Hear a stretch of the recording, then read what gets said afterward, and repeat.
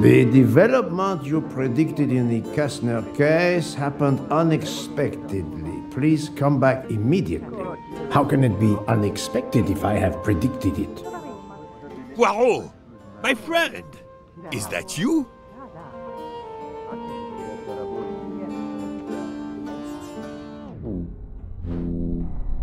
Over here, Poirot!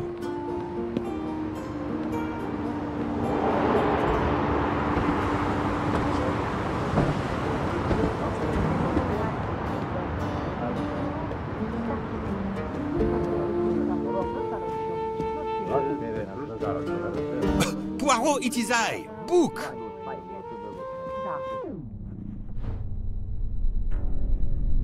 Poirot! Is it truly you, my friend? Book, it is indeed me. What brings you so far from home? A little affair in Syria. An affair of the heart? No, a modest affair of recovering stolen artifacts. But now I am summoned home to England and must leave immediately. This evening? You travel on the Orient Express, I hope. I have made no arrangements yet, as I just learned that an emergency has arisen, and I must return to England immediately. Very well.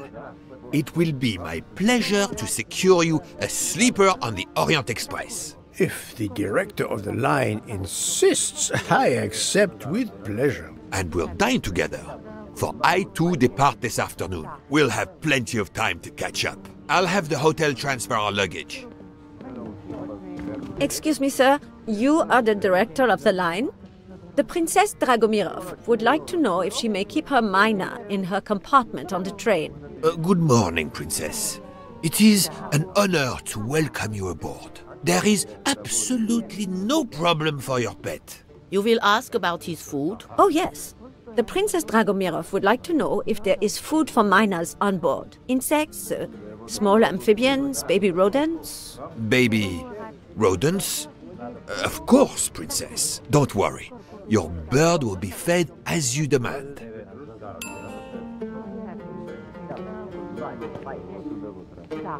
You there, desk clerk. One moment, sir. Listen to me. Call the police. My train ticket has been stolen. Stolen? Oh dear. Oh dear. You travel by the Orient Express, monsieur? Arbuthnot. Captain Archibald Arbuthnot, formerly British Army, now retired. And yes, I'm taking the Orient Express to Paris. But what business is that of yours? My name is Book. I am the director of the line at your service. And perhaps this gentleman could assist you. He is Hercule Poirot. But I must make that train. A train ticket. Yesterday I recovered artifacts worth several millions. Please, my friend. It's not just any ticket. It's an Orient Express ticket. Very well, I will investigate. Thank you, Poirot. I will arrange a car to Circetchi station for us.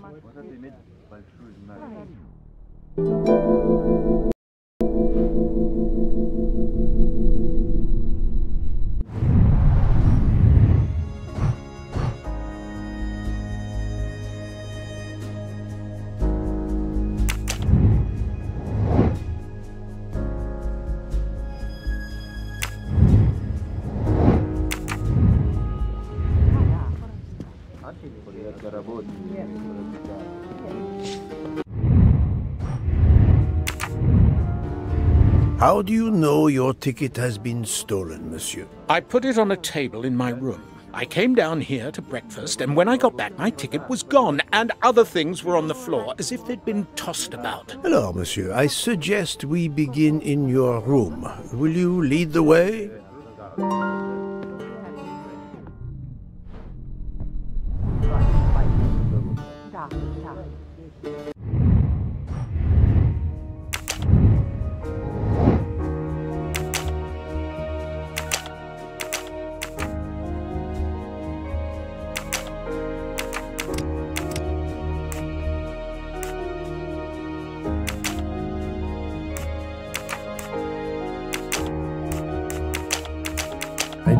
not think that's the right answer.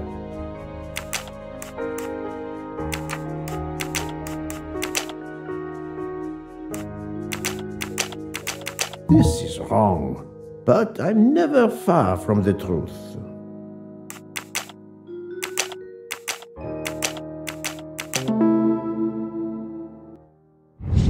That's the right answer.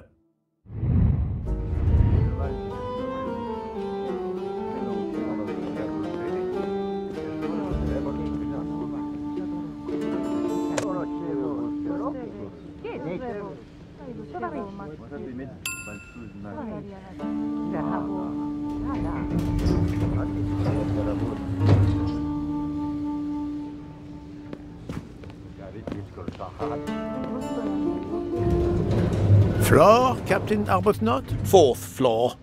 Oh, one mystery solved.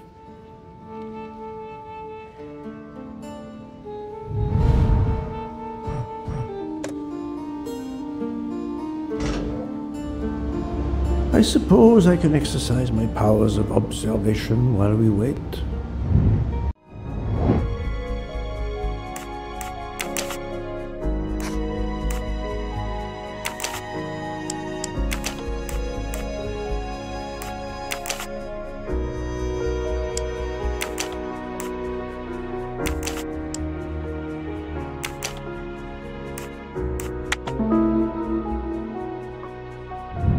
My little grey cells did not let me down.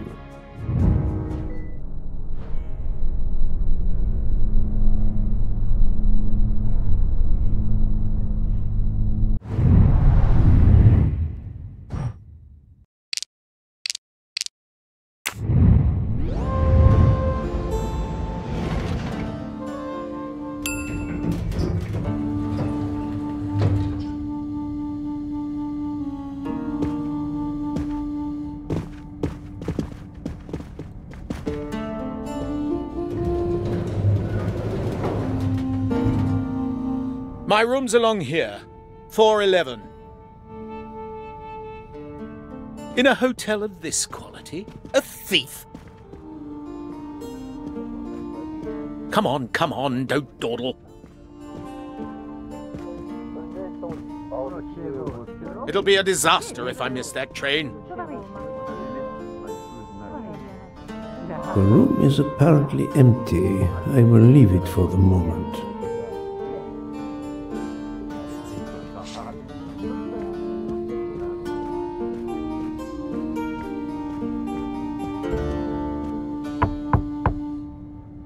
Go away, please. A brief word, sir. I will give you 2 brief words. Go away. Monsieur. I've been traveling all night from New York. Must I call the management? Pardon, monsieur.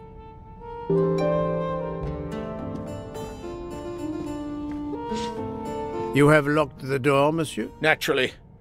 This is a foreign country. You have the key card? Of course. We will enter.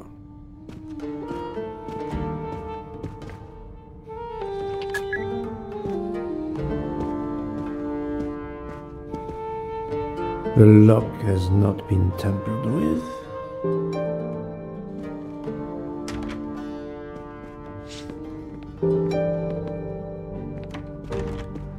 The bed is skillfully made.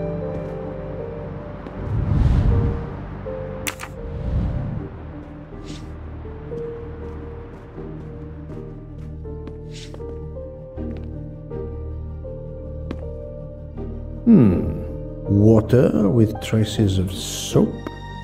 The water is scented.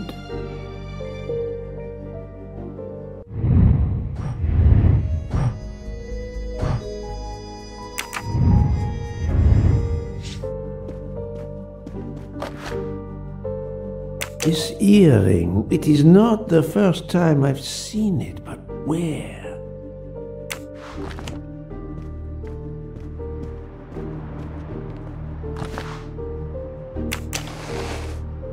The wallet is somewhat worn. It contains just over $200 and the usual cards.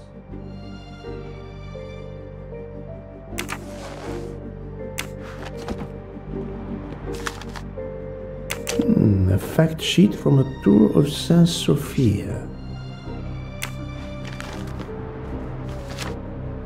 A stamped reservation for the Bosphorus ferry.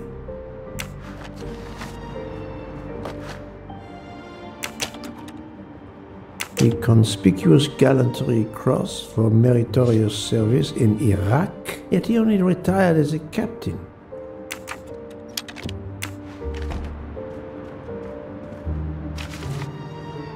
A list of travel expenses, but how did these papers end up on the floor?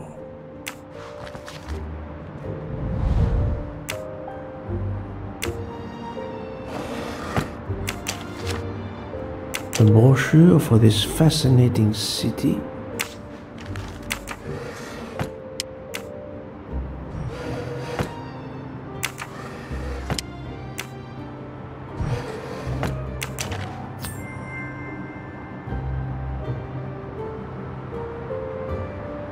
Haha!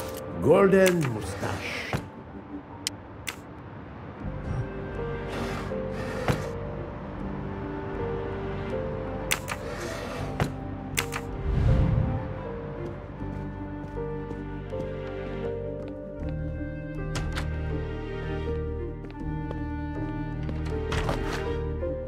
A perfume bottle. Empty. Suggestive.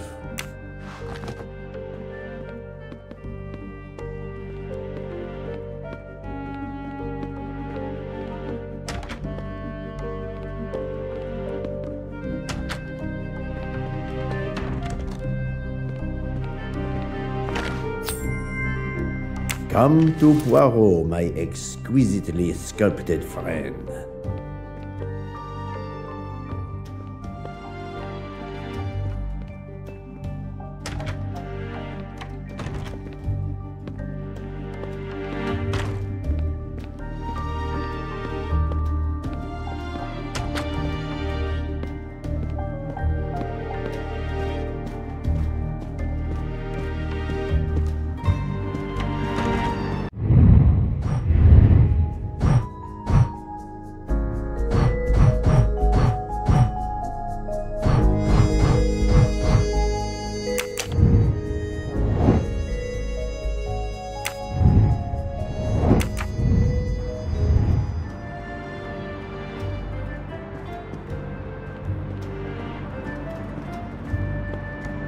Four floors. It's impossible for a thief to have exited through the window.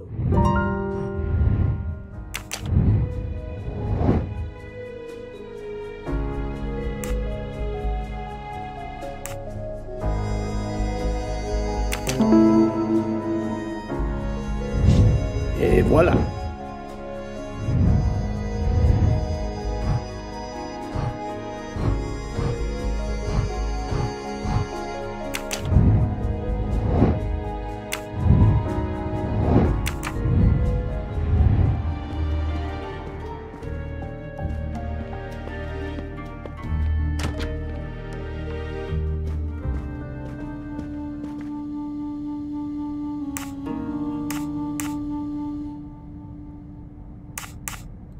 Why was there an earring in your room? An earring? A previous guest, I suspect. I don't wear them. How long were you at breakfast, Captain? Half an hour or so. Just a roll and some coffee. Did you leave the window open? No. That must be how the thief escaped. I think not. Unless the thief had wings. The bed is very neatly made, but the corners are not military style. The price we paid for this hotel? I'm not going to make my own bloody bed. Interesting pronoun, that. We.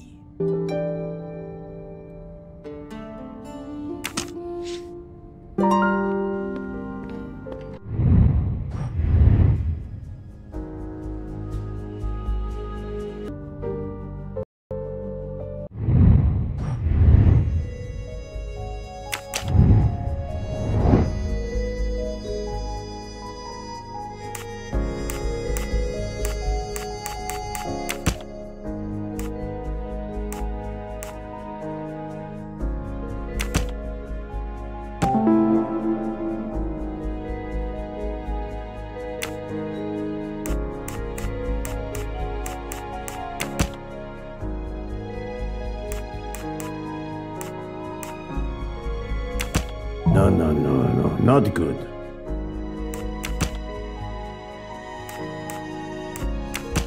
Think, Poirot. That is not a good answer. This is wrong, but I'm never far from the truth.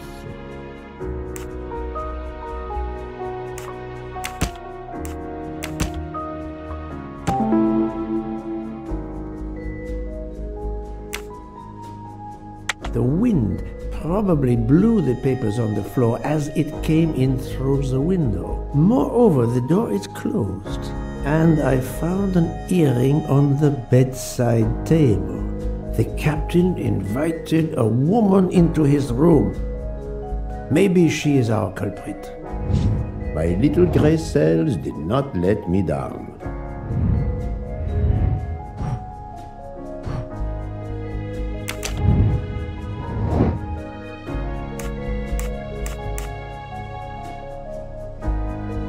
I do not think that's the right answer.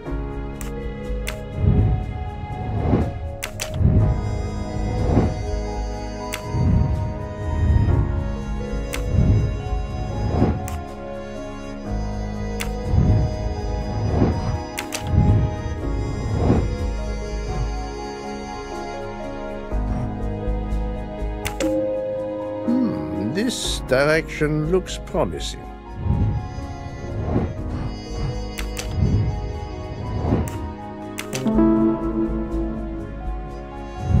That's the right answer.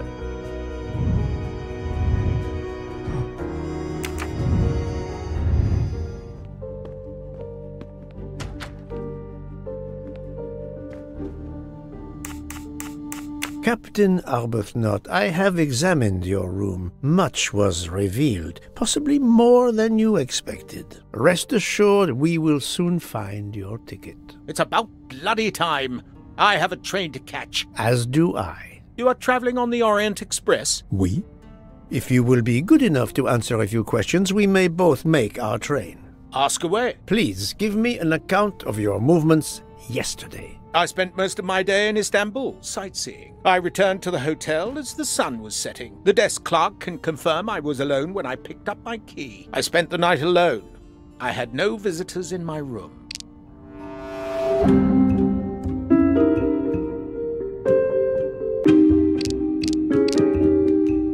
Have you told me the entire truth, Captain Arbuthnot? Of course.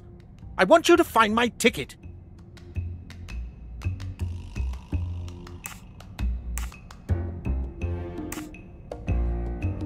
Can you explain the earring I found on the bedside table? An earring?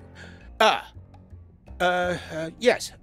Forgive me, Mr. Poirot. I had some business correspondence that wanted answering. The hotel provides help for business travelers. They sent up a secretary.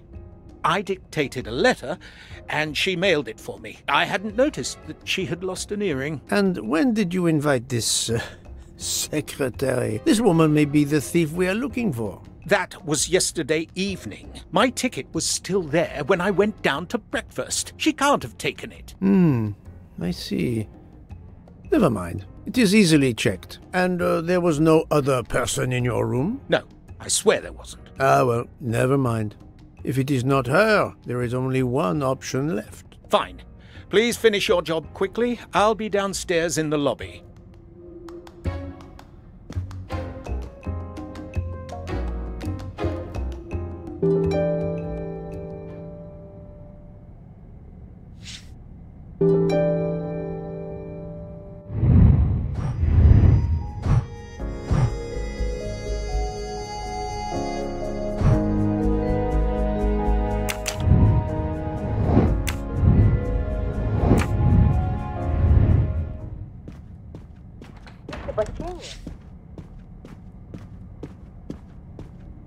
Желаю тебе всего наилучшего.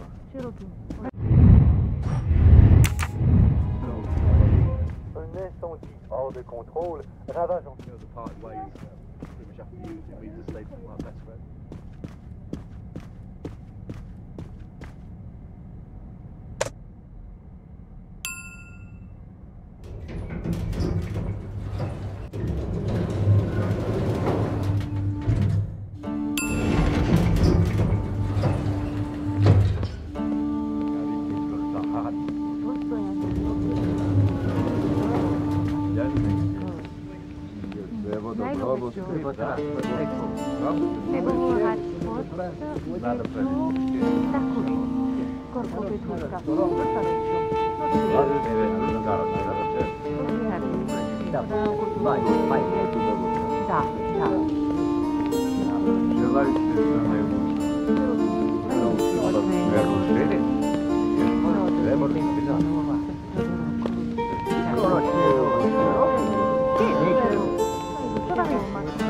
Pardon, monsieur. May I inquire when the staff begins cleaning the rooms? Every morning at breakfast time, sir. After making certain there are no guests in the room, of course. May I speak with the chambermaid who cleaned room 411 this morning? I hope you don't think that one of our staff stole the ticket. No. Do not distress yourself. We seek only information. I will summon her at once. Oh, I'd ask her to bring her laundry cart.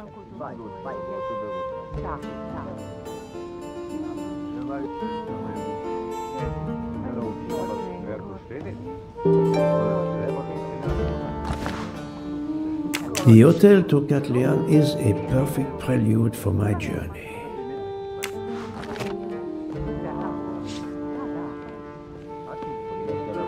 Do not be frightened, mademoiselle.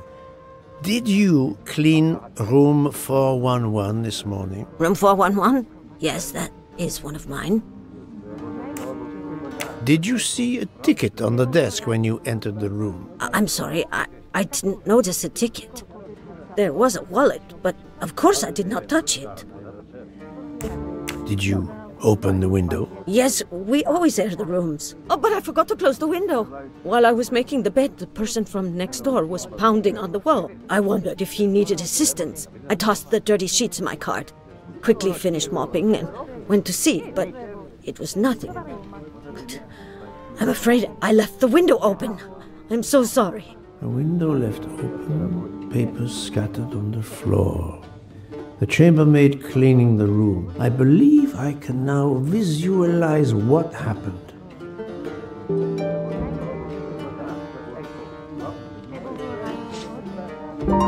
Poirot is not going to touch the dirty laundry.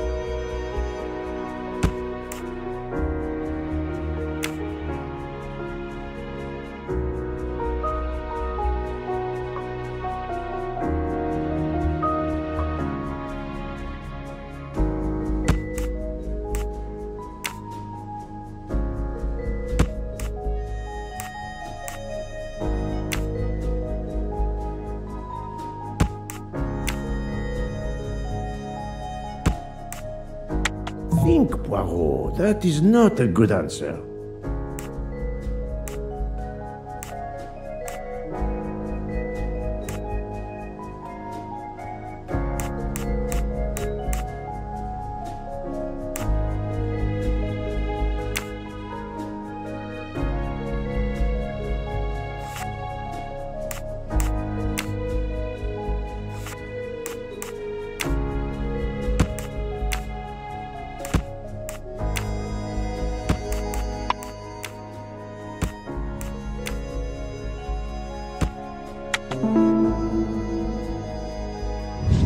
I'm right again.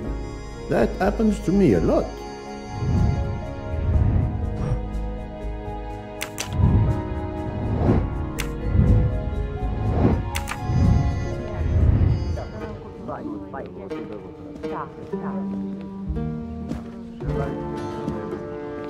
Mademoiselle, would you be so kind as to look in the sheets from room 411?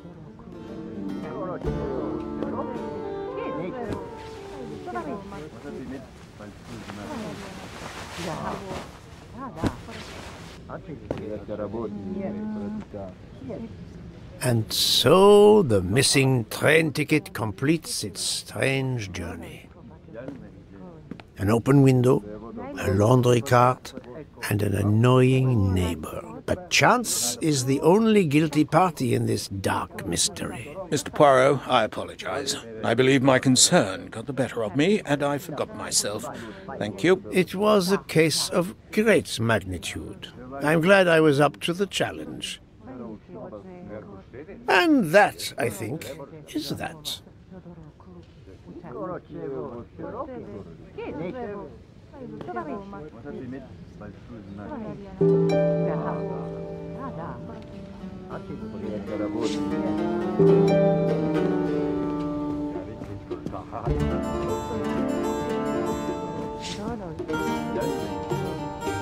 Our bags are all packed. I have my ticket and papers. If you give me yours, I'll hang on to mine. But as your secretary... As my secretary, you see to the bags, Hector. Yes. Yes, sir. That man, I have a curious impression of him, as if I were observing a wild animal, uncaged.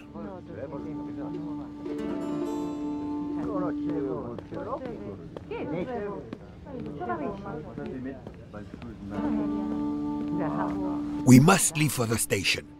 Our bags are in the taxi. Did you find the ticket? It was a case most difficult, but somehow Hercule Poirot managed. I knew you could do it.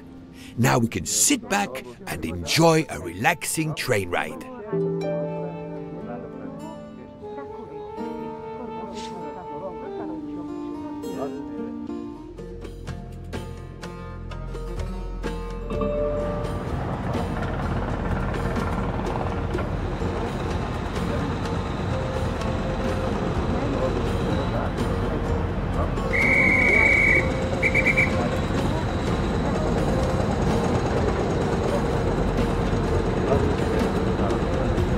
You are in luck, Poirot. Of course, no journey on this train is ever ordinary, but this is a special occasion. To celebrate the 140 years of the Orient Express, the engine will be none other than the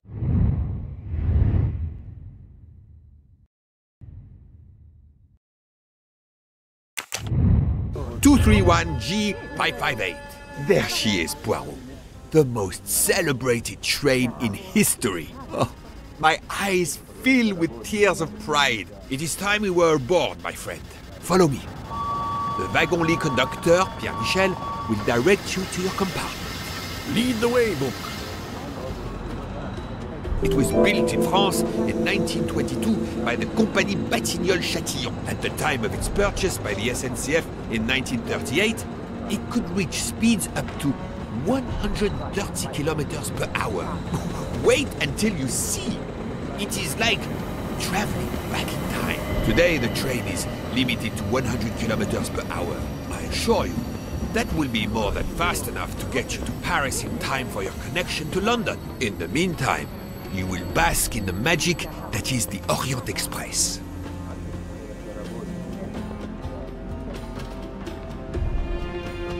Sergiji railway station is a splendid achievement. I believe it originally dates back to the 1870s. The first Orient Express left from here.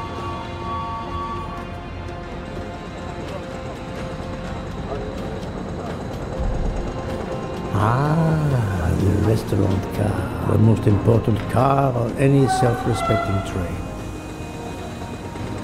Привет! Привет! Princess Dragomirov's pet myna bird, an unusual traveling companion. The luggage is not stacked well. I am resisting the temptation of lining it up properly.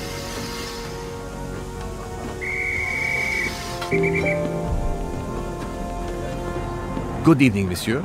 Your compartment is number 202. However, I am afraid that all the others are already full. Full? But how can that be? It is incredible, monsieur. All the world elects to travel tonight. All the same, you must find room for this gentleman here. I can exercise my powers of observation while they try to find me a bed. He is a friend of mine. He can have number 201. It is taken, monsieur. What? Number 201? Darling, we have to get aboard. I know. I have heard of the phobia of fear of flying, but fear of trains? Now you're making fun of me. Never, my love. We'll board shortly, once our compartment is ready.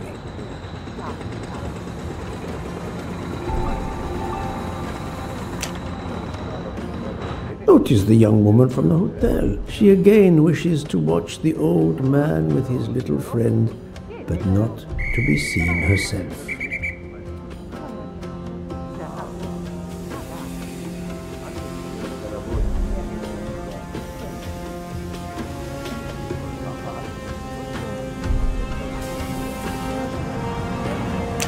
Why did you order so much lobster, Hotaru? My dear Freya, I need it for my specialty on the second night. And if the lobster a la mori isn't fresh, the passengers will know. We don't have enough space for my desserts. Tonight, molten chocolate cake. Tomorrow, my specialty. That is not my concern. They will not have room for them anyway. Serve your lobster tonight. Chicken a la mori must be the first night dish for the travelers. It is easier to digest.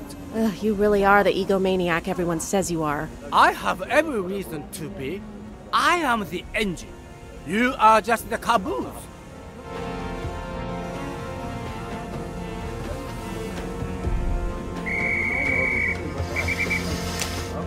Mary. Not now.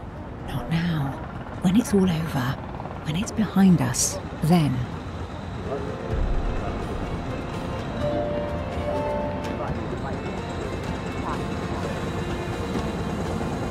Is everything aboard the train, Hector? In your compartment, Mr. Ratchet. I'm having them disinfect the room again as you instructed. I also got a call from the Indians. The sale is going through as you expected. There was never any doubt.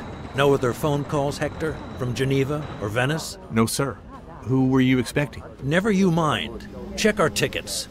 We're not going in until everything is confirmed. The young man seems quite agreeable, but the other, the older man, is something quite different. Poirot, I am mortified. The 140th anniversary, perhaps, but such a plague of passengers.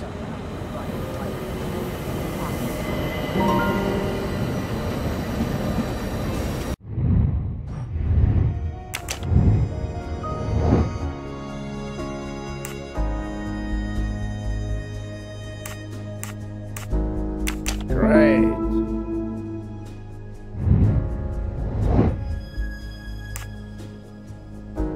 Yes.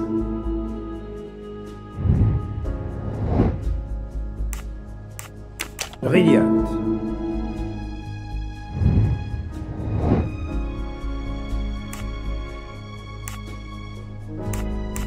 Well done.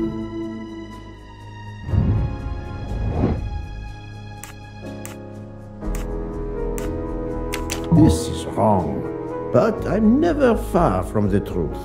Notice the young woman. I must admit I'm not right this time.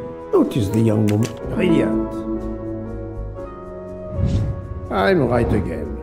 That happens to me a lot.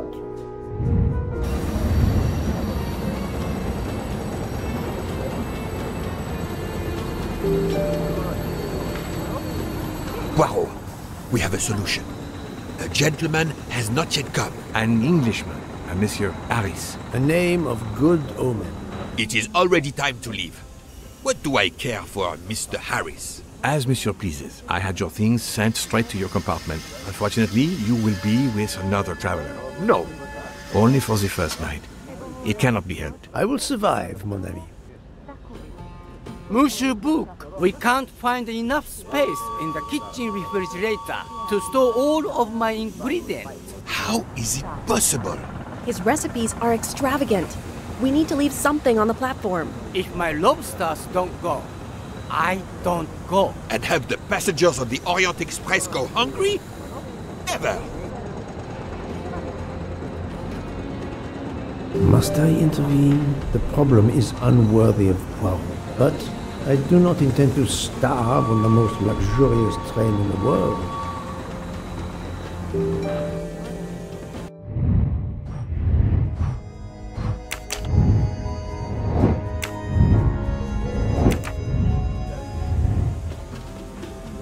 Thank you for coming to help us. It is impossible to fit everything into the Gary's refrigerator. Obviously, my entrees are more important than dessert. If Mr. Mori delays his lobsters for a day or two, we can restock at another station. Delay? You ask me to delay? Freya? Calm yourself, my friend. I'm sure we can find a solution. Is that a diagram of the refrigerator? May I see it? Yes.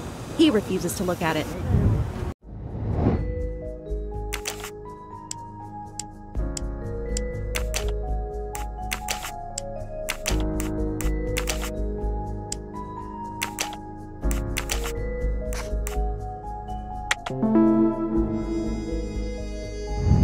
That's the right answer.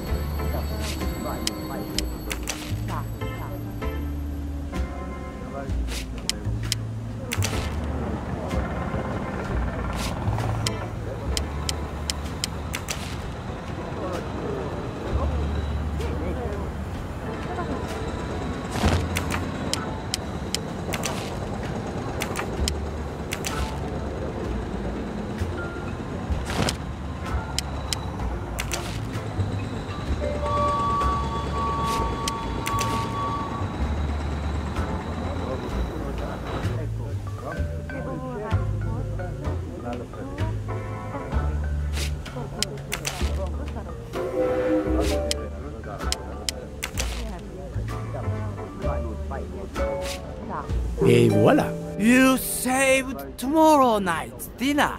Mr. Poirot, I will reserve the finest lobster just for you. I look forward to it, monsieur. And to the dessert, mademoiselle. Hopefully. That will be the last mystery we face on our journey, my dear Poirot. Your compartment for tonight only is at the back of the second-class carriage, number 102. Tomorrow, you move to a private compartment.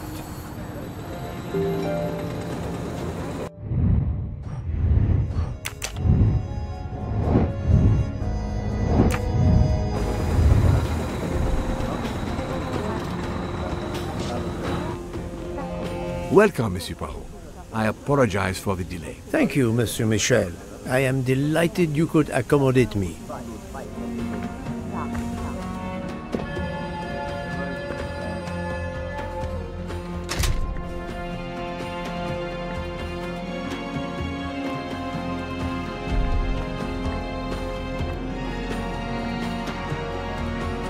These first-class rooms are very spacious and luxurious.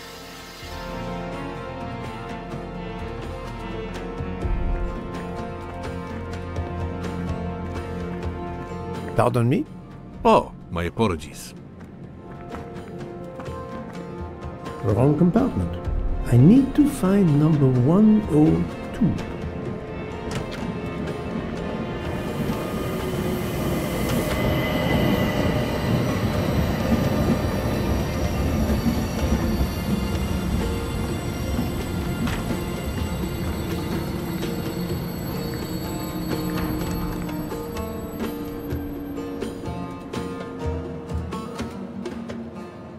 This lady has a style of her own, eccentric but chic.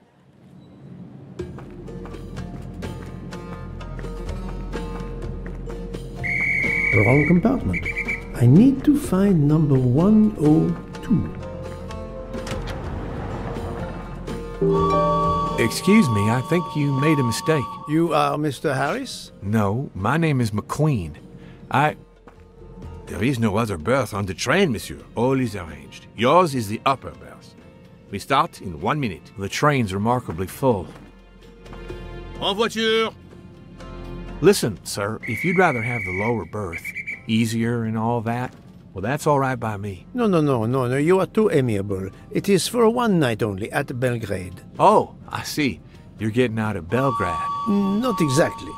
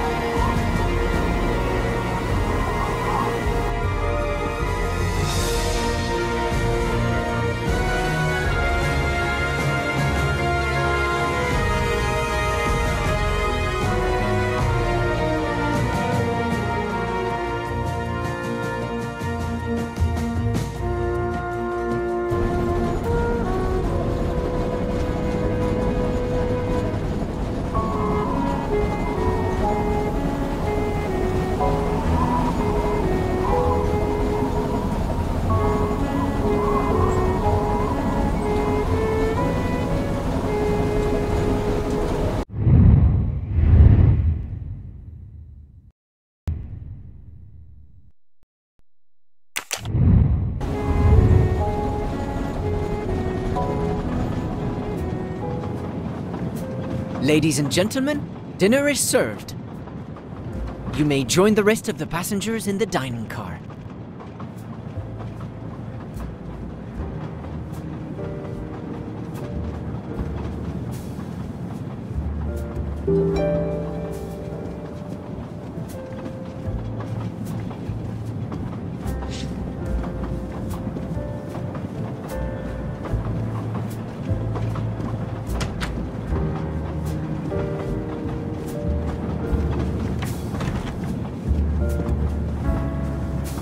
Excuse me, monsieur. Pierre asked me to inform you that a passenger left us, so his room is yours. Monsieur Bouc instructed that your things be transferred to room 202 during dinner. You will be more comfortable in first class. It is true what you say. Thank you, Mr. Fauché, monsieur. What is your position on the Orient Express? I manage the bar car, and I also do the restaurant car service. Well, then do not let me keep you. Lobster tonight, isn't it? Yes, indeed. What is your position? I manage the bar car, and I... Well, then do not let me keep you. Lobster? Yes, indeed.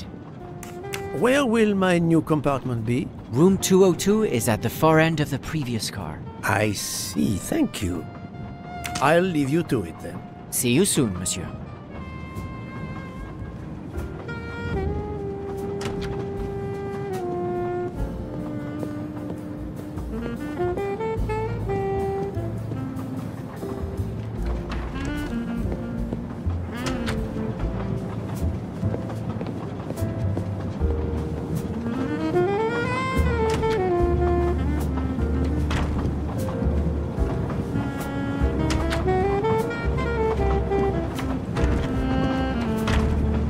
Please, my friend, join me. I have taken the liberty of ordering you your lobster. Thank you. It appears our fellow passengers are all gathered here again tonight. Ah. If I had but the pen of a Balzac, I would depict the scene. Oh, it is an idea, that. Ah, you agree. It has not been done, I think, and yet it lends itself to romance, my friend. All around us are people of all classes, of all nationalities, of all ages. For 3 days, these people, these strangers to one another, are brought together. They sleep and eat under one roof. They cannot get away from each other. At the end of the journey, they part. They go their several ways, never perhaps to see each other again. Certainly it interests us, inviting us to watch and wonder about their lives. Ah, I know you, my friend. Even now, your mind, it is at work. Let us test it. For example, what do you make of those two?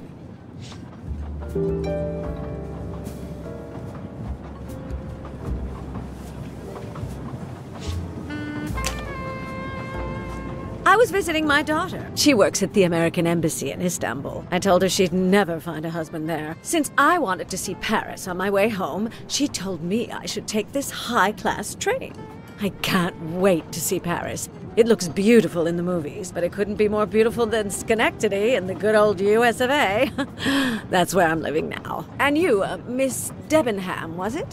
Where do you hail from? I was born in the UK. Oh, that's in England, isn't it? What do you do for a living? I teach English to children in other countries. I see. Oh, I wish I spoke a foreign language. My daughter speaks several languages. Let me tell you about her work. It's very important.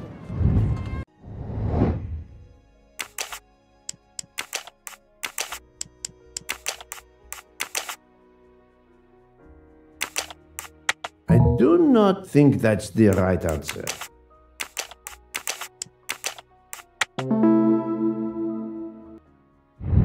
My little grey cells did not let me down. There is much you can learn about someone just by observing them and listening. For example, that lady is reserved. She reveals little. She is self-contained. Some secret prompts her to allow her dinner companion to carry the conversation. I confess, in this case, what I witnessed in Istanbul suggests more. But I will respect her privacy. You will always amaze me.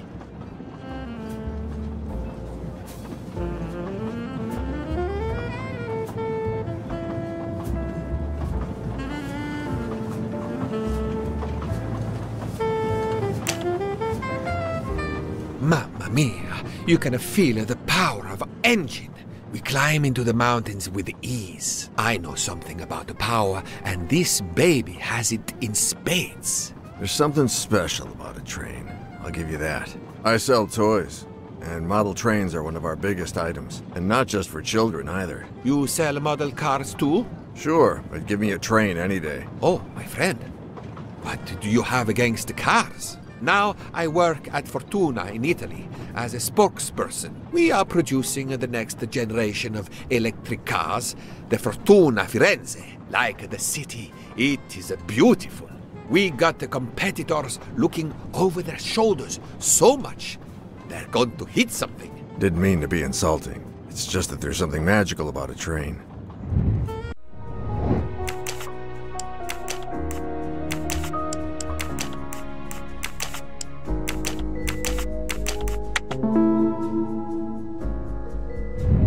Et voilà. The loud gentleman is very confident, a master of his own fate. It is as much in the inflection as it is in the words. He believes in winning, also that he is the one who will win. You are a magician. Oh, it is not a parlor trick, my friend. It is simply observation.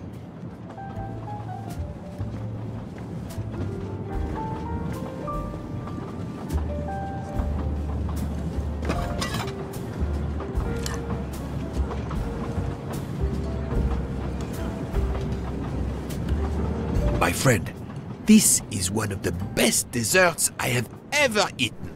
You have always had the sweet tooth. But it is a masterpiece. I can't understand how the dessert can be so good. I would love to know what the recipe is.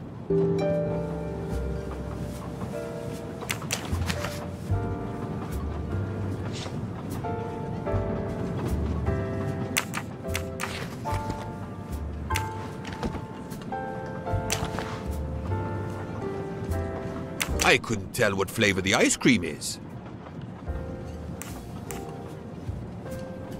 Given the color, I think it's vanilla ice cream.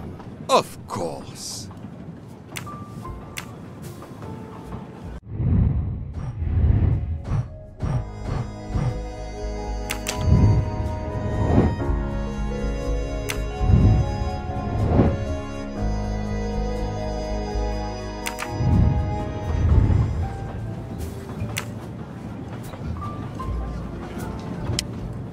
What is the red fruit? It looks like a raspberry. You have a good eye, Poirot. The biscuit is the foundation of the dessert. All else is built upon it. What do you think?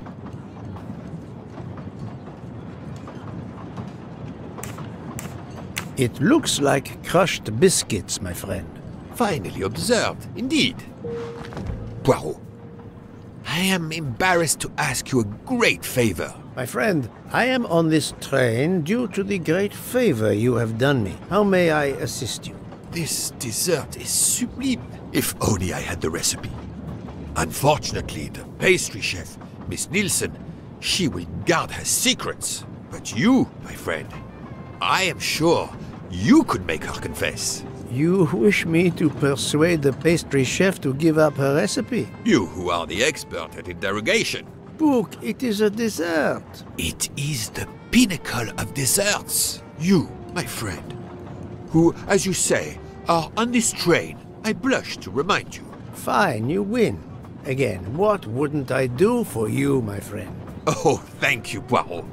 Good luck.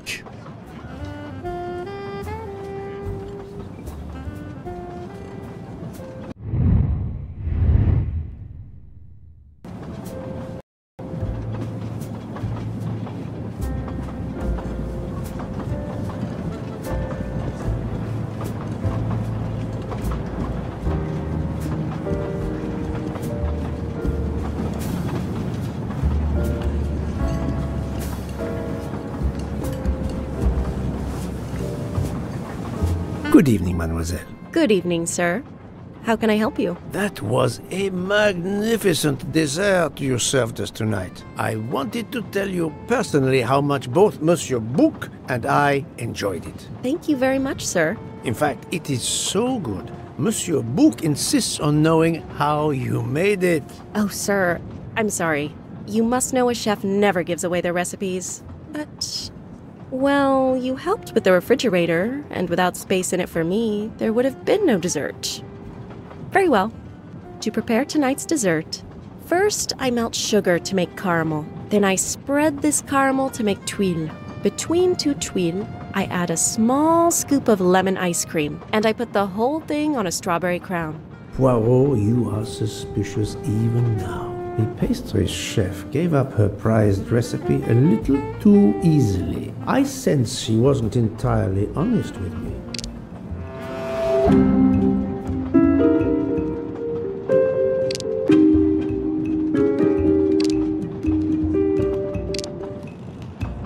Thank you for sharing your recipe with me, but I doubt those are strawberries you're using. Oops. You have a good eye, Monsieur Poirot. Very well. What fruit do you think I used? You used raspberries, not strawberries. I'm not fooled. You're right. Mr. Bouc, he couldn't tell the difference. Let's move on to the bottom part of the dessert. My favorite part of the dessert. First, I melted some butter. I crumbled pieces of chocolate into the butter. Then I placed the mix in a circular mold. Finally, I let the whole thing cool down to let it harden.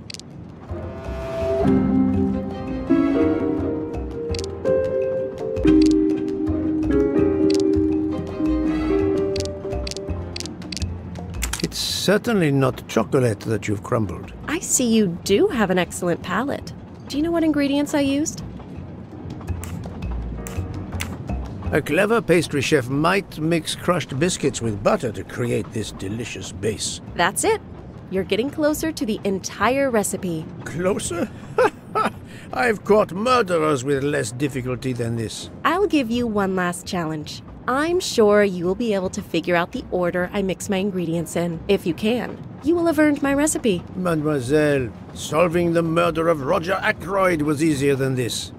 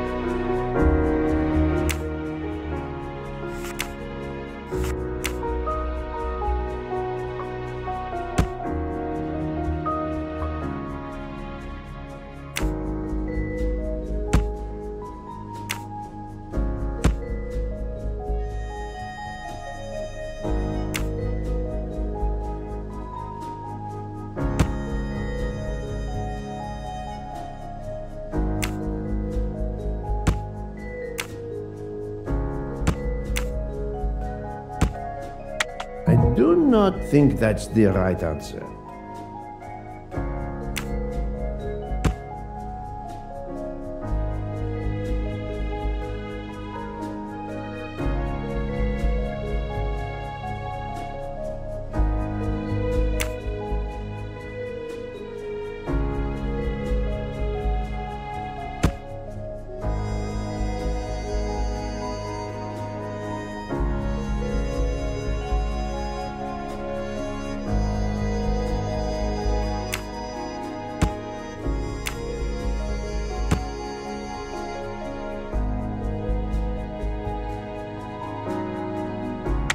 Think, Poirot. That is not a good answer.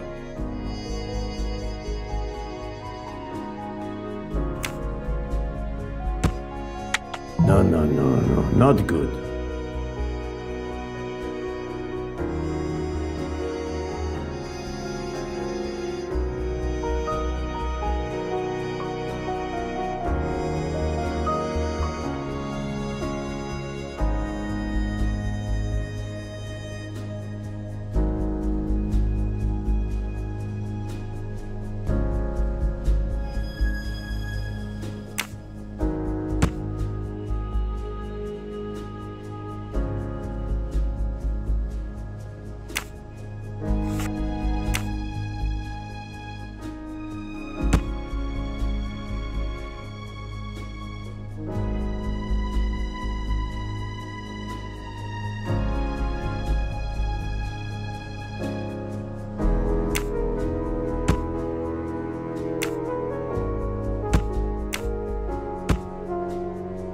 I must admit I'm not right this time.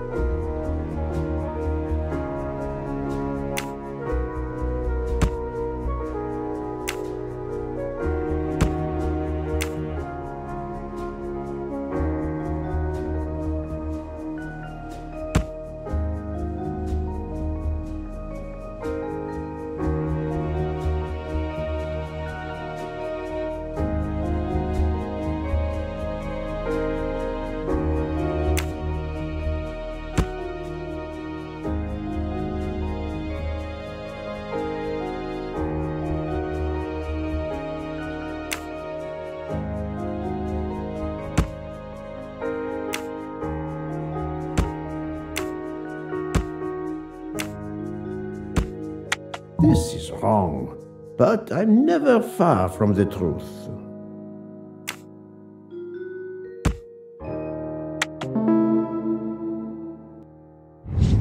Et voilà.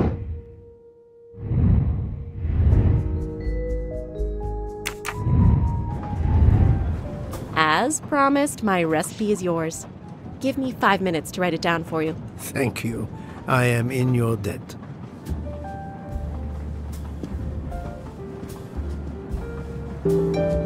I can take advantage of this moment to resume my little observations of the passengers.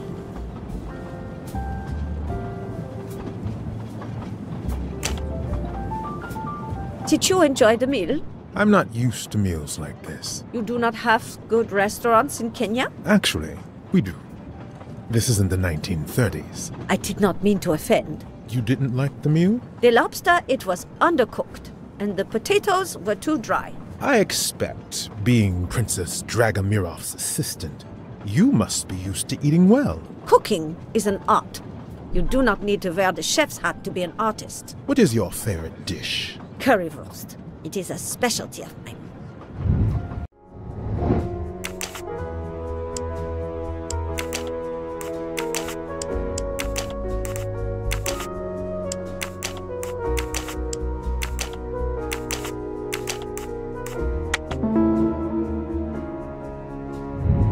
That was easy.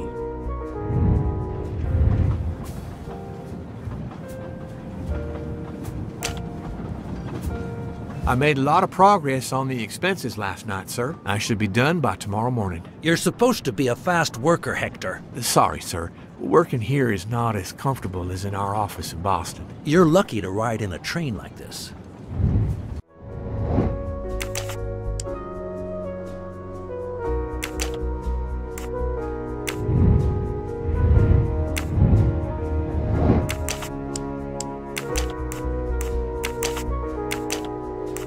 I must admit I'm not right this time. This is wrong, but I'm never... No, not good.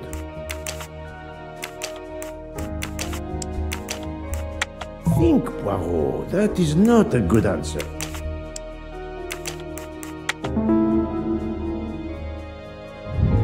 That's the right answer. Here you are, sir. My recipe. Please tell Mr. Book he should not expect my recipes for the other desserts. Thank you very much, mademoiselle. I know he will sincerely appreciate the gesture, and I will make certain he gets the message. Yes, sir?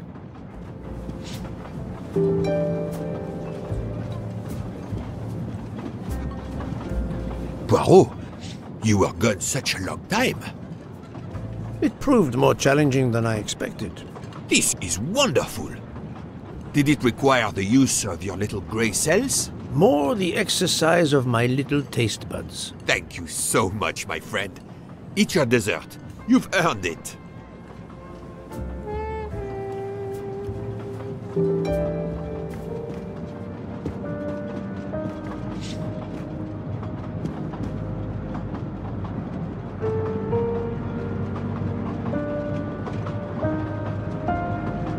Good evening.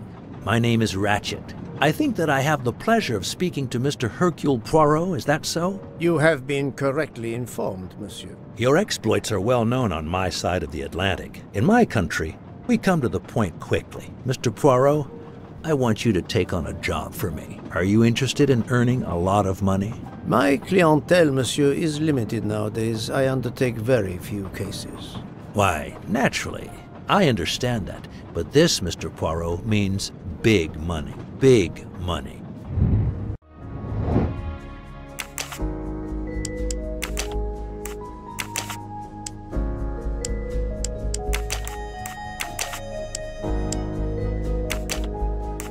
I do not think that's the right answer.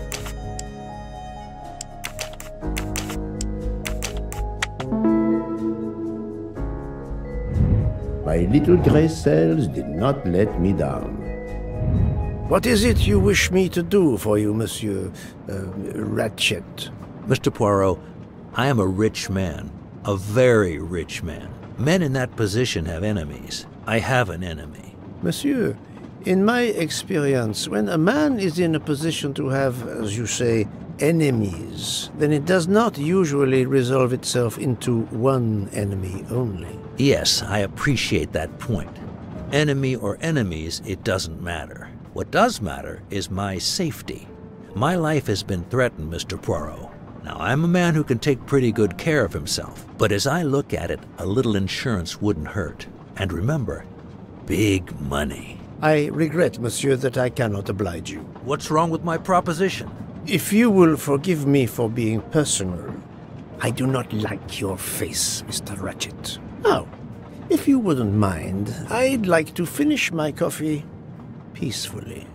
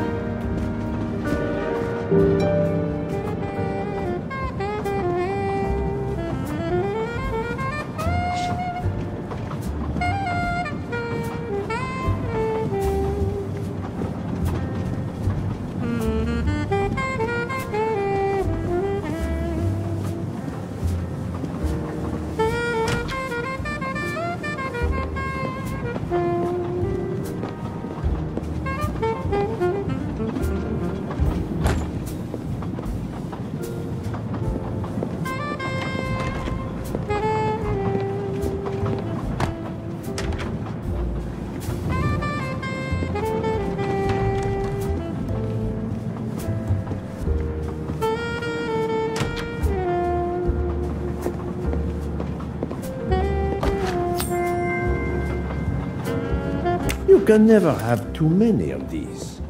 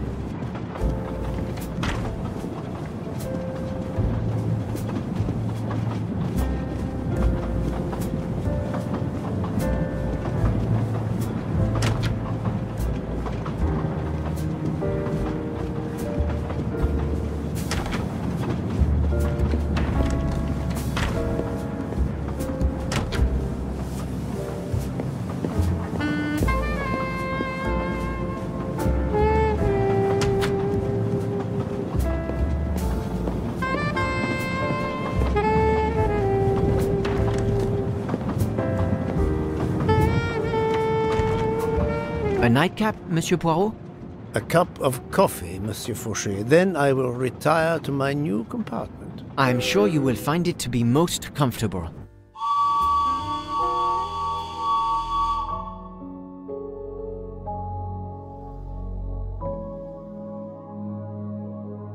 We have stopped? Yes, sir. Belgrade Station. If you'd like to go out and get some fresh air, now is the time. The train leaves at 9:15. No, I see that it is snowing. I will not seek out the fresh air. Probably a wise decision.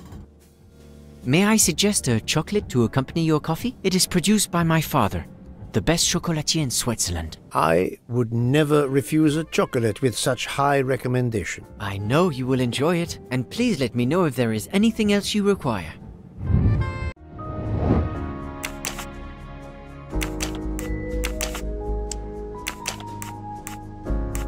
This is wrong, but I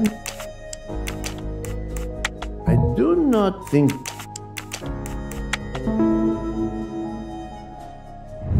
My little gray cells did not let me down.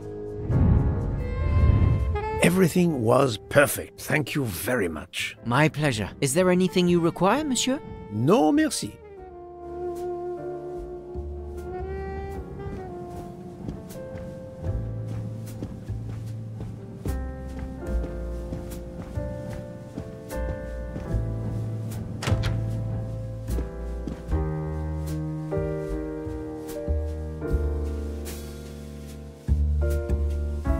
Why, I thought you'd left us.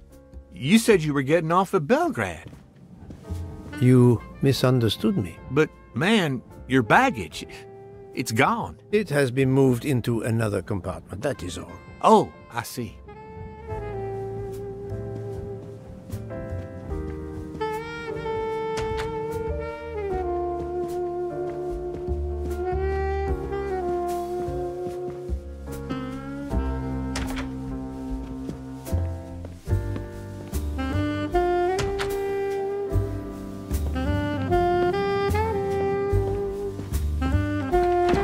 I wish you a good night, Monsieur Poirot.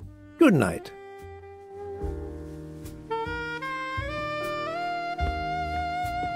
I hope you'll sleep well and that your head will be better in the morning. It is just the cold. I'm now making myself a cup of tea. I hope it'll warm you up.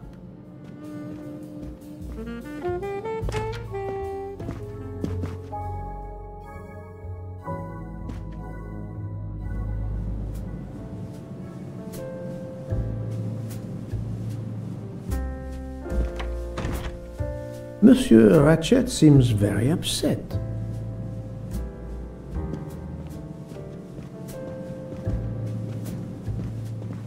I hope so. Good night. Well, good night, my dear. What a brave girl. On the other hand, that man there in the next cabin, Monsieur Ratchet, he scares the hell out of me. There's something wrong about that man. My daughter always says I'm very intuitive. When Mama gets a hunch, she's dead right. That's what my daughter says. And I've got a hunch about that man. He's next door to me, and I don't like it. I put my bags against the communicating door last night. I thought I heard him trying the handle. Well, whoever you are, I'm going right to bed to read. Good night. Good night, madam. Whoever I am?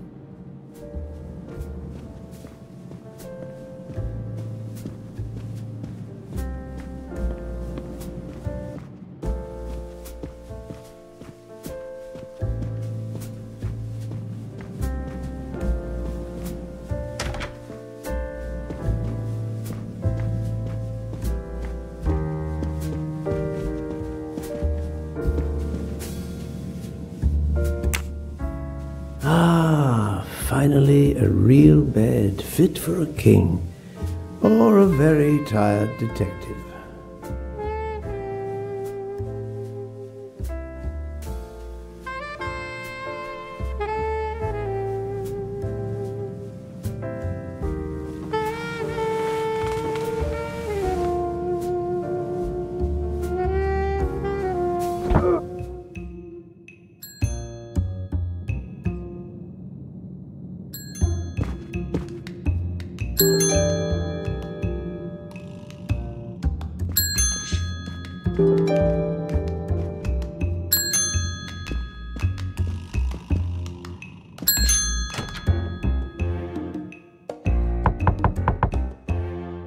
Monsieur Ratchet? Ce n'est rien, je me suis trompé.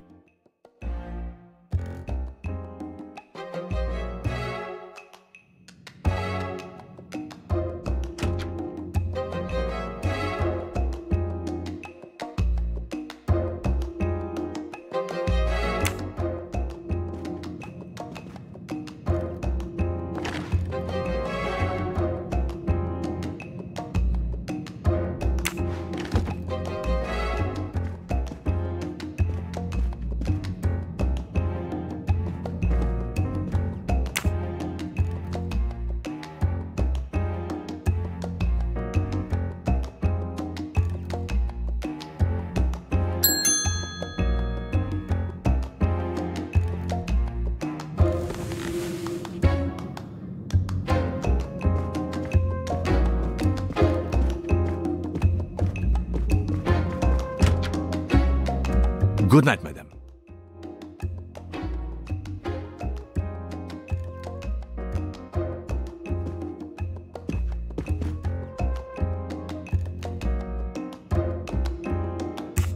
The train has stopped, Mr. Michel? We have run into a snowdrift. Heaven knows how long we shall be here. I remember once being snowed in for 7 days. Where are we? Between Winkowski and Brod. Oh la la. The American lady? Yes, don't worry. You'll know how Mrs. Hubbard is. Imagine to yourself the time I have had with her. She insists, but insists, that there is a man in her compartment. Just imagine it, monsieur. In a space of this size, where would he conceal himself? I argue with her. I point out that it is impossible. She insists. She woke up and there was a man there. And how, I ask, did he get out and leave the door bolted behind him? But she will not listen to reason. That one does not leave time to listen. It's time for me to go back to bed. I wish you a good night, monsieur. Or what is left of it.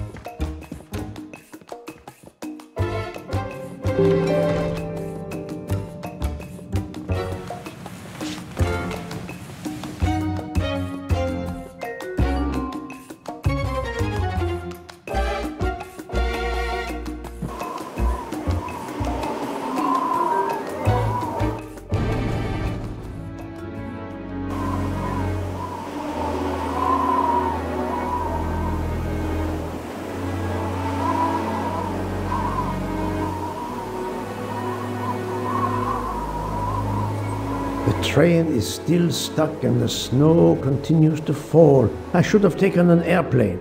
Well, I must make the best of it and join the other passengers for breakfast.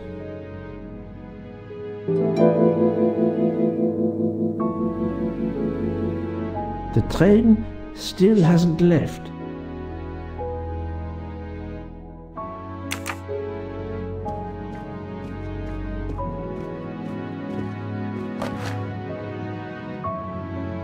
The mustache comb to tame unruly knots.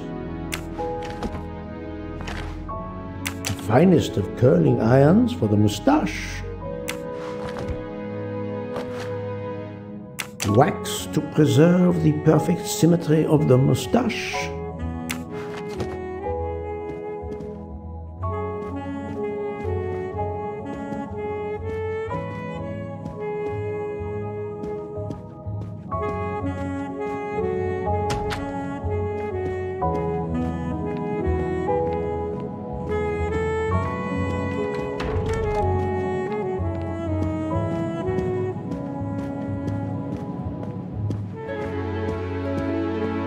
Good morning, Monsieur Michel. Good morning, sir. Please enjoy our special breakfast in our restaurant. Good morning, Monsieur Michel. Good morning, sir.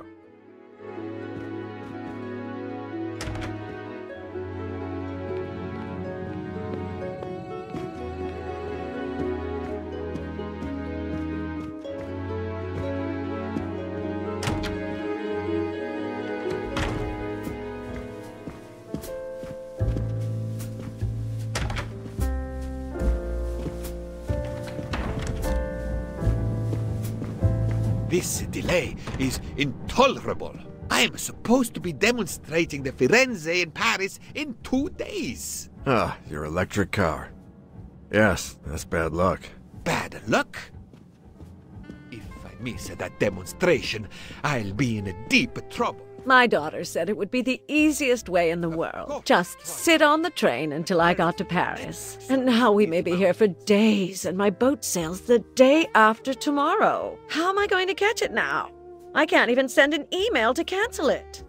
I'm just too mad to talk about it. My colleagues were to meet me in Paris. They will wonder what has happened to me. I can get no words to them. What will they think? We have refugees to help. Good morning, madam. The snow is a predicament, is it not? I am Russian. Snow is no stranger to me. Ah, the accent. Would it be St. Petersburg? You are very perceptive. Monsieur Poirot, is it not? And may I take it I have the honor of addressing Princess Natalia Dragomirov? We dispense with the old titles these days. My husband, all of my past, was taken from me by these Stalinists. When they were gone, I became director of the St. Petersburg Museum of Antiquities to restore and preserve what I can of my country's history. Still, the delay must be vexing. If I must be late for my appointments, then they will wait. I know that I would certainly wait, madame. It has been my extreme pleasure to make your acquaintance, madame. Au revoir, Monsieur Poirot. Please, do me the courtesy of leaving me alone, if you will.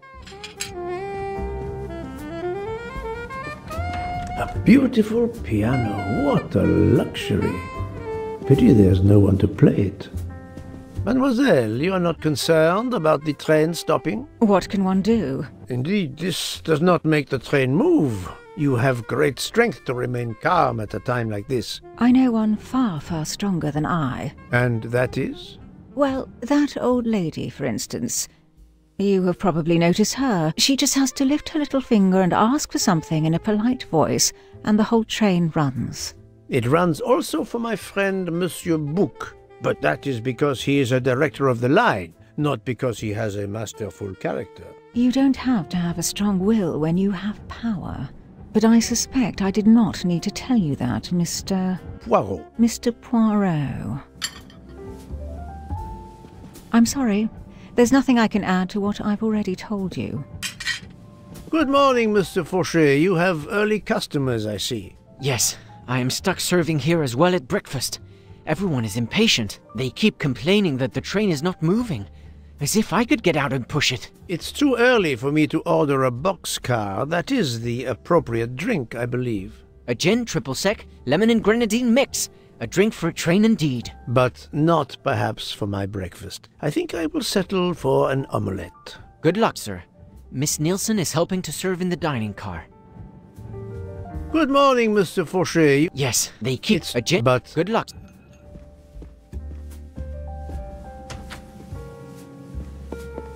The Orient Express bar is certainly well stocked.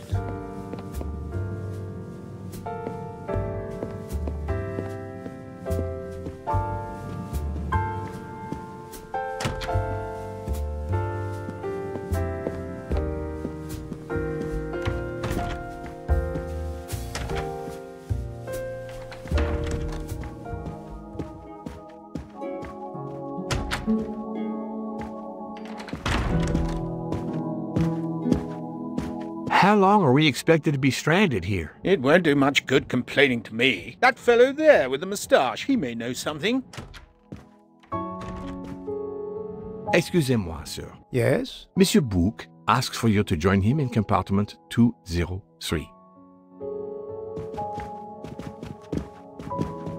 Look here, Poirot. Can you tell us anything? I can tell you the snow, it will not move aside on its own. Of course. But you obviously have some influence with Book. I am going to see him now. I will ask him if he has any information.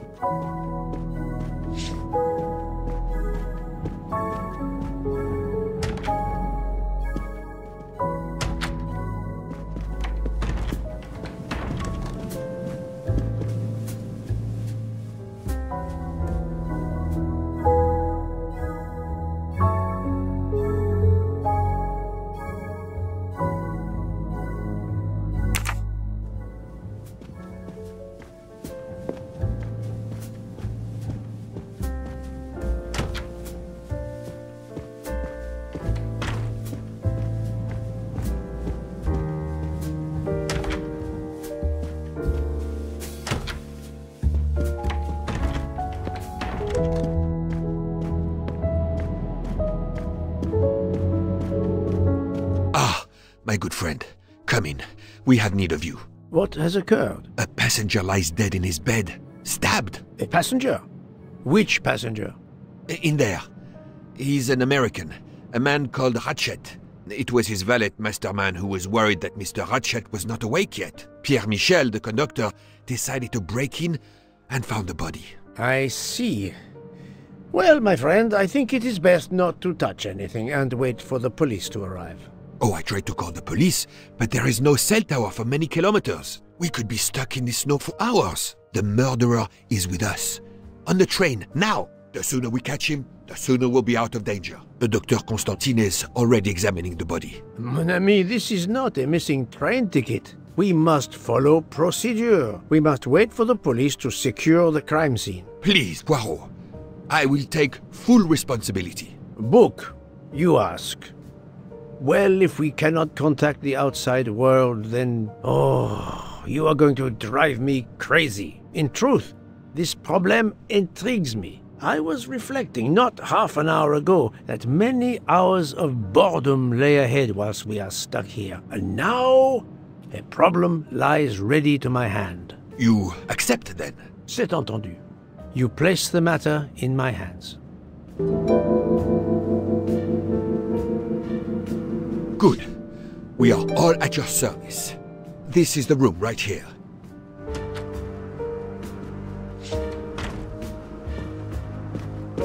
Mr. Poirot, I am Dr. Constantine. Forgive me, Doctor. You are a medical examiner? No, but I have assisted in post-mortems at Nairobi Hospital, where I am a teaching fellow. I am familiar with your excellent institution. I do not intend to perform a full autopsy, but a preliminary examination should be of some use. Of course. May I have a look? Then we can compare notes. Please. If you need any help, I won't be far away.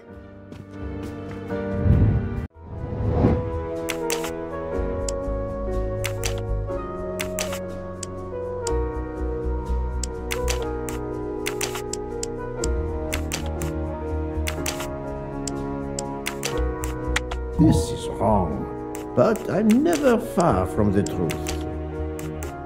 Think, Poirot, that is not a good answer. No, not good.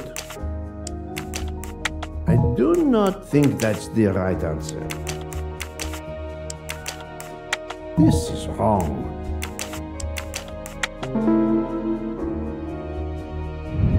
Et voilà.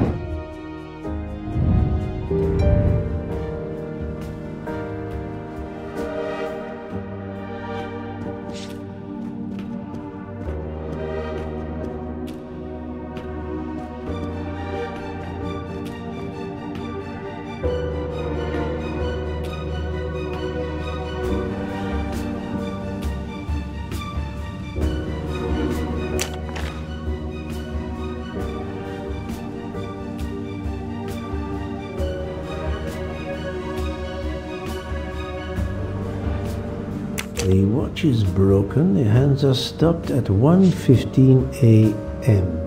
One would expect that to be the time when the attack occurred. As you see, the victim has been stabbed many times. Several alone would have been fatal. Yes, I agree. An attack most savage. I will, of course, prepare a complete report on my findings. Thank you. I'll take photos.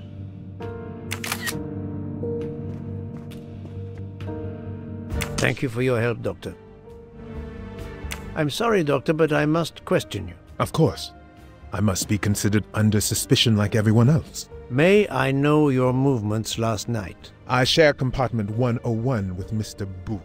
He would not stop talking about his beloved train. I listened to him for hours talking about his Orient Express. My friend Book will no doubt confirm this. Did you know the victim? Not at all. I noticed him last night at dinner, but I did not pay much attention. Did you touch anything in here this morning? I checked for a pulse. There was none. Rigor mortis had commenced. The body was cool to the touch. I touched nothing else. What can you tell me about the victim? He died from multiple stab wounds of varying angles and depth. More than one would have been fatal. I would place the time of death roughly between midnight and 2 a.m. With more time, I hope I can be more precise. I assume the open window complicates matters. Indeed. Conditions are not perfect.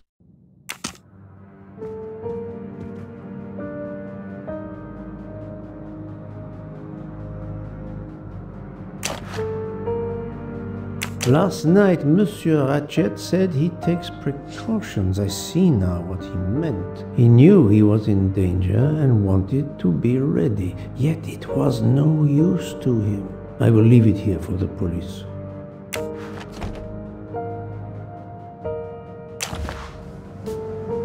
This phone was deliberately smashed.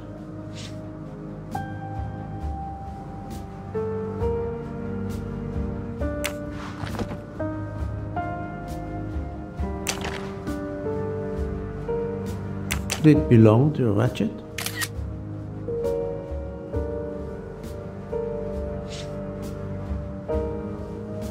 Did it belong to Ratchet?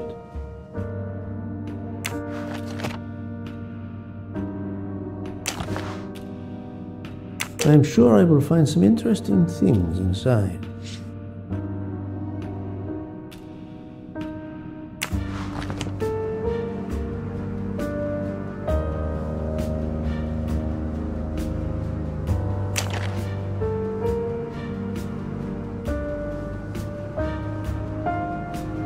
A handkerchief. There's a letter H embroidered on it.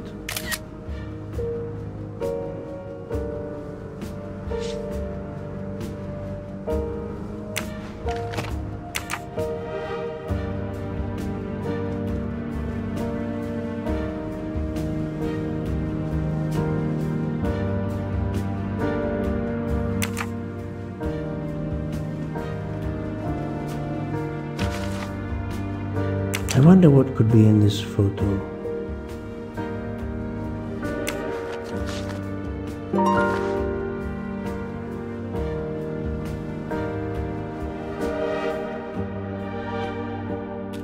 A box of sleeping pills.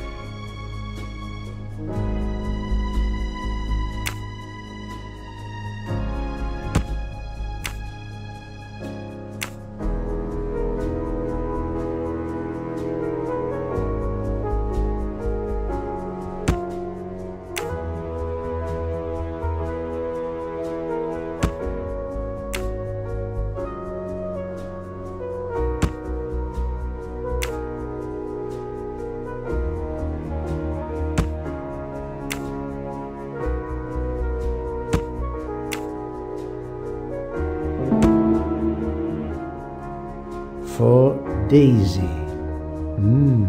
Interesting. That's the right answer.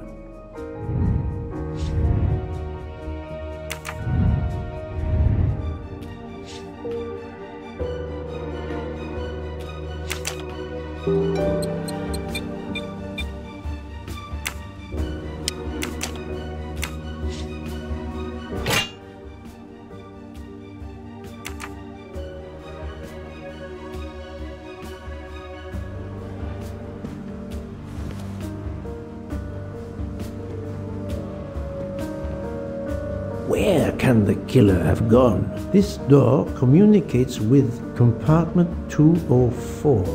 The latch is open on this side.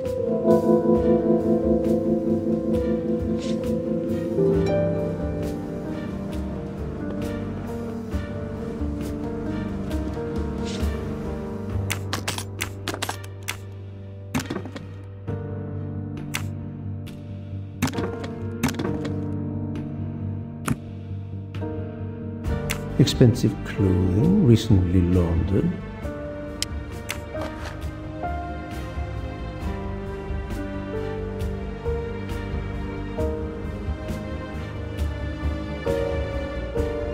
Not exactly the reading material one would expect of a man like Ratchet.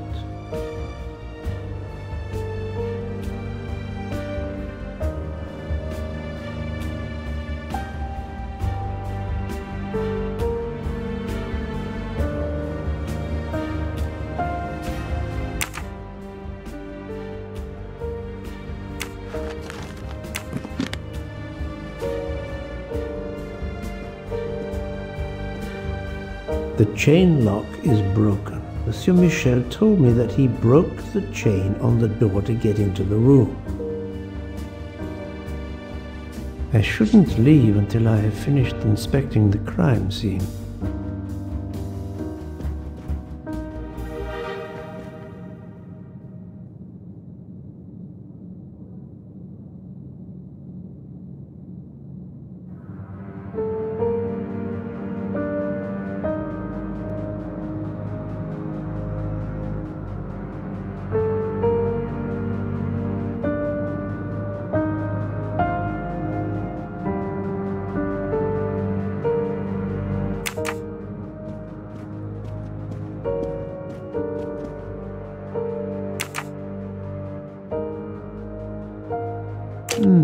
The snow is falling only lightly this morning. The murderer would have left tracks in the snow if he had jumped out the window. I shouldn't leave until I have finished.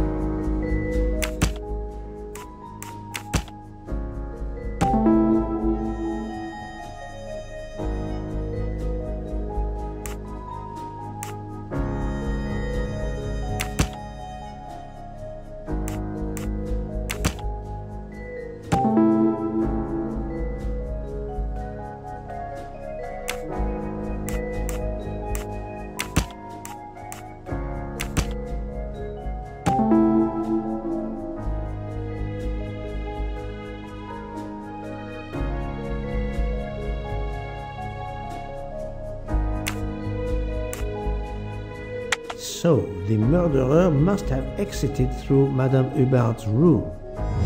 My little grey cells did not let me down.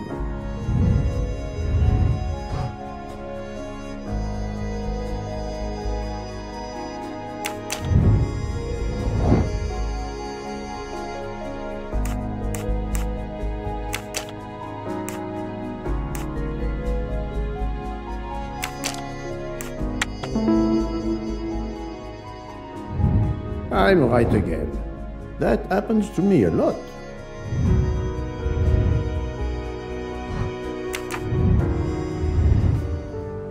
I shouldn't leave until I have finished inspecting the...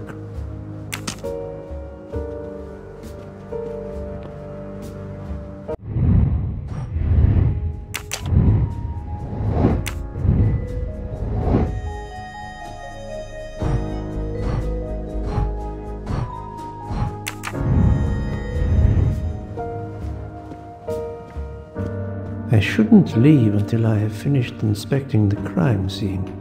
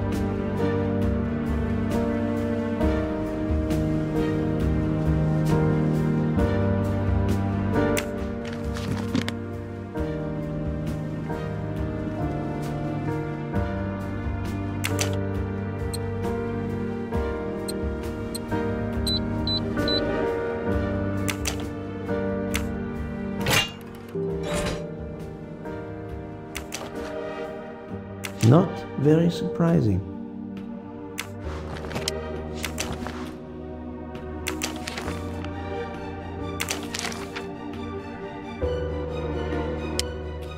Ratchet had an appointment he will never keep. A meeting place on the back of a postcard. Someone with the initials A.W.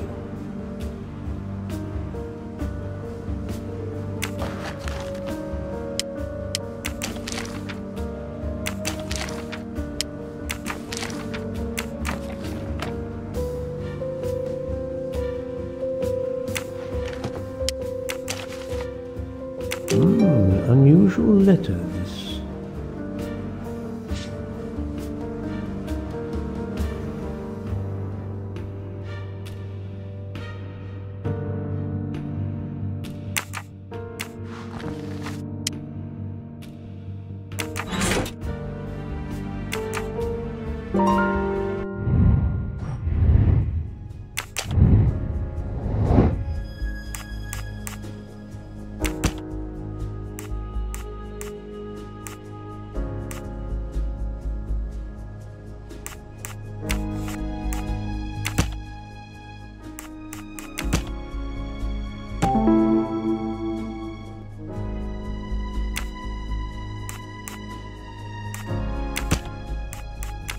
I do not think that's the right answer.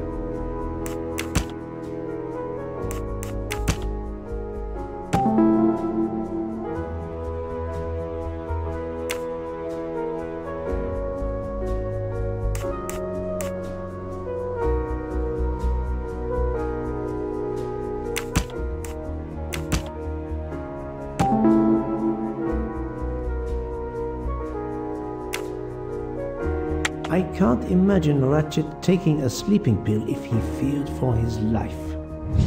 Et voilà.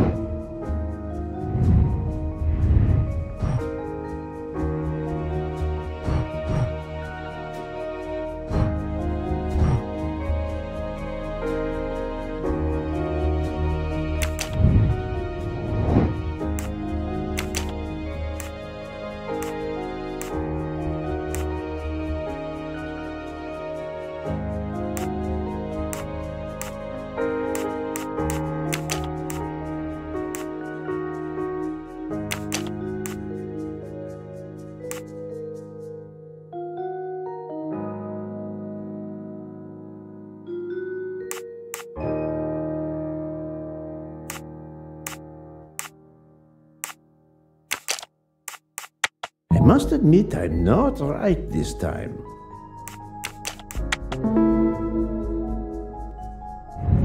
That's the right answer.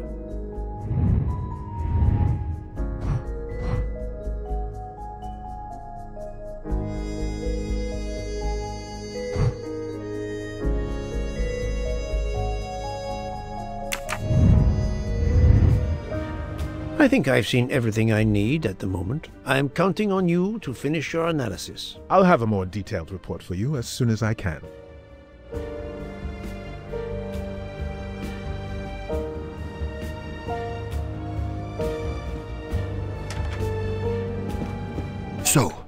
Poirot, did you find anything out? It's a bit early for the handcuffs, my friend. Even for Hercule Poirot.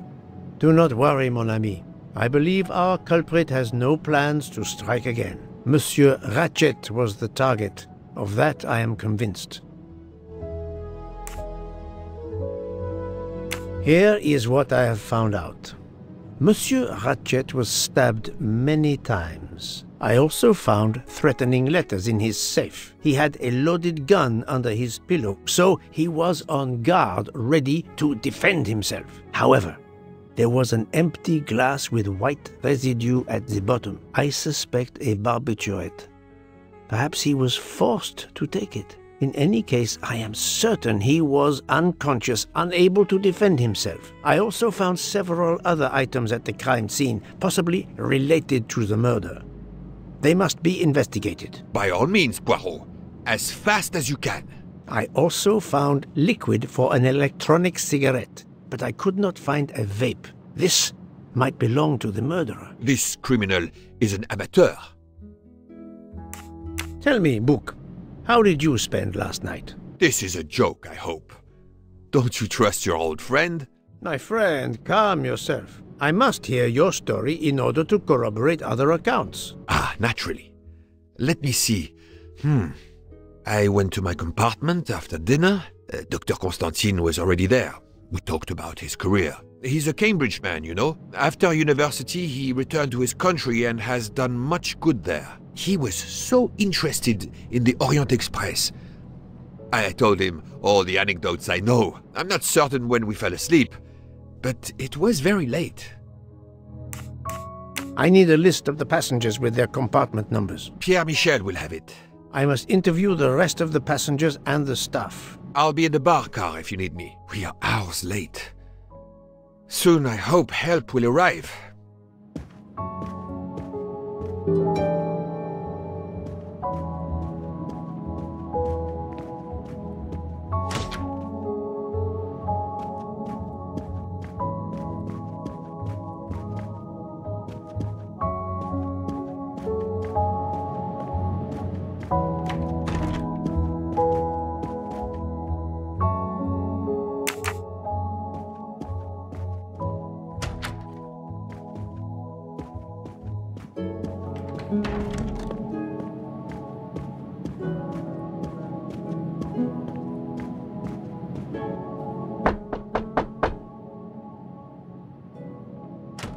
Good morning, madam.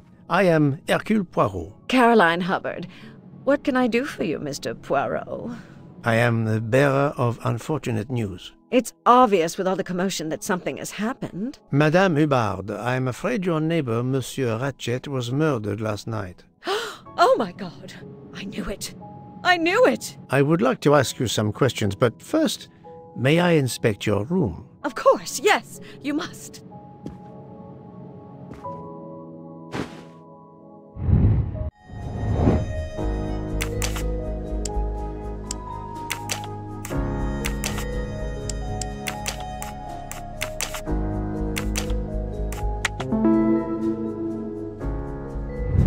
I'm right again. That happens to me a lot.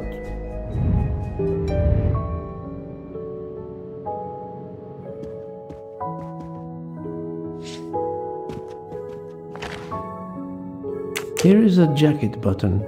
It bears the logo of the Orient Express.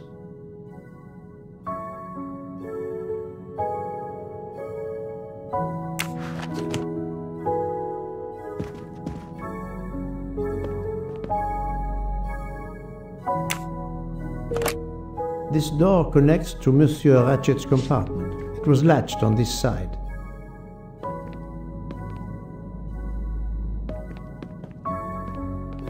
The luxury of the Orient Express is present in every detail.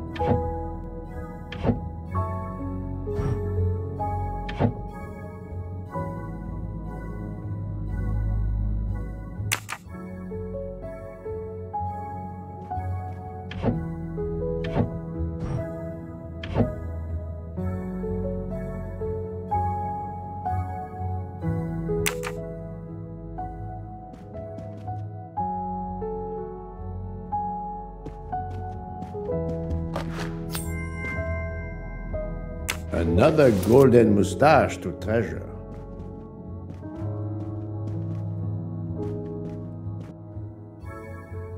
Madame, please tell me about last night. The murderer was right here in my compartment. I woke up. All in the dark it was. I was just so scared I couldn't scream. I pressed the call button. I pressed and pressed. I heard footsteps running in the corridor, then a knock on my door. "Come in," I screamed. And I switched on the lights at the same time. And would you believe it? There wasn't a soul there. You think he went back into the other compartment? How do I know where he went? I had my eyes shut tight. The conductor came in. I told the man what had happened, and he didn't seem to believe me. I asked him to search the room, but he found nothing. I told the conductor to look at the door between the compartments, and sure enough, it wasn't bolted. Well, I soon saw to that. I told him to bolt it, then and there. How is it you didn't bolt the door between the two compartments? But I had. Well, as a matter of fact, I asked that Swedish lady, Olsen, Greta, if it was bolted, and she said it was. How was it you could not see for yourself? I was already in bed, and my toiletry bag was hanging on the hook of the door. I couldn't see the latch from where I was. What time was it when you asked her to do this for you? Oh, it must have been around 10:30 or 10:45 p.m. She'd come along to see if I had an aspirin. But instead of opening my door, she opened Mr. Ratchet's door by mistake. He said something quite rude, like, "Not a chance, lady, you're too old." It shocked her. She came in. I told her where to find the aspirin, and she got it out of my toiletry bag. Poor girl, she didn't have a good night. The same could be said for Monsieur Ratchet. It appears Mademoiselle Olsen may be the last person to see Ratchet alive.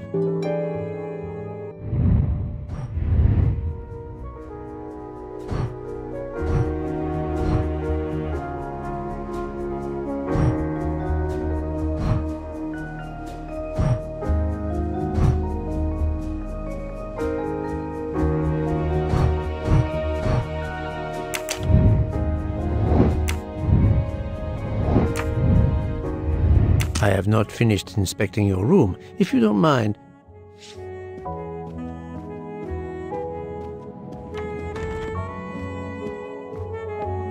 Monsieur Michel, I must ask you a few questions if you don't mind. I will do everything I can to help. First of all, tell me about yourself. Very well. My name, as you know, is Pierre Michel. I am from Calais. I've been with the company for over 15 years. Thank you.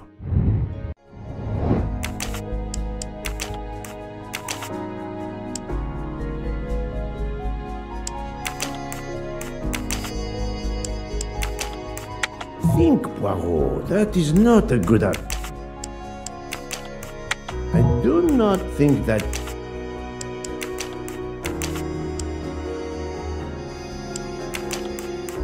No.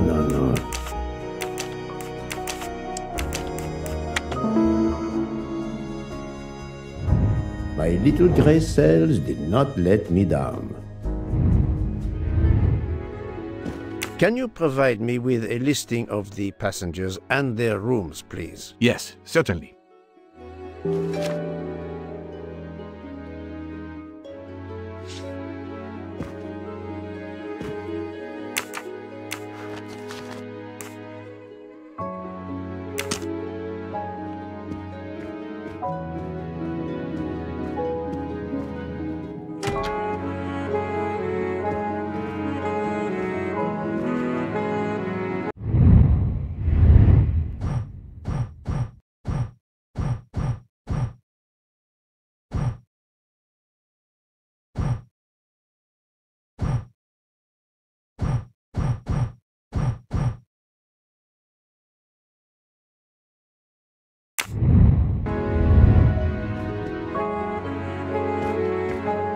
How is it? But I had.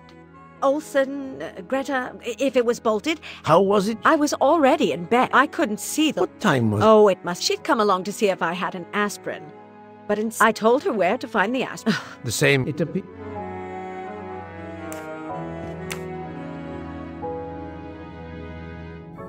Is this your handkerchief? No, not at all. Yet it is embroidered with an initial H. Like your name. I don't care. It's not mine. And I would certainly never buy something so impractical as that frilly thing. Are you a smoker? No, definitely not. Filthy habit.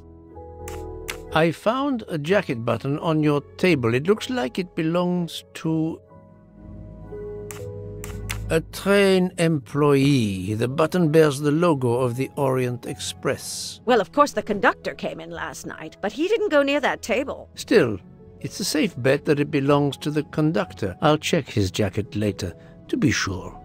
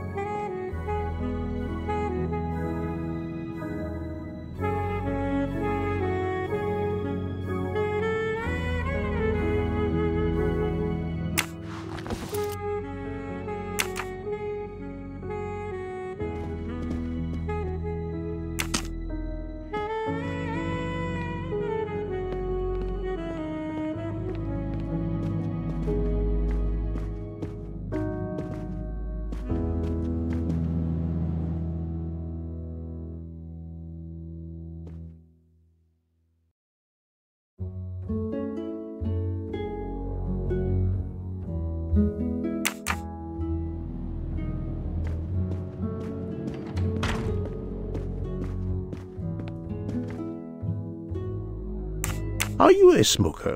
Indeed. Do you smoke e-cigarettes? No. Tobacco only. I would like to reconstruct with your help the events of last night. Monsieur Ratchet retired to bed.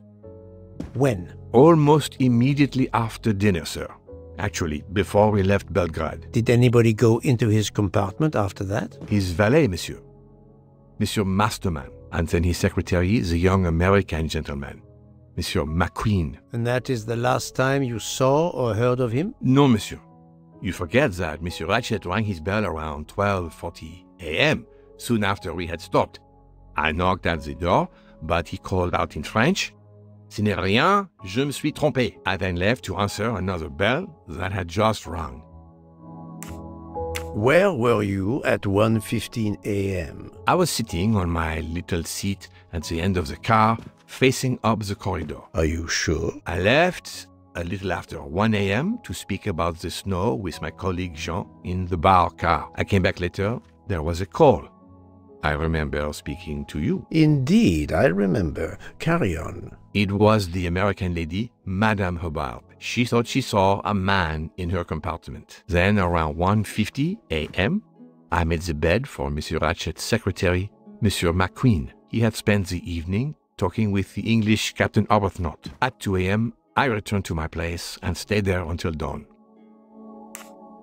What is the last station where we stopped? Vinkovsky. Could someone have come on board? Possibly. I was very busy. Owing to the weather, we were a few minutes late. We left at 12:10 a.m. I found a button from an Orient Express staff jacket. Did you lose one by any chance? No, monsieur. As you can see, I have all my buttons. It is not mine.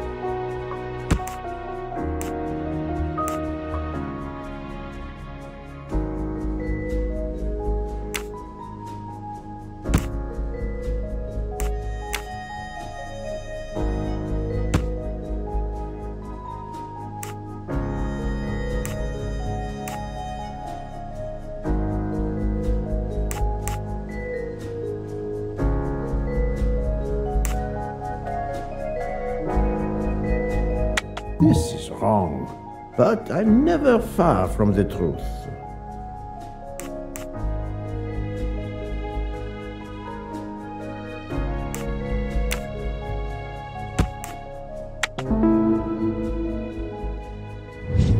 That was easy.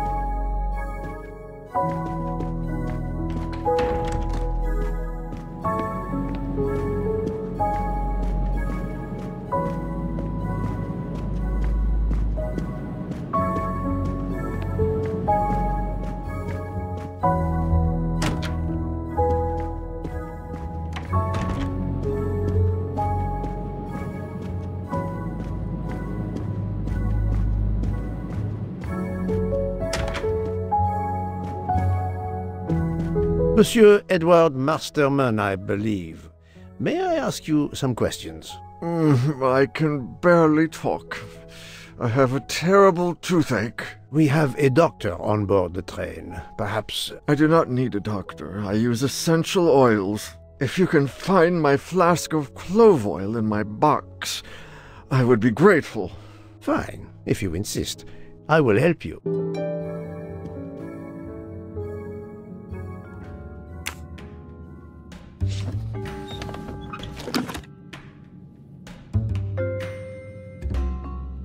By the smell, I think that the jojoba oil spilled on the other bottles, leaving their labels illegible.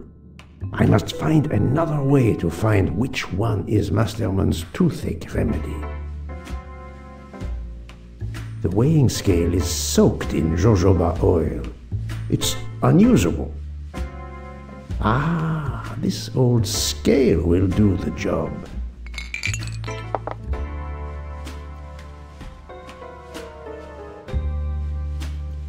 To start, I must first arrange the vials from the lightest to the heaviest.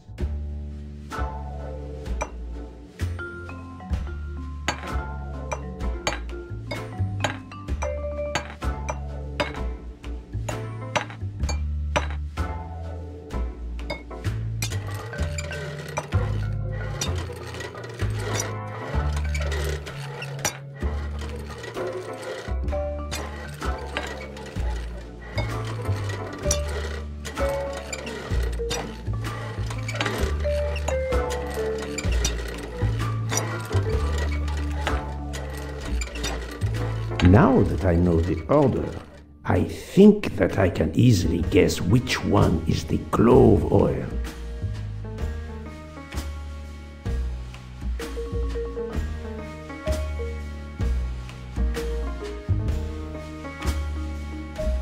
Here is Monsieur Masterman's remedy.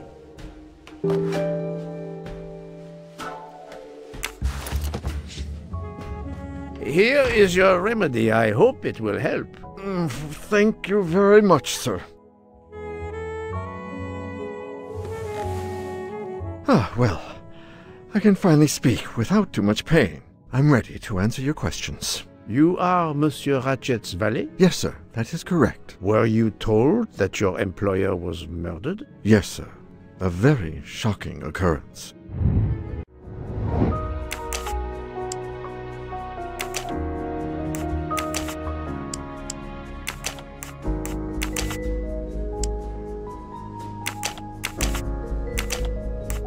I must admit I'm not right this time.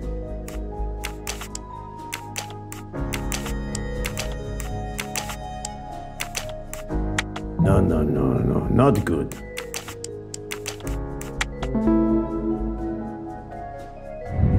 Et voilà.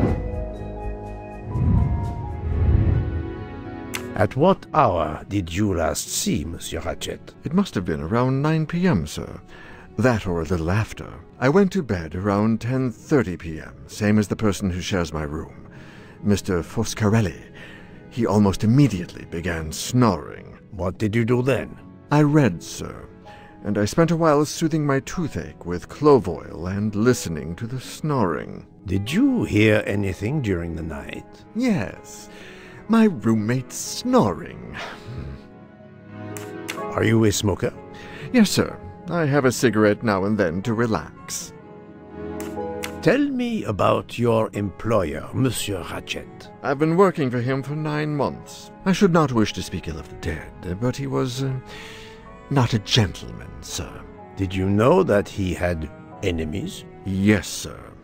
I heard him discussing some threatening letters, sir, with Mr. McQueen. Did he mention these letters to you? He had been reading a letter when I came in. He asked me if I was the one who put it in his compartment. I told him that I had done no such thing, and he should report it to the police at the next station. How did he respond? He laughed, sir. You're joking. I do not joke, sir. Forgive me, I can see you do not. Was he taking sleeping pills? Always when traveling by train, sir. He said he couldn't sleep otherwise. Last night he asked me to give him 2. I did so, along with a glass of water. He dissolved them in the water. Did you see him drink the water? No, sir. I left right after I gave him the pills. Was Monsieur Ratchet a smoker? No. He finds smokers disgusting. Can you tell me again why you gave sleeping pills to Monsieur Ratchet? Yes, I gave him the pills because when he takes the train, he has trouble sleeping. The letter must have worried him. He specifically asked me to prepare the sleeping pills. I didn't see him drink the water with the pills in it.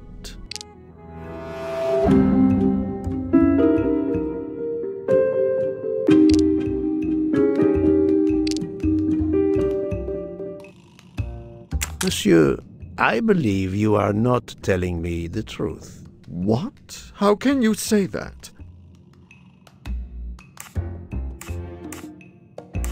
He received threatening letters. One, it seems, last night. Did you know he had a gun under his pillow?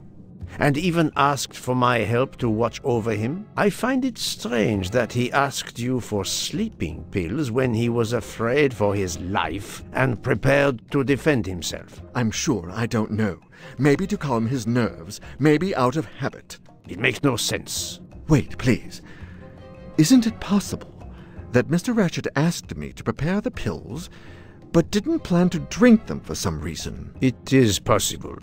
But I am a student of character, monsieur, and the Monsieur Ratchet you describe is not the man I met. If you'll excuse me, my toothache is getting worse again. I'm afraid this time you must prepare your own clove oil.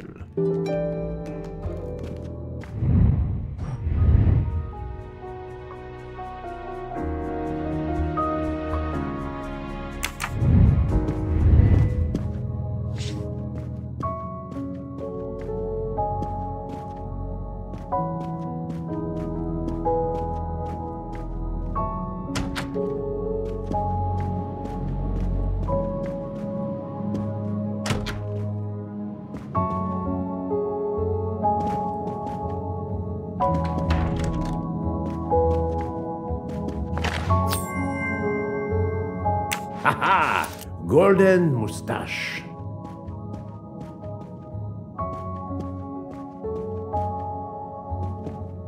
I believe I am addressing Monsieur Hector McQueen. Guilty as charged. I beg your pardon? Oh, sorry. Just an expression. My father used to say it. You must have had an interesting childhood. I am Hercule Poirot. No need to be modest. You're a detective. You are Monsieur Ratchet's secretary? I am Mr. Ratchet's secretary. Just over a year. I mainly take care of translating certain texts for him. Mr. Ratchet only speaks English. Prepare yourself for a shock. Your employer, Monsieur Ratchet, is dead. So they got him after all. What do you mean? You are assuming he was murdered? I know he had enemies. What can you tell me about Monsieur Ratchet? He was American. He was an antiques dealer. I don't know much more. Mr. Ratchet never talked about himself or his life, but I think Ratchet wasn't his real name, and he left the United States to run away from something, or someone. Yes? He started getting letters. Threatening letters. Do you still have them? I have one. Did you know that Monsieur Ratchet had asked for my help? Asked you? No, I didn't know. He knew he was in danger. When did you last see him? Last night around 10 o'clock, I should say. Did you like your employer, Monsieur McQueen? No, I did not. He was, I'm sure, a cruel and dangerous man. Can you tell me your movements last night? I went back to my compartment. I read a little. In Belgrade, I went out onto the platform to smoke, but it was cold. I quickly went back in. I then went to Mr. Ratchet's compartment to take some dictation for him. I left around 10 o'clock. I saw Captain Arbuthnot. We ended up chatting in my compartment. Then we went out on the platform to quickly stretch our legs at Vinkovsky. He left around 2 o'clock. Thank you. I will need to check Monsieur McQueen's story with Captain Arbuthnot.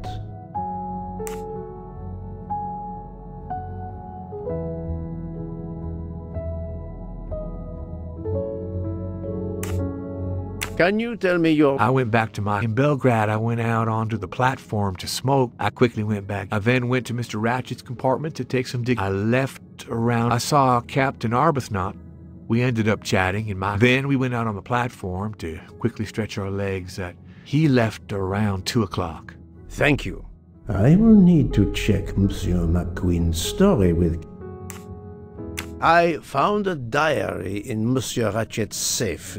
Did you know about it? I kept a business appointment book, but I know he had a personal diary as well. That looks like it. Are you a smoker? Yes, I smoke cigarettes. I've tried to quit, but no luck. Can you give me this letter, please? Of course. Here it is.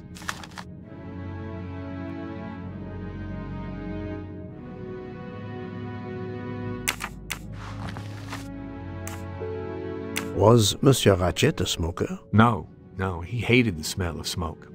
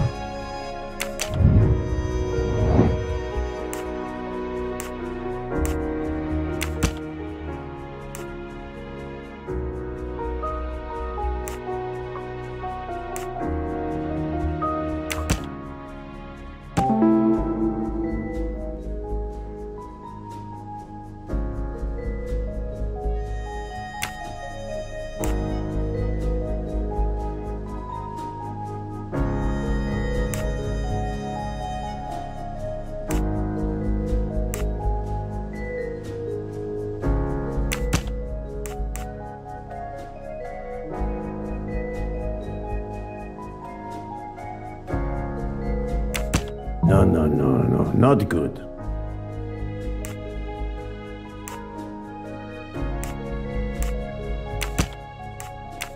I must admit I'm not right this time.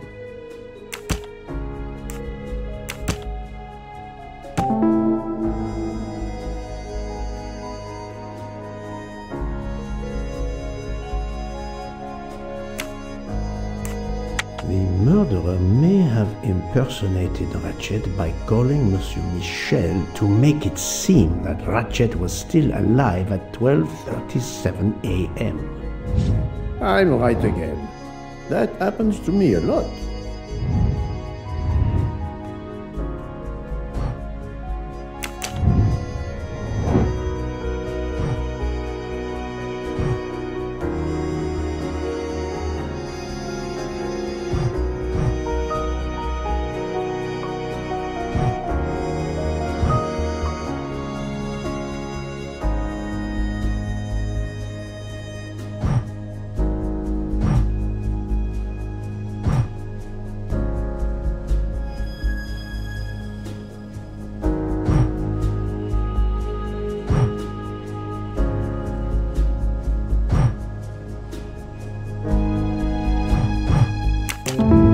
Et voilà.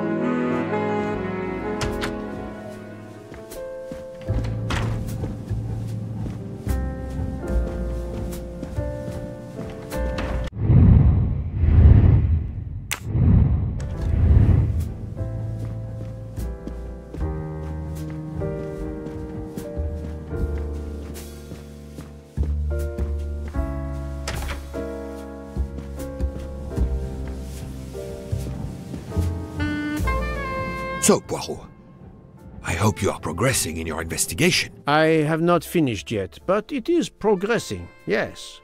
I still have many questions that must be answered. I will report to you as soon as I can.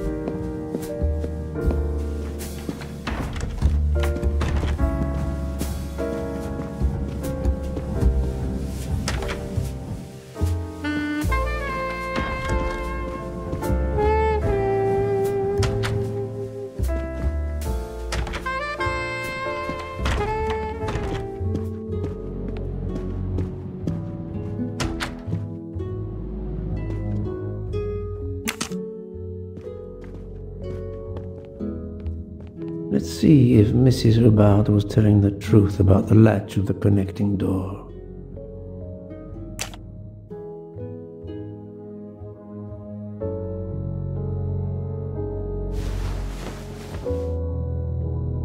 This hook is probably where Mrs. Hubbard hung her toiletry bag. I can see the latch very well from here, even with the toiletry bag attached. I'll have to clear that up with Mrs. Hubbard.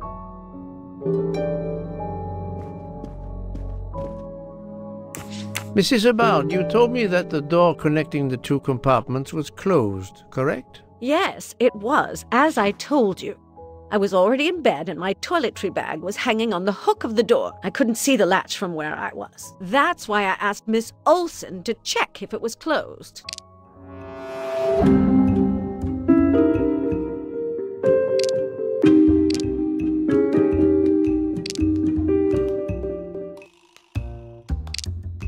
Are you sure everything you've told me is accurate, Madame Hubbard? Of course. I have an excellent memory.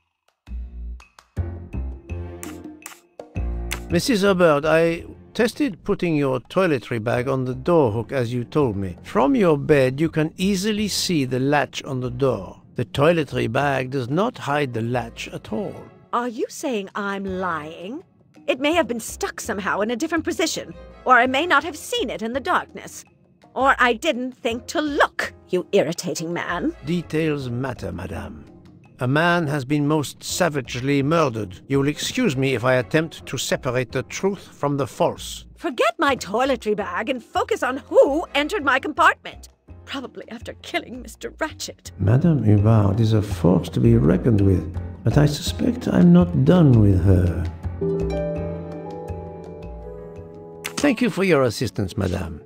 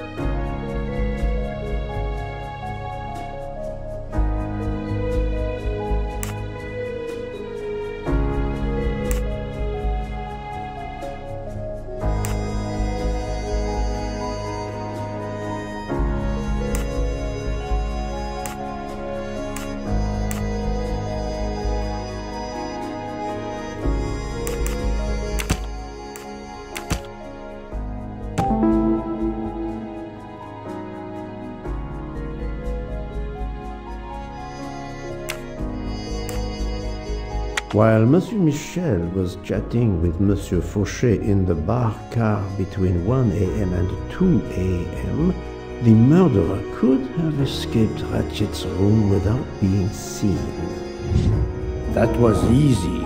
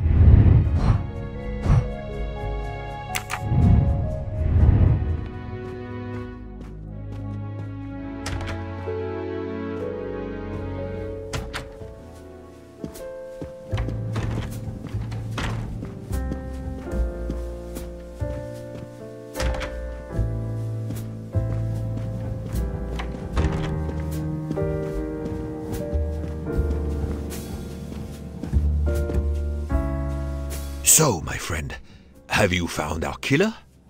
Not yet, but I will tell you what I have learned. Please.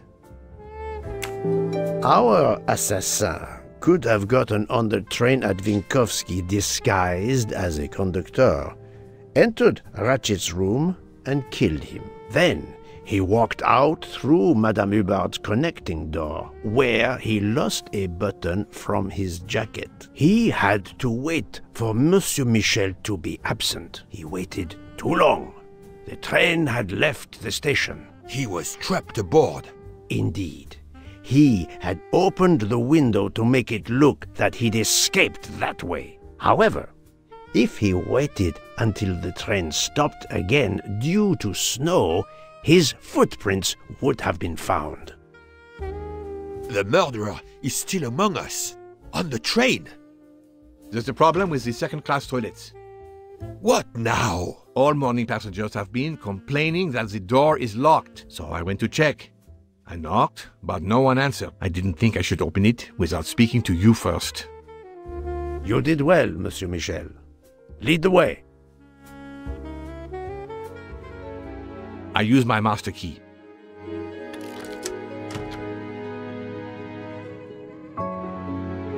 But who is she? Is she alive? She is breathing. Then if she isn't dead, isn't she our murderer? That, my friend, is what we must find out.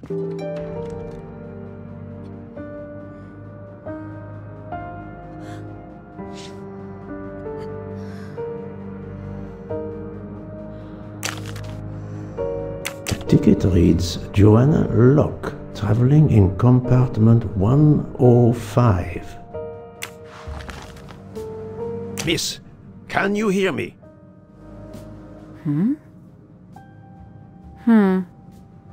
She's breathing.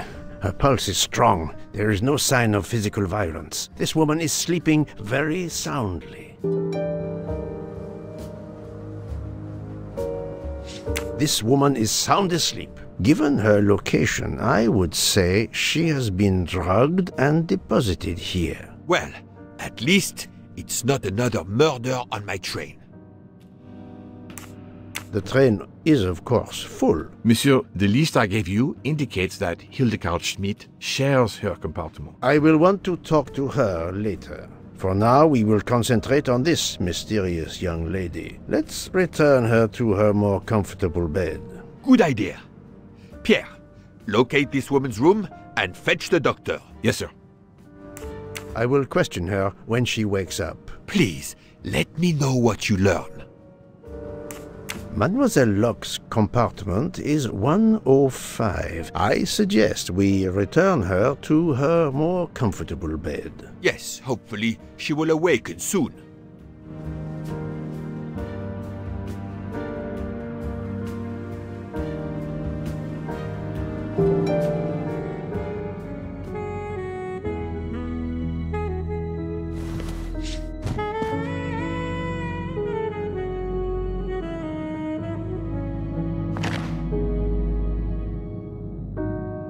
A cup of tea with white residue at the bottom.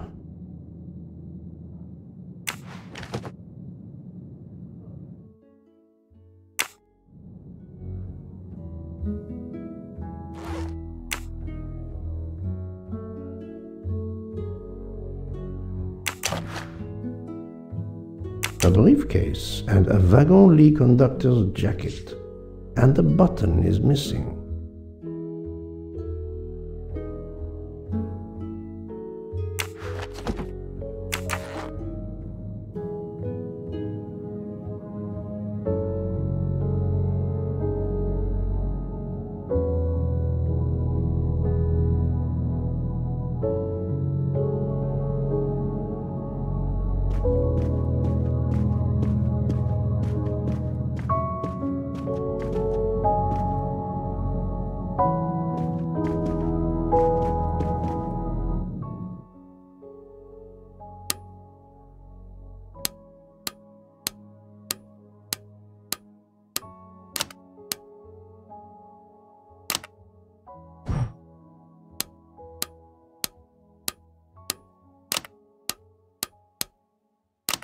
If you need a break, I can ask Jean to make you some coffee.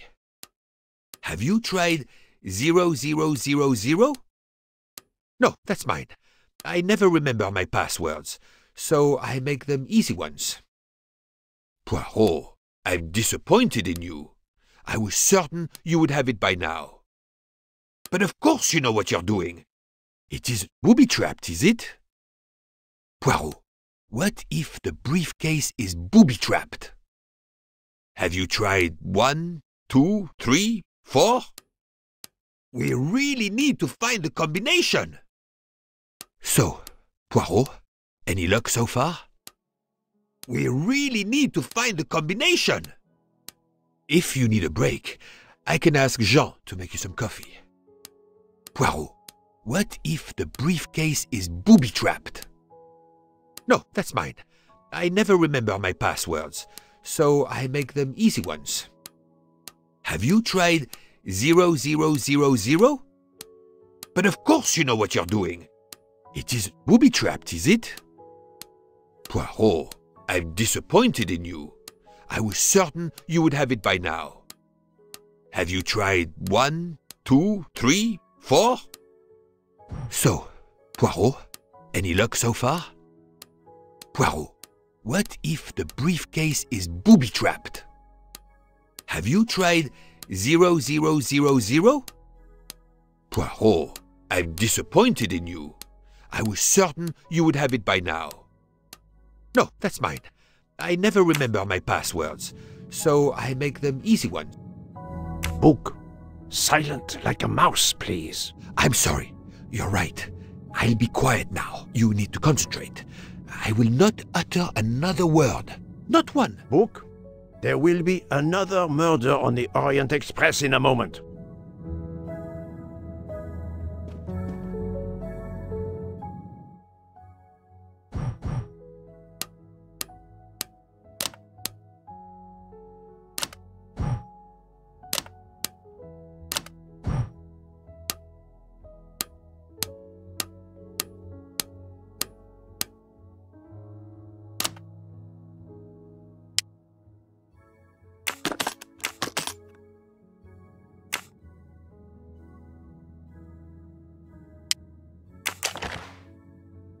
Her driver's license confirms her identity. She is American. These are fake IDs. It's certain. The stuffed animal is the same as in the photo found at the crime scene. What a coincidence. Mademoiselle Locke appears to have been investigating Monsieur Ratchet. Mademoiselle Locke seems very interested in our victim. Of course. She has studied her target. Possibly. This badge says that Joanna Locke is an American detective with the Berkshire Police Department in Massachusetts. An American police officer? Oh. She has a gun. Come, Poirot. Criminals are often known to carry one. Ratchet was stabbed, not shot. But then why take it on the train? Look, she's waking up. Thanks to you, I would not be surprised if our murder victim were also waking up. What?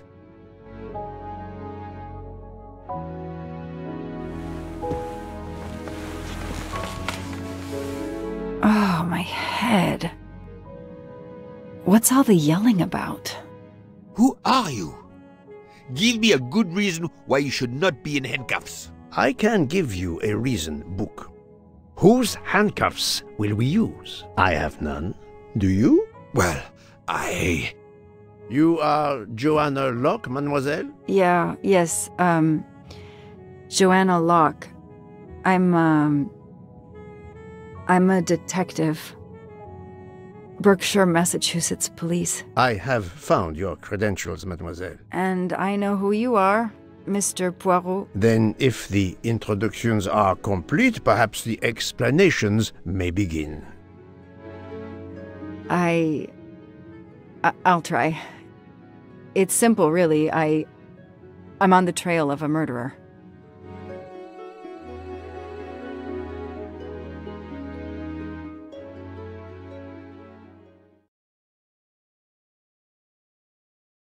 I had just been promoted to detective after 5 years on patrol. It was my first time on a major case. It had been a month since Daisy Armstrong was kidnapped. The Armstrongs were desperate for some sign of hope. I was there only for paperwork, to fill in some blanks.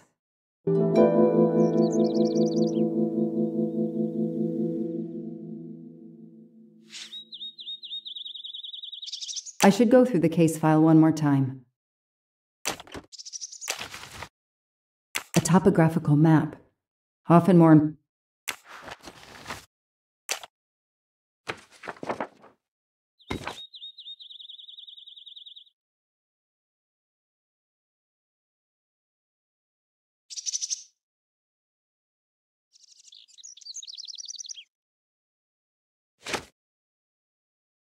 The crime was audacious. How could the kidnapper know which was the window of Daisy's room? No, they could use a ladder to reach it, and no, they could enter the room without being seen. The misspellings are clearly on purpose, and they didn't return the child when the ransom was paid.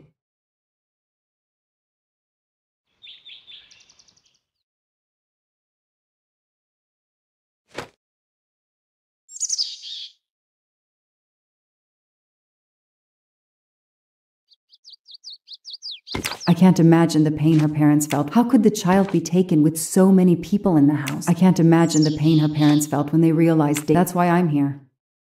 A damn computer glitch. Or somebody pushed delete instead of save. Whatever happened, we lost the nanny's deposition. So my entire contribution to the investigation is to take it again. The phone record of the night of the kidnapping. The last call was for 911.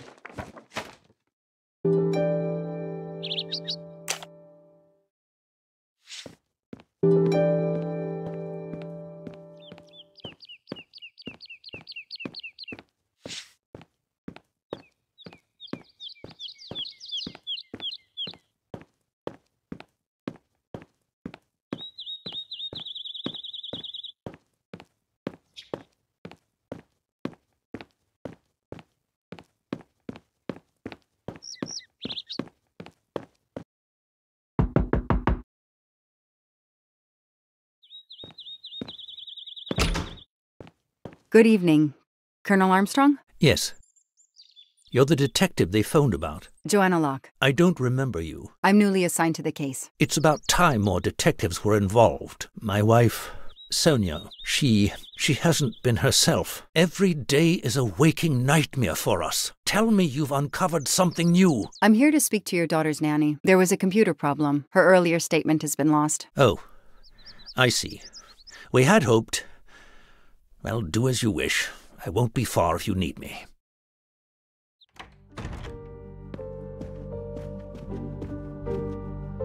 How are you doing? Are you holding up? You know, in the military, you're supposed to have the stiffest of upper lips. The Desert War taught me that soon enough. But this, it's difficult. Damned difficult. Harder on my good lady, of course.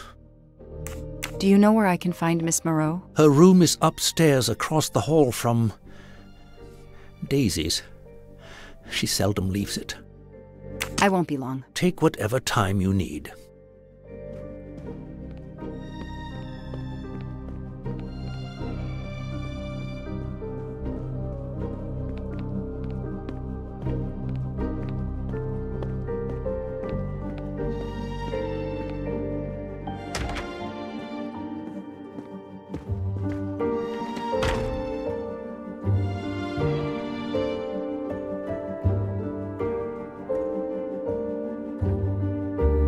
Mrs. Armstrong, my name is Joanna Locke. I'm a detective investigating the kidnapping of your daughter. May I talk to you?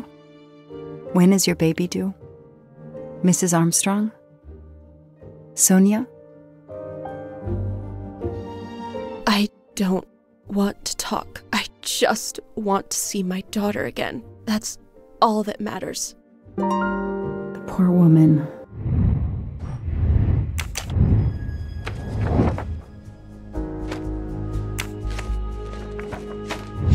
The detective gets it right.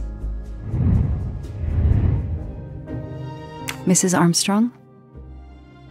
Let me show you this. Daisy, my little Daisy. I miss her so much. How good it is to see her face. I can't imagine the pain you're feeling right now. She loved her little stuffed animal, Fluffy. She took him everywhere with her. The kidnappers took it as well. They didn't have to. That means they wouldn't hurt her, doesn't it? Every lead will be followed up. You have my word on that. Thank you. I shouldn't lose hope. Somehow. I know it isn't my case, but I just made a promise, and I mean to keep it. Do you know where I can find Miss Moreau? She's in her room. Last door on the left. May I come back? If I have more questions? Of course. Anything I can do. A toy castle. When I was a kid, I had a police station and a tiny squad car with a siren that really worked. The world through the eyes of a child seems so sweet.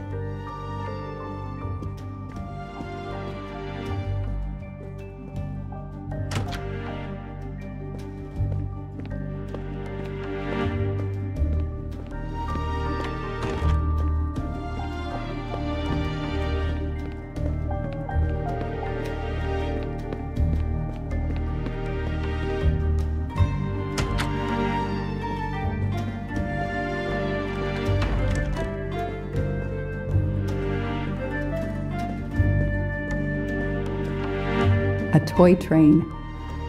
Now here I am on a real one.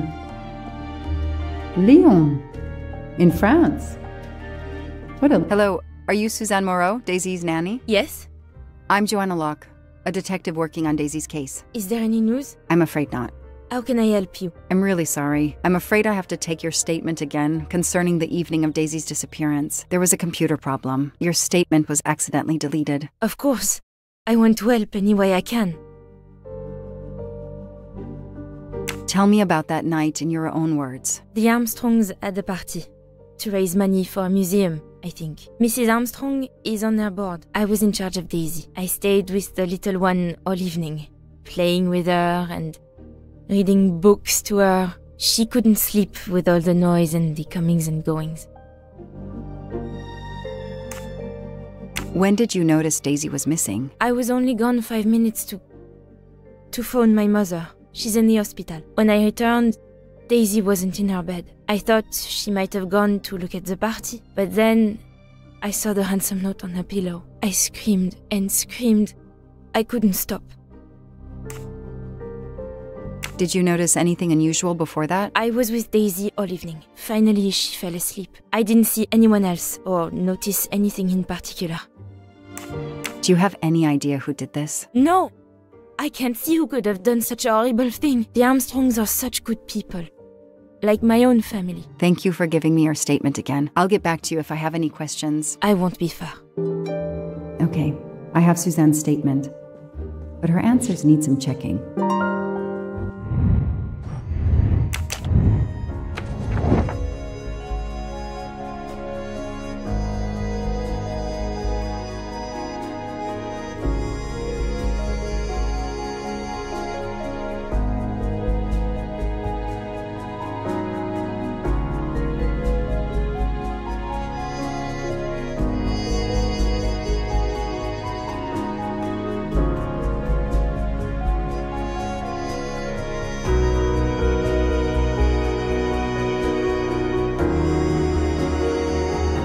This information does not correspond to what Suzanne told me. Suzanne said she left Daisy alone for 5 minutes, but Mrs. Armstrong says she stayed with Daisy for a while and Suzanne did not return.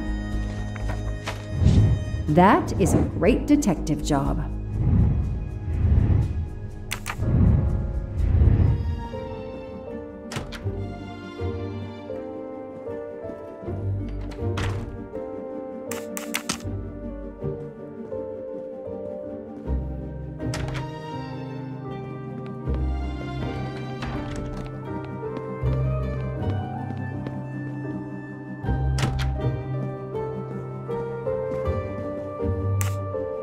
Tell me about the night Daisy was taken, especially anything about your daughter and Suzanne Moreau. Apart from seeing to our guests, I took a moment to check on Suzanne and Daisy in Daisy's room. Suzanne wasn't there, but Daisy was asleep. I sat with her for 10 minutes or so. Suzanne didn't return while I was there, but there's no reason for her to sit there all night when Daisy is asleep. I went back downstairs. Okay, the stories Sonia and Suzanne tell don't match. I should recheck my file and track Suzanne's movements.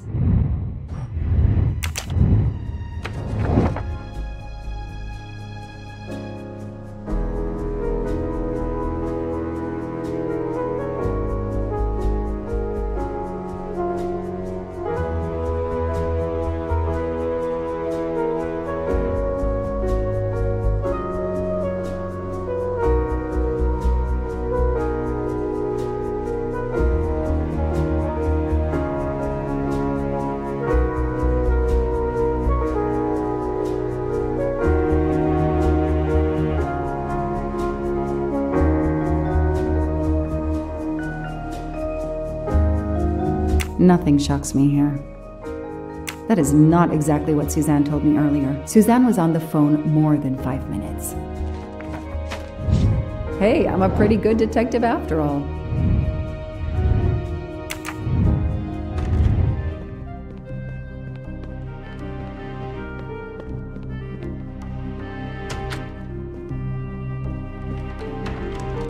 If I understand you correctly, you left Daisy when she was not asleep? The party was very loud.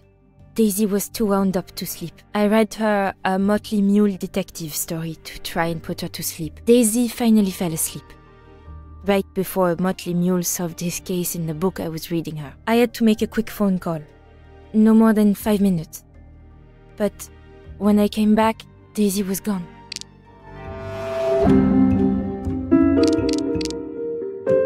Are you sure you were only gone for 5 minutes? 5, 6, what does it matter? It was very quick.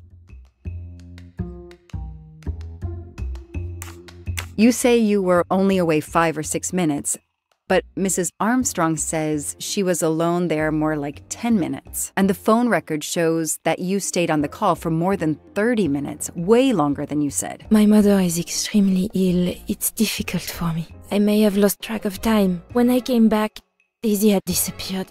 It must have been a coincidence. You have to be precise, Suzanne. A little girl's life is at stake. Why are you doing this? I didn't do anything wrong.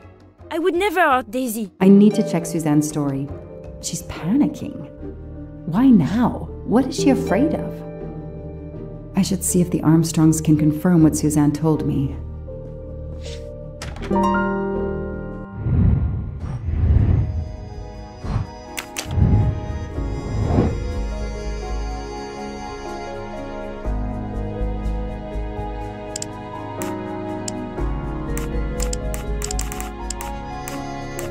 I don't need Mr. Poirot to tell me I'm wrong.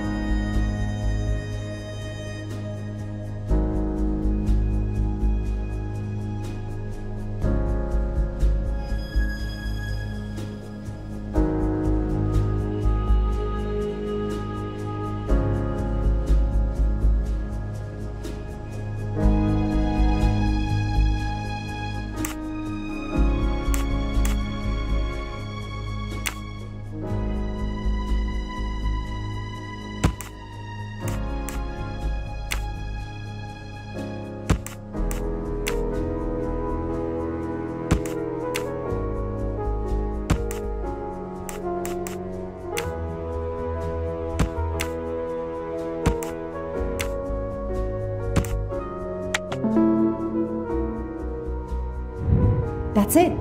No rookie mistake there. The kidnapper places a ladder under the window to Daisy's room. Then he joins the party, just one guest in the crowd. He somehow knows when Suzanne leaves the room, then sneaks upstairs. He opens Daisy's window, carries her down the ladder, and vanishes.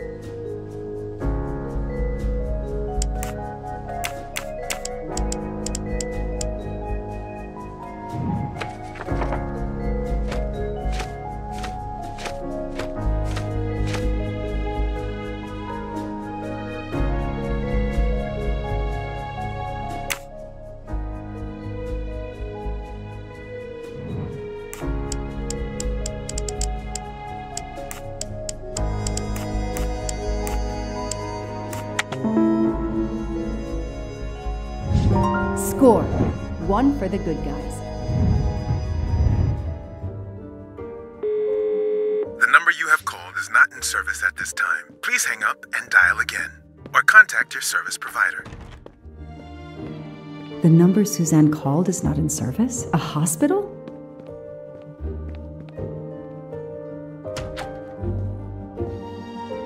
I should see if the Armstrongs can confirm what Suzanne told me.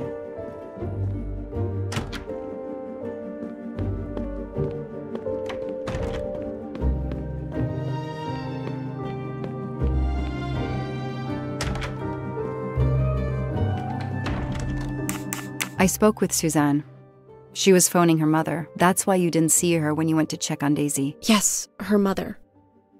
I tried to call the poor woman earlier that week, but the hospital said she's been in a medically induced coma for more than 2 months. Suzanne told me she called her mother, but she would have known her mother was in a coma.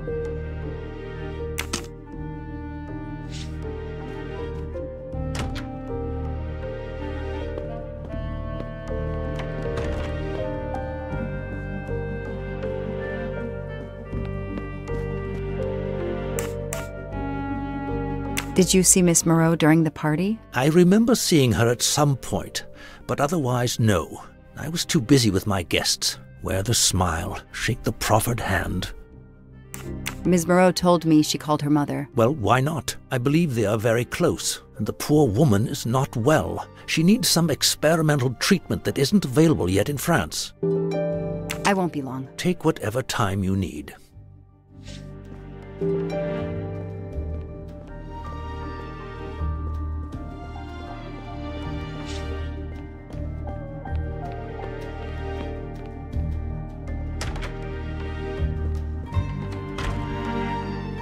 The number you called that night is no longer in service. I don't understand. That's the number the hospital gave me to call my mother's room. You told me you were on the phone with your mother when Daisy was abducted. As we said earlier, I didn't pay attention and was on the phone longer than I said. But since my mother is very ill, she had to leave her hometown, Lyon, because the treatment is not approved yet in France. She is in an hospital in Boston for a special treatment. I call her every night to check on her. When I came back, Daisy was gone. I'll never forgive myself.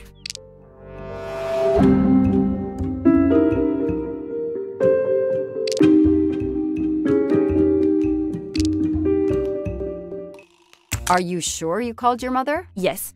Every night since she was admitted in December. Suzanne, I think you really care for Daisy. If you do, then tell me the truth. You can't have been calling your mother while she's in a coma. My mom really is in a hospital in Boston. She really is in a coma. I wasn't calling her. I was on the phone with my boyfriend, Noah. Why lie about it? Why are you panicking? Because he's gone. I haven't heard from him since the night of the kidnapping. I'm afraid he's somehow connected to Daisy's disappearance. That he was just using me somehow. But I swear I talked to him. Yes, for more like 30 minutes that night. So he couldn't have kidnapped Daisy at the same time we were talking. But he could have kept you talking so someone else could take Daisy. Yes, you can see why I lied. Can't you? I was afraid you'd suspect me of having something to do with it. You can understand that, can't you? Suzanne, I want to believe you, but you've made it harder to find Daisy. Do you realize that? Oh my God. What have I done? What's most important is not what you've done, but what you do now. Go. I'll be back to talk to you. No more lies, Suzanne. For Daisy. No more lies. Noah. The name might lead us to that little girl. I am on this case now, whether my captain wants me to be or not.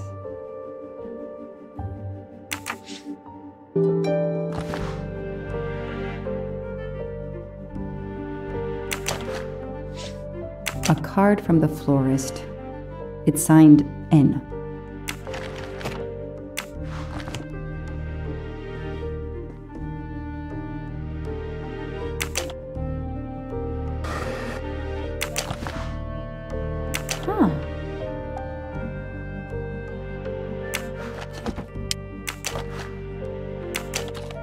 What's in the glass case? Oh, big surprise. Glasses.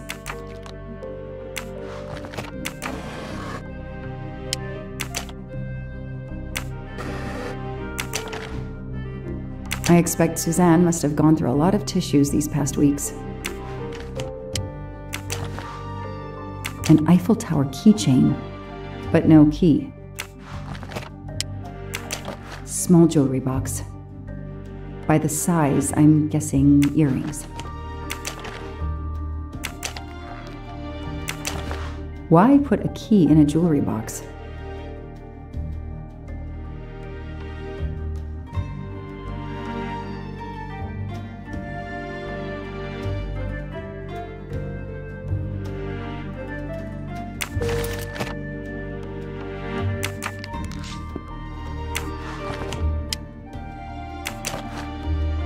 An Eiffel Tower keychain, but no key.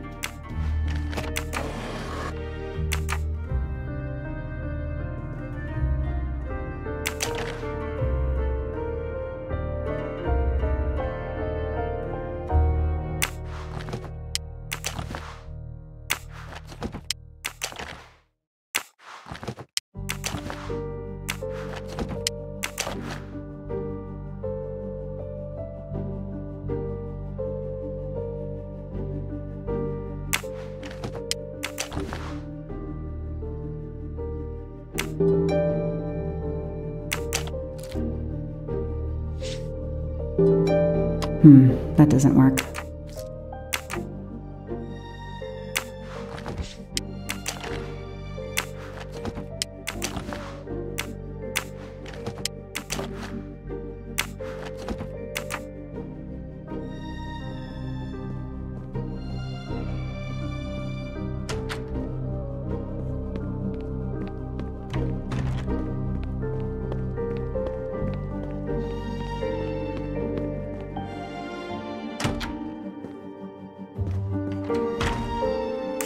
Can you tell me anything about Suzanne's boyfriend? I know she dated our chauffeur for a while. There was someone else she'd met recently, but I don't recall his name. Can you tell me? I know she dated our chauffeur. Can you tell me? I know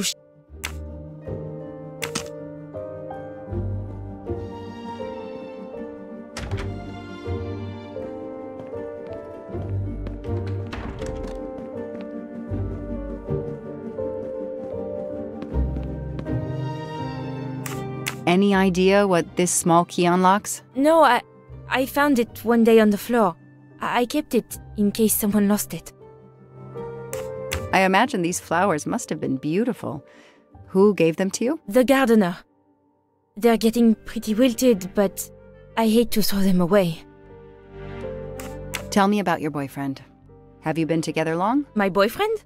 Why? He doesn't have anything to do with this. Please, Suzanne, the sooner you answer my question, the sooner we'll be done. His name is Noah Garrity. I met him at a Lunar New Year party in Great Barrington. He is a kind and caring person, although, well, I miss him. He had to go away on business. He should be back.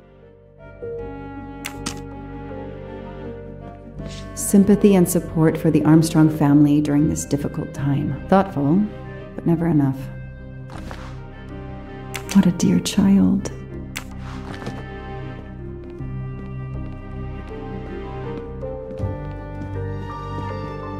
Their fairy tale became a nightmare.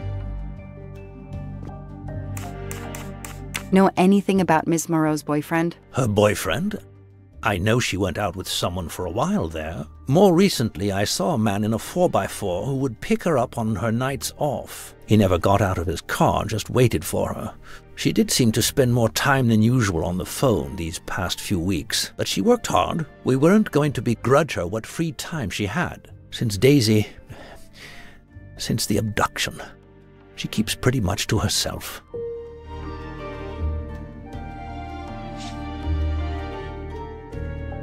I won't be long. Take whatever time you need. Know anything about her boyfriend? More recently, he never got out of his car, just waited. She did seem that she worked hard. We weren't going to begrudge her what free time she had. I won't be long. Take whatever time you need.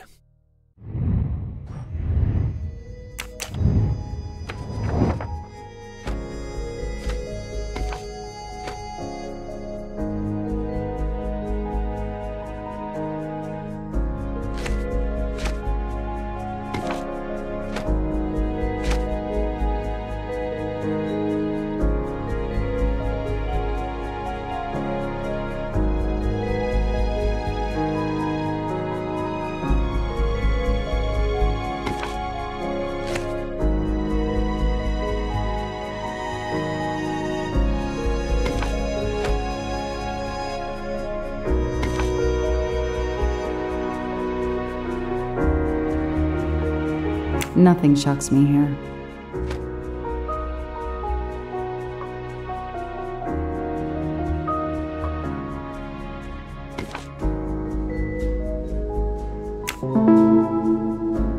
These tire tracks could well be from Suzanne's boyfriend's 4x4.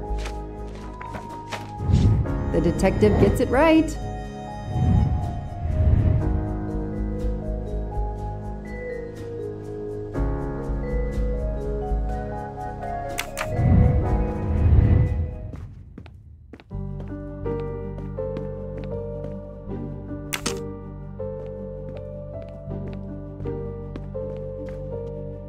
I won't be long. Take whatever time you need.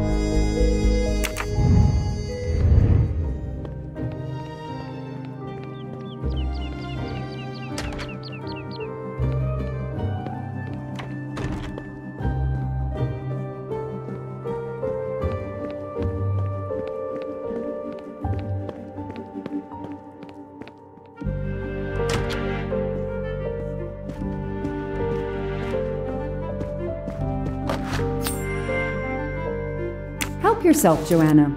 You earned it.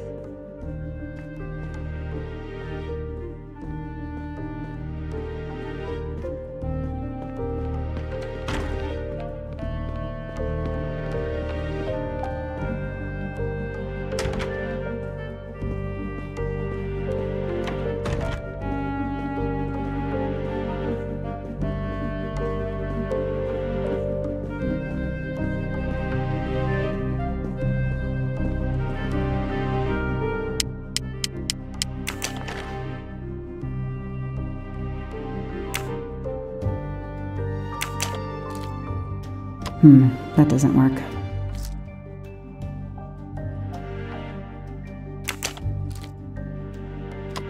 That doesn't work.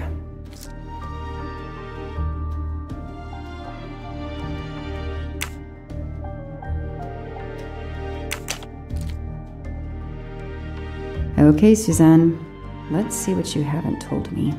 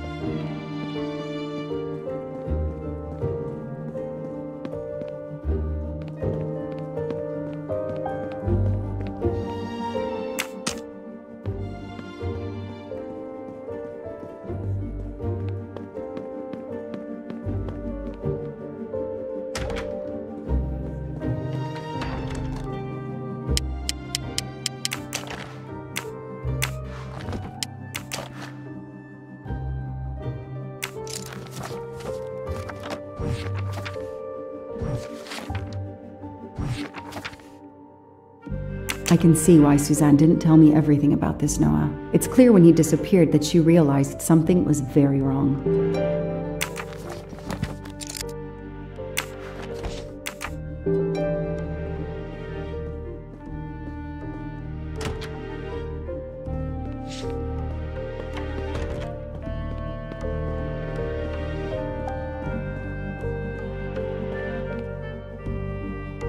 Tread marks of a four-wheel drive vehicle were found outside the garden on the night of the kidnapping. Noah drives one, doesn't he? Where is he, Suzanne? If you know anything more about him, you have to tell me. I know what you're thinking, but it's impossible. He was very nice to me. He never did anything to make me suspicious. We went out to eat, to the movies. Just like a normal couple. He's not the only man in the Berkshires who drives that kind of car.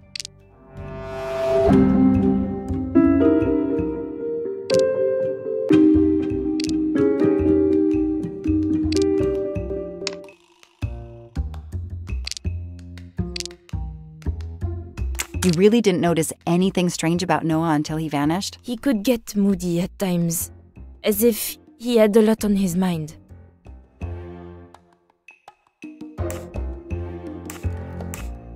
In your diary, you say that Noah took you to a cabin in the mountains on Valentine's Day. You read my diary? I'm sorry, but we have to find Daisy. We both want that. So yes, I looked in your diary.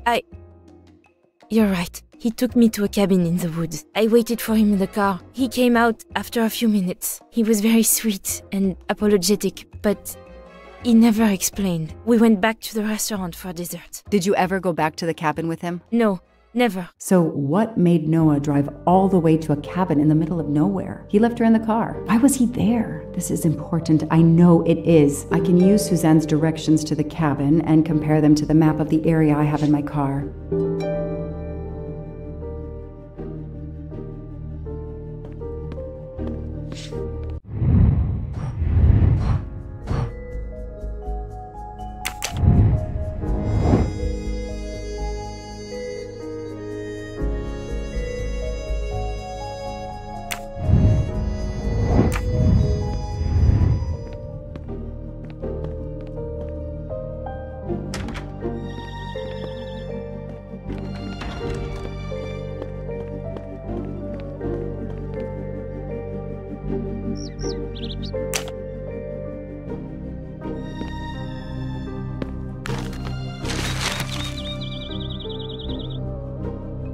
Thanks to the information Suzanne gave me, I should be able to find the cabin on this map.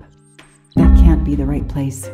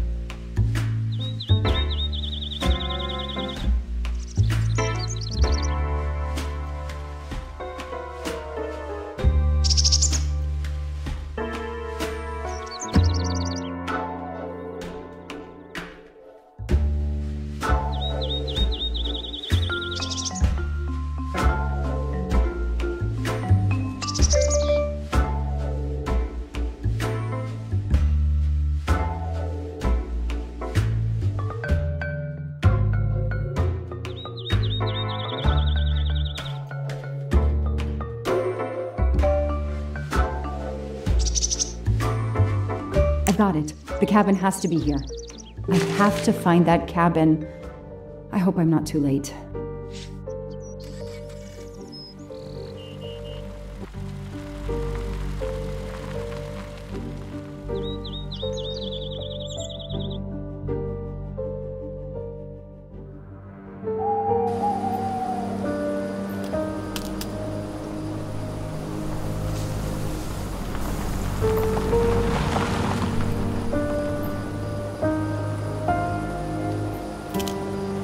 Okay, here is this famous cabin. Let's investigate. That barrel is sturdy enough. I could climb on it.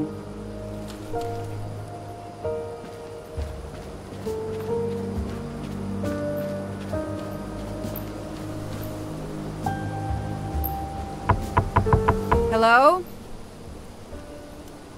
Is anyone there? Nobody. I can't just waltz in without a warrant. Hello? Is anyone there? Nobody.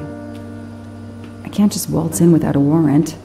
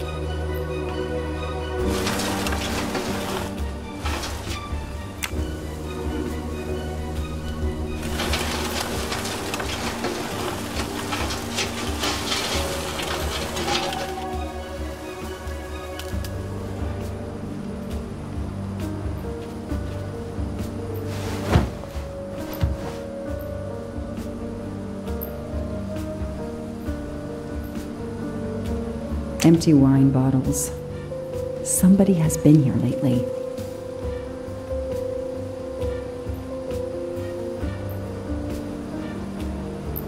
Ugh, an old hunting trophy starting to molt.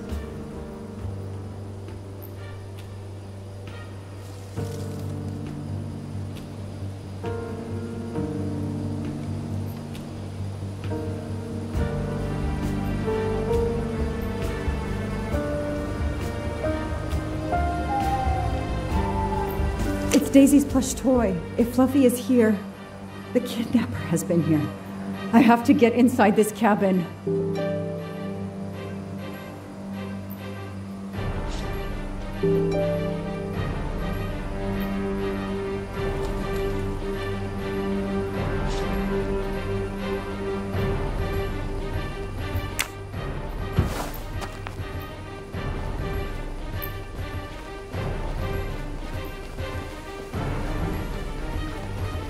Noah brought Suzanne to this dump on Valentine's Day?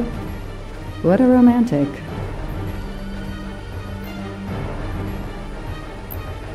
The door is solid and the lock is new. I have to find a way to open this door. The broom isn't sturdy enough to force the door.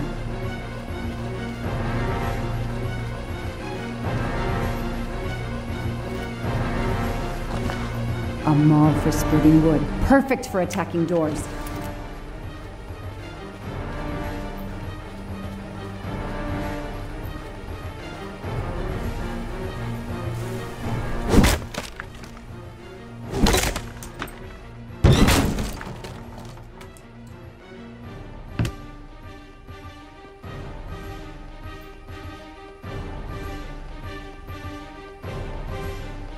Look at that.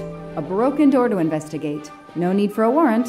Some people seem to have played here before.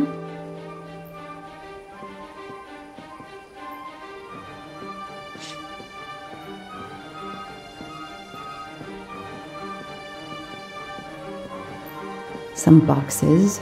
I wonder what they were used for. A lot of tools. I guess somebody noticed the cabin was about to fall down.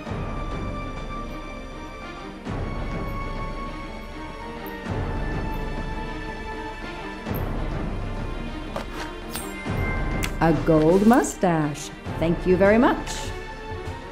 It's Fluffy, no doubt about it.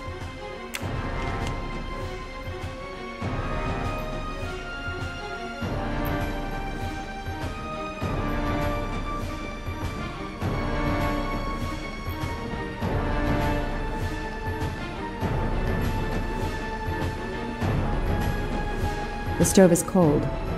Nobody's been here recently. The stove is cold. Nobody's been here recently. The floor is scratched and worn in this area. The sofa must have been moved a lot.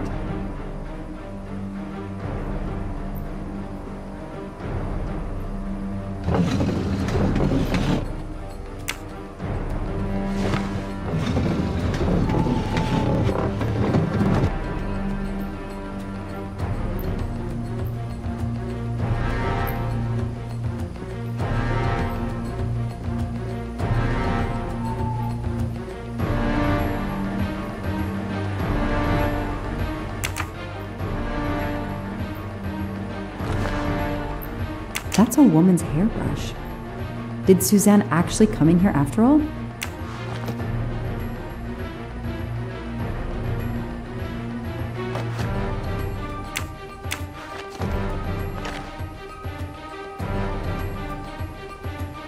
This bottle comes from the Blue Lagoon.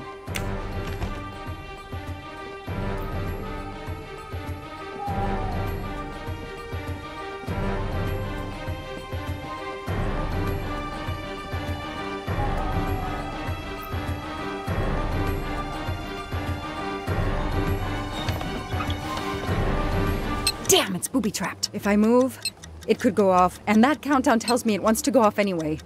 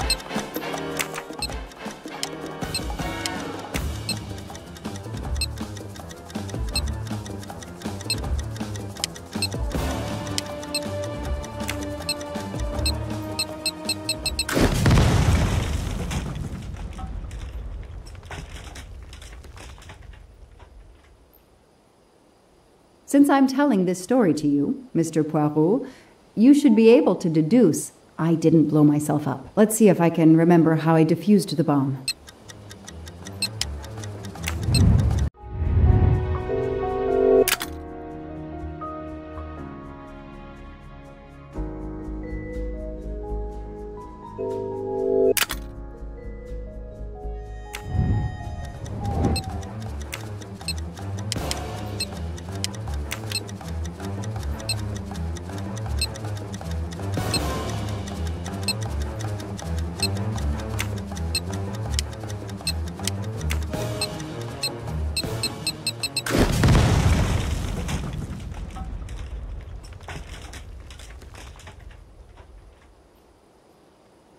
Since I'm telling, let's see if...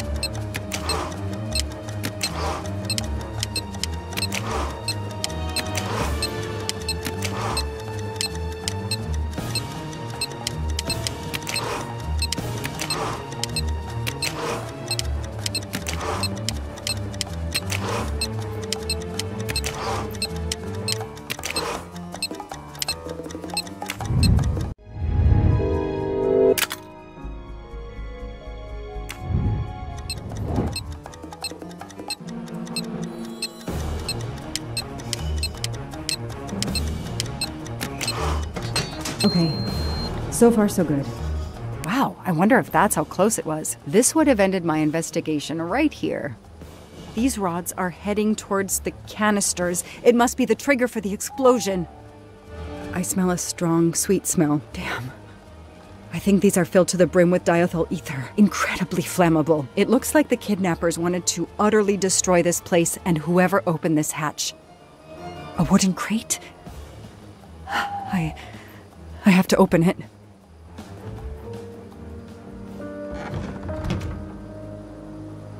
Oh no. Daisy. No. I called in my discovery of the body. Then there was nothing I could do except protect the site for forensics.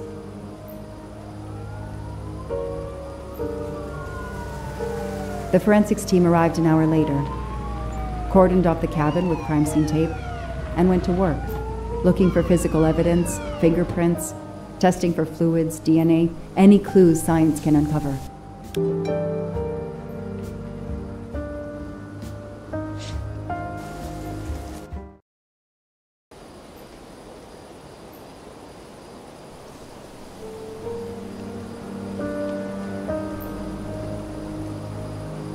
They removed Daisy's body. The autopsy would take place in the morning. But I had one more stop to make.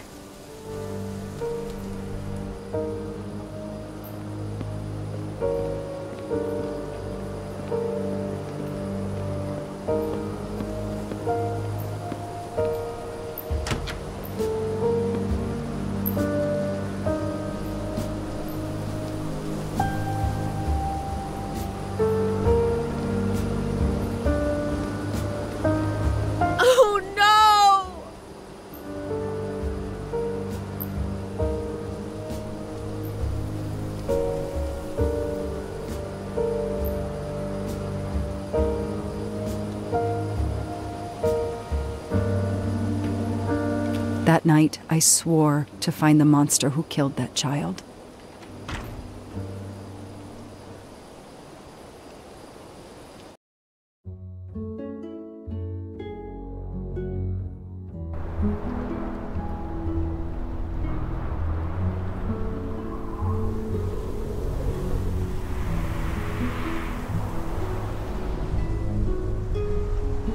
Ratchet on train saw me?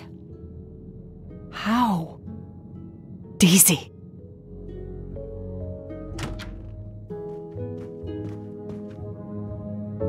She was awake? And then she collapsed again. I take the responsibility. She was weaker than I realized.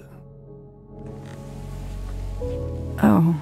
Lie still while I examine you. Pupils dilated? I'm all right.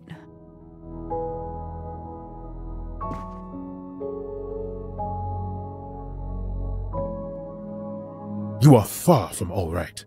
You have been heavily sedated. Your pulse is very weak. I have to finish my story. Ratchet can't escape again. Can't escape. Have no fear of that, mademoiselle. Ratchet will not escape. We must hear her story. This woman needs rest. I will let you know when she is recovered enough to continue. But I warn you, it will be some time. I understand, Doctor. Thank you. I have completed my preliminary examination of the deceased. I think that it will interest you. Indeed it will, and I have other witnesses to interrogate. You are right. Let's not put this poor woman in danger. There will be plenty of time for her to finish her story when she has recovered. By all means, tell me the results of your examination.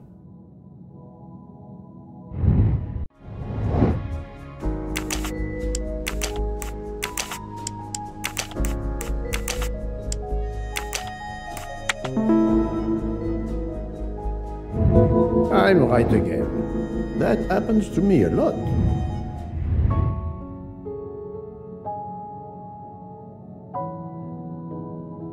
Can you estimate the time of death? Rigor mortis was advanced, but not complete. I estimate the death occurred between midnight and 2 in the morning. That tallies with the witness statements I've collected so far. What is the cause of death? Multiple stab wounds to the upper torso. It's odd there are no signs of a struggle. That might indicate one of the first wounds was enough to kill him. It seems that Monsieur Ratchet had taken sleeping pills during the night. Ah, that would explain the lack of defensive wounds. Mr. McQueen and Mr. Masterman told me that Monsieur Ratchet didn't smoke. Can you confirm this? I can't say without a more extensive post-mortem. What can you tell me about the stab wounds? I counted 12 in all.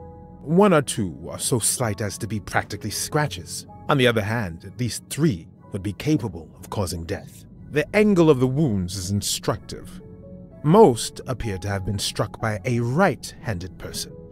But you see, this one, under the right armpit, it's not a deadly blow given the depth, but a right-hander couldn't have done it. It was most certainly struck with the left hand. So, our murderer is left-handed. No, it is more difficult than that, is it not? As you say, Mr. Poirot, some of these other blows are just as obviously right-handed.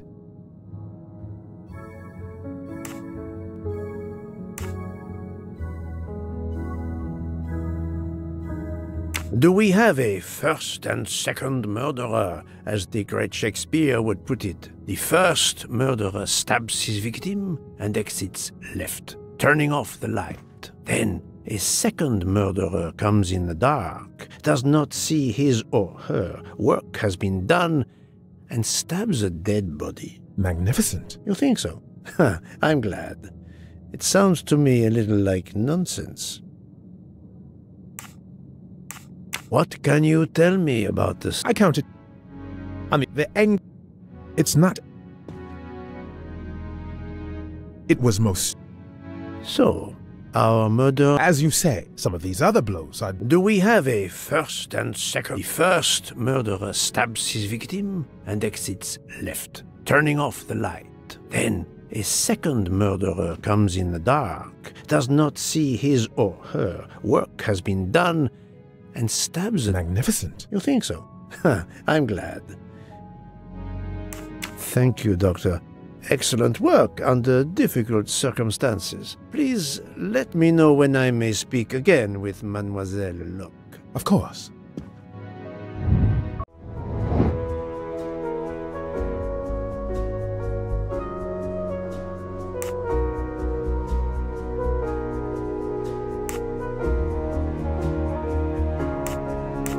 Those I've questioned could be lying to me. I must be sure of the answer.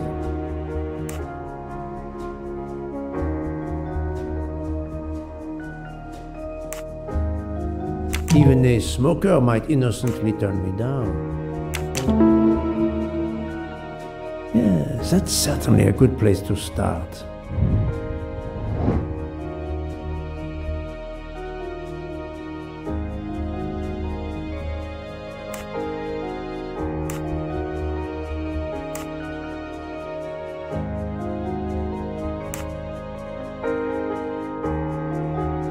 don't remember any conversations about... Yes, I have personally seen some passengers smoking. I just have to remember who they were.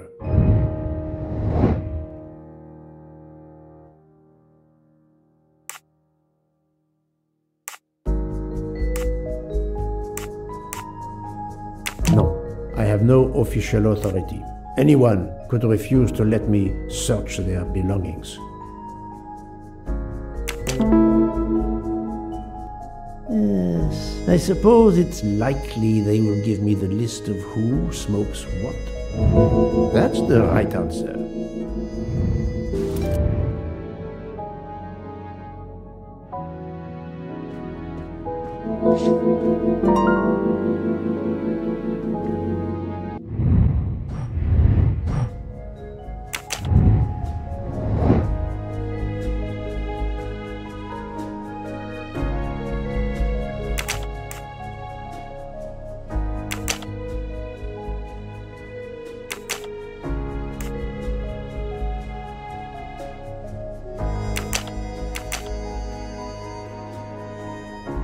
I must admit I'm not right this time.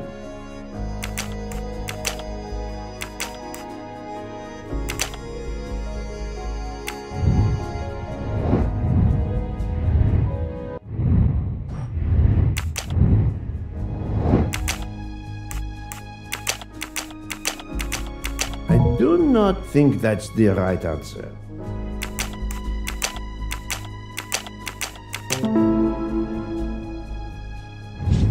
Et voilà.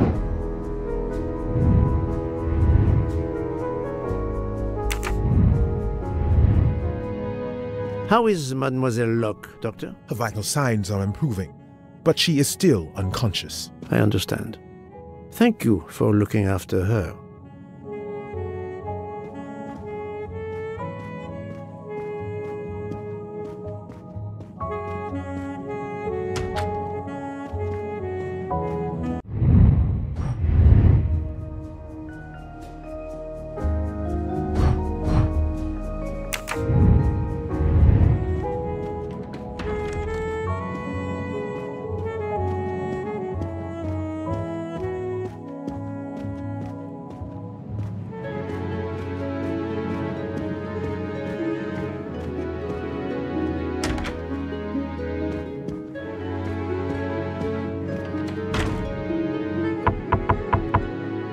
Captain Arbuthnot, I beg your pardon, but could you answer a few questions for me? I'm grateful you found my ticket, Poirot, but now is not convenient. I certainly didn't expect such a resistance. I need to be sure before accusing the captain.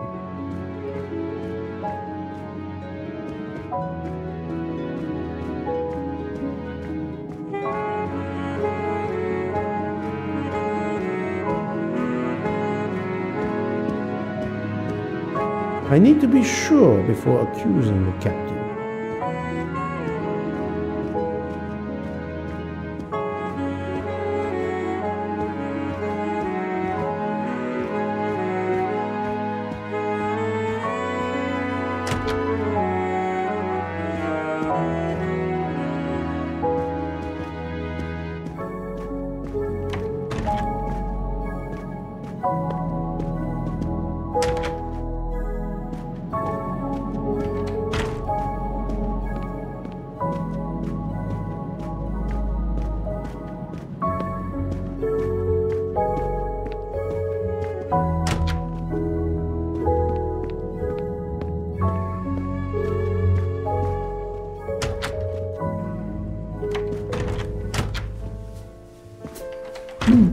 Most of the passengers pass by the bar during the day. They eat, drink, write. Maybe I can use this information for my investigation.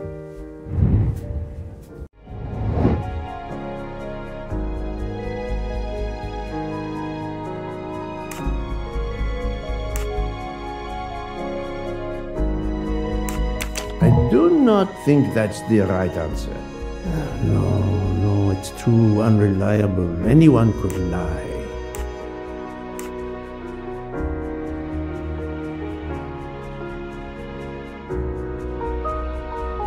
No, not good. No. It is a flight of fancy to think such information would be required of passengers for a train journey. Fantastic. Yes, it could work. He appears to be an observant young man and serves the passengers regularly.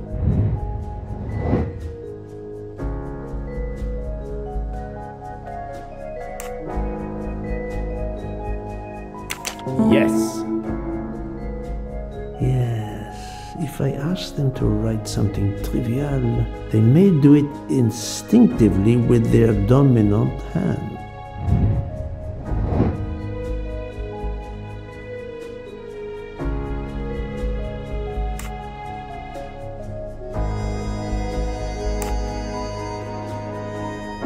Adequate. Yes, I will remember which people use their right or left hand. That's the right answer. Mademoiselle Debenham, I have a few questions for you. Of course. Let's start with your movements last night. There's little to tell. I went to bed and slept. Did you know the man who was killed? I saw him for the first time during lunch yesterday. Did you notice anything about him? Well, if I believed in auras, I might say he seemed dark.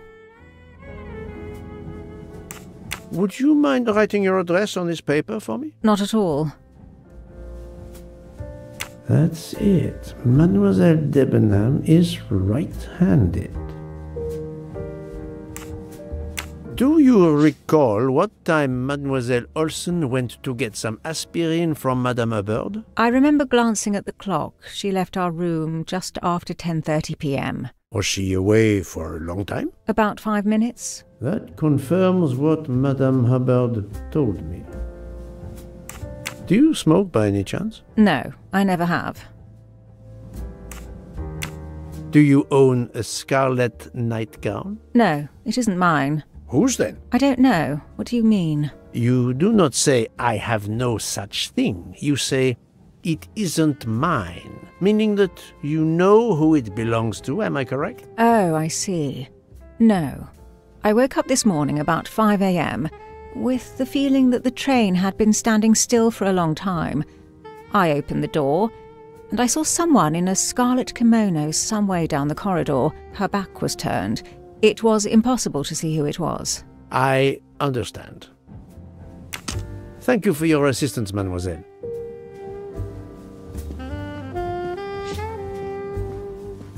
Mademoiselle, I am sorry to disturb you, but I need to ask you a few questions. Are you the investigator? I am.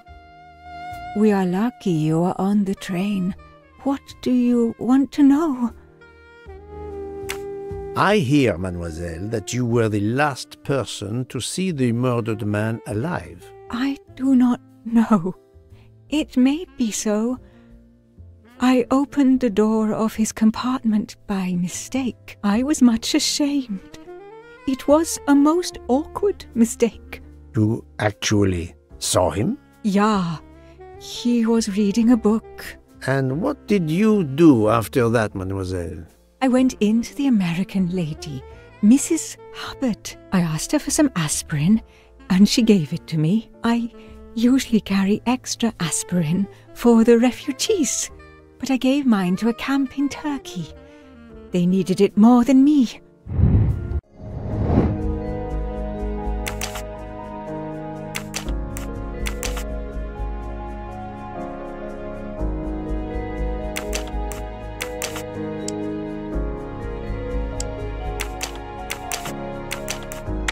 Think, Poirot. That is not a good answer.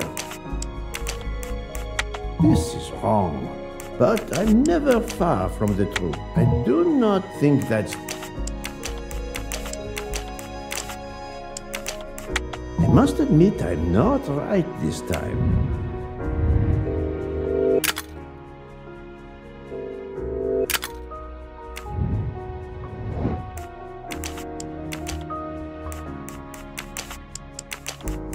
I do not think that's the... think, Poirot. I'm right again. That happens to me a lot. Did Mrs. Hubbard ask you whether the communicating door between her compartment and that of Monsieur Ratchet was bolted? Yes. And was it? Yes. And after that, what did you do? After that, I went back to my compartment, took the aspirin, and lay down. That was around 10:50 p.m. Is there anyone else in your compartment? Yeah, a young English lady. Very nice, very amiable. After the train left Vinkovsky, did she leave the compartment? No, I am sure she did not. Why are you so sure, if you were asleep? I sleep very lightly. I am used to waking at a sound.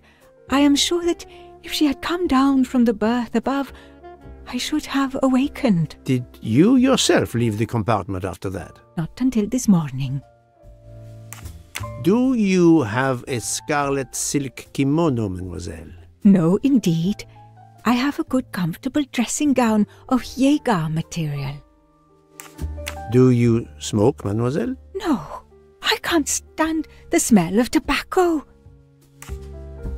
Perhaps you will be so amiable as to write me down your address. With pleasure. Mademoiselle Olsen is indeed right-handed. This was a very interesting conversation, mademoiselle. I thank you. If you have any other questions, I'll be in my compartment.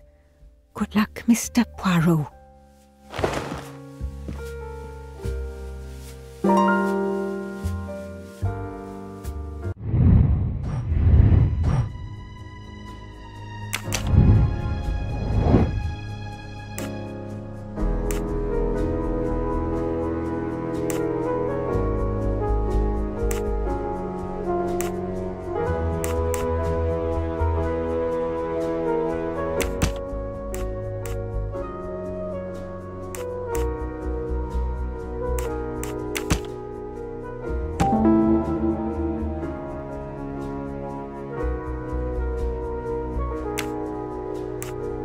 Strange, this story.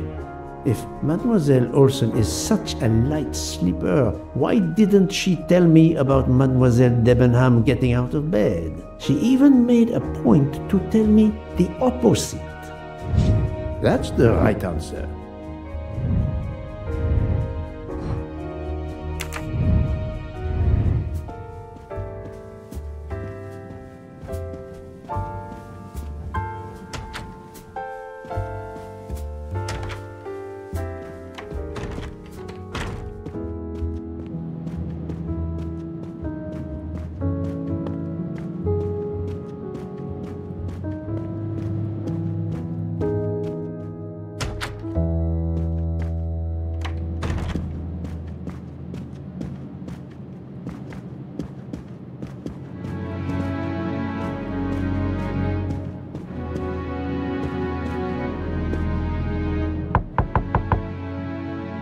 Pardon this intrusion, Mademoiselle Olsen, but something you told me earlier confuses me. Oh, please, come in.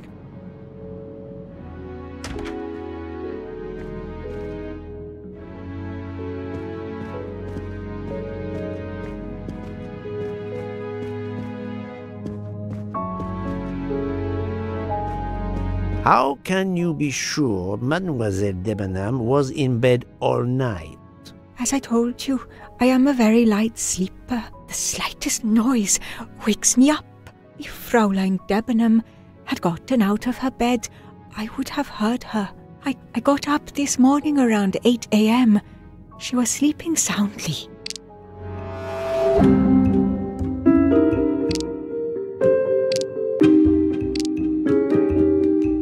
Oh, the truth cannot hide from Poirot forever.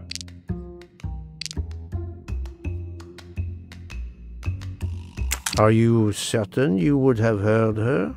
Yes. Why are you asking? I spoke to Mademoiselle Debenham and she told me that she got up around 5 o'clock in the morning. She opened the door and looked down the corridor. It was then that she saw a woman in a red kimono.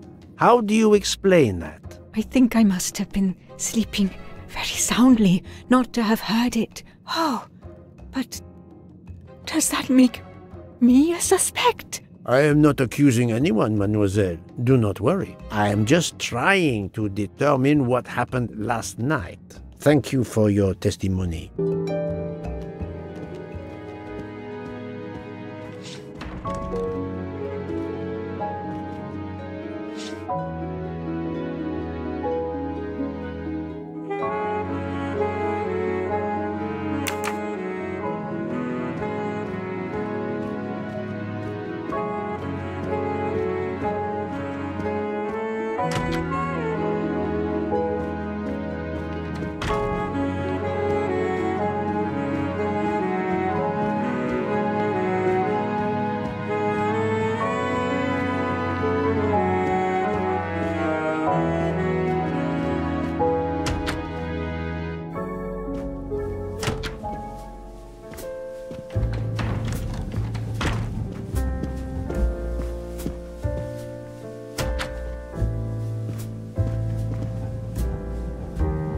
I'll keep an eye on them instead.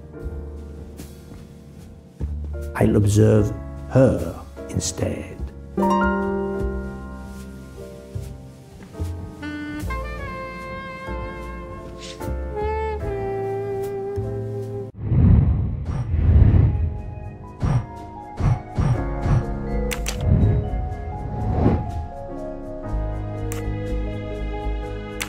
Yes.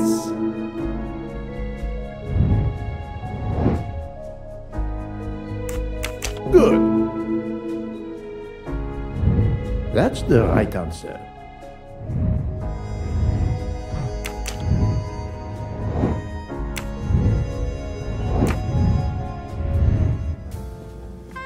I'll keep an eye on them instead.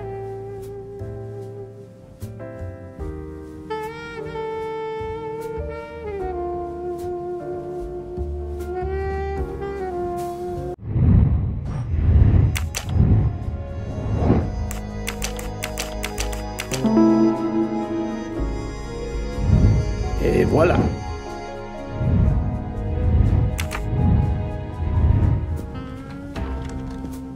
Monsieur Fauché, may I disturb you for a moment? Of course. How can I help?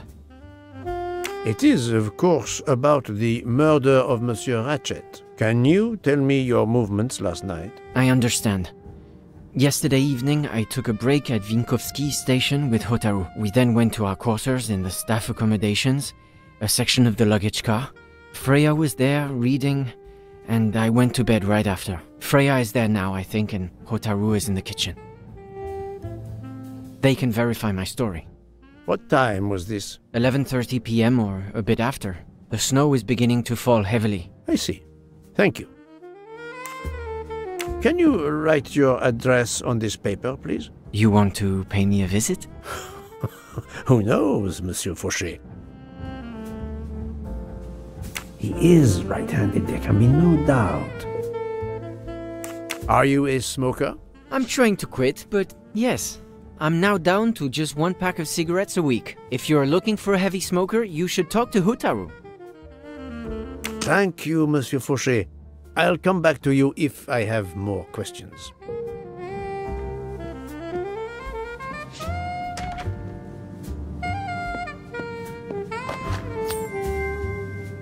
Another golden moustache to treasure.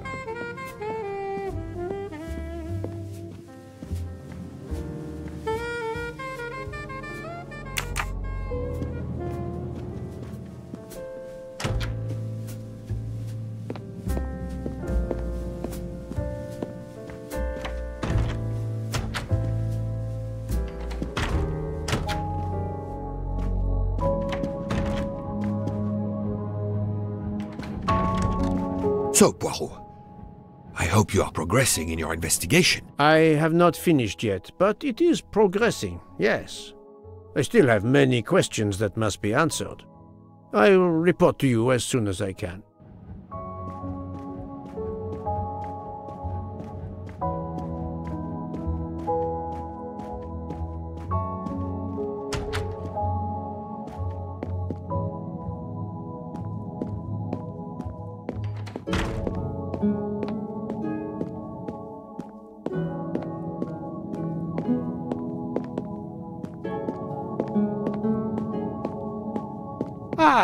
Monsieur Maury. Would you have a few minutes to give me? I have some questions to ask you. Do I look like I can answer questions? The room is spinning. My head is about to explode. You were celebrating last night? Celebrating? When Freya always wins. What am I saying? If you want my answers to your questions to make sense, help me recover. You see there, the magnet on the fridge. That is my special recipe. I call it my day after survival tonic. If you could make me my special tonic, I might survive long enough to answer your questions. Jean knows the recipe very well. He can help you with the preparation. Very well, Monsieur Maury. If I must, I must. I will make you your day after survival tonic.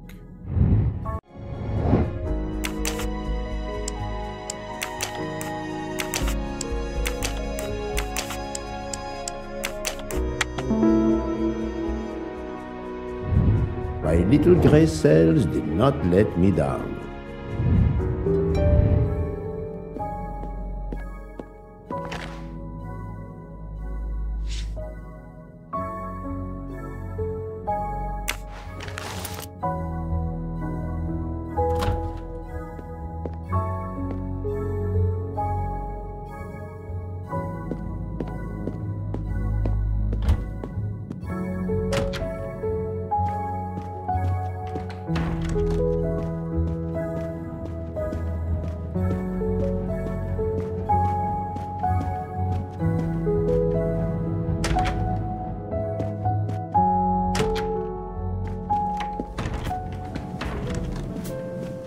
Monsieur Fauché, may I disturb you for a moment? Of course. How can I help?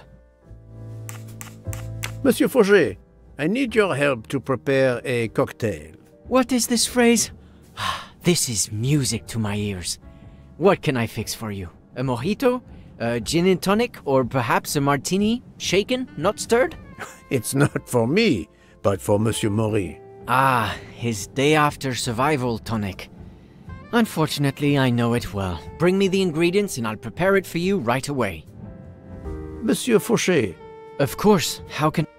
Thank you, Monsieur Fauché.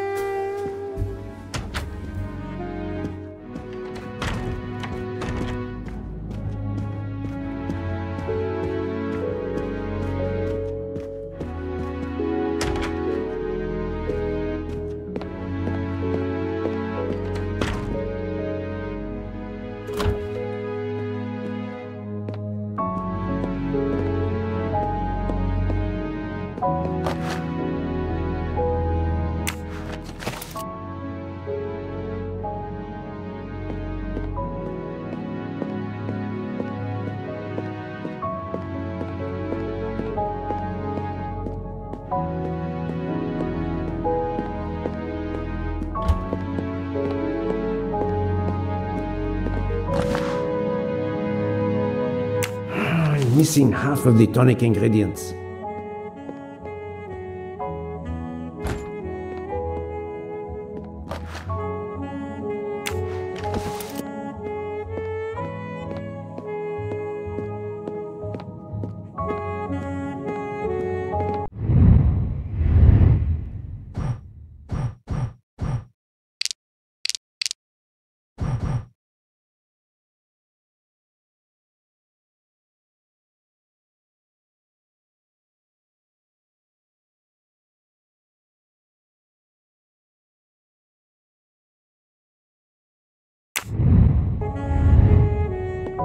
How are you feeling, Monsieur Maury? Do you have my tonic? I can barely think.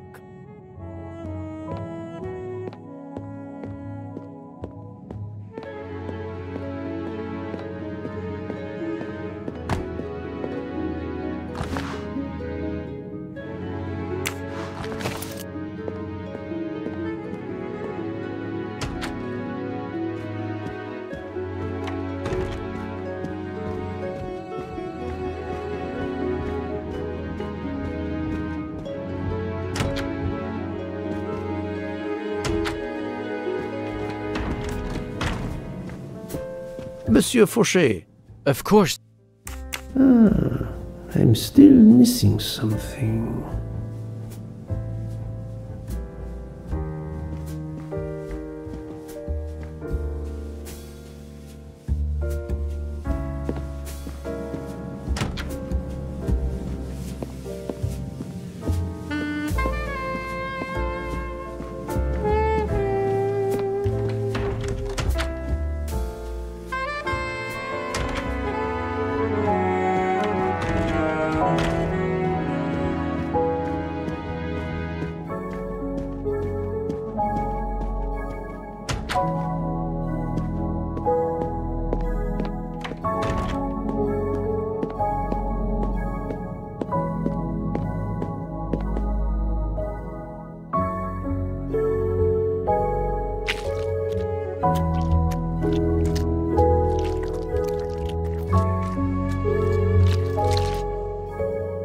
I have all the ingredients for Monsieur Maury's tonic. I have to go and see Monsieur Fauchet so he can prepare it for me.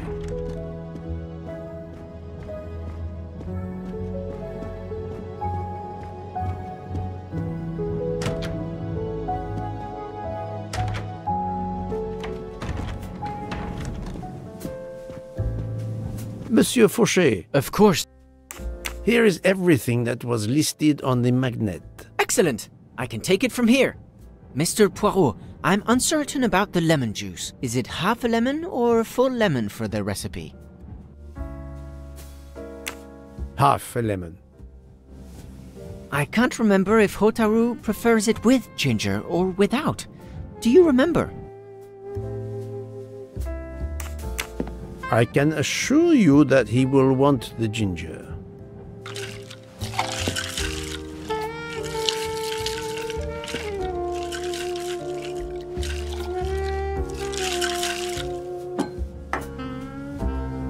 There you are, sir. Hotaru will be himself again. Excellent. Thank you very much.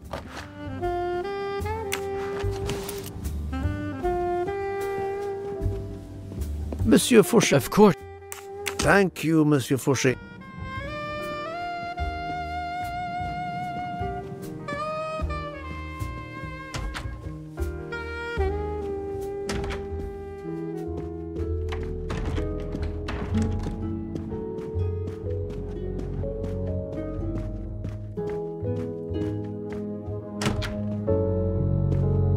Here you go, Mr. Maury. I hope this will help you. Thank you very much. Please give me a moment. While this takes effect, it will be a while, I'm afraid. But I will not move from the kitchen. Since I have to wait, do you know where I can find Mademoiselle Nielsen? She is in the staff quarters in the luggage car. If the door is locked, John will have the key. Thank you. I will return. I hope you have a speedy recovery. How are you feeling, Monsieur Maury? Everything is still fuzzy. My tonic needs more time to take effect.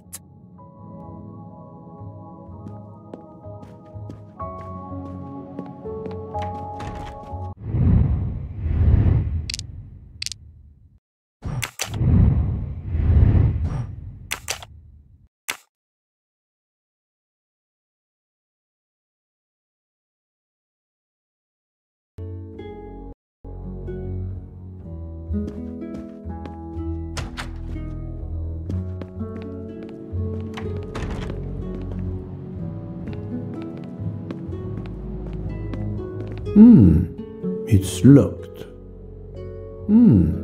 It's locked.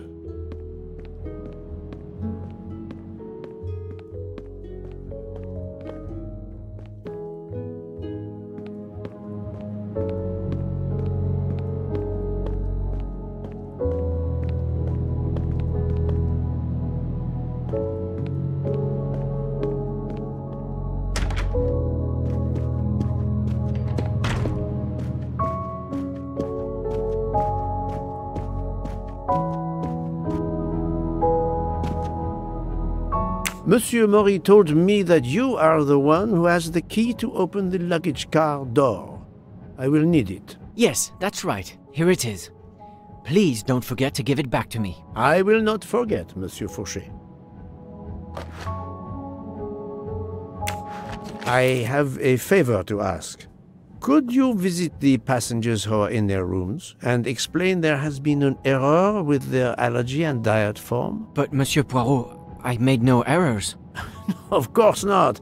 Call it a computer error. Yes, it is possible, but even if I can see this is part of your investigation, I do not understand it. I would ask that you observe which hand each passenger uses. Ah, you wish to know if they use the right or left hand when they write? That is my intention. I will take on this mission for you. Excellent.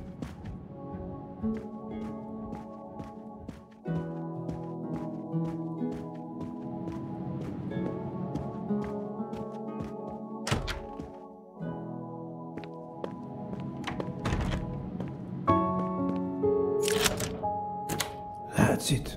It's open now.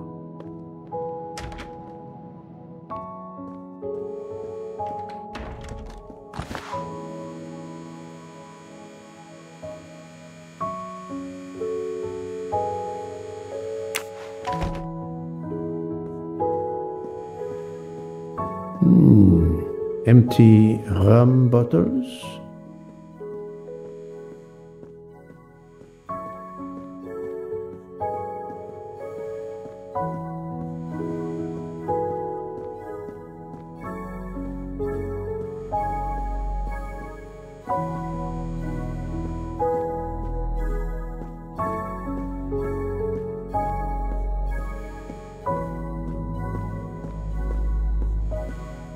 Hello, Mademoiselle Nielsen. May I ask you a few questions? I don't have a minute. My career is ruined, and it's not my fault. But how did this terrible thing come to pass?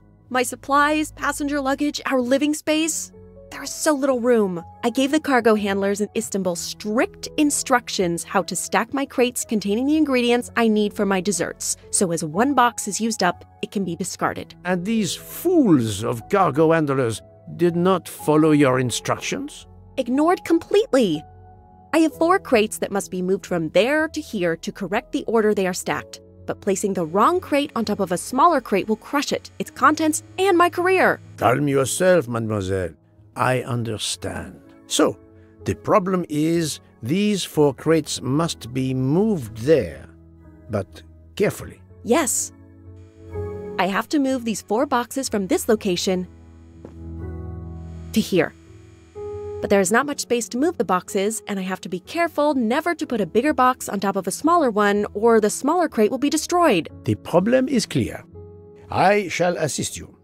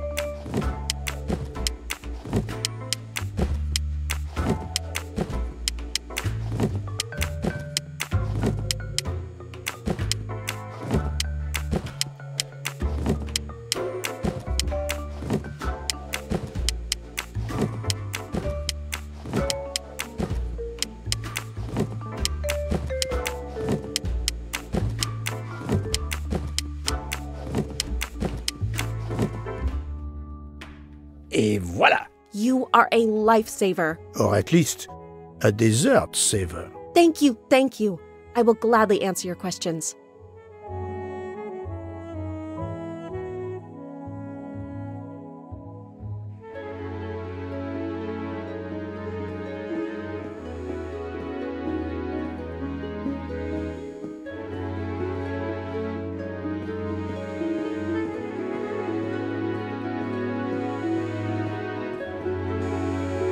Can you tell me your movements of last night? Last night after dinner, I stayed in the kitchen until 12:15 a.m. Then I joined Jean and Hotaru in our quarters. Then all of us read quietly in our beds until we fell asleep. A very studious staff. However, Monsieur Maury doesn't seem to have followed the same literary pursuit as the others. And these rum bottles, do they have something to do with his hangover?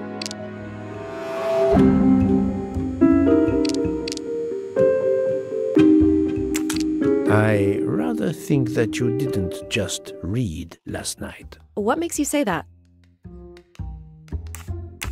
I spoke to Monsieur Maury. He seemed to be quite hungover. He even asked me to make him his day after tonic. He blurted out, "Freya always wins." Wins what? Looking around, it is clear you were gambling and drinking most of the night. You don't understand. It's late when we're off duty, but we need to unwind. And now there's been a murder? Yes, I admit it. We went overboard last night. But please don't tell Mr. Book. It's against regulations. We could all be fired. Mademoiselle, I realize your difficult jobs have been made more difficult. But as you say, there has been a murder. I must have the truth. Of course. I'm so sorry. It's not such a crime. I'll leave it there and check in with Monsieur Fauché. Would you mind writing your address on this paper? I'm asking everyone on the train for addresses, in case I need to contact them once they leave the train in Paris. I understand. Yes, that's it. Mademoiselle Nielsen is right-handed. Do you smoke? No, I never have. Thank you. Thank you for your answers, Miss Nielsen. You're welcome.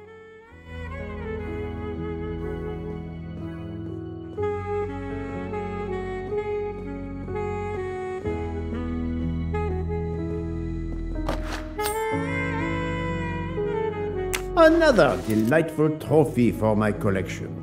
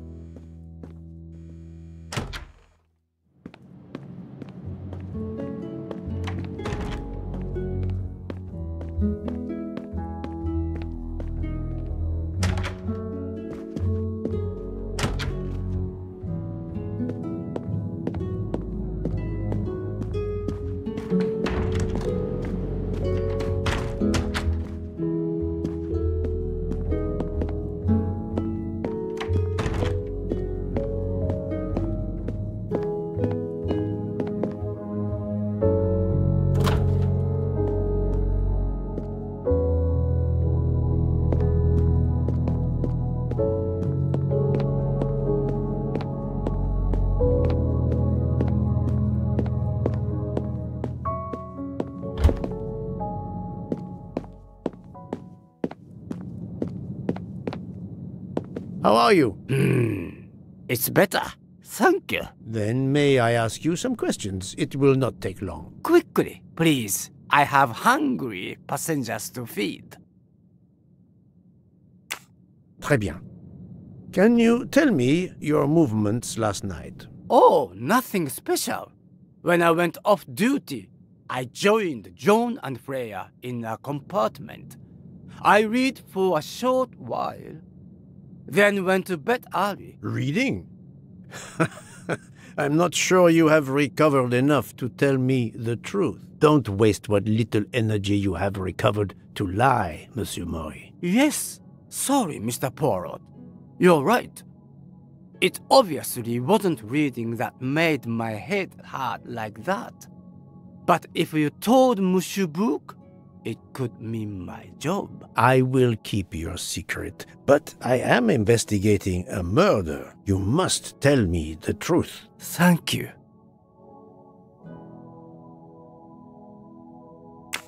Très bien. Oh! Reading? Don't waste what... Yes. I will keep your secret, but I am investigating a murder. You must tell me the truth. Thank you. Please, write your address on this paper. My address? I don't see why. I think I hear Monsieur Bouc approaching. My address? Yes, of course. Another right-handed person. Not surprising, most people are. You are a heavy smoker. My job. It is very stressful. Would you happen to know who vapes on the train? A banana flavor? Oh, yes. The smell disgusts me. What is wrong with a good tobacco? I do not have time to answer that. Who is it? I've only seen one person who vapes. It's Captain Arbuthnot. Captain Arbuthnot, I see. Your testimony was invaluable to me, thank you. Take care, Monsieur Maury. My palate depends on your good health.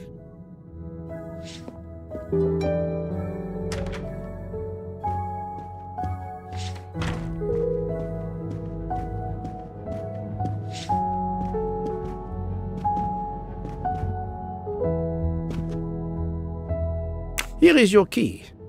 Thank you very much. My pleasure. About the little favor I asked of you.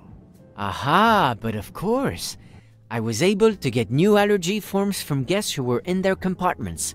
Monsieur McQueen, Monsieur Masterman, Count and Countess Andreni, they are all right-handed. I also asked Princess Dragomirov, but she had her assistant, Madame Schmidt, sign for her. She is right-handed as well. You have exceeded my expectations. Well done. Thank you, Monsieur Fauché. I'll come back to you if I have more questions.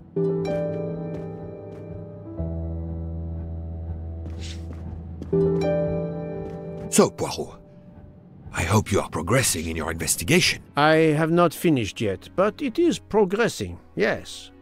I still have many questions that must be answered. I'll report to you as soon as I can.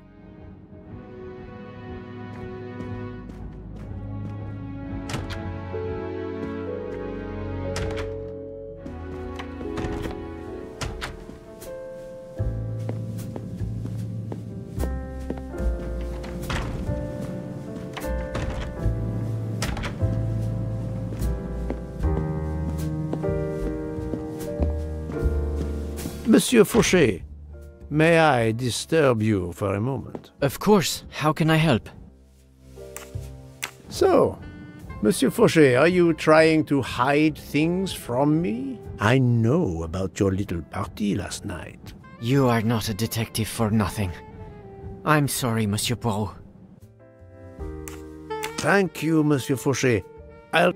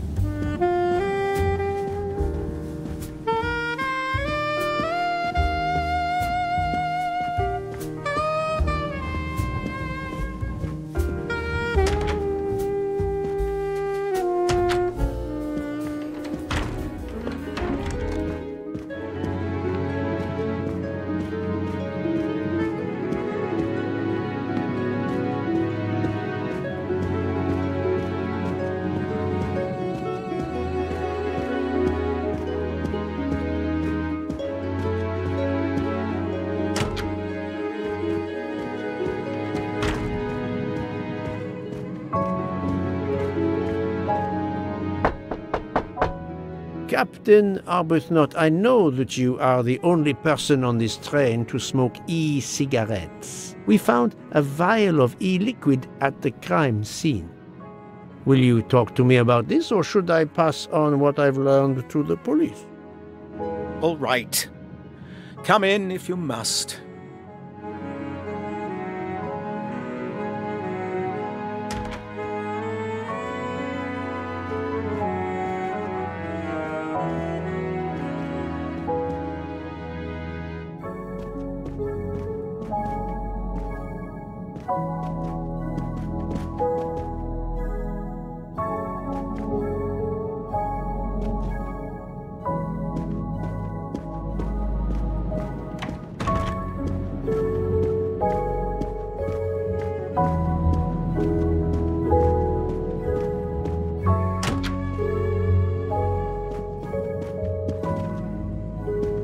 I have just a few questions for you. Very well. Let's hear them. What were you doing last night around 1:15? 1:15? I believe I was still talking to that young American fellow, Mr. McQueen, the secretary of the man who was killed. We were in his compartment. He was a friend or acquaintance of yours? No, I never saw him before this journey. We'd hit it off at dinner, and the conversation continued into the early hours. Until what time was that? Until 1:45 or so. Then I retired to my room and went to sleep. The young English lady, Mademoiselle Debenham, was at the Tocatlian Hotel. Perhaps you met her there? We exchanged a few words, fellow Brits abroad, that sort of thing. What can you tell me about Mademoiselle Debenham? Nothing whatsoever. We barely spoke. The director of the Orient Express, Monsieur Bouc, thinks the assassin is a woman. And that is enough to accuse her? She had nothing to do with this murder. How can you be so certain? The idea is absurd. Ratchet was a perfect stranger to her. She'd never seen him before. Ah, did she tell you so? Well, yes, maybe she did. She may have commented once upon his somewhat unpleasant appearance. If a woman is concerned, as you seem to think, to my mind, without any evidence, I can assure you that Miss Debenham could not possibly be implicated. It is clear that the captain is defending Miss Debenham, a woman he supposedly doesn't know very well. There is nothing you can recall last night that in any way struck you as suspicious? It's nothing. A mere detail. Allow me to be the judge. Well, before returning to my room, I went to the lounge car to get a glass of water. When I was passing through the first-class corridor, I noticed that the door, which is just after your room, 201, was not quite closed, and the person who was inside peered out, in a furtive sort of way. Then he closed the door quickly. I know there's nothing in that, but it was the furtive way it was done that caught my attention. Struck me as a bit odd. I understand. Thank you for letting me know. Could you write down your address here, please? My address? If you insist. This man is right-handed.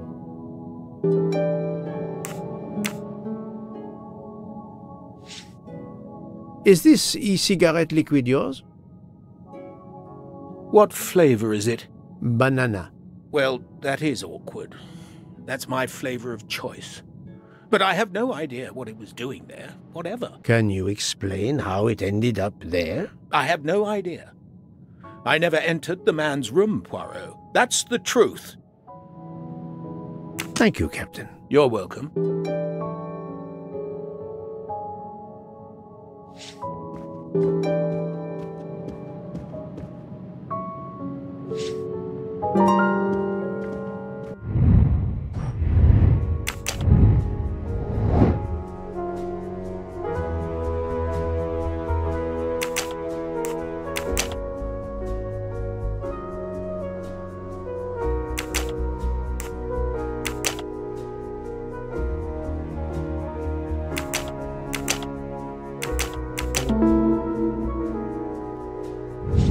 Et voilà.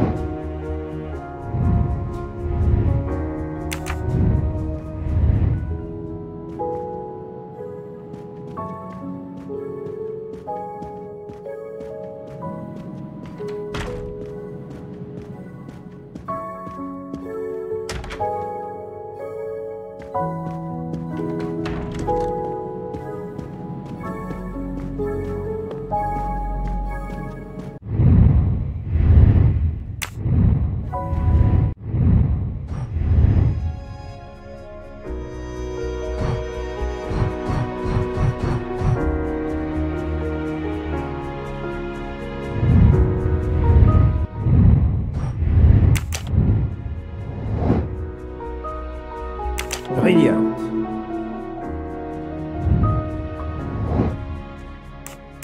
Good job.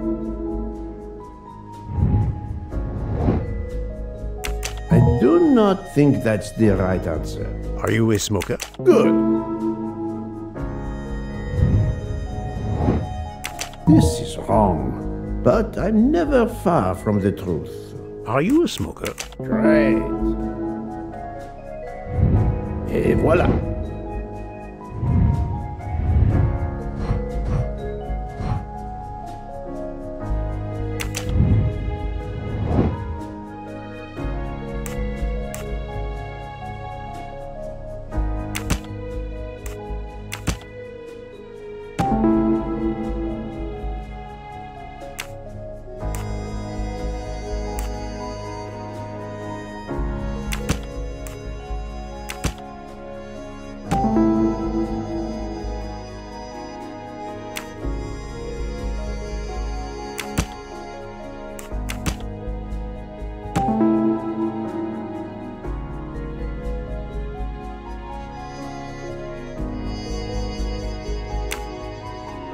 Captain Arbuthnot is the only passenger to smoke an e-cigarette. Even if this liquid in Ratchet's room is a solid clue, he has an alibi. I cannot accuse him without any other proof.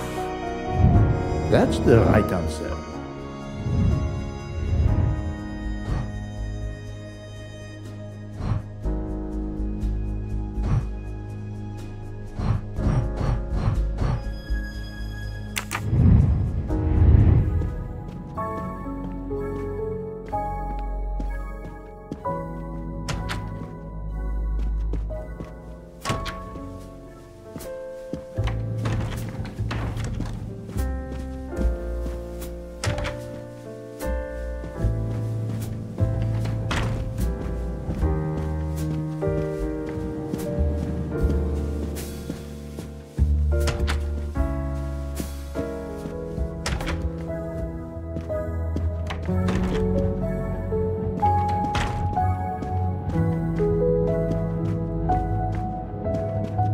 So, Poirot, I hope you are progressing in your investigation.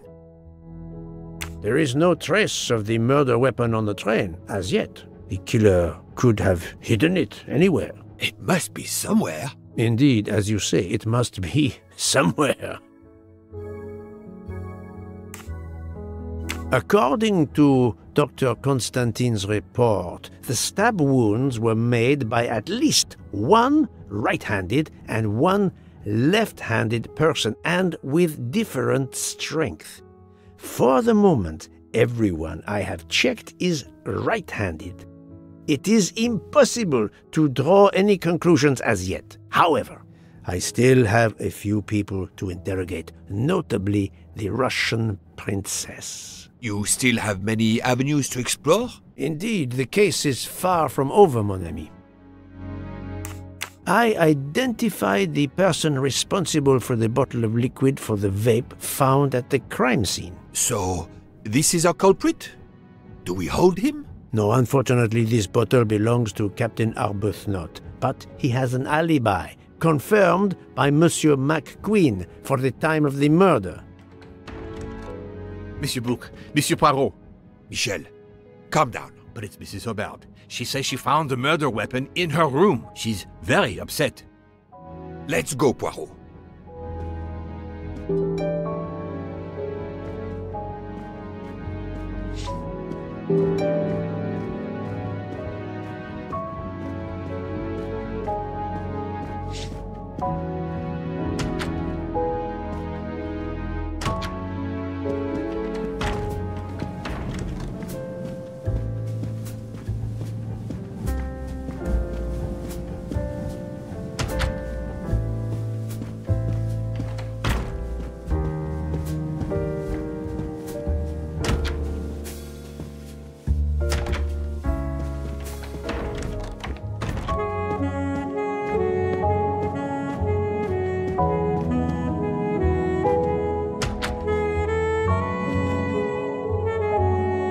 I demand to be allowed to leave this train! Madame, we are in the mountains, trapped in a snowdrift. Stating the obvious, there is a murderer among us. He had the audacity to hide his weapon in my room. Please, Madame Hubert, take a deep breath and tell us what occurred.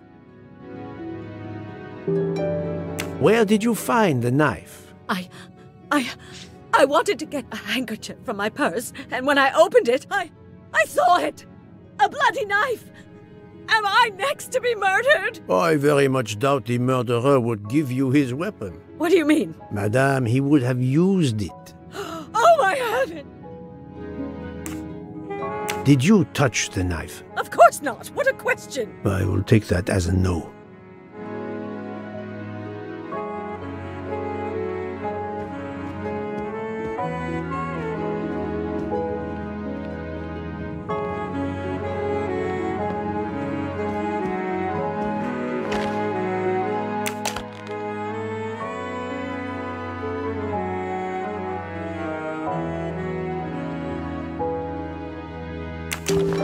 Is this knife the real murder weapon, or is it a red herring?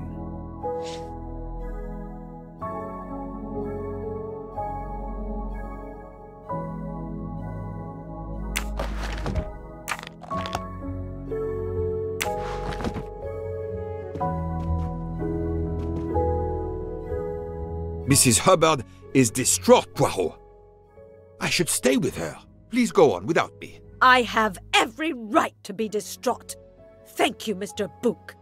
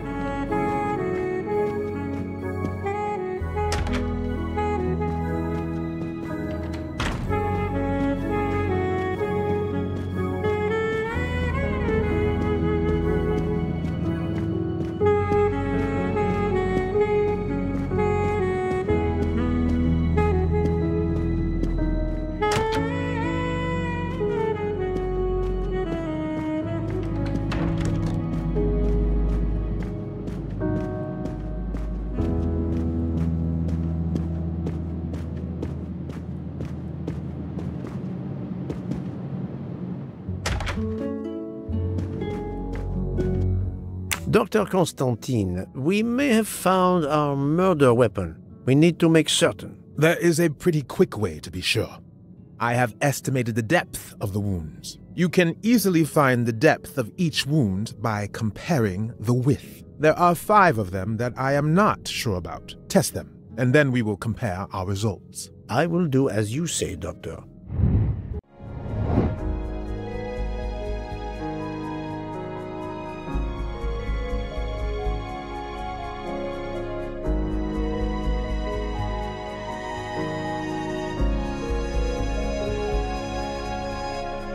This is wrong, but I'm never far from the truth.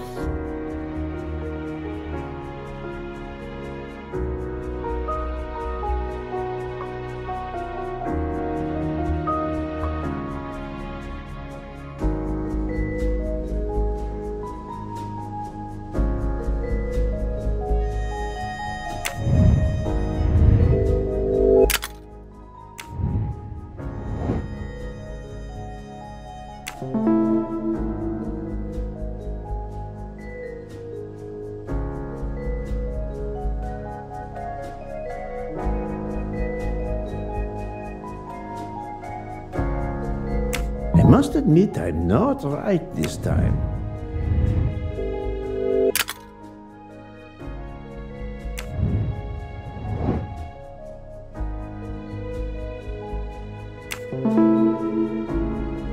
I do not think that's the right answer.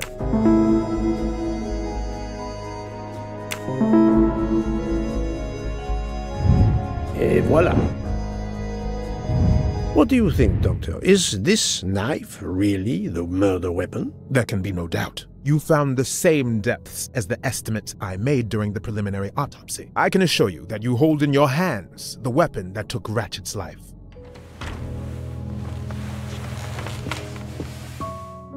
Thank you.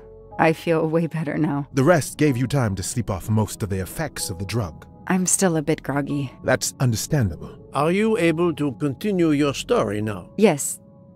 Yes, I think so. Where was I? You were explaining how you returned to the Armstrong house to tell them their poor little child was dead. Yes, that's it. I felt helpless.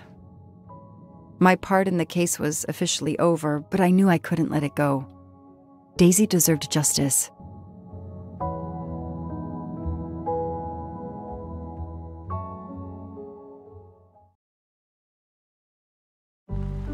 Two days later, I returned to the Armstrong house to tell them Daisy would be released soon for burial. I was angry with myself that I couldn't bring them better news. I wasn't prepared for more tragedy.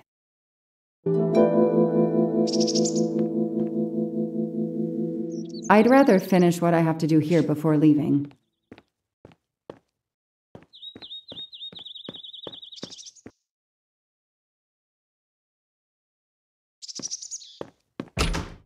Hello, Miss Moreau. I'm here to see Colonel Armstrong. Good morning, Detective. Colonel Armstrong is upstairs. He isn't well.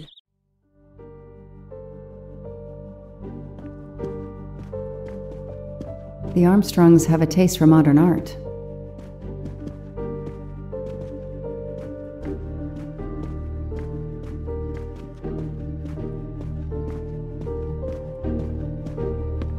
I'd rather finish what I have to do here before leaving.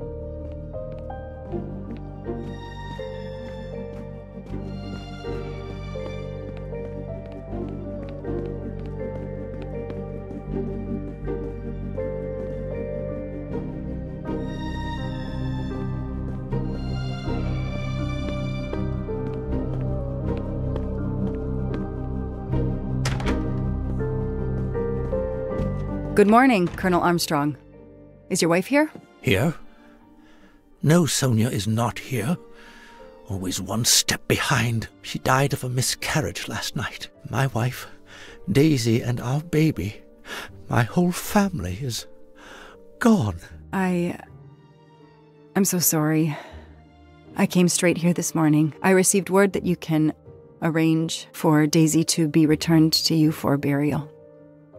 I didn't know. Well, then, now you don't have to come back. I can arrange for Daisy, my wife, and our unborn child to be buried all at once. Very efficient. Being a military man, I can appreciate efficiency. I know how hard this must be for you. No, you don't know. I don't want your sympathy. I want you to do your bloody job and catch the creature that did this. I know you won't believe me, but I swear to you, I will find who did this. If it takes me to the far corners of the earth, I will find them. Then go. Please go now. Go find them.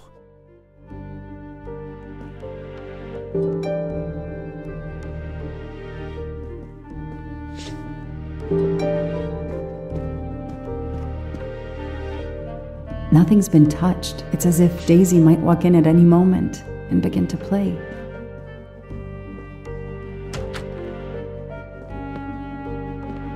The house that once held the laughter of a child now feels so empty. I'm not giving up. I'm a part of this case, or the case is a part of me.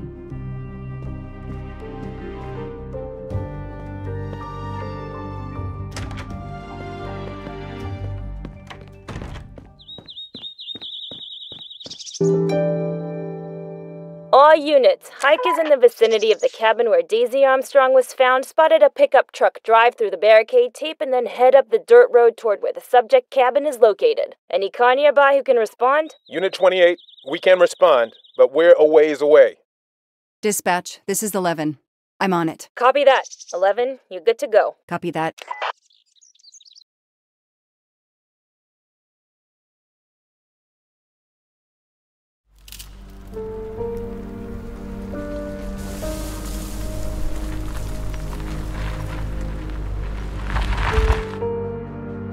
Okay, there's the pickup.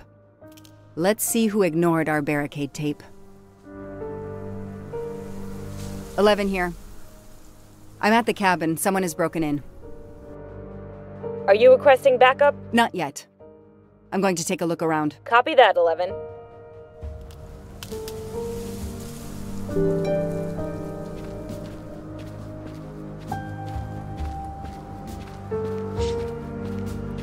An individual has entered a police-secured area. I have to stop him first.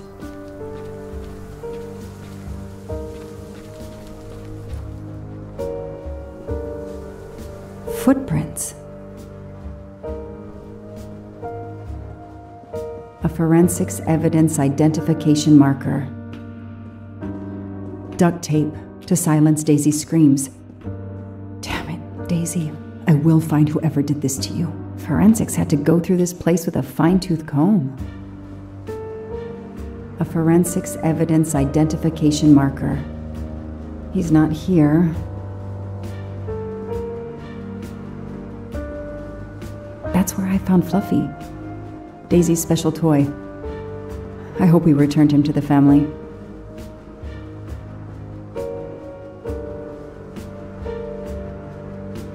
$3,892. Oh, when the poor deer was killed.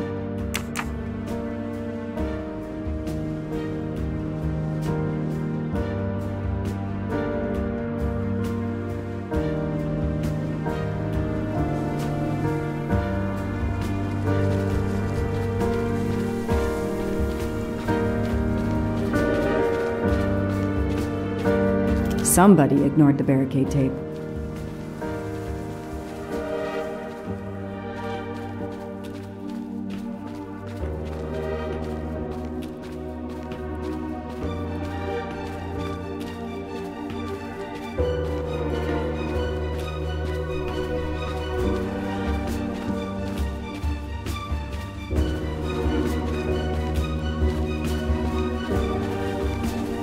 An individual has entered a police-secured area. I have to stop him first.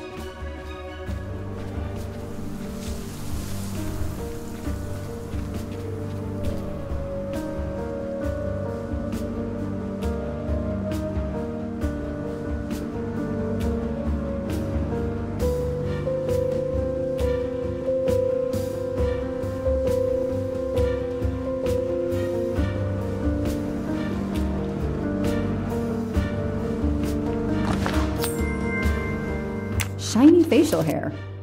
The good news is that it's gold.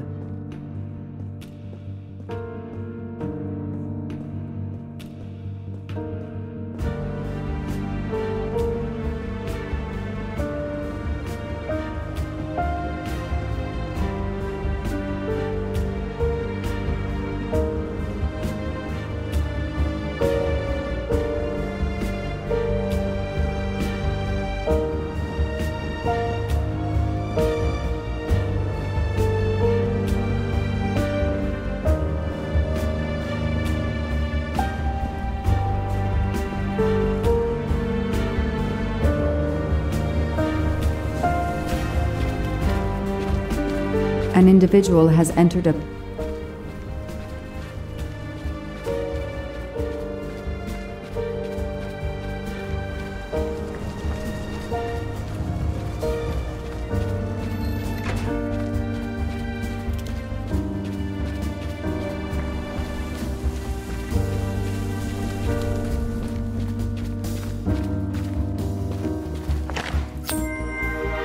I've earned a gold mustache.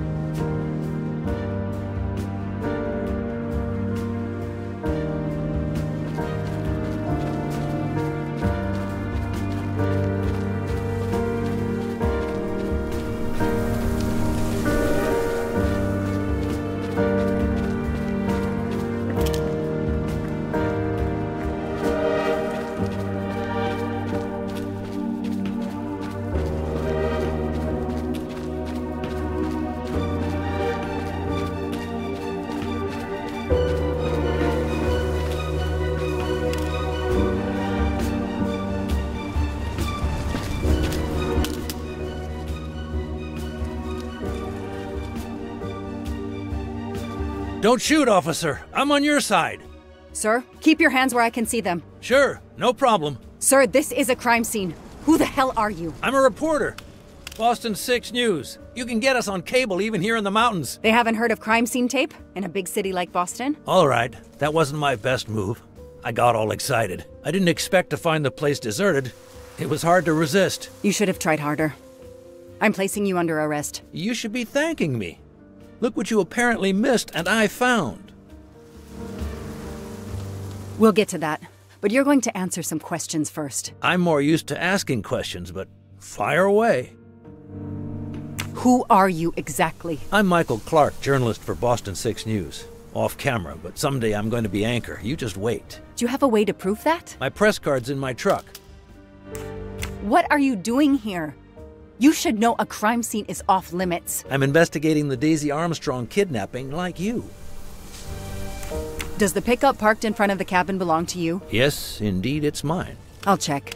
Show me your hands. I'm gonna cuff you. I'm sure we can work out a deal. Put your hands in front of you.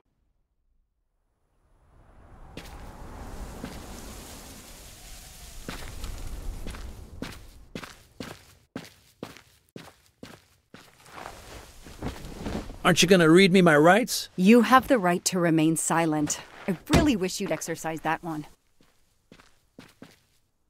Dispatch, this is 11. I intercepted a suspicious individual at the crime scene. I'll check to determine how badly he's compromised it. Then I'm bringing him in. Copy that, Detective Locke.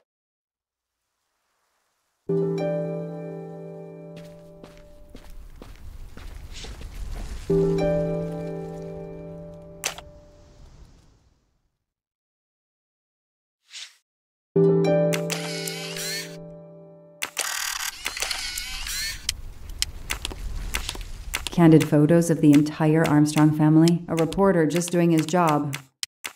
Or something else?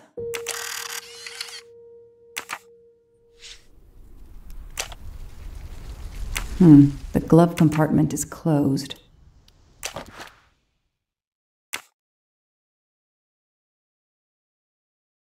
Clark's press card, and the phone number of the newspaper is on it. Ah, good. I can give him a call.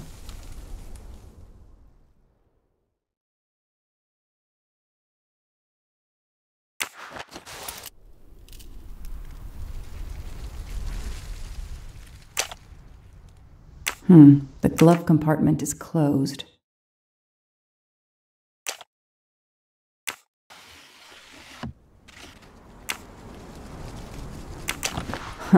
Car keys in the sun visor. A classic hiding place. At least on TV.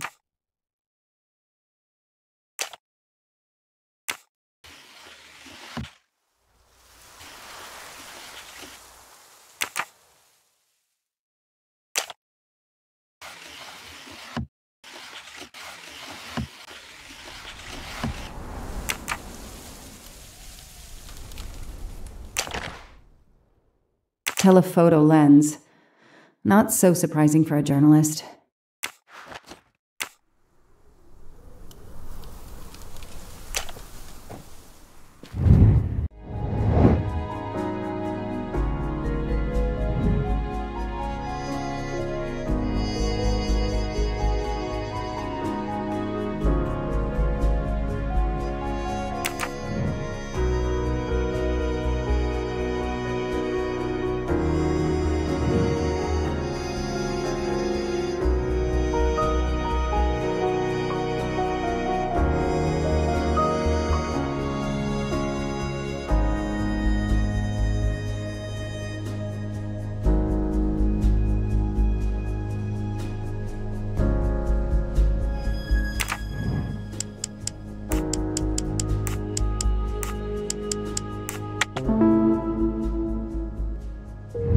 That is a great detective job.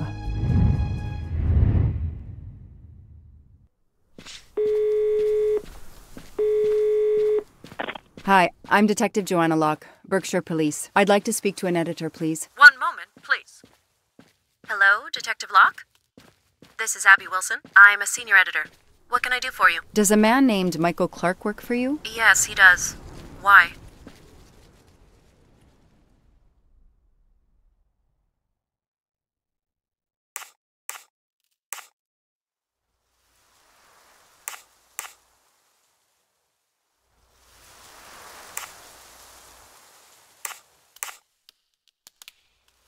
What kind of stories does Mr. Clark write? Mr. Clark is an investigative reporter. Mostly crime stories, to tell you the truth. He comes up with some pretty macabre stuff some of the time. Is there a problem? Or a story? When was the last time you heard from him? Oh, it's been at least 7 or 8 months. That's not unusual. He works in the field? Yes, Michael Clark is what we call a stringer. He works as a freelancer, comes up with a story we can use, we pay him, then we don't hear from him again for several months. Do you remember what the last case he investigated was? It was a murder case. The victim was a millionaire named James Miller. He was called the Frozen Fish King of Gloucester, Massachusetts. His body turned up in one of his nets. Or, rather, most of it did. Ah, well, thank you, Ms. Wilson. You've been a great help to me. Pleasure. I hope he's not in trouble. He can be a little pushy, but he's a good guy overall. So what's he working on now, Detective? Are you sitting on a story? Thanks again.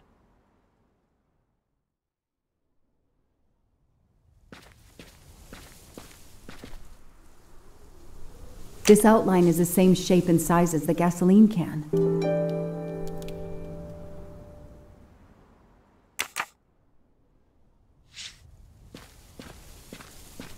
I don't need to talk to the suspect right now.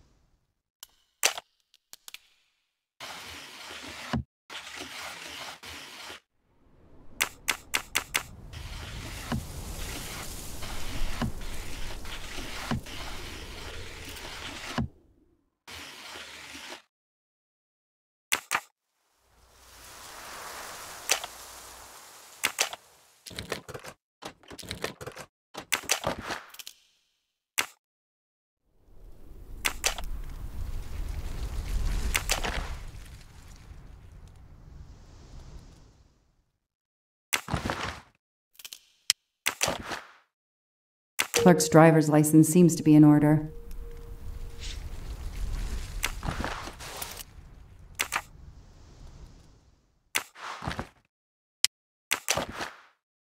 The vehicle registration is not in the name of Michael Clark or a rental company.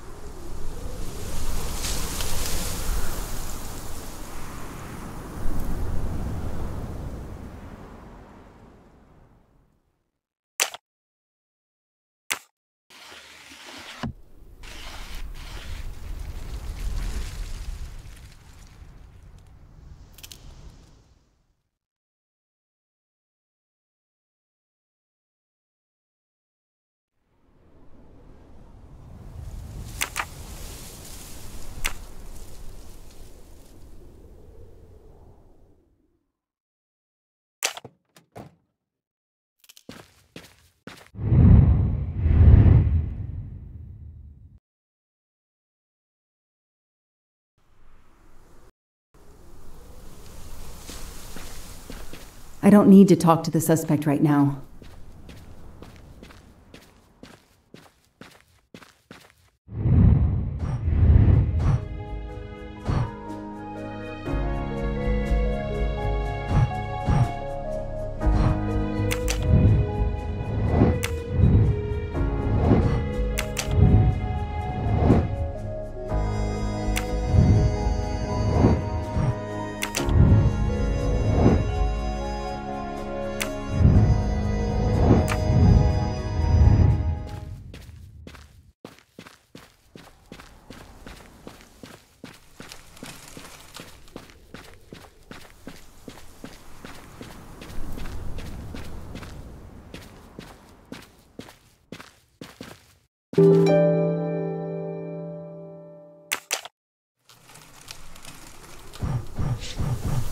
Damn, that isn't it.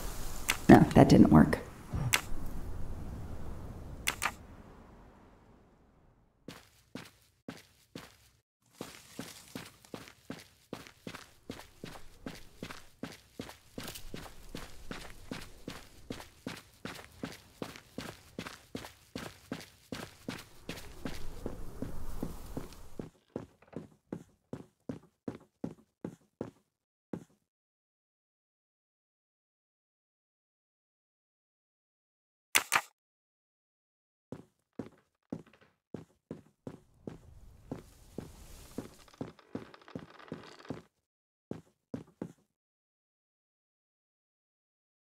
Three, 8, 92. Oh, when the poor dear was killed.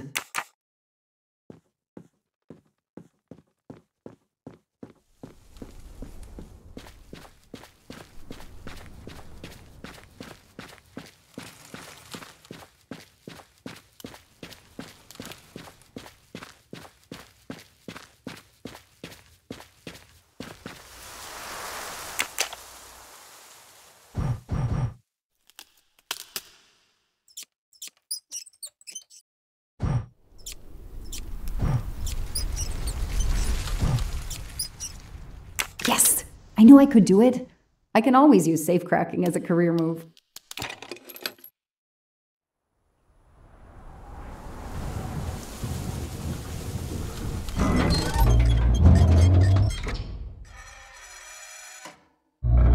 There. Now let's see what secrets you're hiding.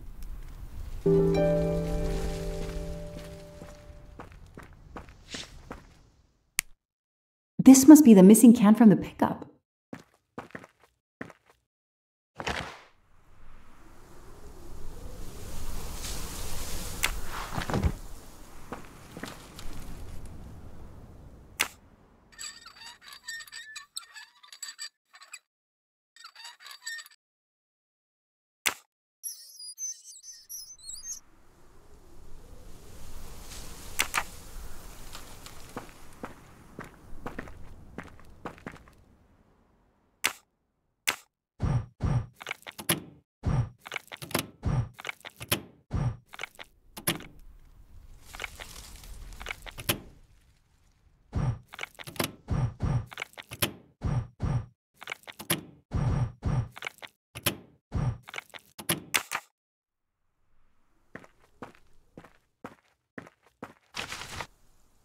This blueprint.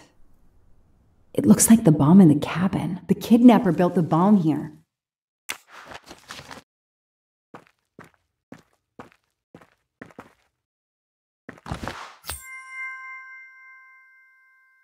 Not really my style, but I'll take it.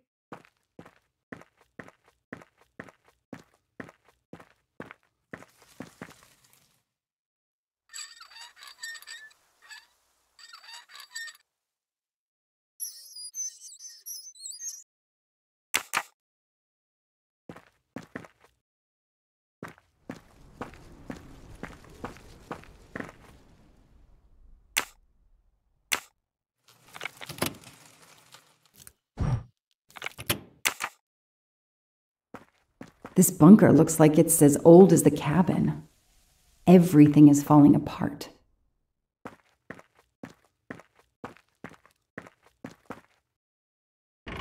No, doesn't work.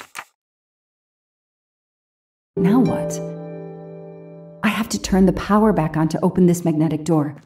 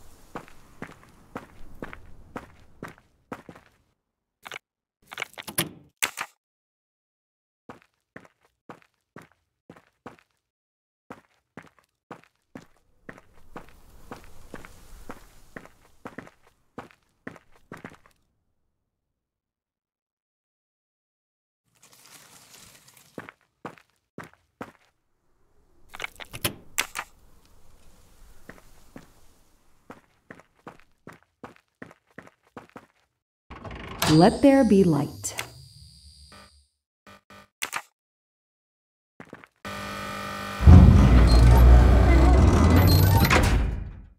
Perfect, it works.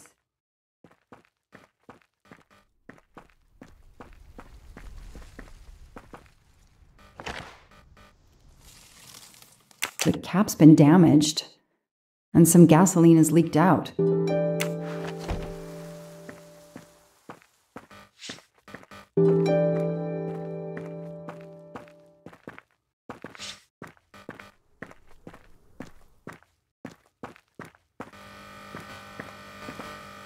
February 24th, the day of the kidnapping. They knew about the party and everything.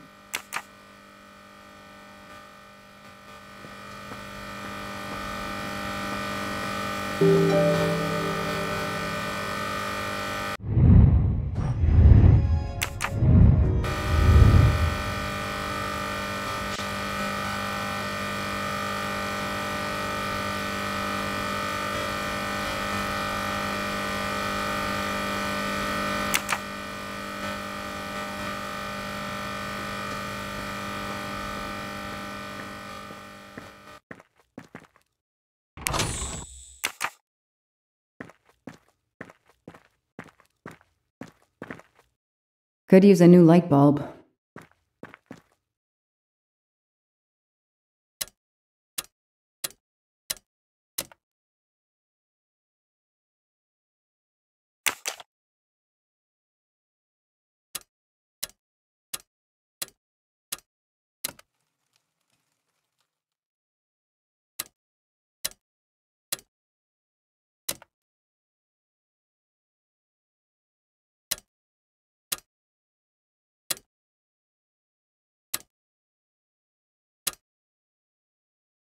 Yes! I knew I could do it. I can always use safe cracking as a career move.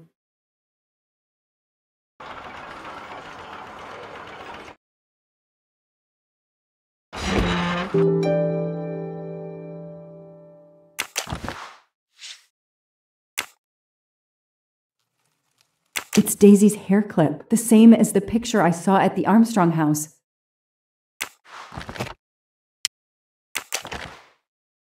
An expensive-looking pen with the initials JM? What's its story?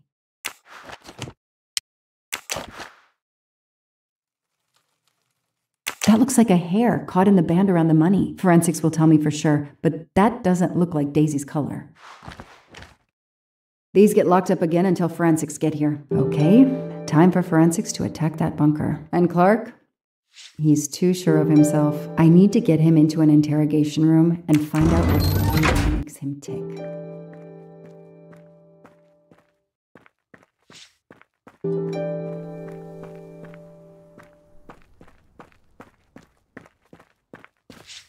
I'll secure the bunker for forensics.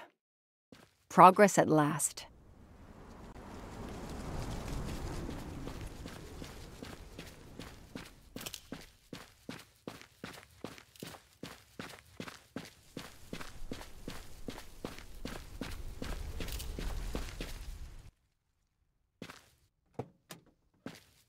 I know my rights. You can't keep somebody locked up in a car like this, you know. You wouldn't do it if I was a dog. Do they have bathrooms at the station?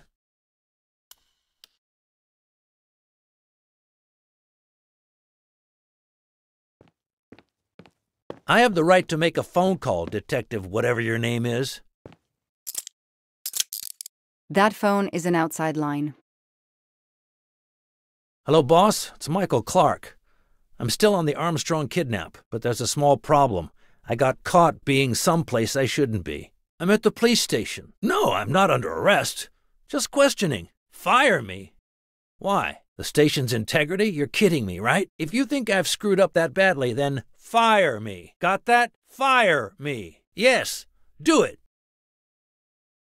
That didn't go well. I think I got my point across. What happens now? Go ahead. Then we'll have a chat.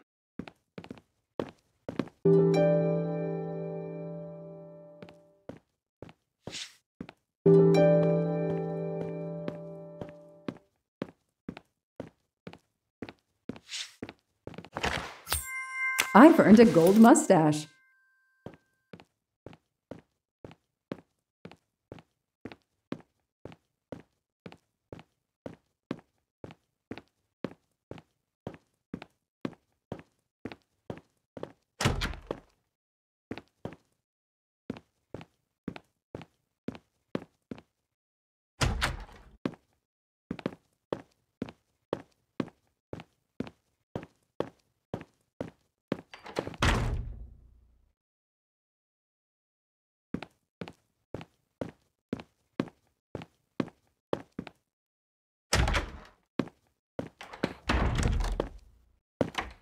Now that we've taken your DNA, we can begin. Interview of suspect Michael Clark, 6 p.m., March 30th, 2019. This interview is being recorded. By elves behind the mirror, no doubt? You were arrested at a crime scene where you damaged police barricade tape. I'll pay for a new roll. That's a Class A misdemeanor, and it carries a $500 fine. Oh, that's unfortunate. To begin with, where were you on the night Daisy Armstrong was kidnapped? I was watching TV in my motel room, but I had my police scanner on. I heard the first reports that the little girl was missing. No way the police at the scene were gonna let me get close. I set my alarm so I could get on the story first thing in the morning and tried to sleep. It was difficult. Can anybody confirm where you were? No, afraid not. I was alone and sleepless. A sad combination. And I realized a bad alibi.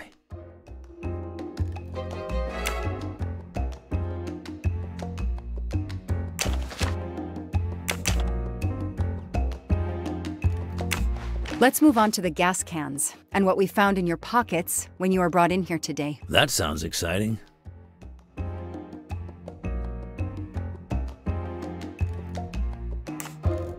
How did you know there was a bunker at the end of the property? How did your forensic team miss it? They were concentrated on the cabin. It was pitch black out there. Small-town cops with small-town minds. I'm sorry, that was unkind. You know, I'm a bit like you. My job is to find something a news program's viewers want to see. You do it for justice. I do it for money. I just have more flair than you. I know you're lying, Mr. Clark. I followed your footprints from the cabin, and they led directly to the bunker. It was very well hidden. You had to know it was there. Think whatever you want, detective.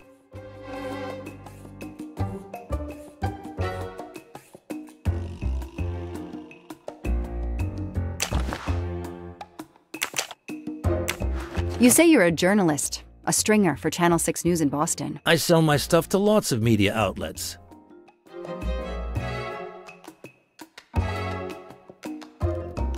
How is your editor doing? Last time we spoke, she was fine.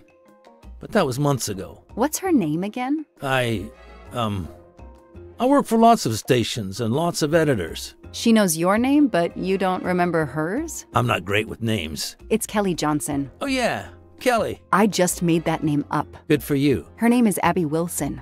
Mr. Clark, you lie like you breathe. Huh. Well, that was mean. He thinks he's invincible. I need to play his ego. That's the key. What are you doing in the Berkshires? And what is your connection to the Armstrong case? For the past few months, I've been working on a big case. Boston 6 News was looking forward to my next story. The Armstrongs have been on my list of potential targets for a long time. I changed gears when Daisy was kidnapped and started investigating the Armstrongs.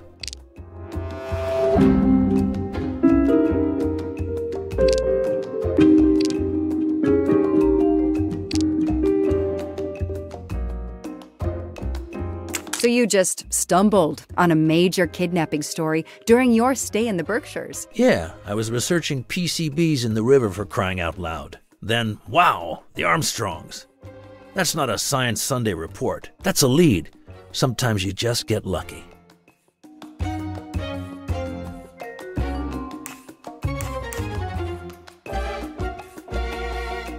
I called Boston 6 News. Your editor said she hadn't talked to you in a long time. If you're working on the Armstrong case, why haven't you submitted anything during the last month? When the kidnapping occurred, I realized it was a golden opportunity. Forget intimate photos of the rich and famous. Here was a story that just dropped into my lap. I was about to turn in my first notes when I overheard the discovery of the cabin. And I was right. No other journalist got there ahead of me. Then you had to turn up. I need to get out of here and write my copy. That sounds plausible. He's on the spot when a big story erupts and he goes after it. Your camera in the pickup. There were photos of Daisy from before she was kidnapped. The Armstrongs are a famous family, like the Kennedys or Hollywood couples. Gossip sites love them. People want to see how they live. I started out just stealing candid shots. Paparazzi live on getting that one exclusive shot. Steamy, intimate, whatever. Then when the kidnapping happened, I realized I was here first. What an opportunity, and I jumped at it. You have an answer for everything. You're not very good at this, are you? How long have you been on the job? Long enough to put you away for life, if you killed that little girl.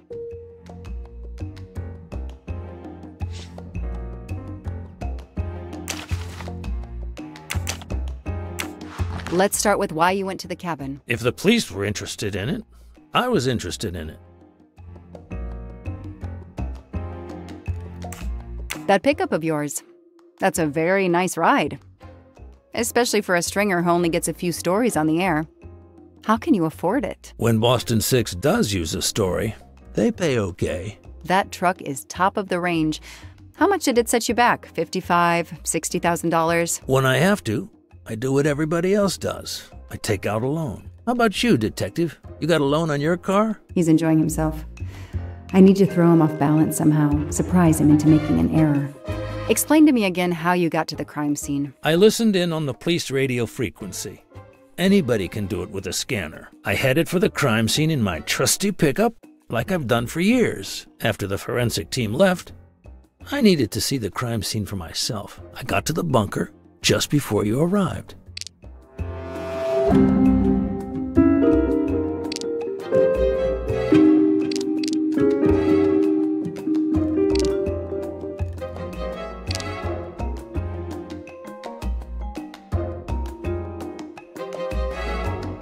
You said you've been driving that pickup for years? You heard right. Thanks to it, I never miss a story. I found your driver's license in your truck. It's not a great picture, but it's me, all right. If it's a fake, it's a really good one. Looks authentic. You say you've been using your pickup for years, but the title certificate is not in your name. The truck belongs to somebody named Stephen Baker. Okay, I don't get why the pickup is so important to you, but I guess my ego made me say that. Yeah, the pickup was lent to me by a friend. I couldn't afford it even with a loan. I think you stole it, Mr. Clark. You needed a pickup like that for our mountain roads, so you stole that one. Try proving it. But while you run off on some wild goose chase, you can't hold me. I know that Clark is lying. I need to reconstruct the whole sequence of events in order to understand what happened.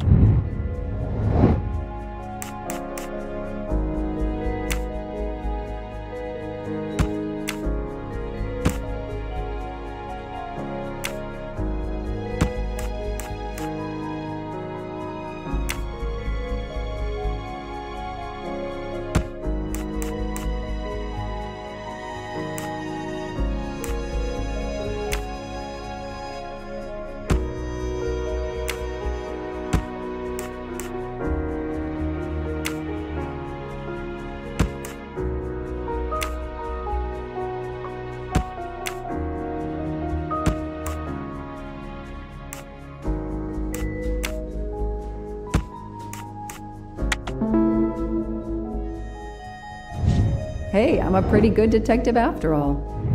I'll tell you what really happened. You waited until forensics left and arrived in your probably stolen pickup. You grabbed a can of gasoline from your truck. You then went into the cabin to check if Daisy had been found. You then went straight to the bunker to see if it had been discovered, planning to set it on fire and destroy all the evidence inside. Before you could start the fire, you heard me arrive. So you hastily left your gas can and closed the hatch. You didn't think I could open the bunker. If I hadn't found you, I expect you would have burned down the cabin too. I'm not gonna make make fun of you, Detective, or how you handled my interrogation. You're obviously very new at this.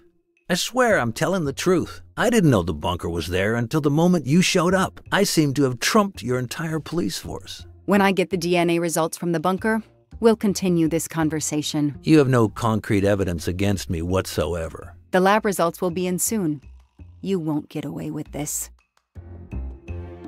See that call? That's your arrest warrant and a one-way ticket to prison. I'll be right back.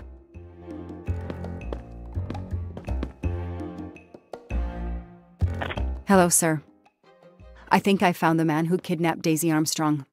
I'm interrogating him now. Hold on, Detective Locke. I have some bad news. Someone set fire to the cabin in the bunker. The fire department is on the scene, but they say it's too late. That's impossible. My suspect has been in the interrogation room with me all evening. We can't hold him. Suzanne Moreau. Her fingerprints are on the wine bottle found in the cabin.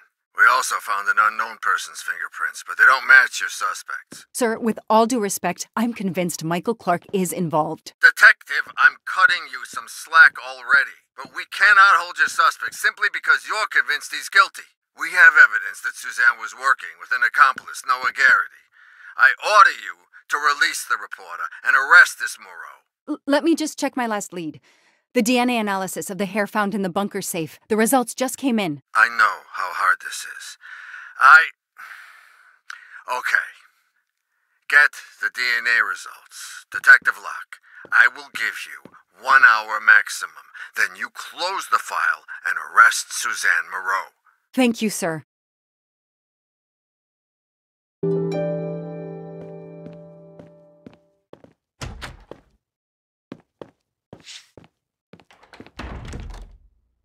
The only comfortable chair in the whole station. But there's no time to rest. I'll add these to the file. Anything that will erase Clark's smile. Case files. A lot of them for our tiny town. This is all a game to him, and he doesn't expect to lose. An extra computer so I don't have to go all the way out to my desk.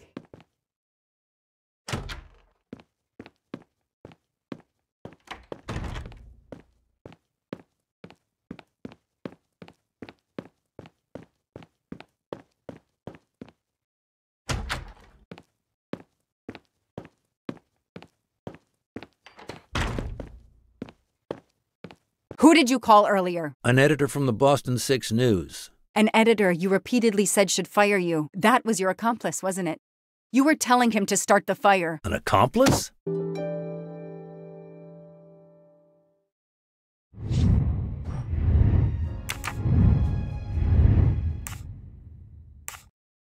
I know it was Noah you called. I'm saying nothing more without the presence of my lawyer. Stay right where you are. I'm not done with you yet. Wow. Do I hear grounds for a lawsuit? Some poor, innocent woman is being accused instead of you. You set her up, didn't you? You have to let me go, Detective. All I need is one more phone call to the lab. I know it's you, and I'm going to prove it. Hello, this is Joanna Locke. I need the results of the DNA test I asked you for. Hi, Detective. Sorry, we only have the DNA sequence. We haven't had time to compare it with the suspects yet.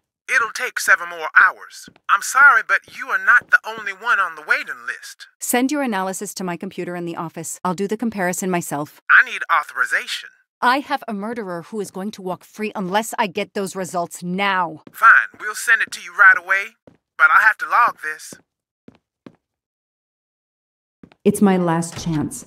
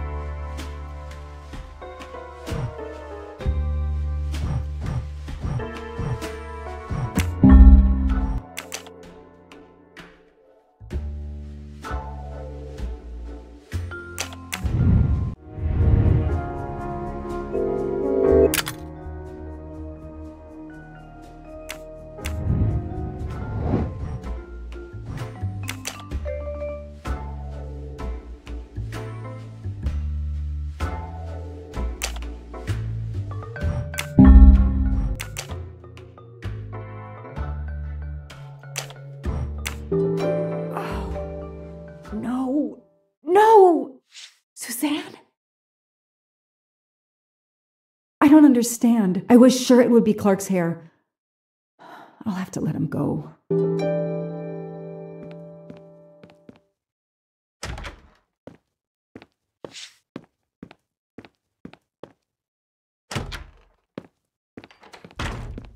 You can leave. Sorry it didn't work out for you, Detective. Maybe you should consider a career change. We are not done. Oh, but we are, my dear. We are done. I had no choice but to return to the Armstrong house to arrest Suzanne Moreau.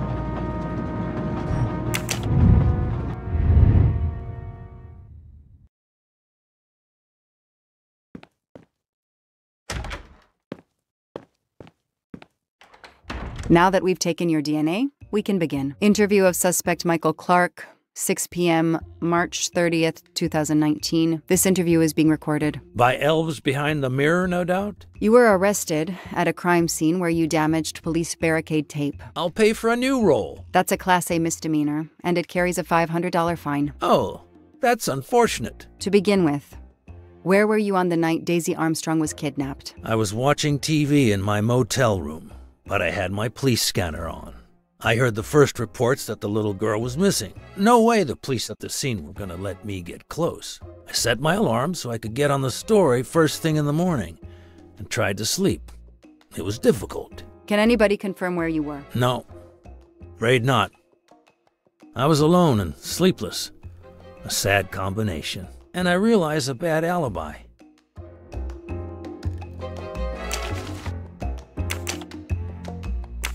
Let's move on to the gas cans and what we found in your pockets when you were brought in here today. That sounds exciting. In addition to the gasoline in the back of your pickup and another in the bunker, you had a lighter and gloves in your pockets. You were going to set fire to the bunker and every scrap of evidence inside. Where to begin?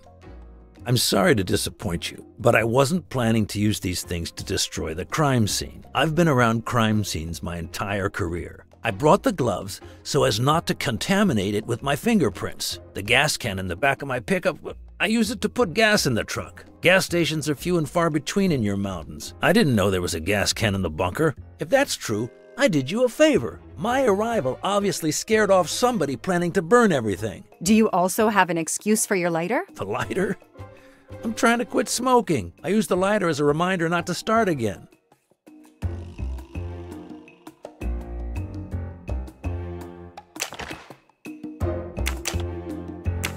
You say you're a journalist, a stringer for channel.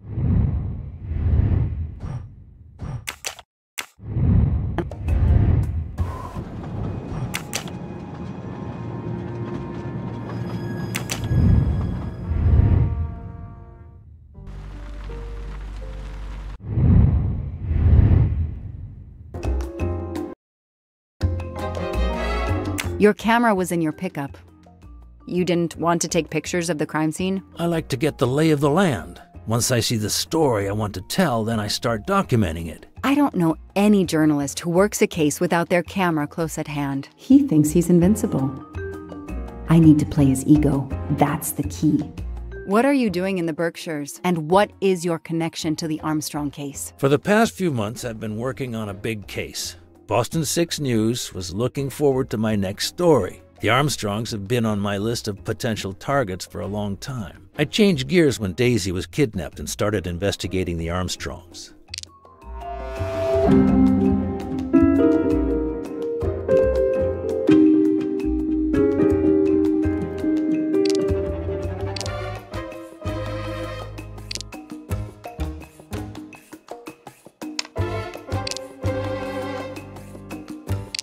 So you just stumbled on a major kidnapping story during your stay in the Berkshires? Yeah, I was researching PCBs in the river for crying out loud. Then, wow, the Armstrongs. That's not a Science Sunday report. That's a lead. Sometimes you just get lucky.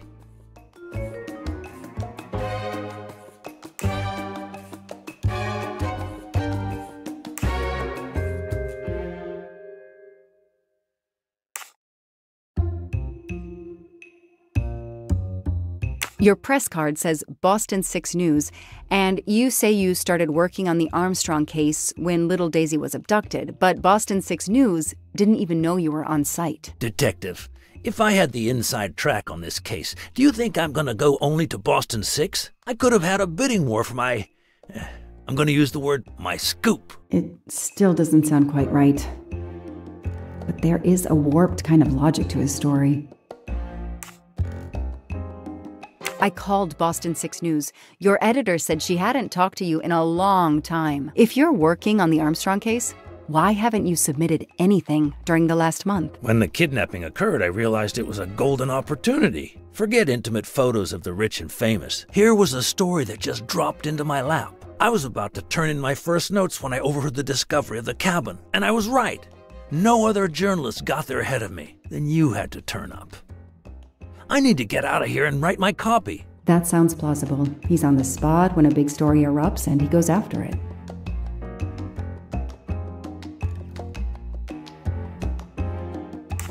Your camera in the pickup. There were photos of Daisy from before she was kidnapped. The Armstrongs are a famous family like the Kennedys or Hollywood couples. Gossip sites love them.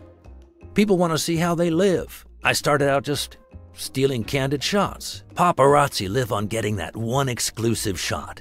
Steamy, intimate, whatever. Then when the kidnapping happened, I realized I was here first. What an opportunity. And I jumped at it. You have an answer for everything. You're not very good at this, are you?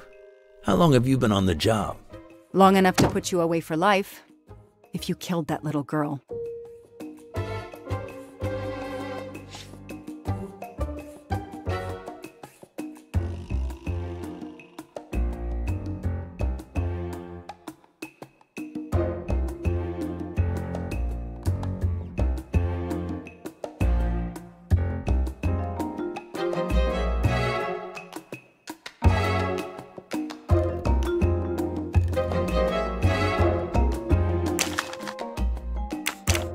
Let's start with why you went to the cabin. If the police were interested in it, I was interested in it.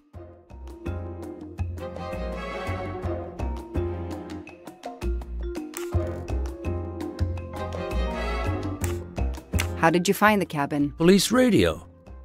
I heard the forensic team getting directions. Then, when they finally left the scene late this morning, I jumped in my pickup and hurried on up the mountain. You tore the tape at the entrance to the property and stomped all over the house. This constitutes a serious violation of a crime scene, Mr. Clark. I'm aware of that.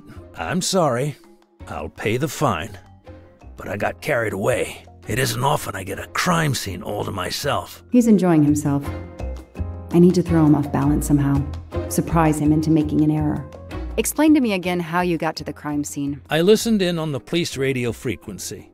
Anybody can do it with a scanner. I headed for the crime scene in my trusty pickup, like I've done for years. After the forensic team left, I needed to see the crime scene for myself. I got to the bunker just before you arrived.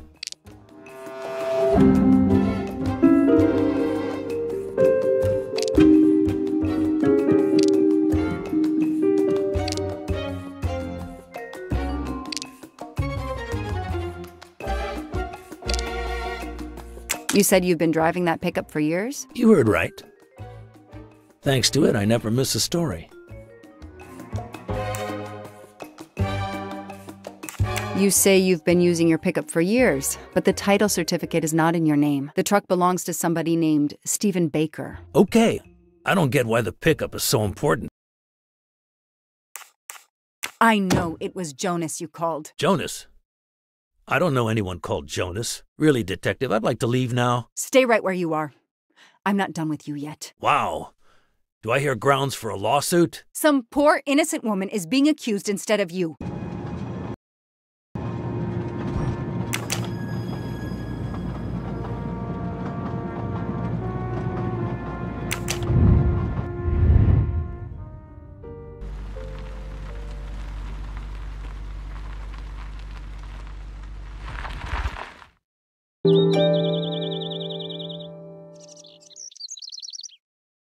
The arrest warrant for Suzanne Moreau. Suzanne was set up by Clark and Noah. They are the kidnappers, but I'm not giving up. When Suzanne comes up for trial, I will fight for her defense. But for now, the district attorney is in charge. If I want to stay a detective, he always has the last word.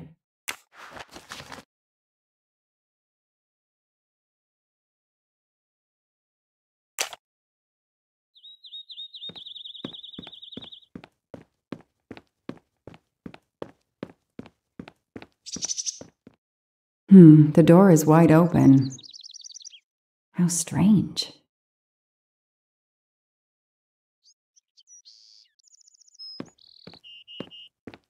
Hey, is anyone there? Miss Moreau? Miss Moreau? This is Detective Locke.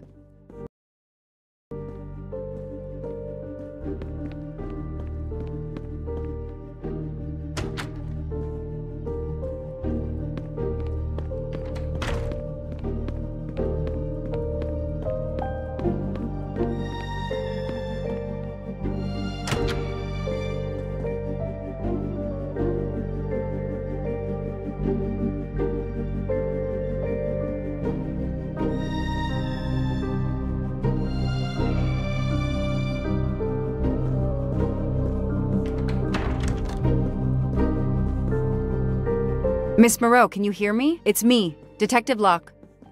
You must get up now. Miss Moreau?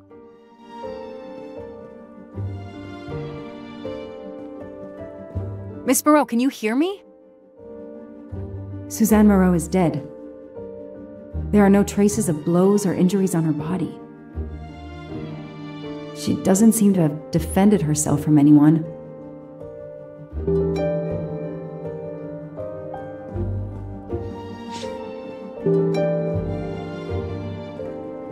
Suzanne's diary is missing.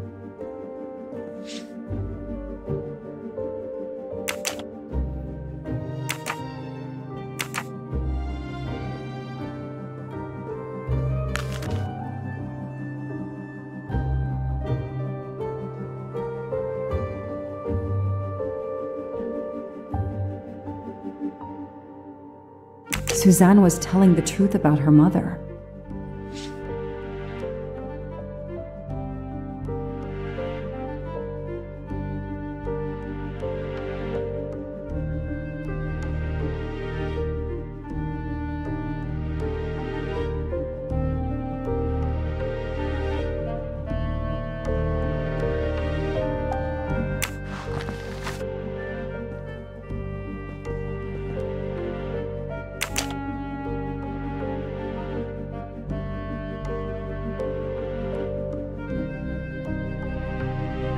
She must have realized at last how she'd been used. The death of her mother would have been an additional shock, and the self-righteous court of social media was as quick as usual to try and convict her.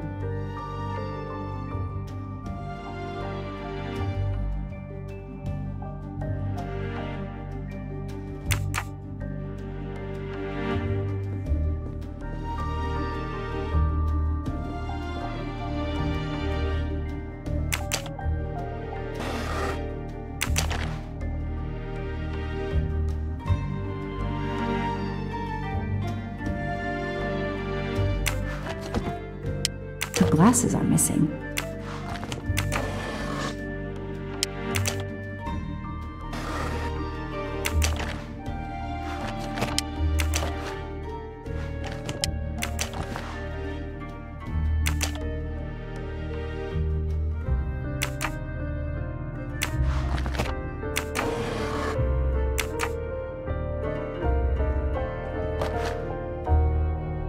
It appears Suzanne killed herself by ingesting all these drugs.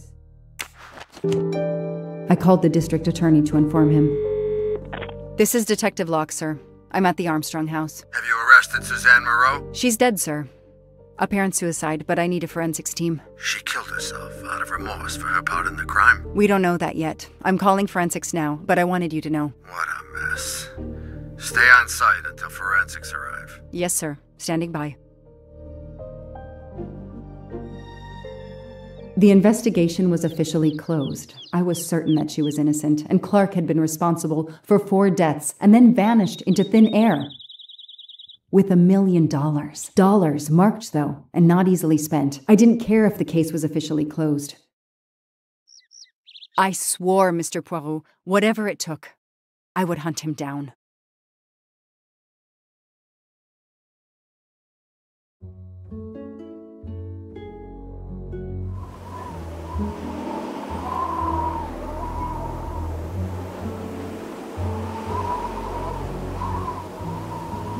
I waited for the forensics team, then went into the station to write my report. I was officially off the case. Thank you, mademoiselle. That obviously cannot be the completion of your story. If I might ask a question? Of course.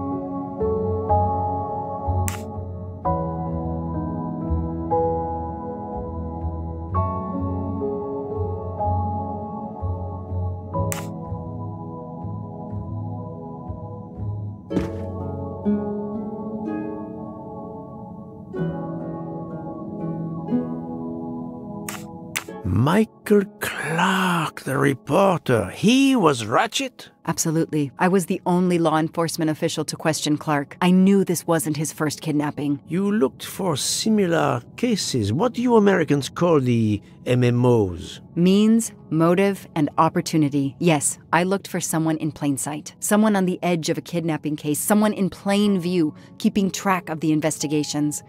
An innocent witness, a concerned neighbor, even another reporter. And eventually you found a name behind an alias. Yes, I found a name. Cassetti, the real name. The real name of the man you call Ratchet is Cassetti. This explains much, mademoiselle, but not all. It explains why she is our #1 suspect. But not how she came to be on this train. Attends, she has grown pale. I don't know what's wrong with me. Excuse me, Mr. Poirot. I don't feel very well. You are exhausted and still feeling the effects of the drug. Stay with us, mademoiselle. One more effort. I need to know your recent movements. I snuck aboard the train. This I observed. You came directly to this room? Yes. Yes, and other than a couple of careful trips to the ladies yesterday, I never left this room. I didn't want to be spotted by Ratchet. Yesterday, I chatted with my roommate, Miss Schmidt, I think, here in our room. She brought me some dinner. I got very sleepy and nodded off. And now she nods off again. Is this a joke? She must be faking, so we can't interrogate her further, Poirot. No, Book. She really seems to have fallen asleep again. It is my fault. She must have been given a dangerous dose of sleeping pills last night. The effects should wear off soon, I hope, but I am afraid asking her to tell us her story was too much for her. Pinch her, Poirot. She's faking. Her eyes are dilated. She is not faking, and there will be no pinching. Dr. Constantine, please stay with her. Monsieur Book, ask the other passengers to gather in the dining car. There are still many questions I need to ask. But all of them together? Won't someone overhear you questioning the others? I will speak softly because I am trained to do so. They will speak softly because they want to. Very well. I will do as you say.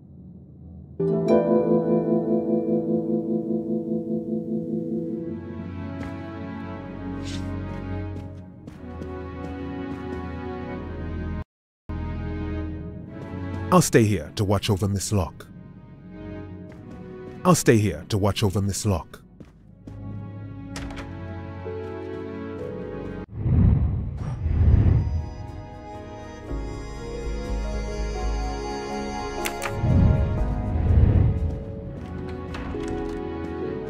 I hope your investigation is going well, Mr. Poirot.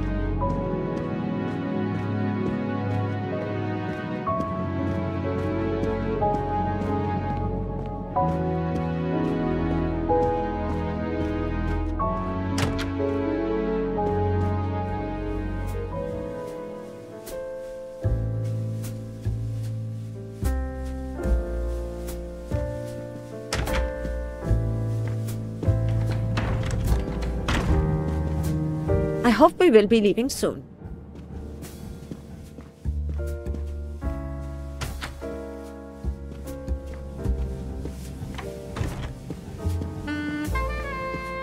I should go and interview the passengers in the restaurant car. I should go and interview the passengers in the restaurant car.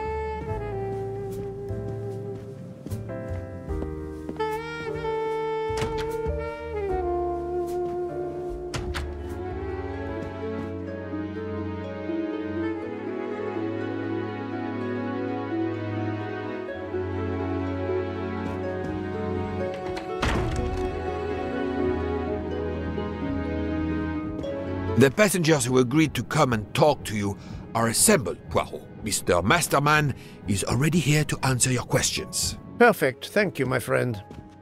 Sit down, Monsieur Masterman, please. Thank you. Does the name Cassetti mean anything to you? No. Should it? Have you heard of the Armstrong kidnapping case? Of course. It was all over the news a few years ago. Your employer's real name is Cassetti. He was the man behind that kidnapping. Mr. Ratchet was... He murdered that poor little girl? Mr. McQueen, the man you worked for is a kidnapper named Cassetti. What? What kidnapping? He murdered his victim, a child named Daisy Armstrong. The Armstrong kidnapping? You had no idea of Monsieur Ratchet's real name? Damn skunk! Why are you so upset? My father was the district attorney who handled the case, Mr. Poirot. I saw Mrs. Armstrong more than once.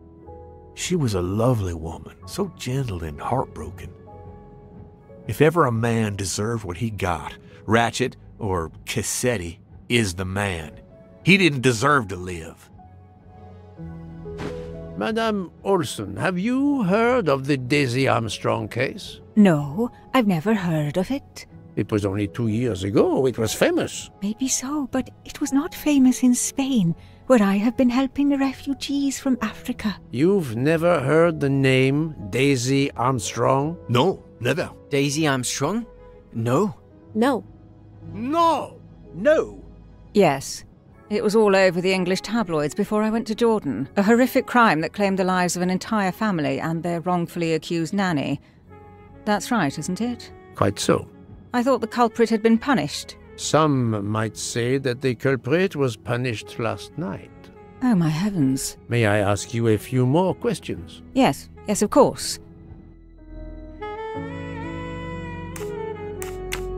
You read about the crime, as you said, in the tabloids. Yes, that's right. For weeks, news of the royal family was eclipsed. Have you ever been to the United States, mademoiselle? No, never.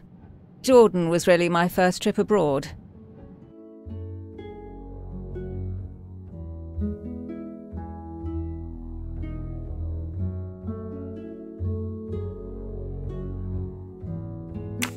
Yes, that's right. For weeks, news of the royal family was eclipsed. Have you ever been... No, never. Jordan...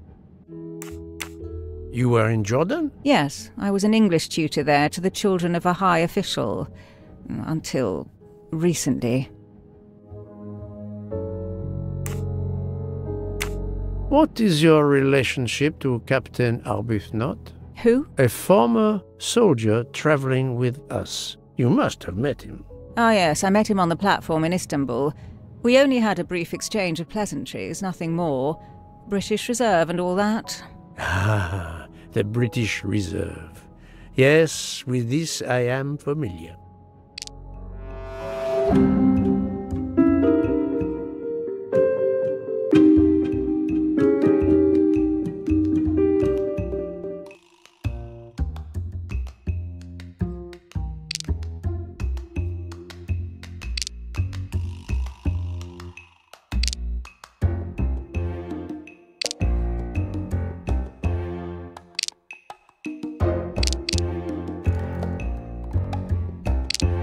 That does not prove she's lying. Oh, the truth cannot hide from Poirot forever.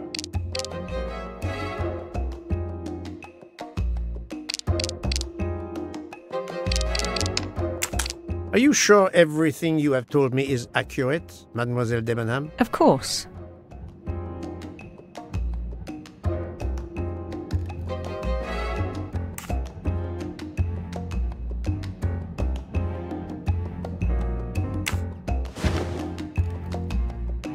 Mademoiselle, I know that you met Captain Arbuthnot at the Tocatlion Hotel. You were spying on me? I am very attentive to my surroundings. It helps in my profession. Well, it's your word against mine. I had occasion to be of some assistance in recovering Captain Arbuthnot's train ticket. While searching his room, I also discovered one of your earrings. Whatever your relationship may be to the good captain, I doubt it has anything to do with British Reserve. You will not tell me your secret, mademoiselle? I can't. I don't know what you mean. Poirot, Miss Debenham's got nothing to do with this business. Nothing. You hear?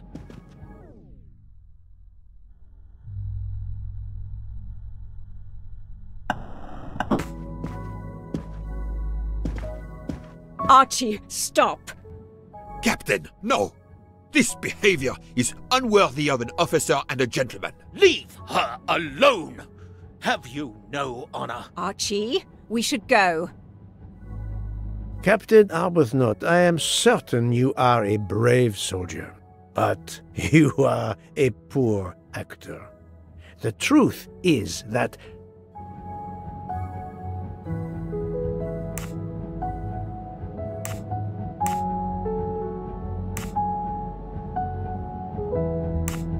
your relationship with Miss Debenham is beyond doubt, Captain. Your reaction was apparently that of a man trying to protect the woman he loves. I might understand that if your relationship were some cleverly disguised secret, but it is not. You make puppy-dog eyes at one another at every opportunity. You cannot hide your love. Everybody knows. I advise you to stop with your accusations, Mr. Poirot. I'm going to escort Miss Debenham back to her compartment. Make of that what you will. The captain and Mademoiselle Debenham are obviously adamant about not revealing their relationship, but this scene convinced me there is more that is not so obvious. This murder has everyone on edge. In my 25-year career, I have never seen such madness aboard the Orient Express. I understand, my friend. The more we learn, the more perplexing this train ride becomes. But we have other clues to pursue. What do you have in mind? The broken watch on Monsieur Ratchet's wrist, for example, and the handkerchief found near the body. Who does that belong to? This little drama we have just witnessed has not put you off the scent. Far from it, my friend. Will you return to your watch over Mademoiselle Locke? Yes, I will. Dr. Constantine can probably use a break. Good. Au revoir, Poirot.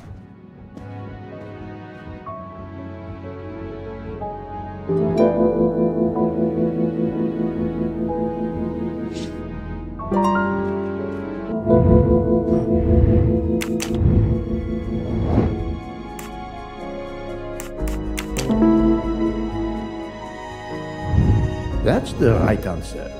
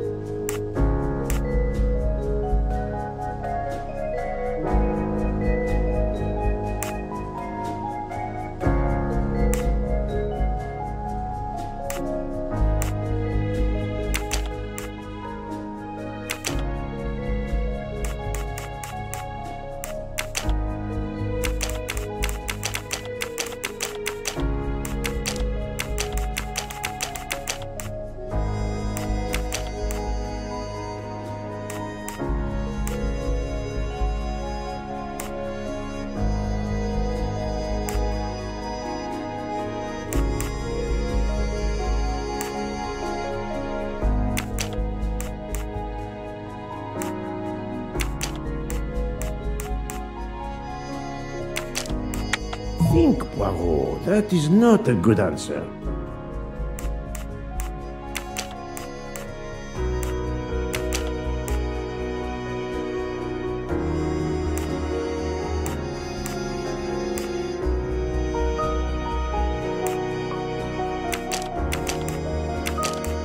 This is wrong, but I'm never far from the truth. Think, Poirot. That is not a good answer.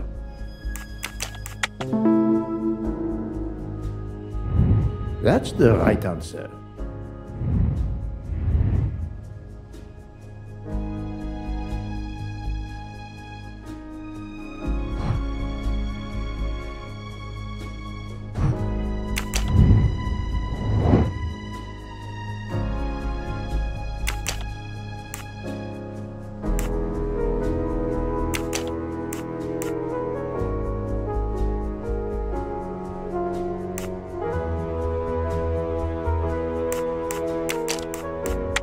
I must admit I'm not right this time.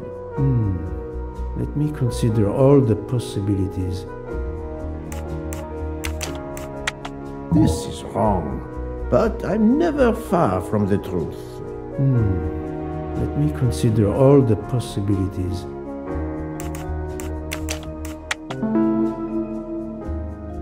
Yes, there are only 3 possible hypotheses. The watch has been tampered with, or it is out of adjustment, or it indicates the time of the murder. I shall explore these last 2 possibilities before reaching any conclusions.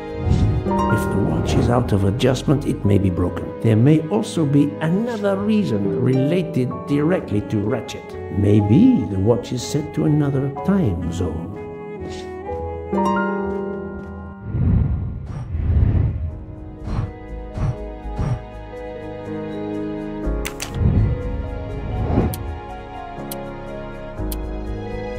I do not think that's the right answer. The watch was not defective because the second hand is still moving. Et voilà.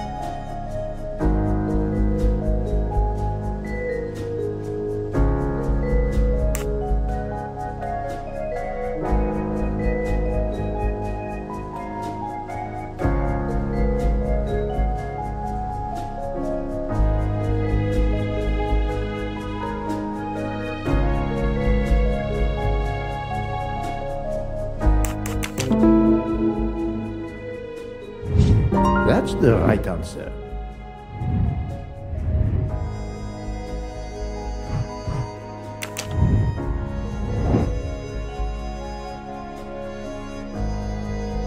This is wrong, but I'm never far from the truth. Right.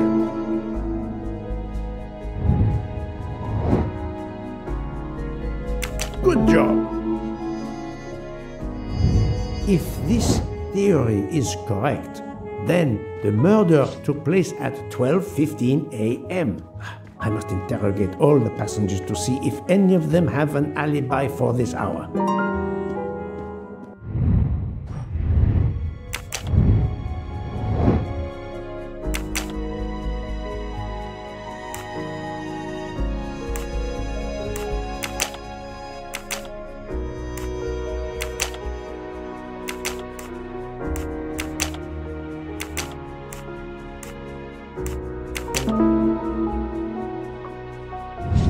My little gray cells did not let me down.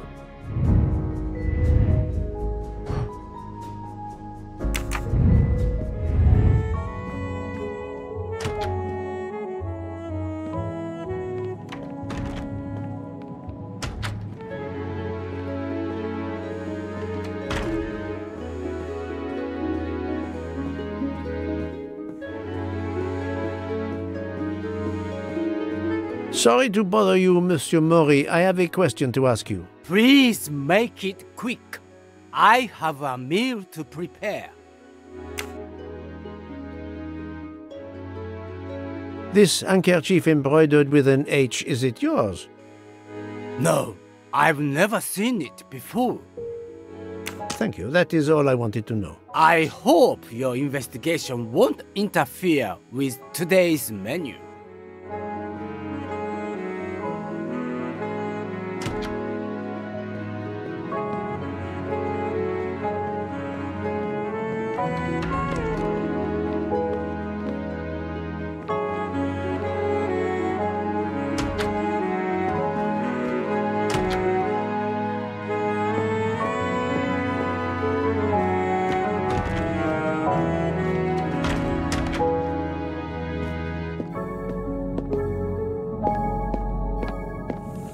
I'm sorry, sir, but I must concentrate on my baking.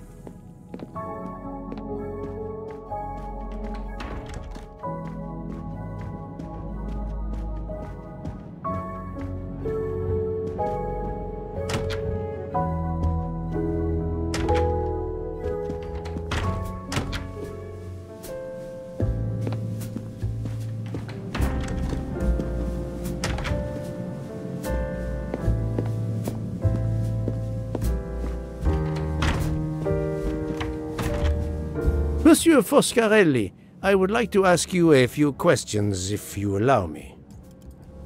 Ah, Signore Poirot, is it? I was wondering when you'd get around to me. Unfortunately, you find me on a mission of mercy. Hello, Monsieur Poirot. Sorry, we have a small problem. The orange juicer has broken down and I can't fix it. Mr. Foscarelli has kindly offered to help me. It isn't the car engine, but I am doing my best. Even with the two of us, we can't manage. Let me guess. You call upon Poirot to help. I'd be happy to answer your questions when we finished. It's a real brain teaser.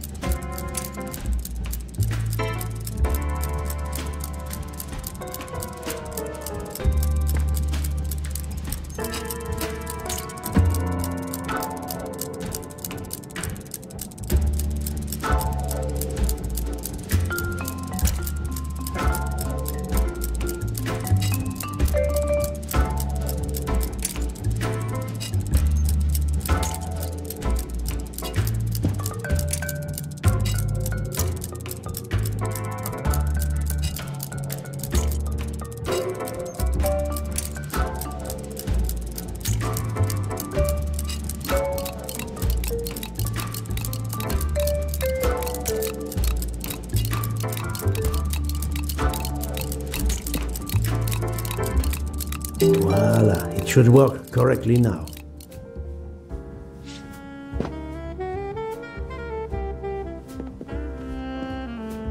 Thank you so much, Monsieur Poirot. I can put orange juice back on the menu. Bravo! I should stick to automobiles. Well, now we can talk calmly. Monsieur Foscarelli, is it? Antonio Foscarelli? Delighted, Monsieur Poirot.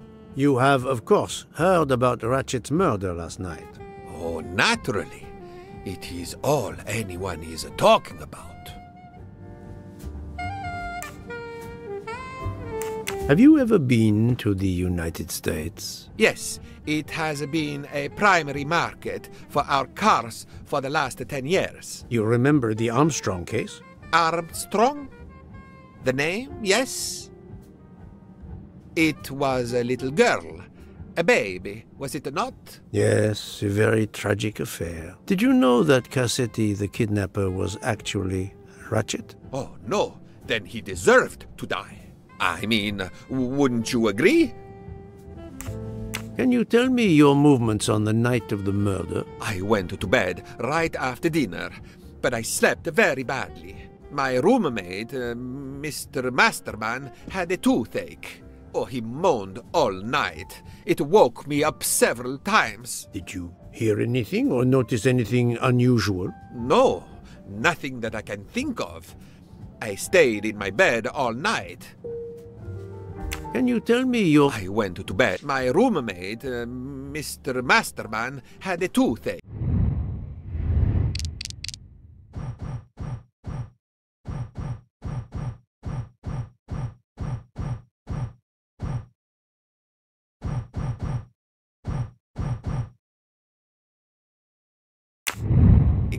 Oh, he moaned all night. It woke me up several times. Did you...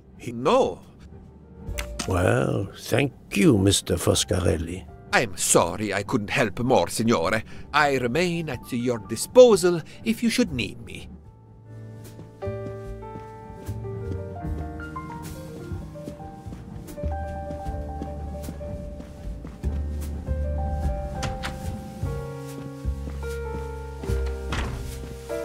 Enchanté, mademoiselle. You are Hildegard Schmidt? I am Nafol. And you, I know, are Herr Poirot. Correct. May I ask you for a few minutes of your time to answer a few questions? With pleasure, but first may I ask for your help?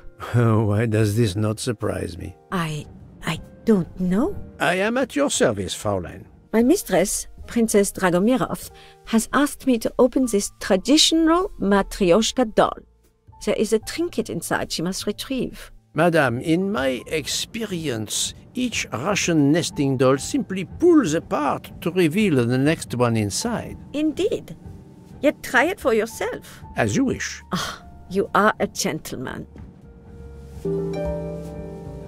Herr Poirot, thank you very much for helping me.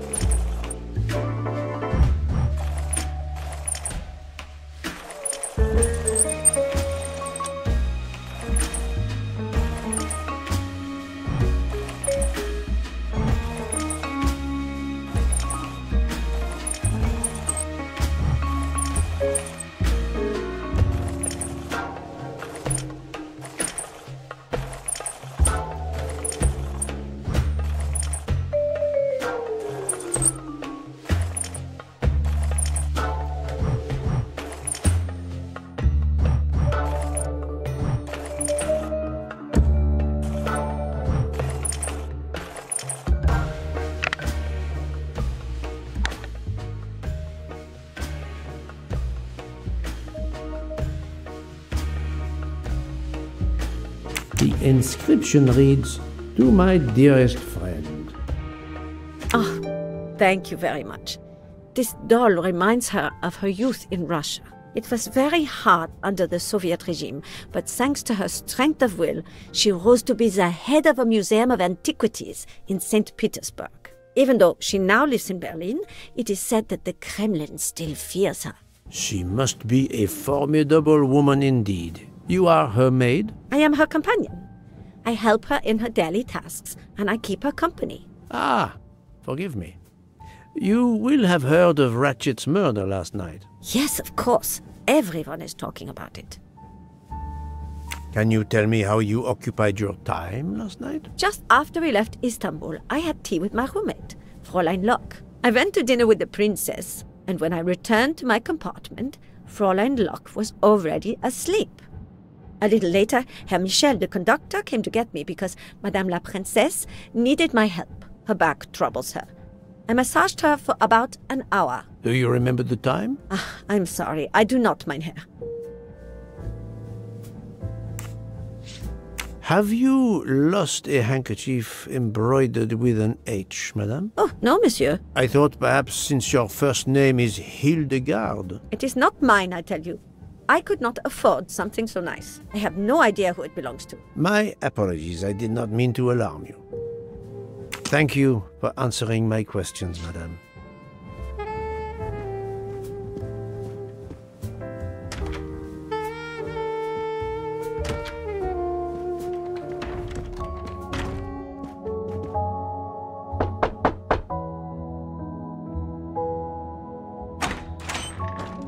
Monsieur, I am Hercule. I know who you are, Monsieur Poirot. What do you want? Answers to a simple question or two. All right, but quickly.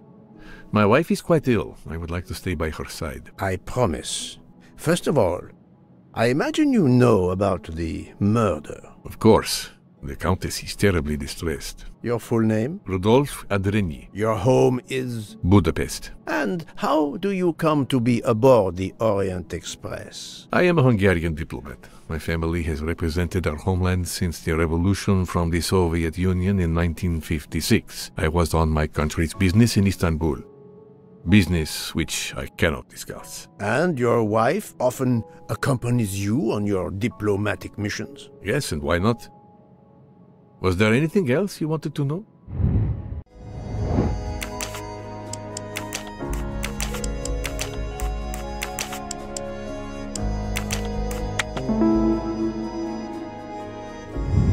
That's the right answer.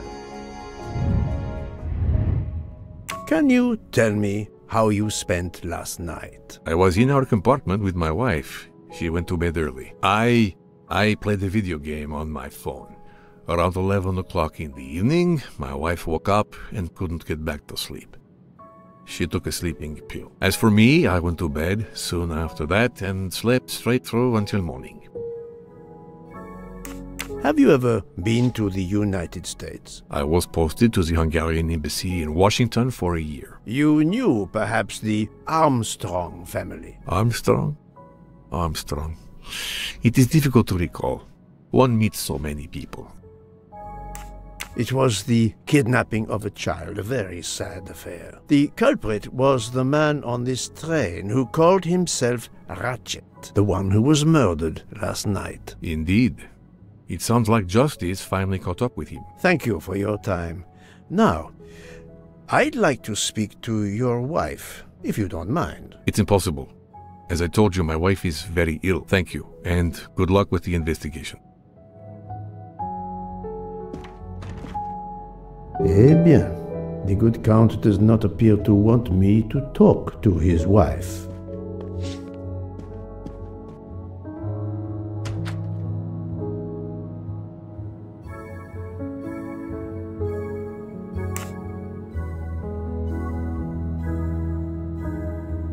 Monsieur, if I am to catch this murderer, I will need your help. My help? I am at your service, Poirot.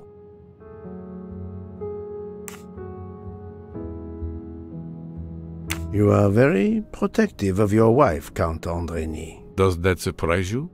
Her vertigo can be very dangerous. I believe there are many kinds of vertigo. If you don't mind, I'd rather talk to a doctor, not a detective. If you'd excuse me.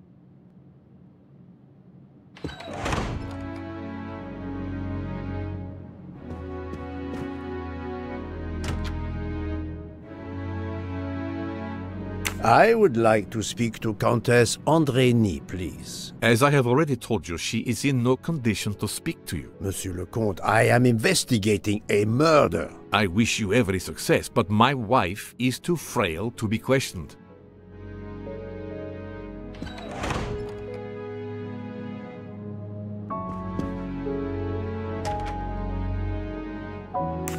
Monsieur. My help? You are obviously a devoted husband, Count Andrény. My wife means the world to me. There were questions in Budapest about a Hungarian diplomat marrying an American woman. It did not deter you. I would have given up my position for her. I would think it is universal. Are you married, Mr. Poirot? No. I fear marriage is not for me. But her condition, is it very grave? She is suffering a bout of vertigo. You understand? The room spins.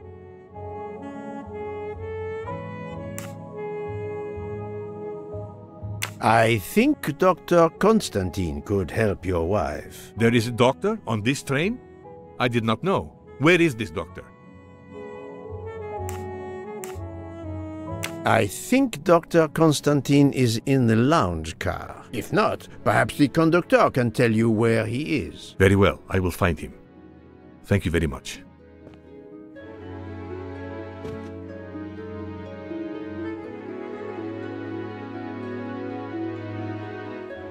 Forgive me for intruding, madame. I am Hercule Poirot. I know who you are, Mr. Poirot. I overheard you send my husband on a wild goose chase. Your husband cares for you greatly, madame. I apologize for exploiting that fact. But the situation is urgent, and I need to ask you a few questions. Apology accepted. I realize you must speak to everyone. This horrendous murder. It's very upsetting. That is a beautiful music box. Please don't touch the music box. It's a fragile family heirloom. Your accent, is it American? Boston, perhaps? You have a good ear, Mr. Poirot. Yes. Born and raised in what we call the Back Bay. Are you in the diplomatic service like your husband? No, not officially. I was still in college when I met Rudy 2 years ago. I keep myself busy handling his scheduling, travel, appointments. Ah, what is the saying? Behind every great man there is a great woman. That was the saying. Today one might reverse the sentiment as well, don't you think? Of course, I stand corrected.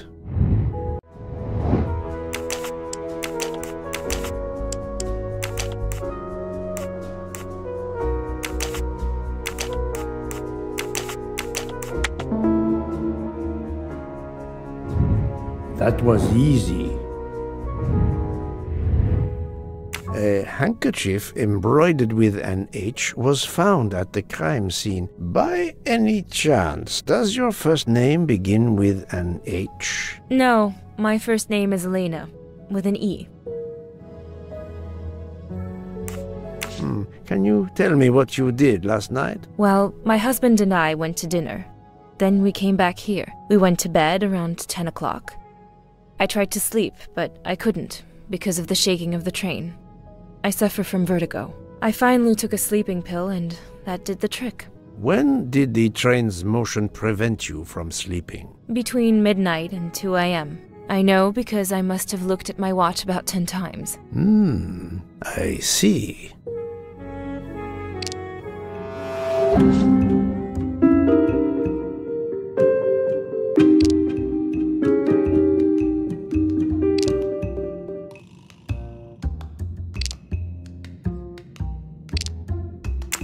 Come now, Countess. You are not telling me the truth. Why do you say that?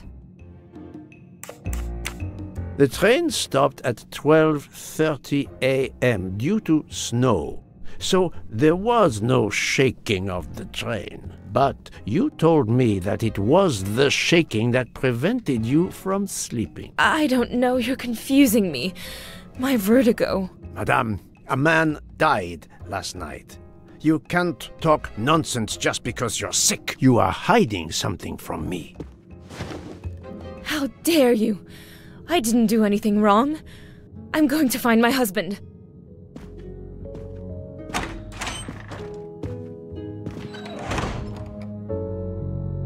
That was unkind, I know, but my strategy worked. I can now inspect this room in peace.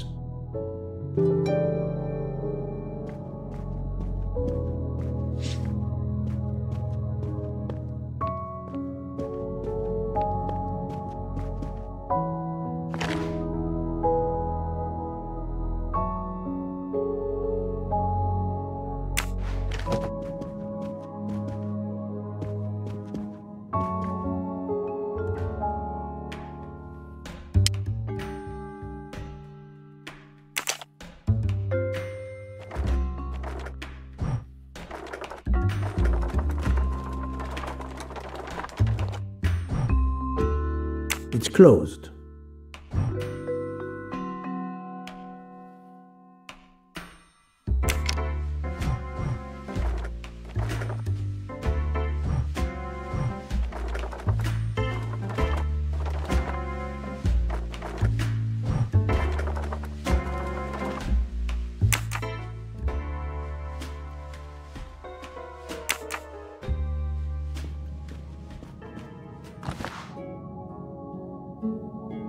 These must be the sleeping pills that Countess Andreni took last night.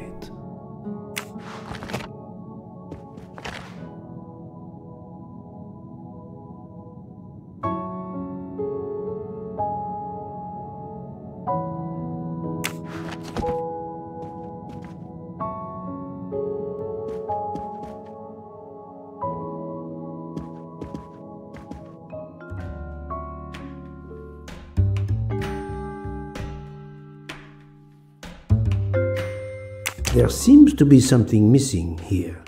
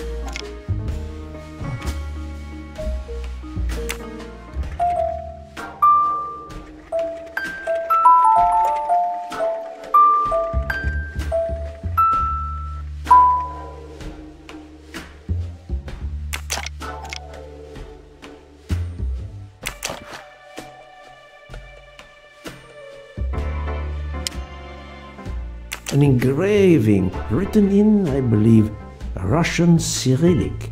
It looks like a first name.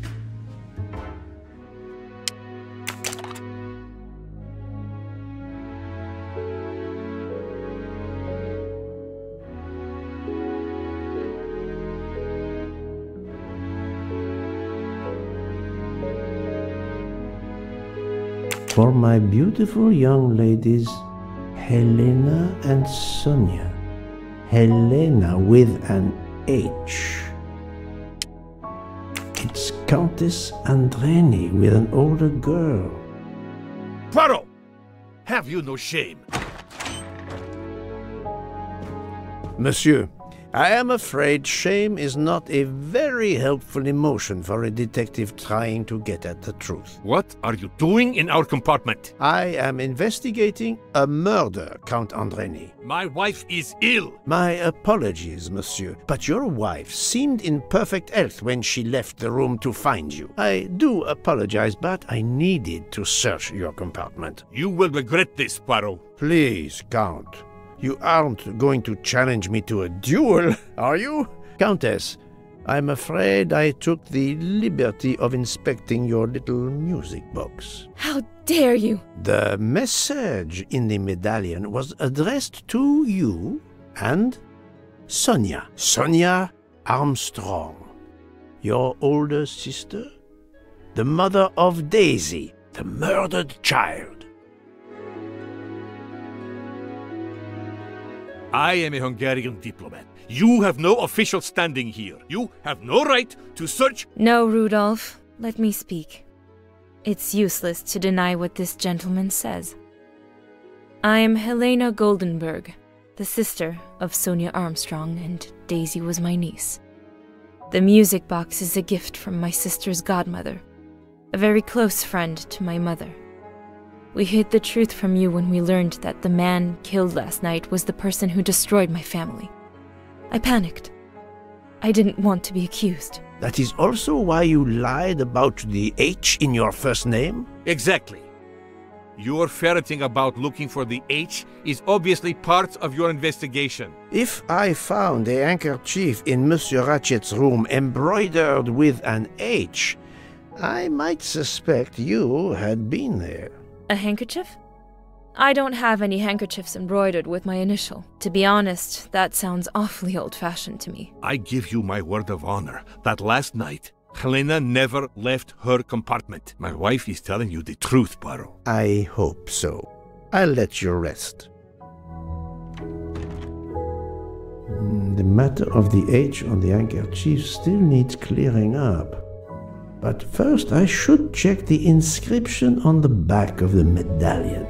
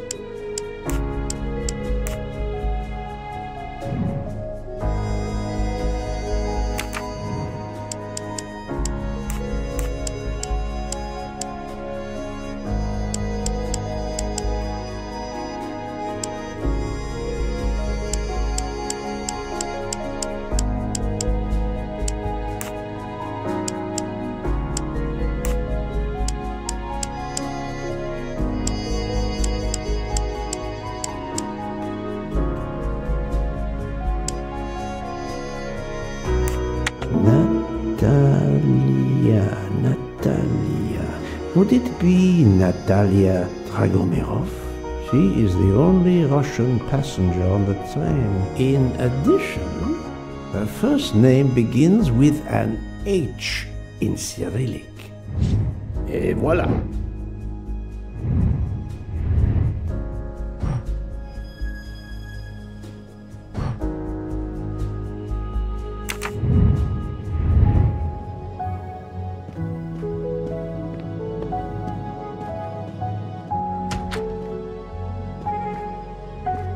Madame Hubbard, may I ask you a question or two? It won't take long. Anything I can do to help. Have you misplaced a handkerchief recently? No, I don't think so. Why? We found a handkerchief embroidered with the letter H, so I thought it might have been yours. I'm sorry, but it's not. It may belong to Miss Schmidt. Princess Dragomirov's lady's maid. I believe her first name is Hildegard. It is a possibility. Anyone could be lying, of course. I thank you, madame.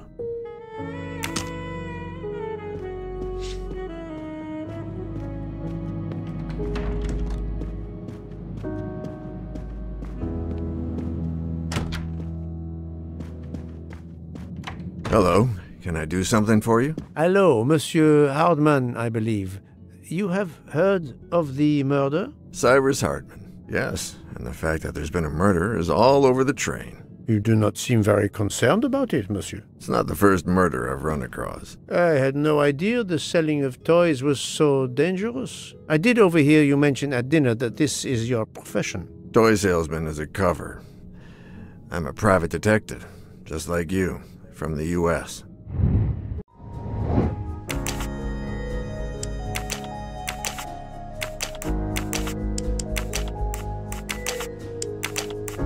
This is wrong, but I must admit I'm not right this time.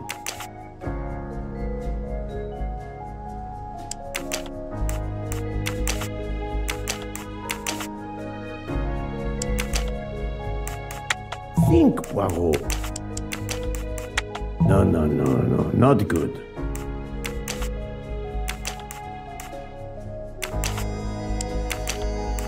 I do not think that...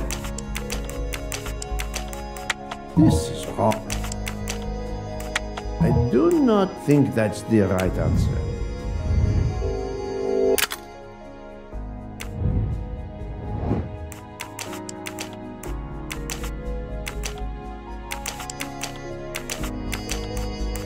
No, not good. I must admit... Think, what?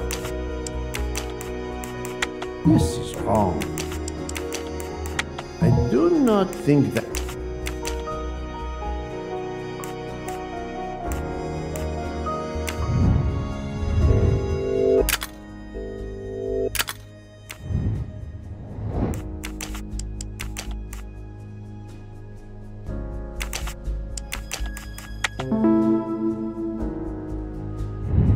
Et voilà. I did not expect to find another detective on this train. I just finished a job in Istanbul when I received an email from Ratchet. He hired me to protect him. Something you failed to do. I'm not happy about that. He'd received some threatening letters. I was supposed to watch his back, and yeah, something I failed to do. But he seemed to think he was in more danger when he left the train. He was traveling to Paris? I assume so, but I'm not entirely sure. Can anyone on this train confirm your identity? Yeah, that McQueen kid, Ratchet's secretary. Were you on duty last night? You bet. I kept my door open a crack and I watched all night. No one entered that car who didn't belong there. Did you see anything in particular? The conductor, Michel. He was there most of the time too, except for 15 minutes or so after we left Vinkovsky. He must have answered a call from Ratchet's room, then he was absent again for a while around 1 a.m. After that, he didn't move until 5. Monsieur Hardman, have you heard of the Armstrong case? Armstrong? The kidnapping 3 or 4 years ago? Who hasn't? Why? Ratchet's real name was Cassetti. I have reason to believe he was the kidnapper. What?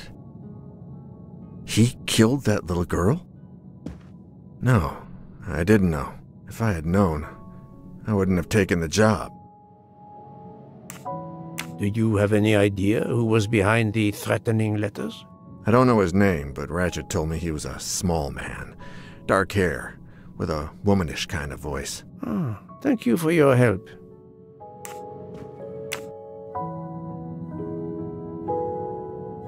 Is this handkerchief embroidered with an H yours? Do I look like the kind of guy who would use a handkerchief like that?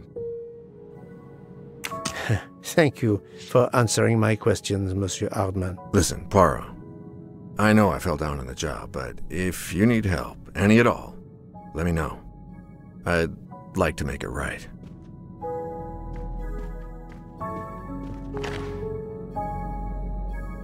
Ah, it has been a while since I have seen one of those.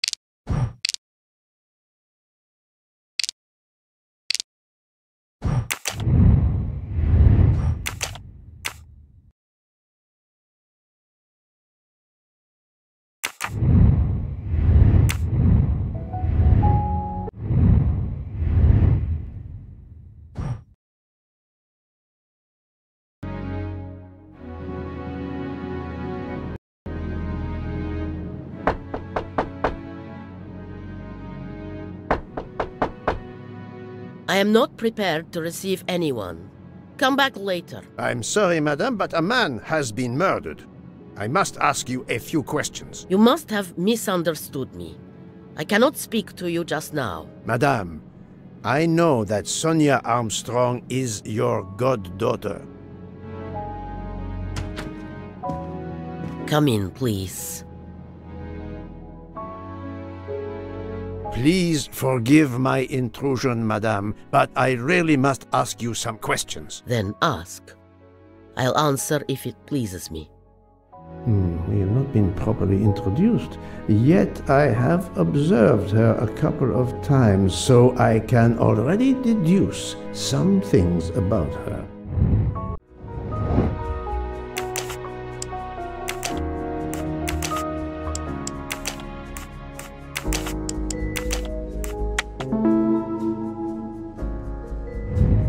That was easy.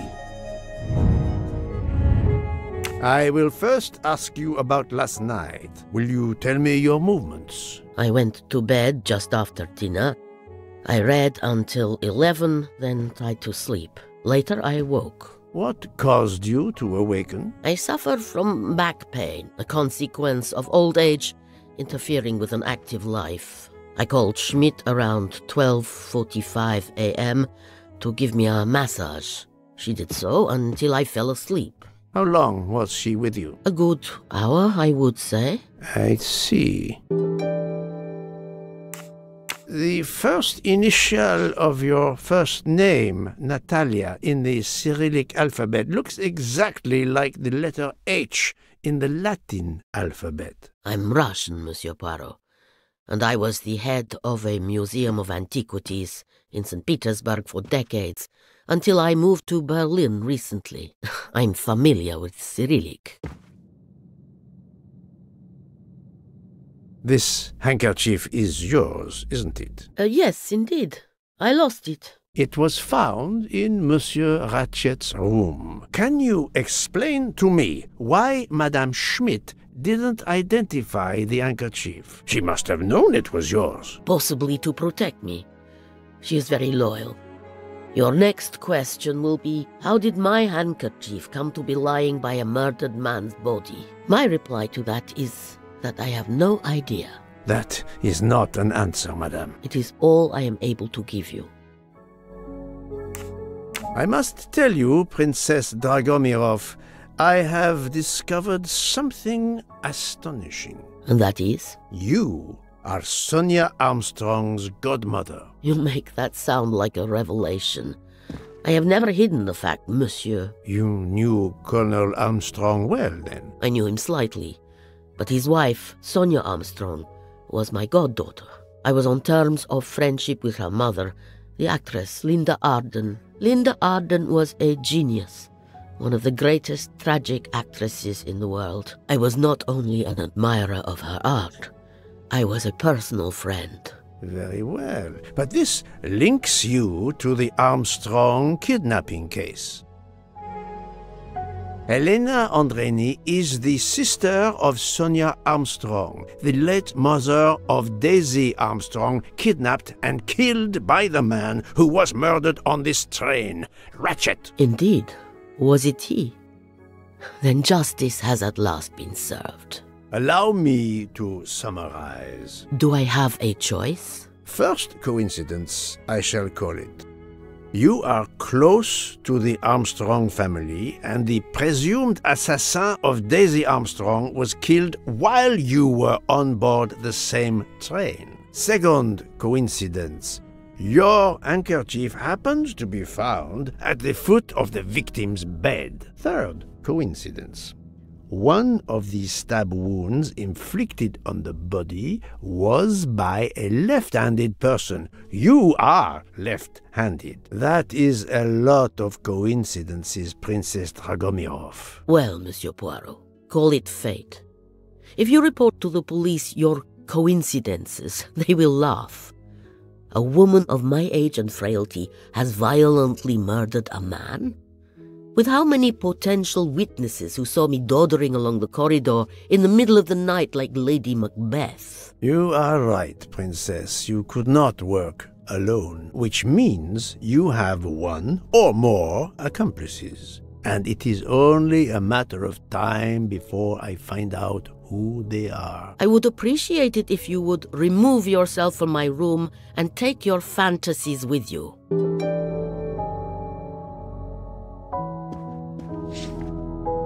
Привет! Привет!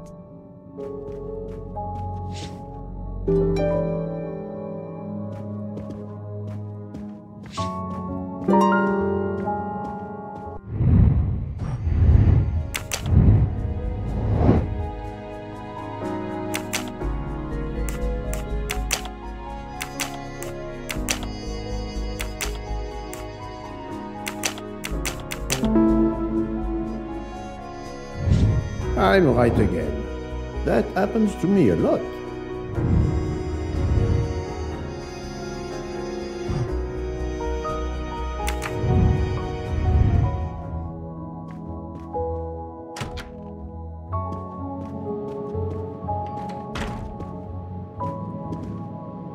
Oh, Poirot, you're there. She hasn't moved, but she seems to be waking up little by little. What about you? Your investigation progresses? I find myself helping everyone with their problems before they can help me with mine. I have shifted boxes, helped with hangovers, repaired an orange juicer, unlocked some Russian dolls, all so my investigation can proceed. Don't forget the dessert recipe. How can I? Truly, the labors of Hercules. My friend, I would rather clean out the Orient stables. Yet, I have managed to solve a few mysteries. Oh, tell me everything. The embroidered handkerchief belongs to Princess Dragomirov. I also found out that she was Sonia Armstrong's godmother. On the same train with the little girl's murderer? Exactly. Also, Helena Andreni is the younger sister of Sonia Armstrong, Daisy's mother. Another passenger connected to the Armstrong case? Yes, Book. What are the odds, do you think? But I cannot see either woman stabbing Ratchet over and over again in a frenzy. And they apparently have alibis. I had 3 theories concerning the broken watch. It could have been tampered with. It could have been out of adjustment before the murder. Or, of course, it could indicate the actual time of the murder. The only hypothesis I could rule out was that the watch was out of adjustment. For the others, they are impossible to verify. So the watch is of little use to the investigation. And I was convinced that it indicated the time of the crime. 2 women involved in the Armstrong case. Let us not forget our patient here. There are 3 women. Look, she seems to be waking up.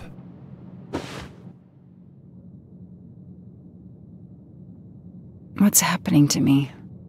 Did I fall asleep again? Indeed, Mademoiselle Locke. Did you take any medication? Sleeping pills, for example? No, I never use sleeping pills. I inspected your cup. You can clearly see that there is a residue of something at the bottom. I'm sure a lab test would confirm you were drugged. Most likely an overdose. That would explain your battle to shake off the effects. You think Fräulein Schmidt did it? She certainly had the most opportunity, but why would she? But no one knew who I was. It's impossible that someone deliberately targeted me.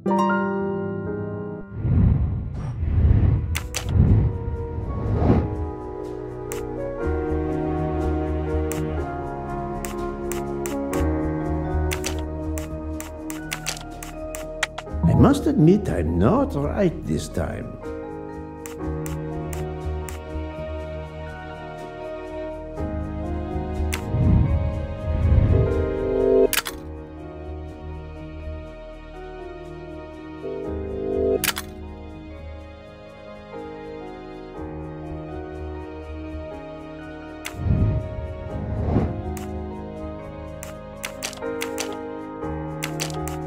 No, not good. Fräulein Schmidt or Monsieur Michel may have drugged the tea that Mademoiselle Locke drank. Fräulein Schmidt or Pierre Michel could have drugged your tea. They are really the only two people on this train who could have done it. But why would either one do it? Mr. Poirot, I'm feeling much better. I'd like to bring you up to date to why I ended up on this train. If you are able, I would very much like you to finish your story. Very well then. After the Daisy Armstrong case was officially closed, I put out a standing request to the police departments in the Boston area for anything on Michael Clark. But he didn't turn up on their radar. I even set up an anonymous tip line for news about Clark. That's how I met Braid, a sketchy contact on the dark web, but they found nothing I could use.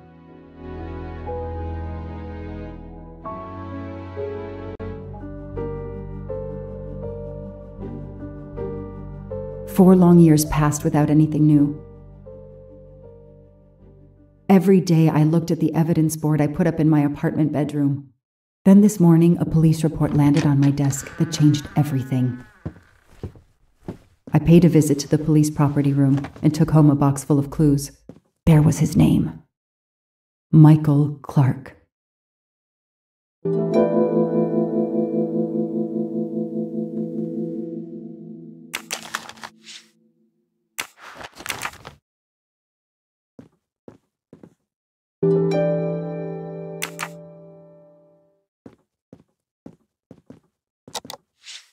I don't have time to check the latest crimes. I need to focus on Daisy's case. I know I have to stop printing. It's bad for the planet.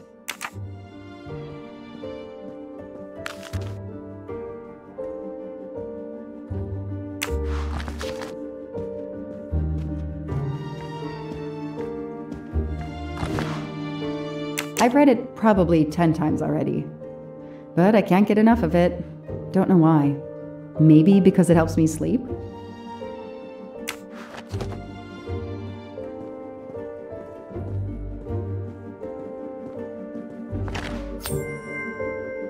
Shiny facial hair. The good news is that it's gold.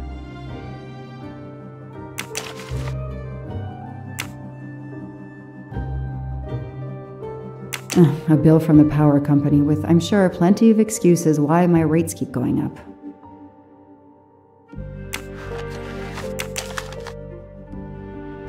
Travel. For the discriminating traveler. Also for the overworked detective who never seems to have time for vacation. Well, I can dream, can't I?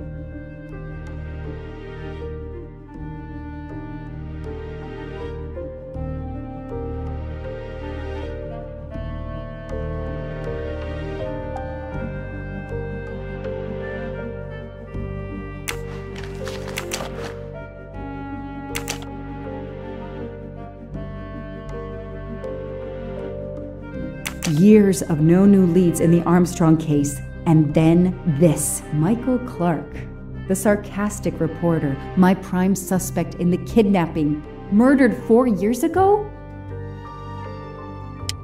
This is Michael Clark? He doesn't look anything like the journalist I interviewed. Michael, you have earned a place on my evidence board.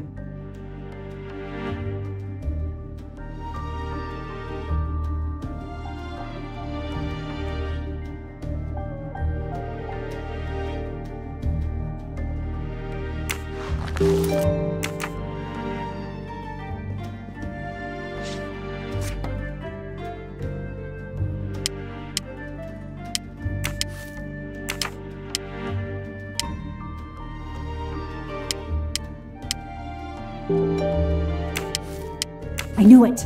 The faces don't match at all. They are clearly two different men. I should run facial recognition on my computer.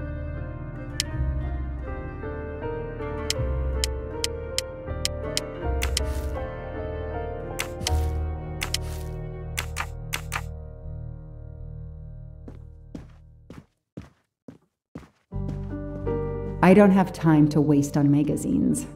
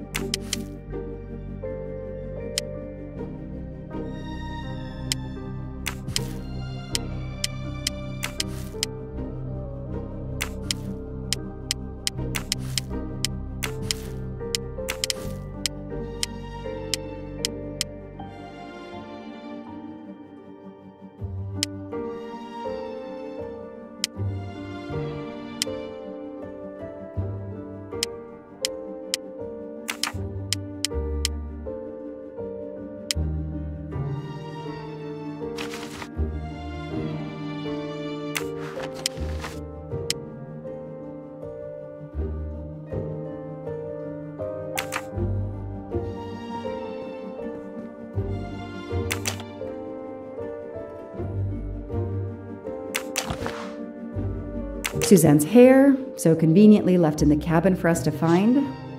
It was planted. I knew she was innocent. Fluffy. Daisy's plush toy.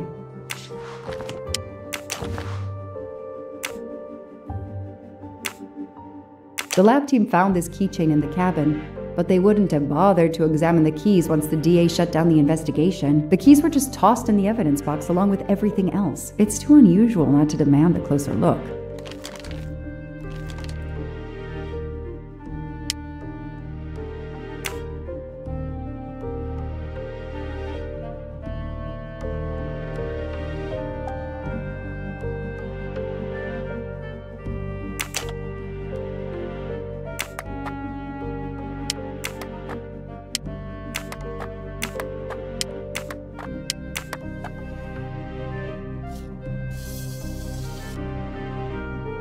What do they call this? Brass knuckles? Knuckle dusters? Illegal in Massachusetts. Possession alone can lead to serious jail time.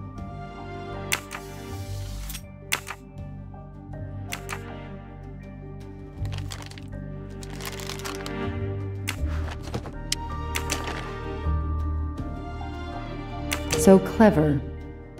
All that evidence, and yet no DNA found.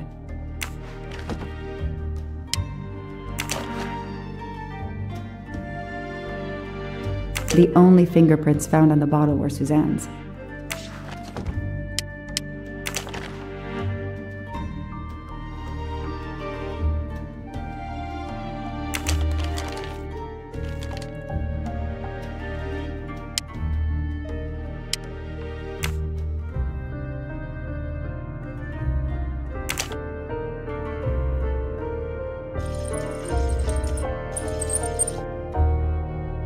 Key knife. They sell them on the internet for self-protection.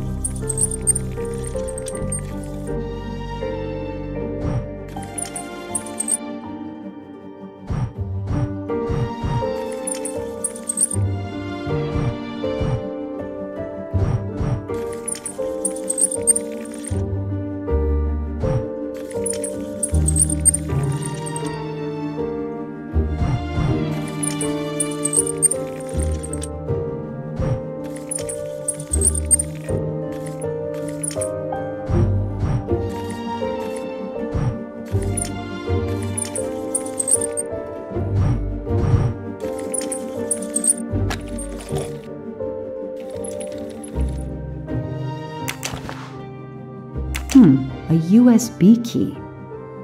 Let's plug it into my PC and see what nasty little secret it contains.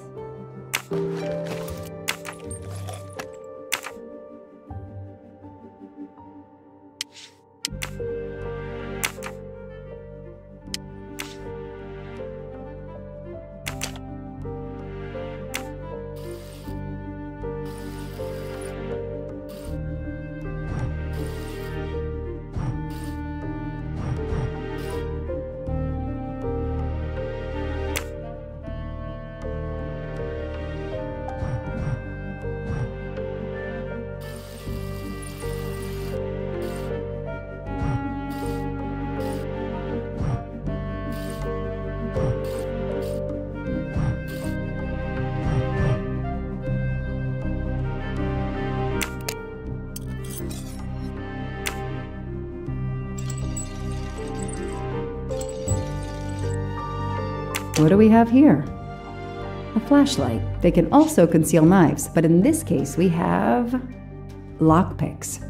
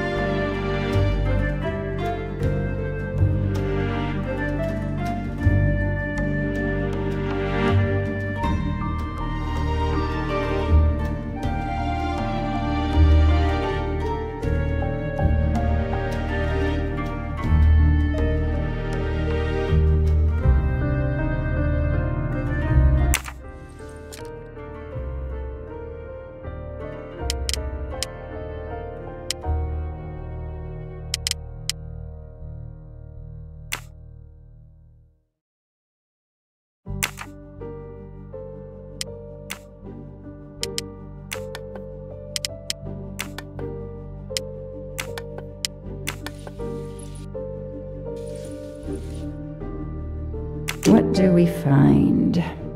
A capsule and a smell. Bitter almonds. Cyanide. What do we find? A capsule and a smell. Bitter almonds. Cyanide.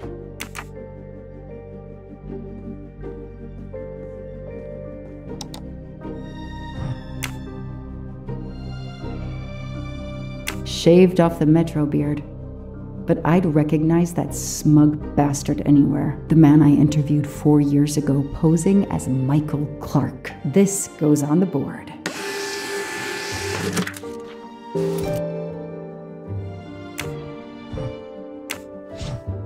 Maybe they needed to show the ransom to someone, to check if the serial numbers were still on record. I'll print them, and on the wall they go. Okay, the real Michael Clark has been dead for years. Let's see if the photo of the fake Michael Clark matches someone in the database of known criminals. I've tried this several times in the past few years, but came up empty. Maybe whoever he really is has finally made a mistake. That could be him, but he looks pretty different.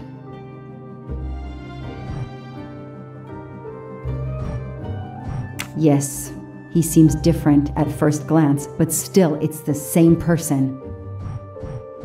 Come on, Joanna. That's a rookie mistake. No, Joanna. That doesn't track. Okay. That's it. He's changed his appearance a lot. Probably had some plastic surgery on his nose, but there is no doubt it's the same person. Let's see why he was arrested.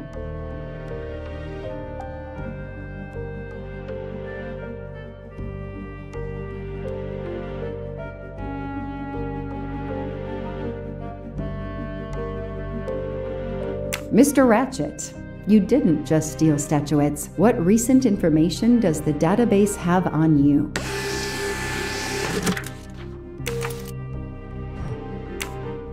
It's so frustrating. I have a name, but I can't find anything about him. But I know just who to call.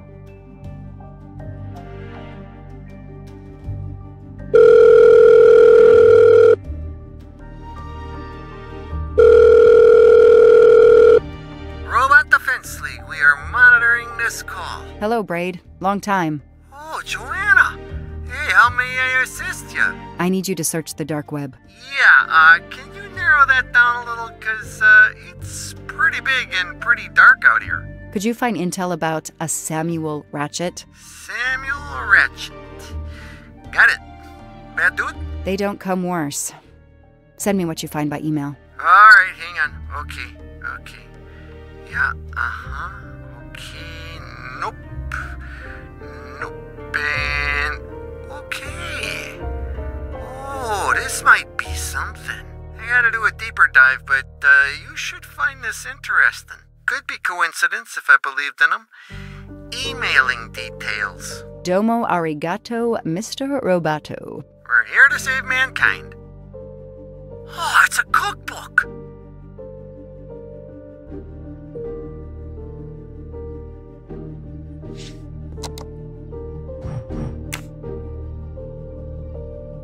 The Orient Express.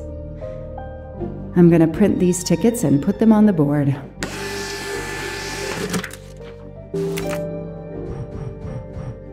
Absolutely nothing on this Cassetti. His driver's license is almost surely a fake.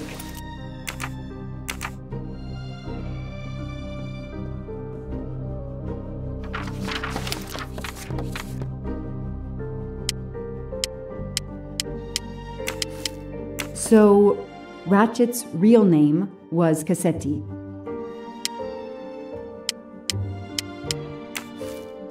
Goodbye, Michael Clark. Hello, Samuel Ratchet, the man who stole your identity and your life.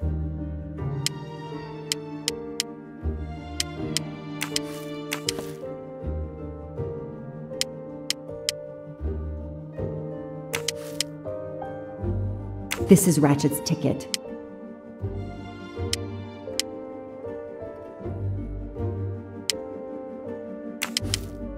These tickets were all booked by McQueen.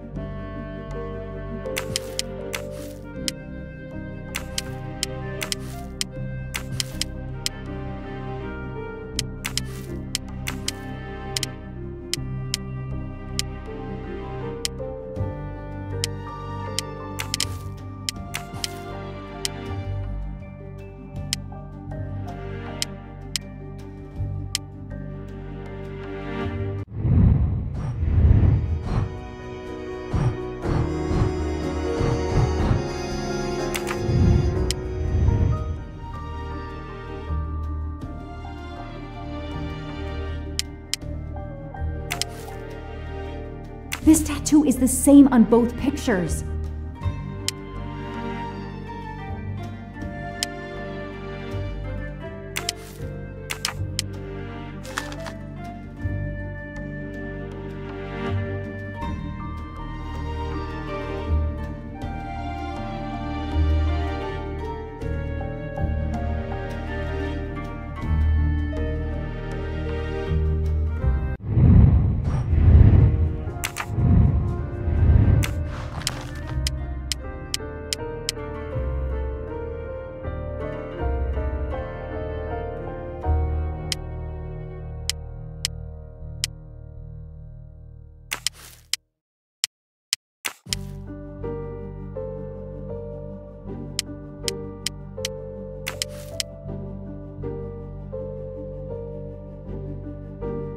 As Ratchet is alive, the dead man can only be Noah.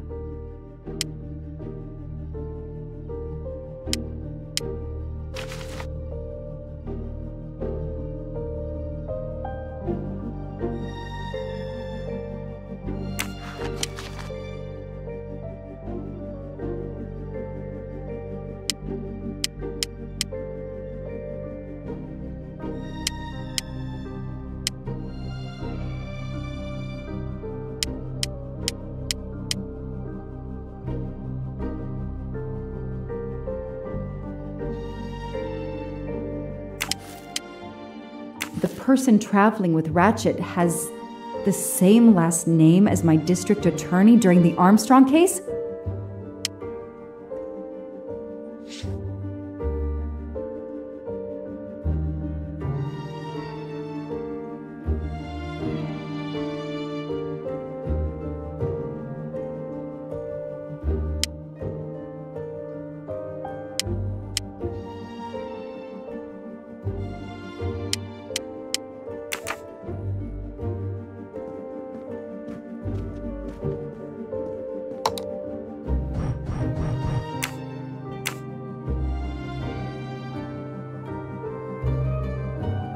I knew it. He's the son of my former DA.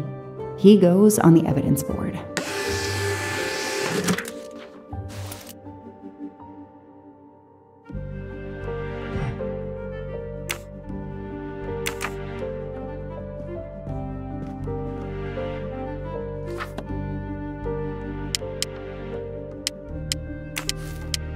Hector McQueen is the son of District Attorney McQueen.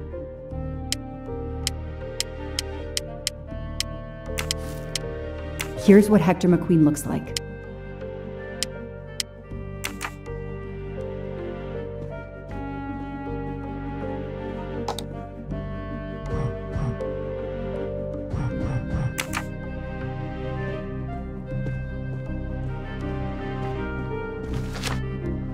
The Orient Express departs from Istanbul next week. Interesting. I'll put it on the board.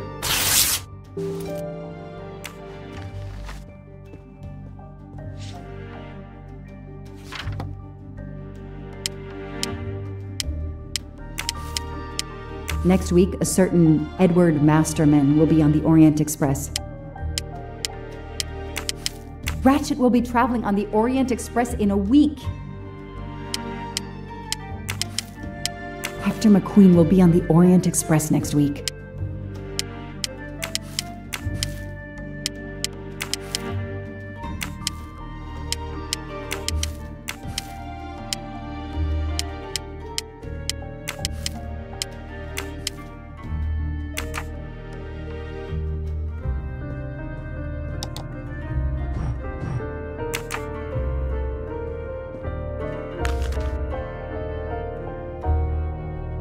The event?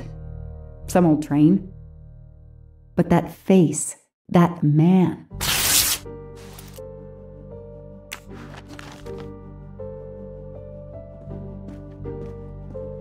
I know I have to stop.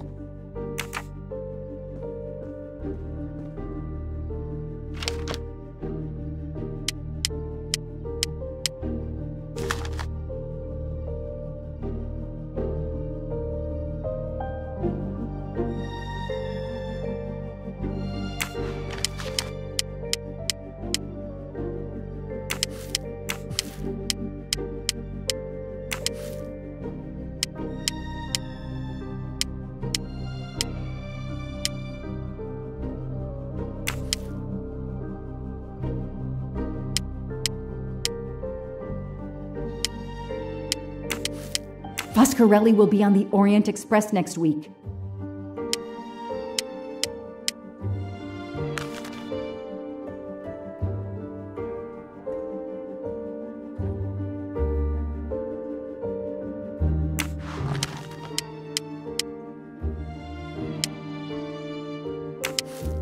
I know that face. That's John Armstrong's driver. Damn! Ratchet is taking the Orient Express next week. McQueen, the district attorney's son, is too. Foscarelli, the Armstrong chauffeur, is too. It can't be a coincidence. McQueen and Foscarelli must have decided to take revenge and will undoubtedly attack Ratchet on this train. I have to be on the Orient Express to stop them. And above all, I must stop Ratchet. But I can't do it in Istanbul because there's no extradition treaty with the United States. Ratchet can never be judged in the US without an extradition treaty. I'll have to wait until he's in Paris to have him arrested.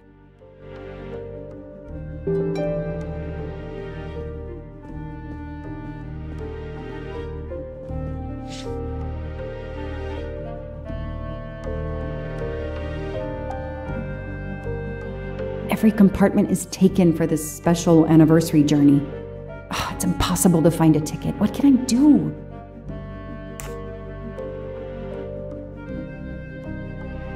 Let's find out who's traveling on the Orient Express.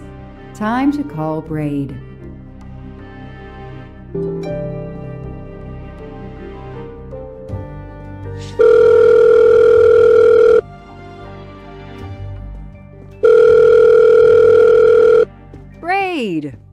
It's me again. I haven't found anything useful yet.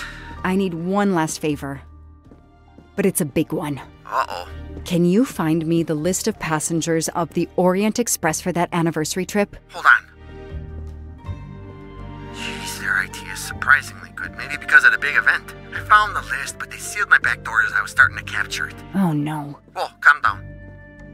I got one name.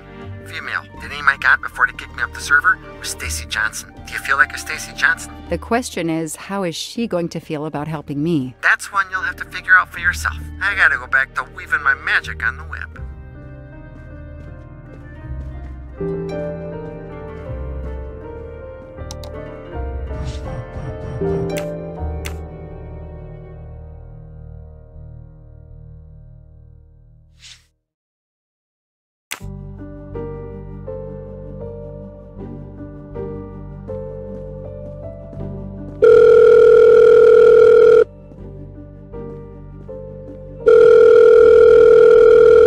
Hello, is this Stacy Johnson? Who's asking? My name is Joanna Locke. I'm a police detective. And I'm just an actress. Now what did I do wrong? Nothing. I need your help. I need to take your place in the Orient Express. Is this a joke? No way. Do you remember the Armstrong kidnapping? Of course I do. That poor little girl. I'm a police officer. I have a new lead that may help me find her killer. Wait, didn't they prove it was the nanny? Nobody believes me, but it's not the nanny. Listen, calm down. Sure. Yes, of course. You want my ticket? No problem. Goodbye. But I didn't give you my address. I'm hanging up. Goodbye. Wait. I have found compelling new evidence. I've reopened my investigation. You know, I had my doubts about the murderous nanny. I played a nanny a couple years ago in a slasher. I was killed in the first episode, but it got me interested in helping kids.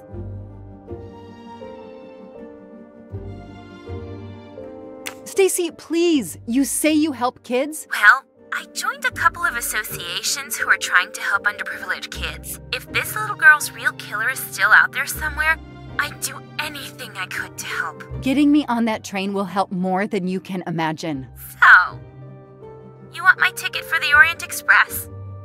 But I booked it months ago. I was so much looking forward to this trip.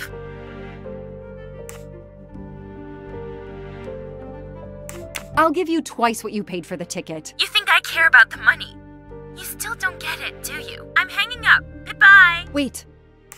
Stacy, I can tell you care about kids. Here's your chance to help put this beast in prison for the rest of his life. Think of the publicity for those causes you care about. Think about the kids. The kids. Yeah. All right. We'll do it for Daisy and the kids who suffer. I'll take care of changing the tickets to your name and send it to you. Get him. Make him pay. I will. Thank you so much.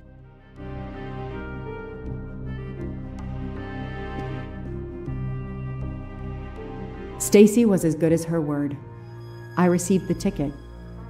I called my chief to let him know I was taking my vacation time. I had coming. I flew to Istanbul. I was finally going to nail the monster responsible for Daisy Armstrong's death, Michael Clark's death, even his accomplice, and, I suspected, so many others as well. You know the rest.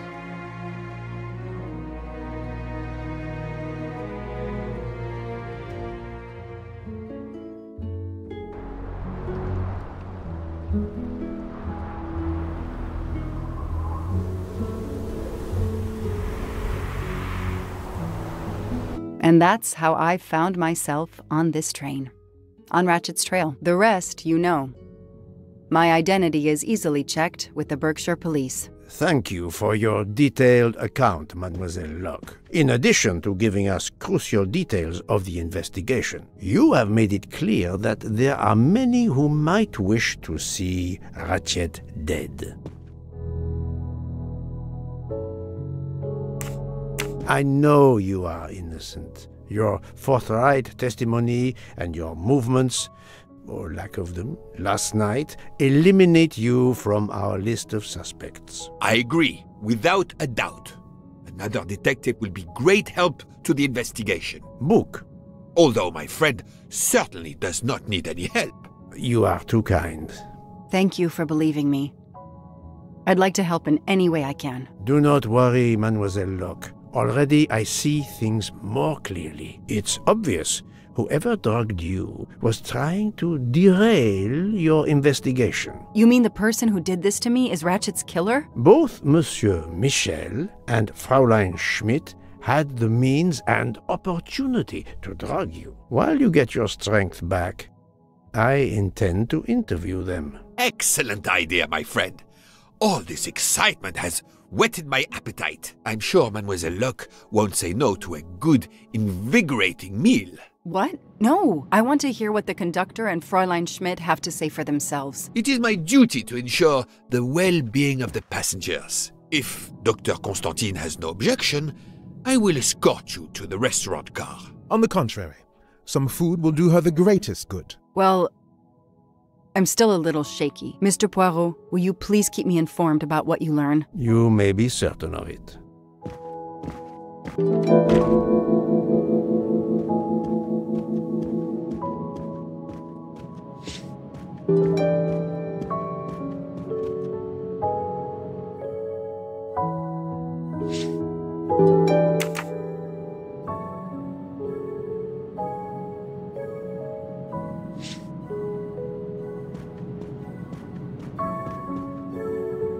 All that snow.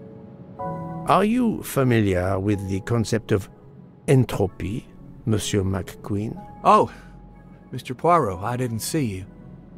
Entropy? Randomness in a system or something? Yes, unpredictability. Even the best laid plans can go astray, thanks to something as simple as... An unexpected passenger? Perhaps, or snow.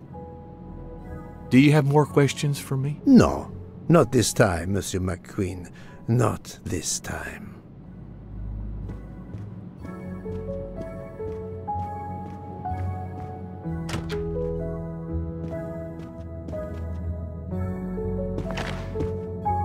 Book is a collector, and not surprisingly, he collects trains.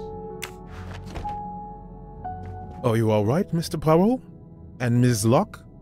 Has she had symptoms again? I didn't mean to disturb you, Doctor. Everything progresses satisfactorily.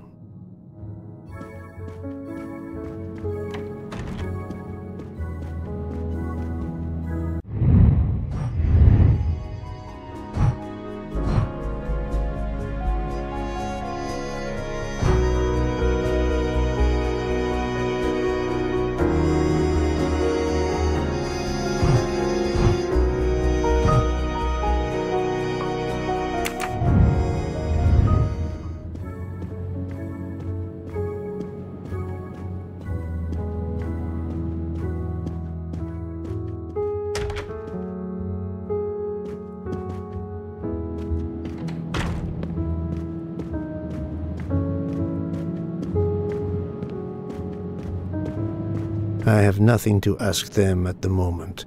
I should leave them alone.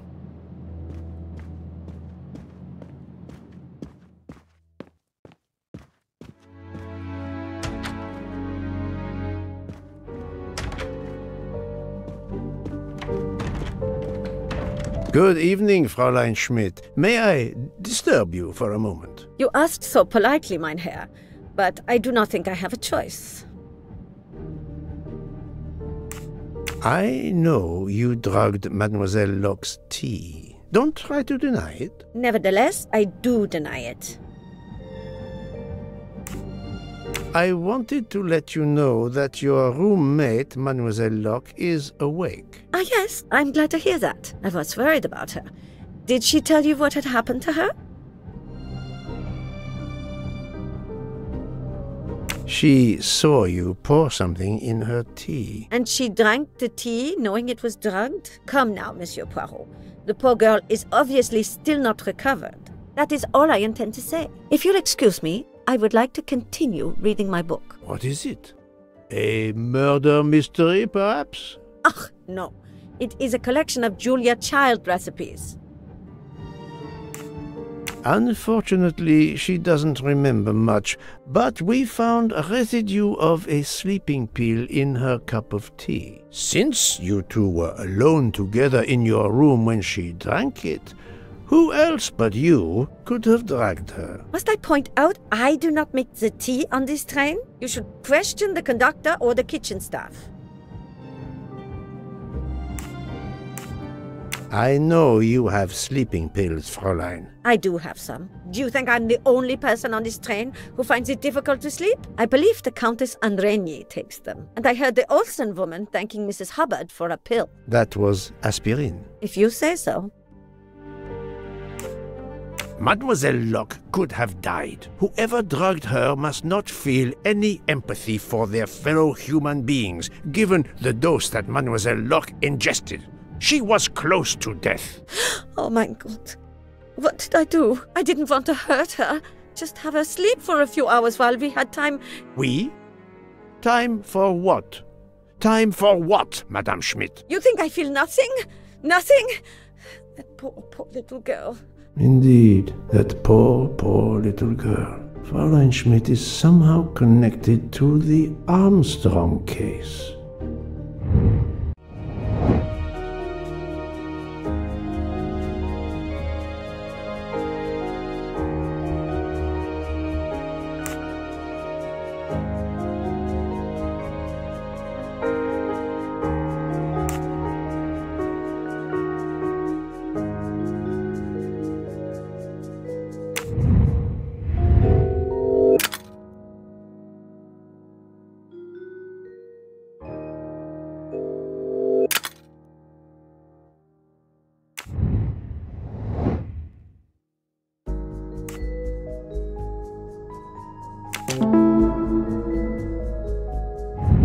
Et voilà. Fräulein Schmidt, I have a certain reputation for sniffing out... I am not a murderer. Forgive me, but I was going to say brilliant chefs. You were the Armstrong family's cook, were you not? But... yes. I was the cook of that lovely, lovely family. I'm sorry, but I must ask you to give me some time to collect myself. It wasn't supposed to be like this, my darling, my poor darling child. I will give you that time, Fräulein. You have given me much more in exchange. I must check in with my other suspects to make certain I have all the pieces of the puzzle in my possession. My God, what have I done? Poor darling.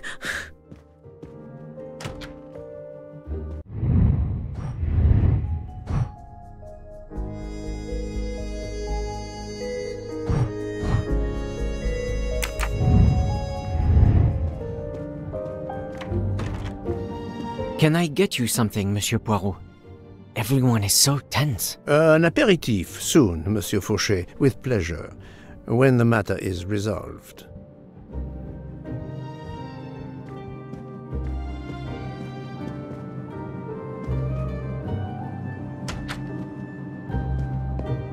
Jean, you've mixed everything up again. Oh, I can't find the coffee liqueur for tonight's dessert.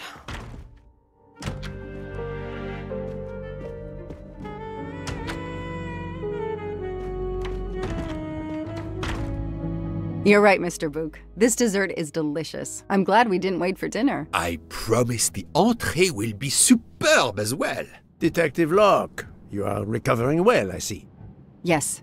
I should be helping with the investigation. Do you know who drugged me? It is early yet for conclusions. When I return, then we shall see. Do not worry, Poirot. She is in good hands. Hotaru, Freya, and yours truly are looking after her.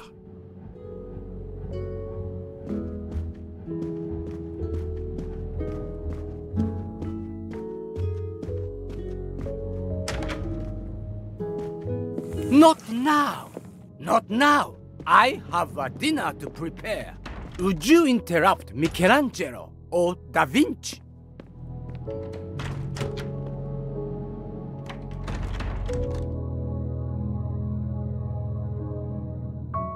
Good evening, Michel. Am I bothering you? You seem stressed. With everything that's going on, I must admit, it's difficult to be relaxed. Of course, I understand. Especially since we know that Detective Locke's tea was drugged before it was served to her. Detective? Come now, Michel. Surely you would have taken the opportunity to search her things and found her badge. Luckily, she woke up and was finally able to tell us her story. Hotaru boiled the water, Jean made the tea. I just brought it. Sir, it could have been any of the staff. Your defense is to accuse others?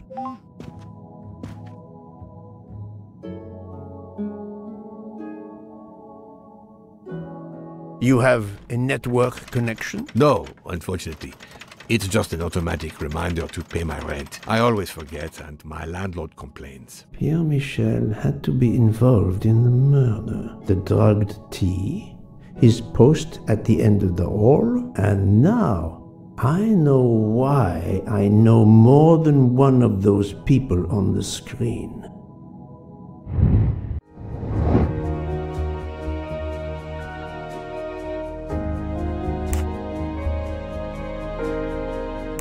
Fantastic.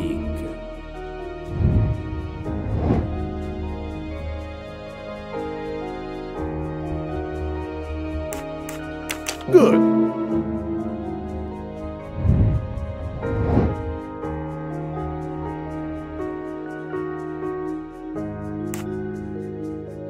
I must admit I'm not right this time. Brilliant. My little gray cells did not let me down. You are the father of Suzanne Moreau, Daisy Armstrong's nanny. My condolences on the death of your wife. What? But my wife... Enough lies. Suzanne does not bear your name? No. Suzanne's mother and I were divorced. Suzanne kept her mother's name. My most sincere condolences, Monsieur Michel, on the deaths of Suzanne and your wife. This job, I loved them, but I was never there for them. Then, a year after the divorce, Solange became ill. Suzanne took her to this special hospital in the US. Got that job as Daisy's nanny. I understand your pain, and the reason that led you to drug Detective Locke. We really can't hide anything from you, can we? Many have been foolish enough to try and keep the truth from Hercule Poirot. Yes, I admit, I drugged the tea. But it was only to keep her quiet, until I could... But she reacted so much to the sleeping pills. She was lucky, as are you, that she didn't die. To be frank, there is one more thing that puzzled me, but I think I understand now.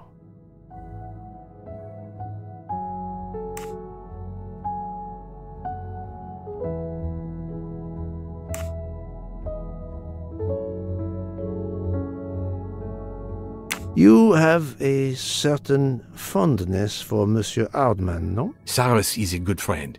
And I appreciate him a lot, but it's not that. Cyrus was my daughter's fiancé. I almost consider Cyrus as my own son. Of course, much more is clear now. I have been patient long enough. It is time to go and see what all the commotion is next door.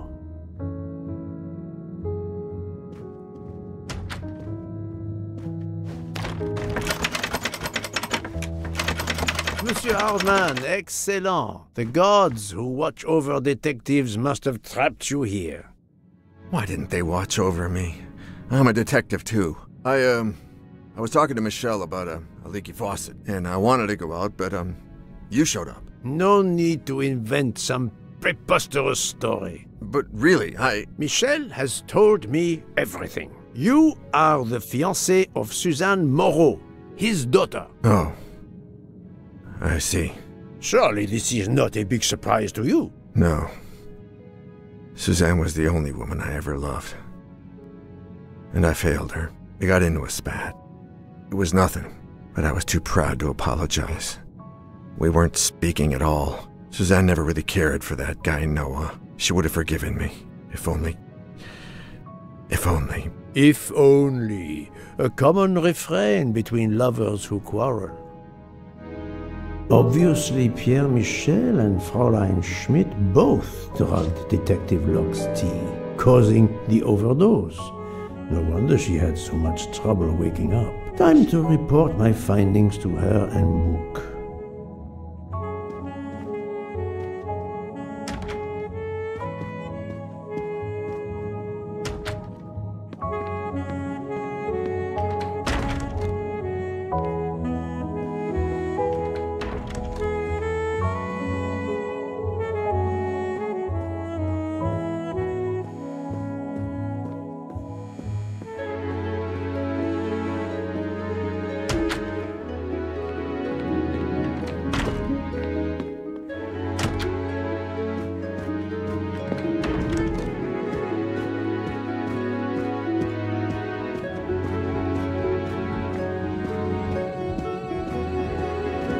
So, my friend, tell me, you have something new?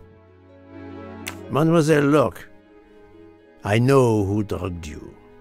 Fräulein Schmidt and our conductor Pierre Michel both admitted putting sleeping pills into your tea. This explains your overdose. They are relieved you are recovering. Michel drugged a passenger? On behalf of the company, I offer my apologies to you, Mademoiselle Locke. Michel will answer for this outrage. Both of them? I was pretty sure about Fräulein Schmidt, but I admit that I did not suspect the conductor. I have uncovered multiple connections with the Armstrong case. Pierre Michel is the father of Suzanne Moreau, little Daisy's nanny, and Monsieur Hardman was Suzanne's fiancé. As for Hildegard Schmidt, she was the cook of the Armstrong family. What a coincidence, don't you think? But it's incredible! What are the odds that so many people linked to that tragic affair ended up on the same train? About the same as you winning the lottery, my friend. I wasn't the officer who interviewed Fräulein Schmidt back then, so she couldn't recognize me here on the train. How could they know who I was? There were other passengers who might have. Or she may have seen you when you visited the Armstrong home. It is now clear to me that some of the clues to this elaborate plot were staged for my benefit.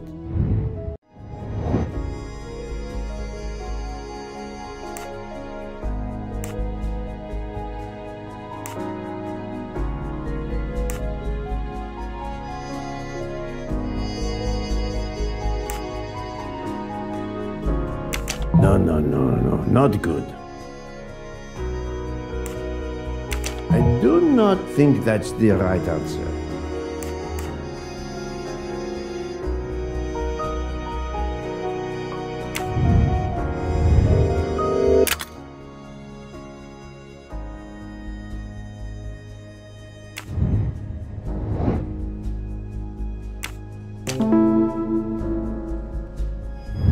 I'm right again. That happens to me a lot. Some clues and information collected so far could lead to a hypothesis. The murderer boarded the train in Vinkovsky, killed Ratchet, and then left the train immediately. How did you come to that possibility? Monsieur Hardman told me about a short man with a high-pitched voice who threatened Ratchet. Imagine for a moment that this man, wearing a wagon-lit conductor's jacket, killed him while Michel was on the platform at Vinkovsky. This murderer then hid the conductor's jacket in Detective Locke's room, then fled before the train left. Why choose Detective Locke's room? Why, indeed.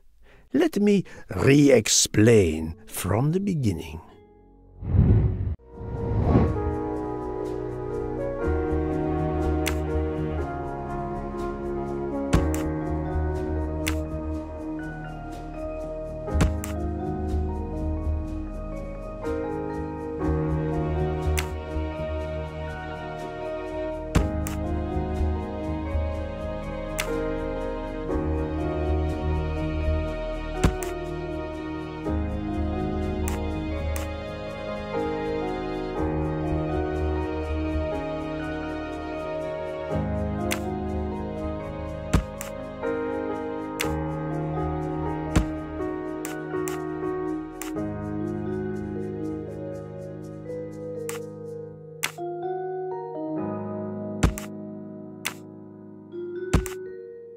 Think, Poirot. That is not a good answer.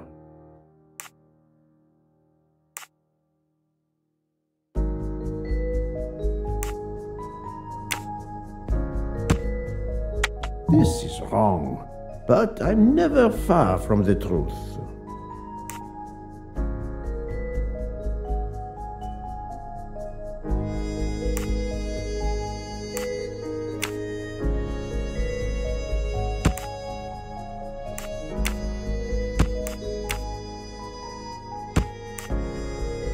I must admit I'm not right this time.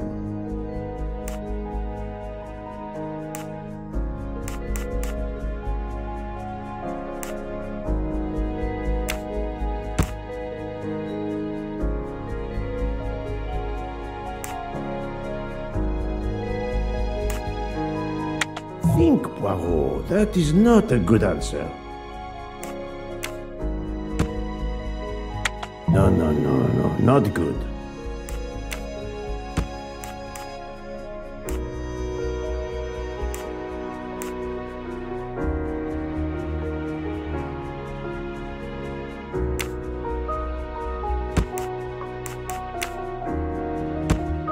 I do not think that's the right answer.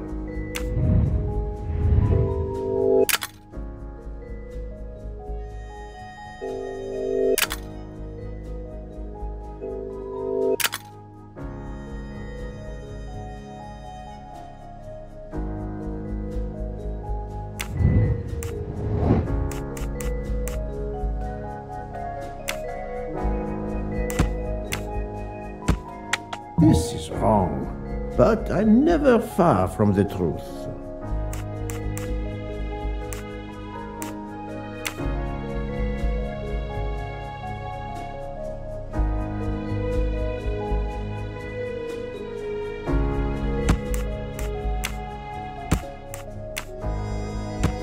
I do not think that's the right answer.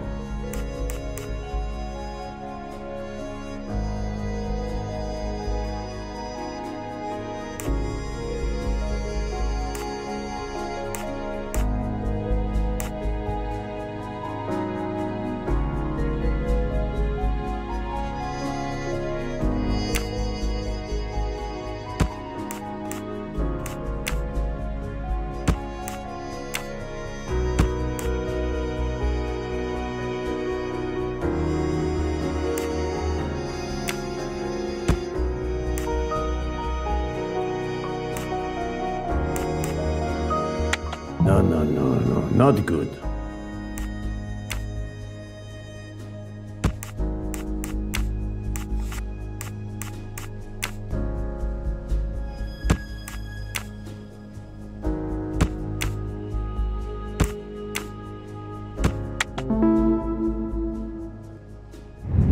My little grey cells did not let me down.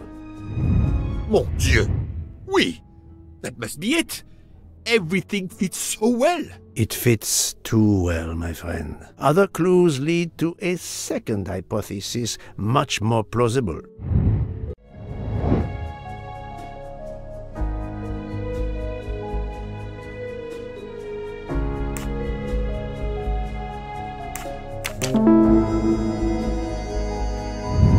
Et voilà.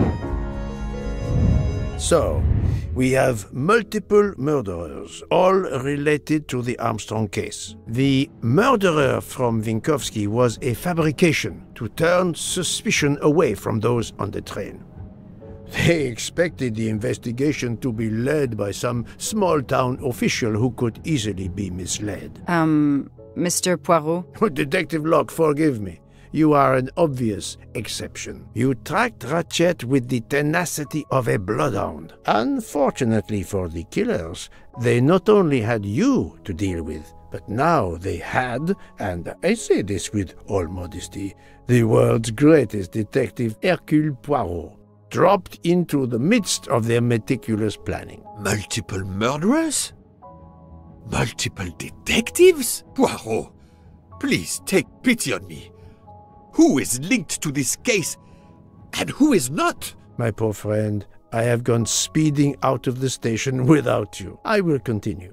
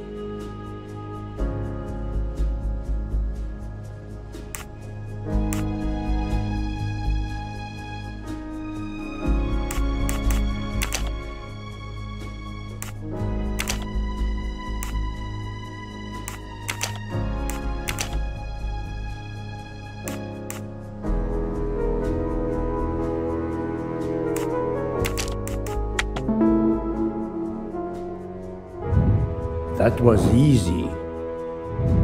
Fräulein Schmidt, Pierre Michel, Monsieur Hardman and Monsieur McQueen are all linked to the Armstrong case. I also know that Sonia Armstrong's sister and godmother, Countess Andreni and Princess Dragomirov, are on this train. And finally, Detective Locke discovered that Mr. Foscarelli was the Armstrong chauffeur. If we add Detective Locke and Ratchet, of the 12 passengers in that coach, 9 have a connection with the Armstrong case. What next, Poirot? Or should I say, who next? It is time to summon everyone. Everyone? Even Dr. Constantine? The train crew other than Michel? Dr. Constantine, yes. I will need him. But we don't want the others as witnesses. I will see that their duties keep them occupied elsewhere. Excellent. I have always thought this moment in a case is much like Rodin unveiling the thinker before a captivated audience. A work of art. Have you not felt that way, Detective? No, Mr. Poirot. I'm happy just to slap the cuffs on him. Well, there is some artistry in that as well, I suppose. Where would you like the unveiling, Poirot? The lounge? Perfect. Then I will gather all the passengers in the lounge.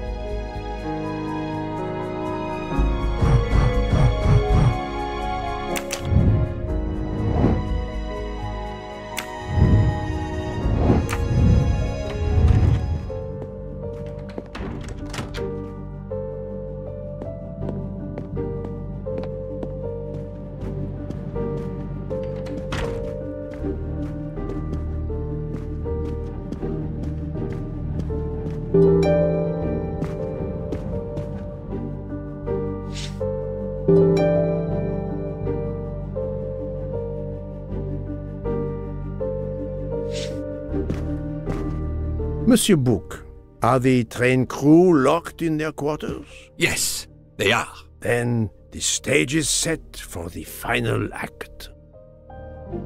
Ladies and gentlemen, I have gathered you together to hear my reconstruction of the murder of Samuel Edward Ratchet, also known as Cassetti. There is not one, but two possible solutions of the crime. I shall put them both before you, and I shall ask Monsieur Bouc and Dr. Constantine here to judge which solution is the correct one. Two solutions? Mr. Poirot, I am hardly qualified. Nevertheless, your assistance is required.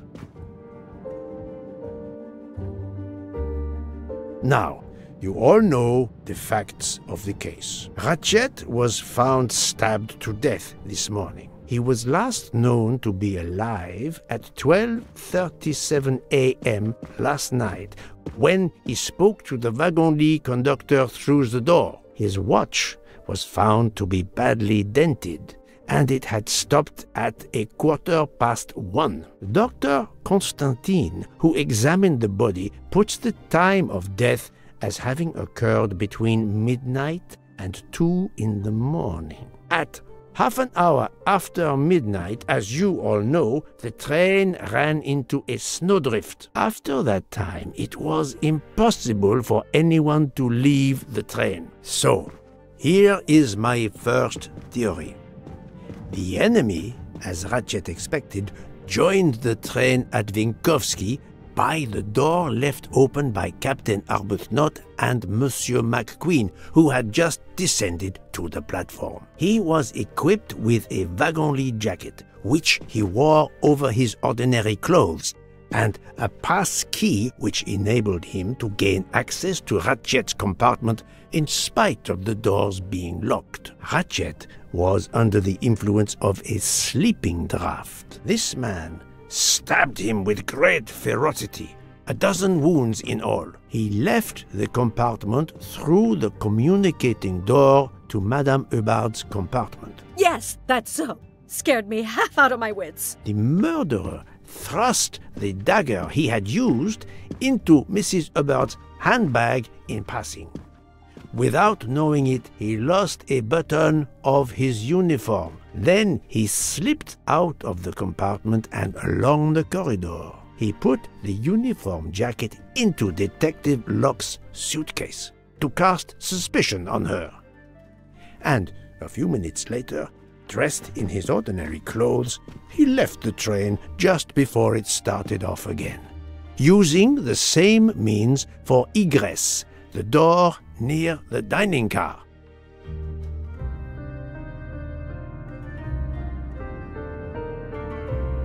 That is the first hypothesis. But there's a second. For that, we must examine the motive for the crime. Why was Ratchet killed? The motive is clear.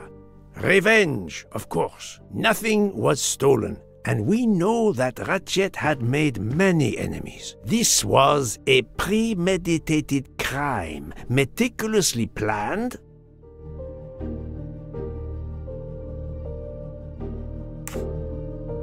Since the kidnapping and death of little Daisy Armstrong, which traumatized many people close to the family. Even when the police concluded that it was Suzanne Moreau, questions remained. Detective Locke continued her investigation, as did others. They became convinced the truth lay elsewhere. We now know who the real murderer of Daisy is.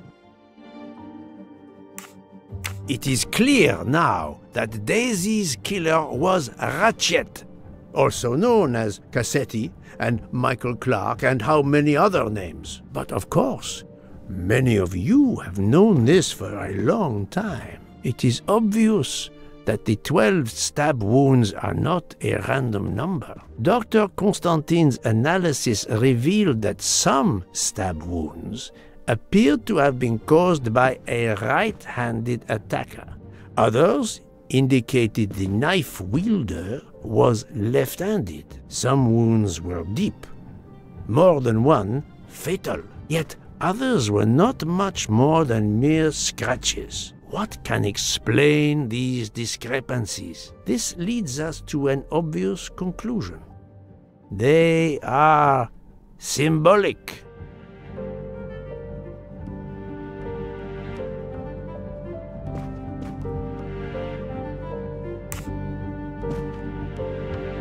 Come now, Poirot. Daisy was 3 years old.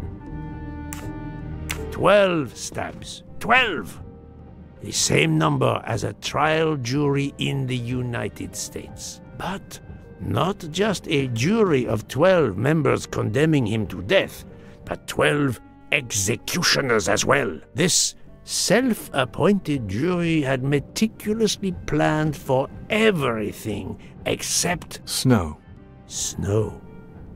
The avalanche that stopped us, as well as the presence of not one but 2 detectives on the train. They had to improvise, to hastily add clues and false leads.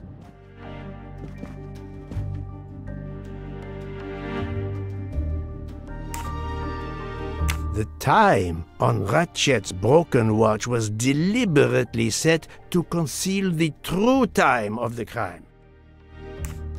The vial of vaping liquid incriminated Captain Arbuthnot. However, he had a solid alibi confirmed by Monsieur McQueen. Impossible then to suspect him. This woman in a red kimono does not exist. I don't know which of the passengers it was. It does not really matter. It was just a performance, a charade to introduce another possible culprit to muddy the waters. The conductor's jacket, found in Detective Locke's suitcase, was put there only to cast suspicion upon her. All these false leads were intended for me. But I am Poirot. I understood the truth. We have a train full of suspects. It's time to identify who the real culprits are. Let's start with Detective Locke.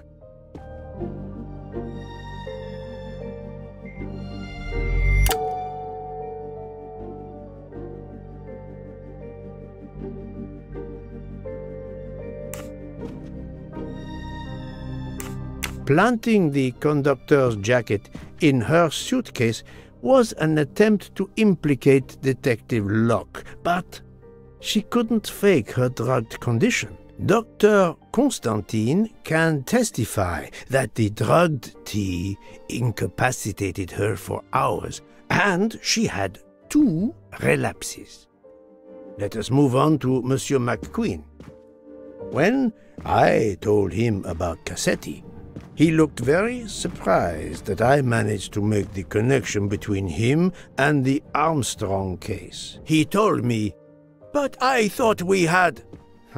I think he meant...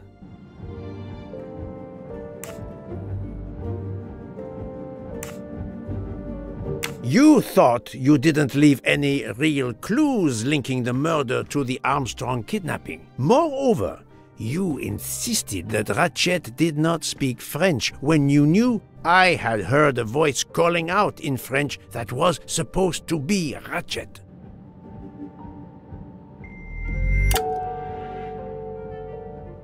I do not think that's the right answer.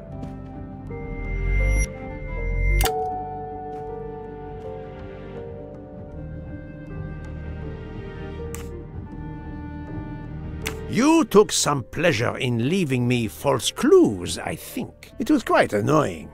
But you told me yourself that your father was the district attorney who handled the Armstrong case. The case haunted my father. At first, he believed Suzanne Moreau had helped her boyfriend, Noah, to kidnap Daisy, even though there were questions that went unanswered, and a young policewoman refused to let it go, continuing to find discrepancies, but never enough to reopen the official investigation. That policewoman sits there.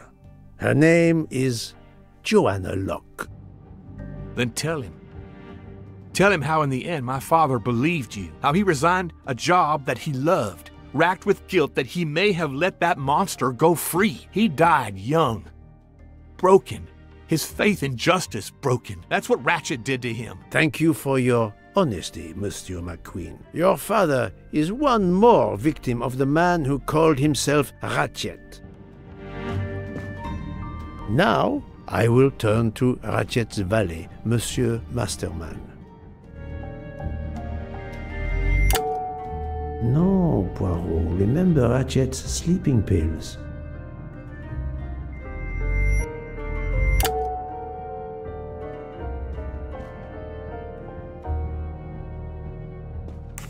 I know that a toothache hurts excruciatingly, but I don't think the pain would have driven Monsieur Masterman so mad as to kill Ratchet. Monsieur Foscarelli was a closer target, if Masterman had murder on his mind.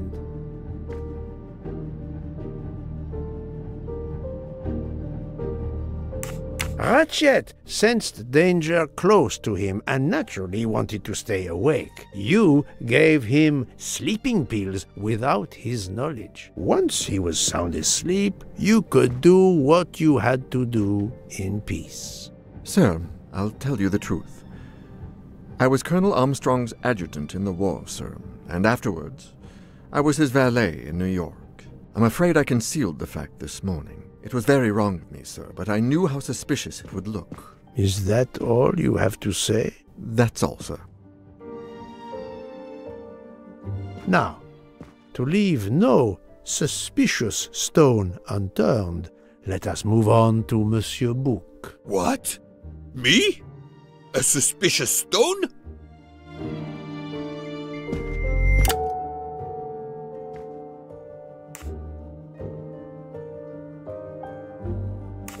Monsieur Bouc is certainly a very close friend, but I never allow my affection to take precedence over reason. It is not tangible proof.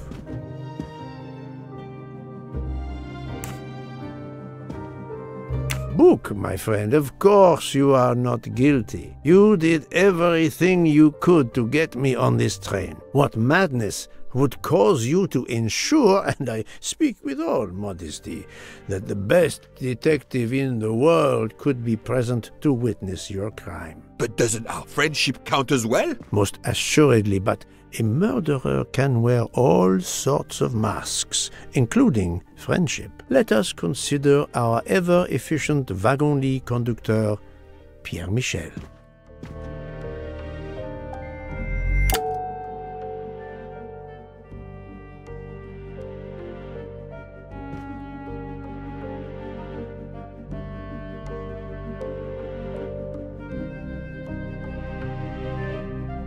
Your admission that you drugged Detective Locke immediately incriminates you, but the murder could not have been possible without your very capable assistance. Your knowledge of train procedures made the murder possible, and your position in the corridor of the train allowed you to be the perfect alibi for several passengers.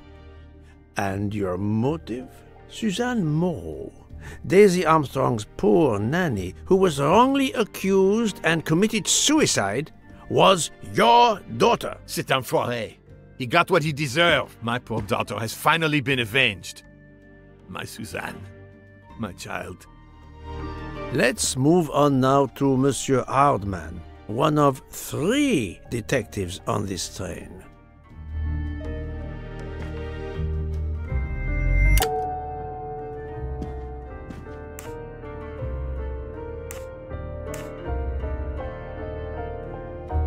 Monsieur Hardman, I think you are a real detective, but you were never hired by Ratchet. Your alibi was that you were watching the corridor to protect Ratchet, which, of course, you never did. You protected Pierre Michel.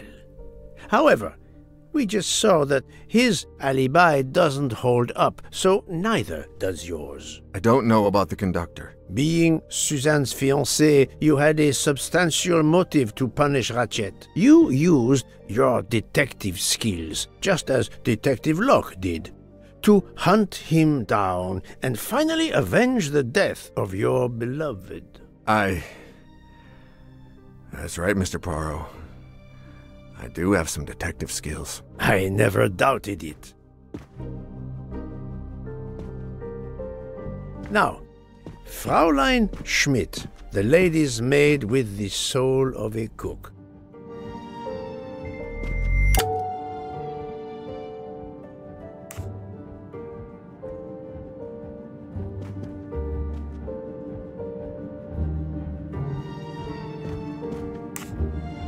Fraulein Schmidt, you told me of your remorse for drugging Detective Locke. I believe you are sincere.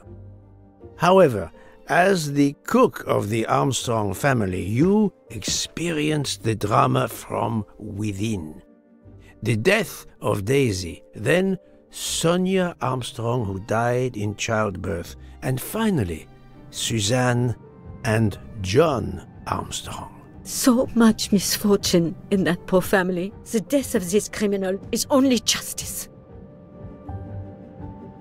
Let us move on to Countess Andrény. I was impressed by the earnestness of her husband when he swore to me solemnly on his honor that his wife never left her compartment that night.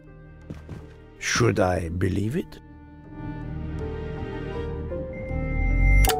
Even if it seems logical, it's more complicated than that. I believe Countess Andrény.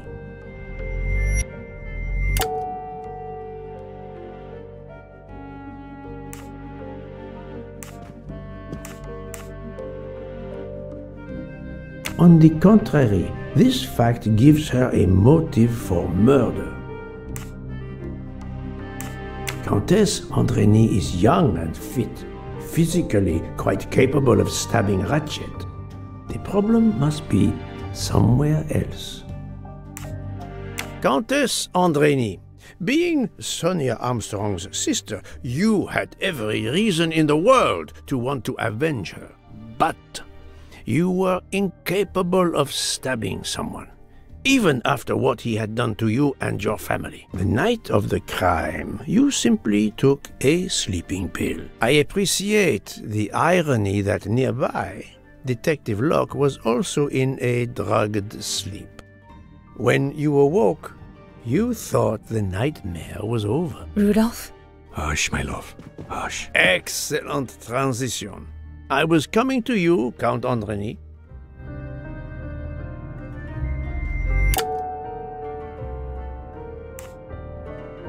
"12 people, a jury.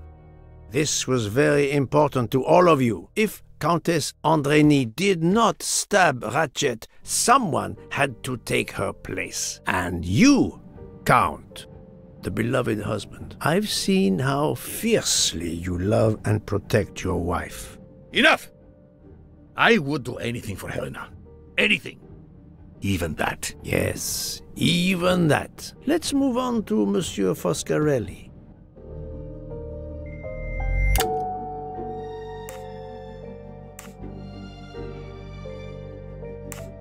Detective Locke found out that you were the Armstrong chauffeur, and that you planned to travel on the same train at the same time as Ratchet. That is what made her decide to obtain a ticket as well. Unfortunately, she could not prevent the murder. Have you lost your tongue, Mr. Foscarelli? Oh, Daisy. She was the delight of the house. Tonio, she called me. And she would sit in the car and pretend to drive me. And you, Mademoiselle Olson, a champion for the immigrants, a worthy calling.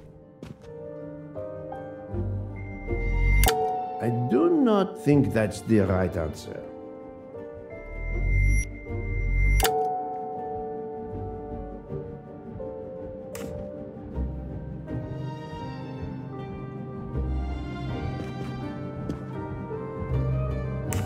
Admittedly, she lied to me about Mademoiselle Debenham's schedule. But one lie does not convict her. Mademoiselle Olsen, you supported Madame Hubbard's story about her connecting door latch, a story that I later demonstrated to be impossible. So, you deliberately lied to me, and you also lied about Mademoiselle Debenham's whereabouts. Enough! I can't take this anymore! I know what you want from me, Mr. Poirot. Very well. Here it is. She was my little Daisy, my angel, so patient. When I patched a scrape or took her temperature, that was my job. But she was so much more to me. She was a shining light in an ever-darkening world. I've tried to honor her by caring for children who have lost everything. Thank you, Mademoiselle Olsen. You too shed light on your part in this mystery. Suzanne Moreau was Daisy's nanny. You were Daisy Armstrong's nurse. I will ask you no more questions. It is enough that you have admitted what I know to be the truth, and I understand. Let's move on. Dr. Constantine. You suspect me? I know none of these people. I didn't know Ratchet either, and I've taken a solemn oath to help people, not murder them. Now really, Poirot, he has helped you get to the truth, not hidden it.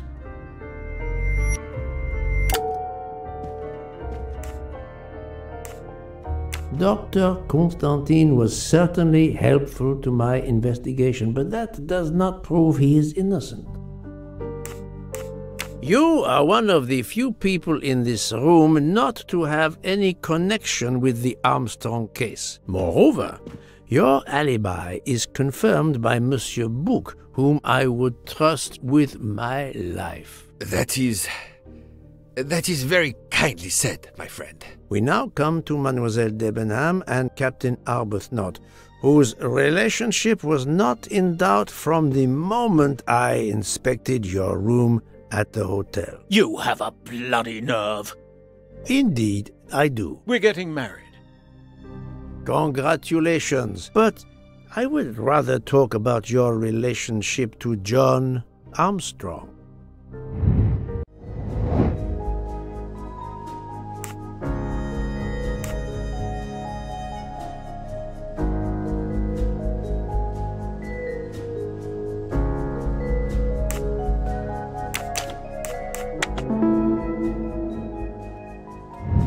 Et voilà. Captain Arbuthnot, you served in the army with John Armstrong. What I don't understand is why a man your age is still a captain. One might expect you to be a colonel as well. Ever fought in a war, Poirot? It was war that first brought me to England. Then you know what it's like. There's a shattering sound, and death, and mistakes, acting on intelligence that proved to be wrong. I sent a patrol to their death. Good men, brave men, wasted. John testified on my behalf at a court-martial. I'm not a colonel. I don't deserve to be, you bloody fool. But I'm also not in prison. John remained my best friend until... There, you have my story. Understand now? Archie, calm down, please. You're right, Mary. What you see in me, I don't understand. Oh, Archie, I see in you what John saw. Miss Debenham, I'm sorry. My turn, is it? I'm afraid so. And you have caused me quite a puzzlement. Your connection with the Armstrong family was not obvious. Then I remembered the job you currently hold.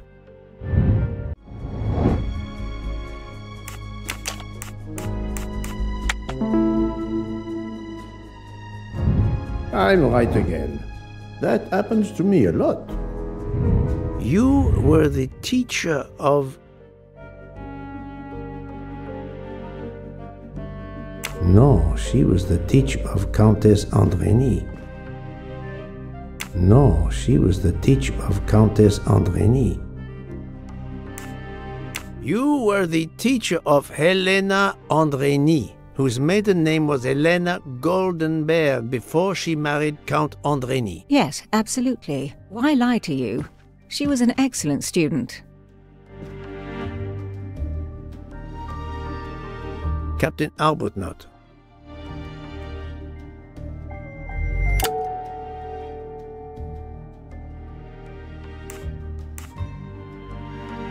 You had one of the strongest alibis, thanks to Mr. McQueen. But his testimony melted like a snowflake. There went your alibi. Poof! Unless you have another one. As for you, Mademoiselle Debenham,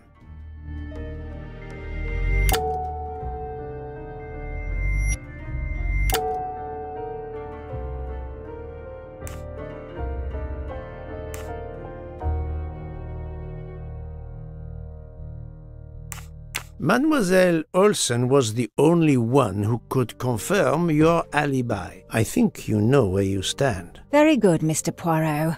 Are you satisfied? I will be soon. Now I must turn to Sonia Armstrong's godmother, Princess Dragomirov.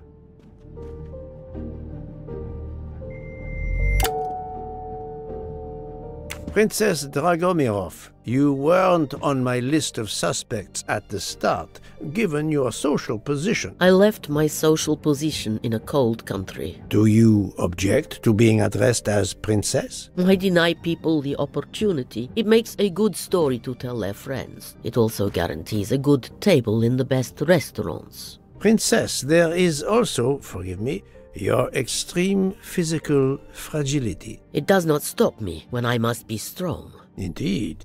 Of more importance, though, is the fact that you're the only left-handed person on the train. And the single blow to Ratchet from a left-handed person was very, forgive me, weak.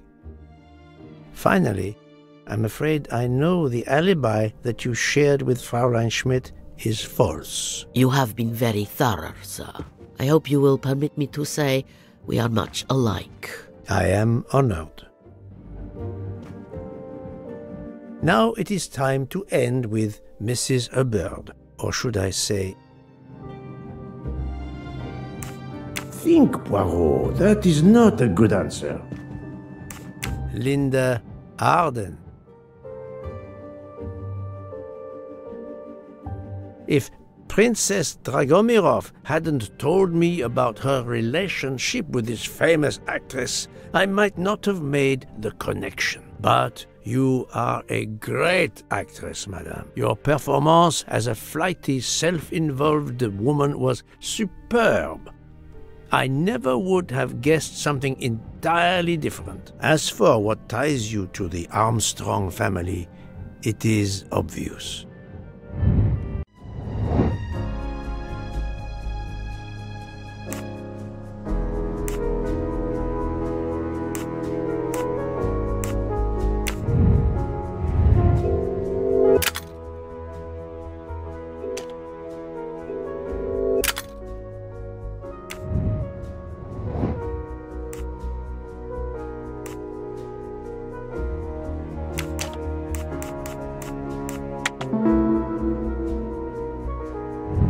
My little grey cells did not let me down.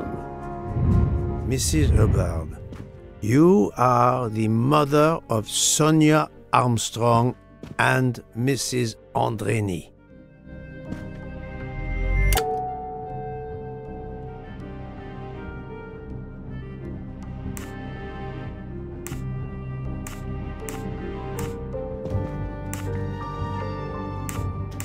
The fact that Madame Hubbard is actually Linda Arden, Sonia's mother, and a gifted actress of stage and screen, a woman who could teach her fellow conspirators how to play their roles, makes her one of the best placed to organize the murder, no, the execution of Ratchet.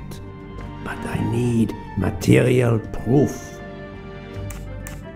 Madame Hubbard, you really are a remarkable actress. You put so much effort into your character and into staging the murder. I saw it as a perfect mosaic, each person playing his or her allotted part, so carefully arranged that if suspicion should fall on any one person, the evidence of one or more of the others would clear the accused person and confuse the issue. Everything was meticulously planned.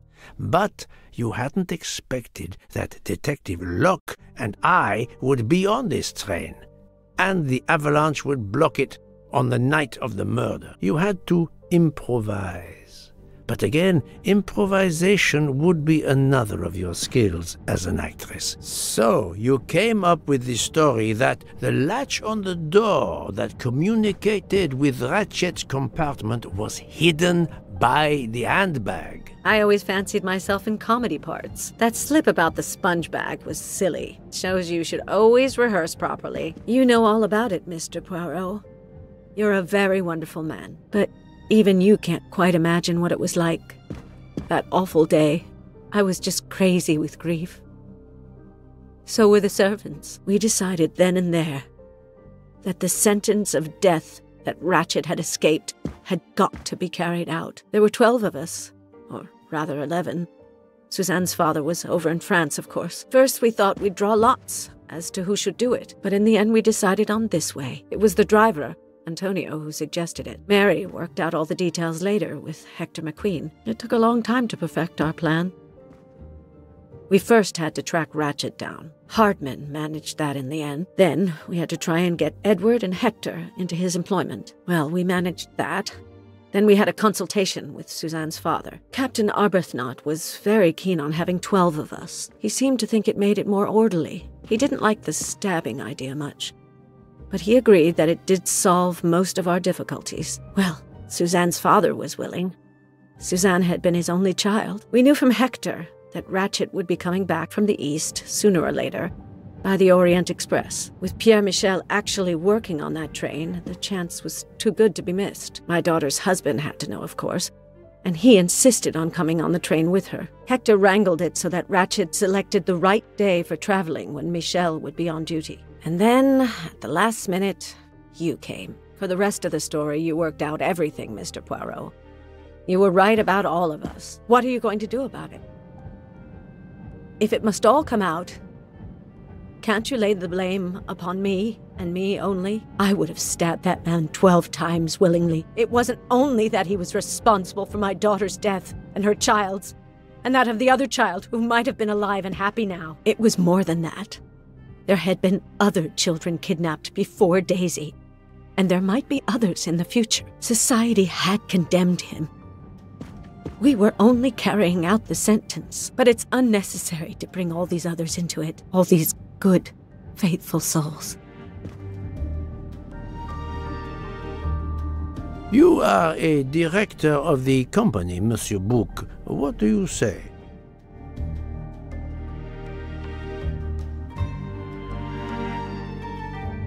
In my opinion, Poirot, the first theory you put forward was the correct one. Decidedly so. I suggest that is the solution we offer to the police. You agree, Doctor? Certainly, I agree. As regards the medical evidence, I think that I made one or two fantastic suggestions. Then, having placed my solution before you, I have the honor to retire from the case.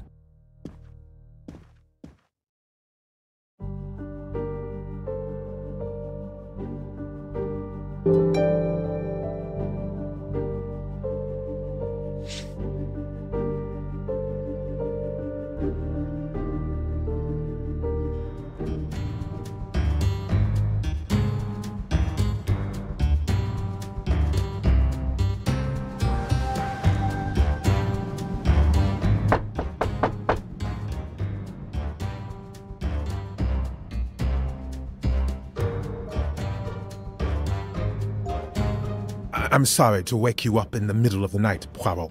but it couldn't wait. There was a detail that bothered me in my preliminary autopsy of Ratchet's body. I went back to examine the body and I discovered a wound covered by another. The blow I hadn't seen was delivered by a thinner, sharper blade. So there were not 12, but 13 stab wounds. 12 stabs for 12 jurors. It doesn't work with 13 wounds. The symmetry is destroyed. It can't be one of the culprits who stabbed him twice? Doctor, a different knife was used. There is only one explanation. Somehow, some way, there is a 13th murderer on this train. We must tell Book. The case is not solved.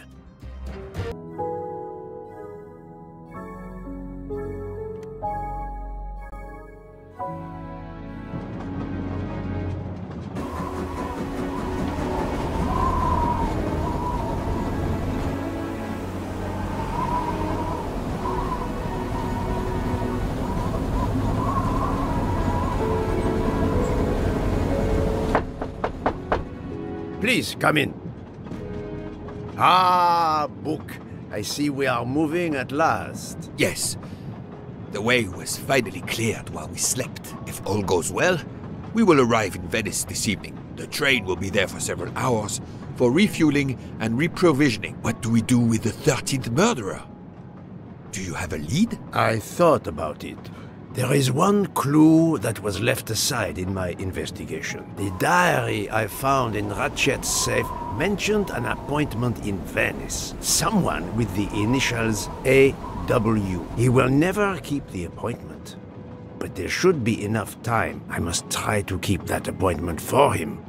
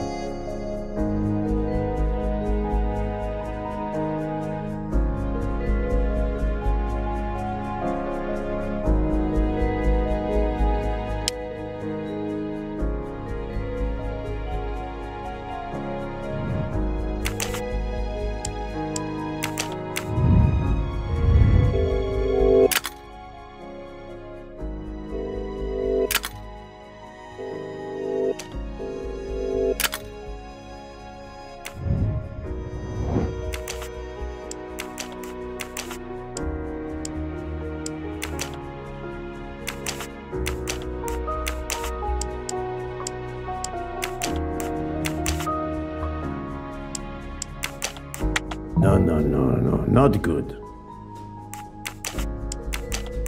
This is wrong, but I'm never far from the truth. I do not think that's the right answer.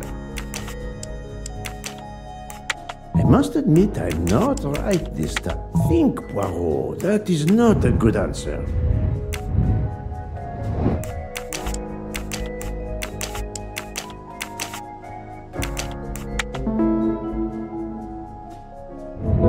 That's the right answer.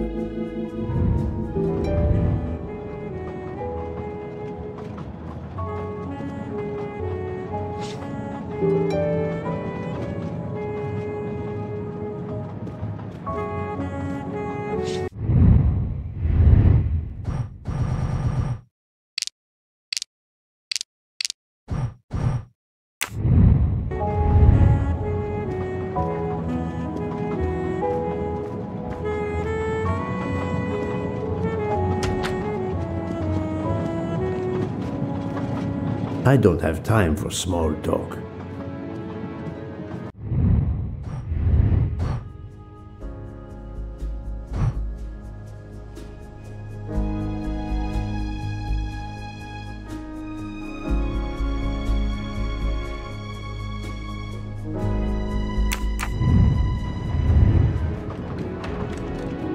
I think we should let Ratchet rest in peace.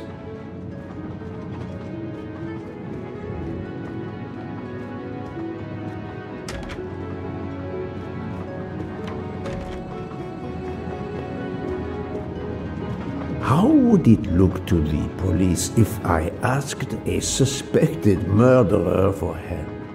I don't have time for small talk.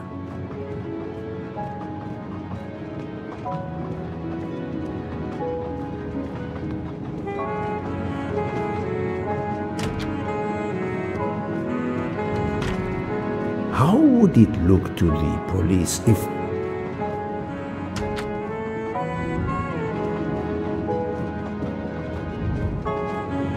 I don't have time for small talk. How would it look to the police if I don't have time for small talk.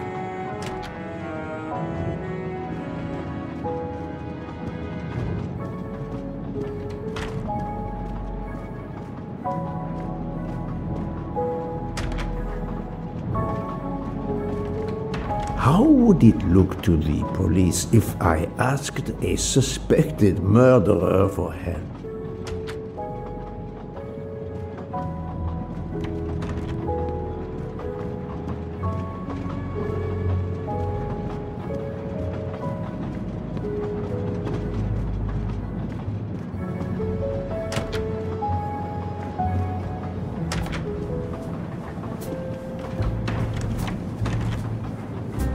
Doctor, a moment. Have you made arrangements for Ratchet's body? Yes, it will be collected by the Italian authorities when we reach Venice. The autopsy will be performed there. However, there is something odd. Oh? Since the train is French, jurisdiction must be shared. When I told them you were already on the scene, they have both agreed to support your investigation until we reach Paris. Ratchet's compartment will be sealed until we arrive there. All of those who conspired to kill Ratchet are to be confined to the train until then as well. So, thanks to you, I am the rope in a tug-of-war between two countries. Oh, but I thought you would want to be in charge. And isn't it odd we continue on our journey with a trainload of people that police consider potential murderers? Calm yourself, Doctor.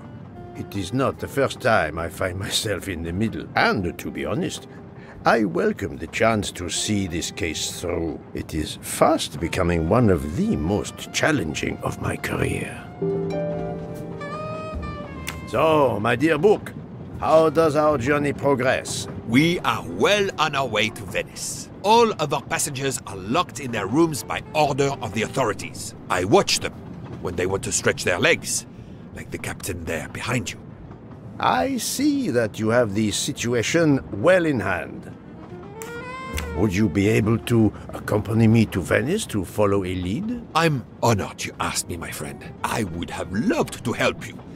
But I have to manage the situation here. I must make sure no one gets off the train in Venice and that Ratchet's body is transferred. Would you be able to... I'm honored you asked me, my friend. I would have loved to help you. But I must make sure...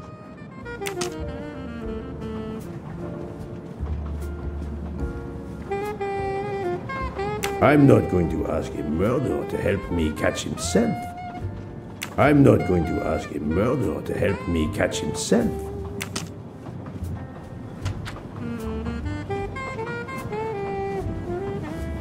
Mademoiselle Locke, you are clearly an excellent police officer. Could you accompany me to Venice for an investigation into Ratchet's activities? There is much we still need to know. Well, yes. It would be an honor to work with you. And I'm glad you trust me. What do you have in mind? There was a notation in Ratchet's appointment book. He had an appointment. With who? There were only the initials A.W. They were to meet at 10 o'clock at the Fontana dei Conigli. I want to know who Ratchet was meeting and why. But you've already discovered the 12 conspirators. Why is this meeting important? Unfortunately, the case is not complete. Dr. Constantine has discovered the presence of a 13th stab wound. One of them could have stabbed him twice. The wound was made with another, finer blade. Why would one of them have used two knives? Did they want to confess they killed him more than the others? And if so, why bother to deny it when they have already confessed? No, it makes no sense. And I do not close a case until all questions have been answered. You, of all people, must understand this. You're right. I do understand. I'll help you. Thank you. Together, we will uncover the truth. We will arrive in a few hours. Take the opportunity to rest. I slept well last night. No more effects of the drug. Excellent. Then, be prepared when we reach Venice. We have another mystery to solve.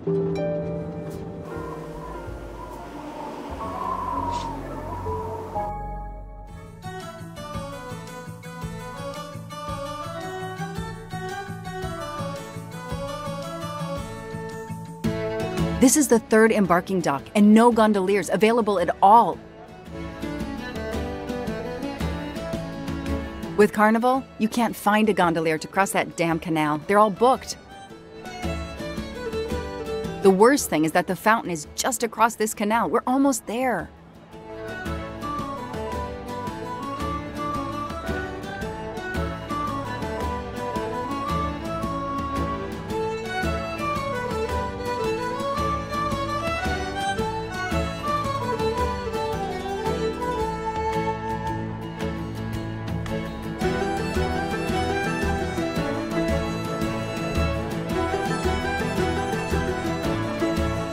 I see a gondolier just over there.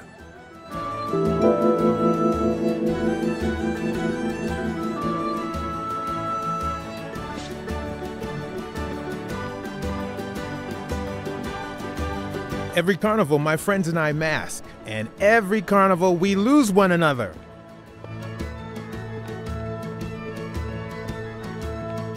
It's calm and relaxing, although not as clean as it could be.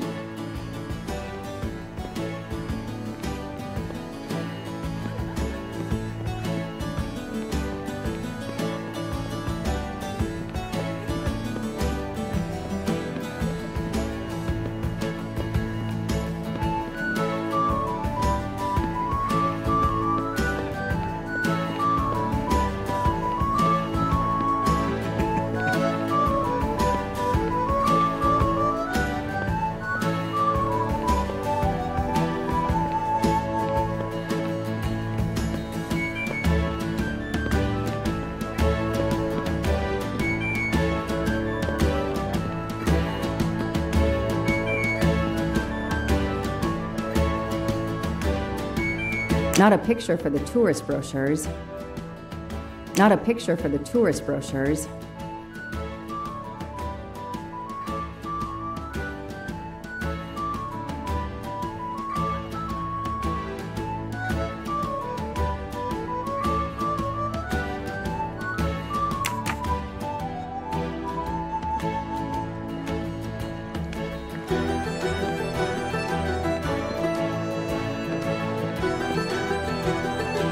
Ancora una volta sono dalla parte spagliata del canale per la festa. Sorry, I don't speak Italian.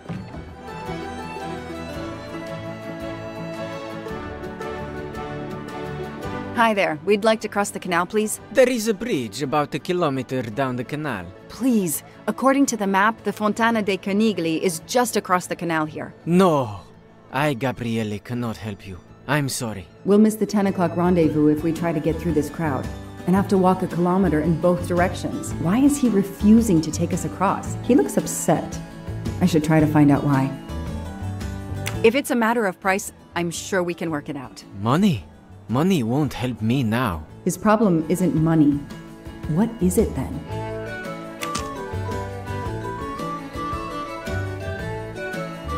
You have my full confidence, mademoiselle. I'll leave it to you.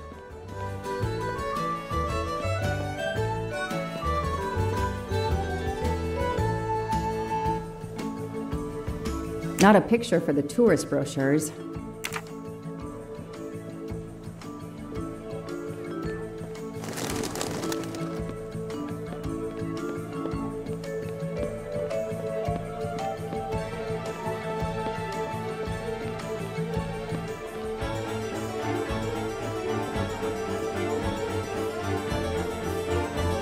Bella Chiara, the beautiful Chiara.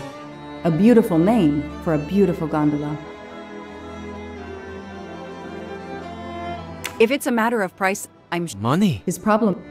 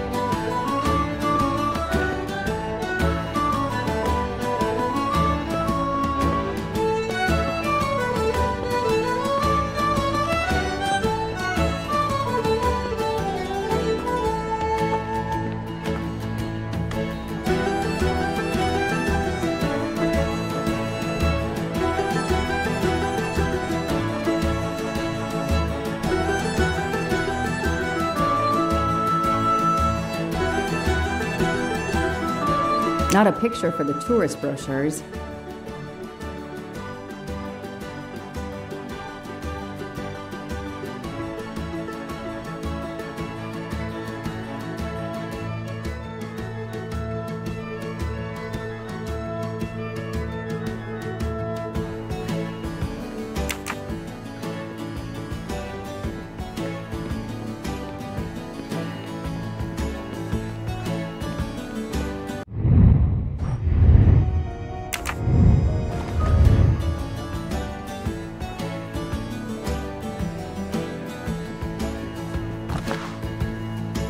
What a sham. A beautiful bouquet crushed by revelers.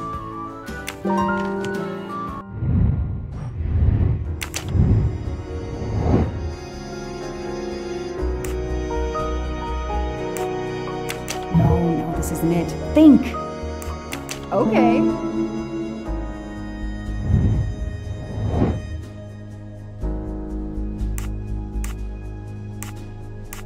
Excellent! That's it.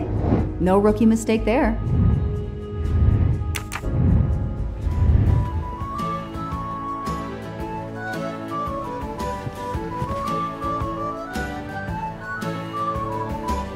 I'm sorry you had a fight with Chiara. What? How did you know? I'm a detective. I'd like to help, if I can. If you have a spare engagement ring, detective, I'll take it. Ah, I see. You lost the engagement ring you were planning to give Chiara? Lost? It is worse than that. I threw it away in the canal. I bitterly regret this gesture. I now find myself without a girlfriend and without a ring.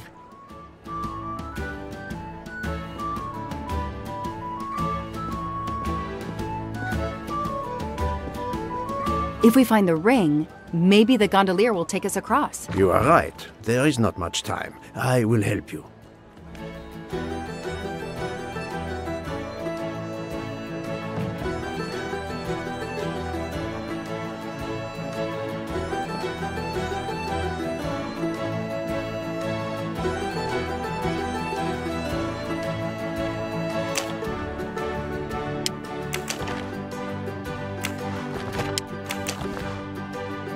I don't need an empty soda can.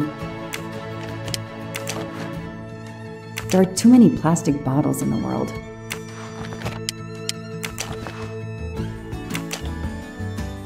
I know someone who will be happy.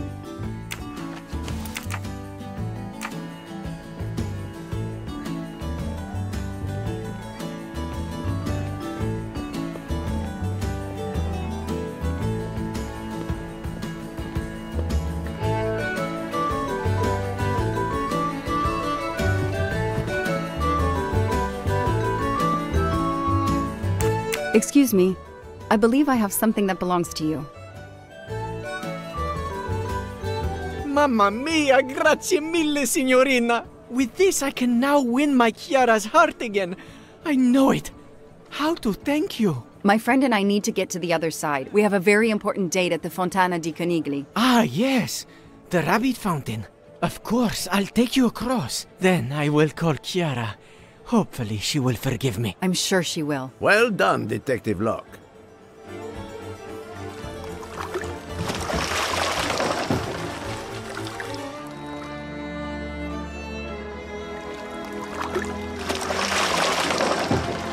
This district of Venice is very charming. You will love it.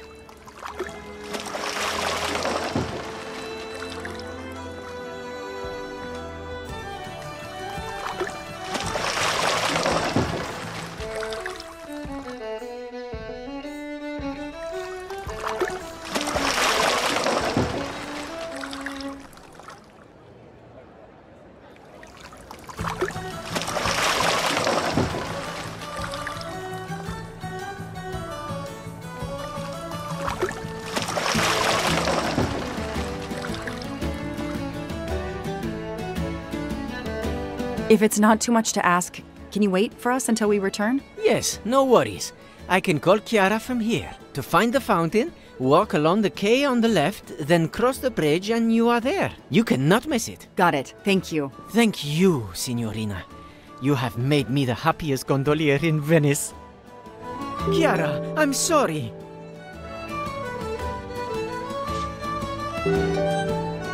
Yes, I assure you.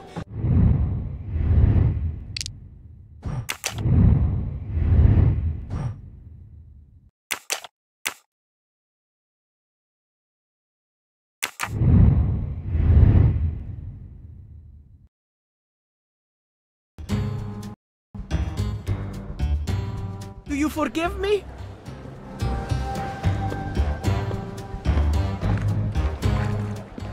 For you, I found your ring. I fixed everything. Can you give me directions to the fountain again? You have to go along the quay on the left, then cross the bridge and you are there. You can't miss it. Oh no, Bella. That is just a customer. Calm down. Chiara, I'm sorry.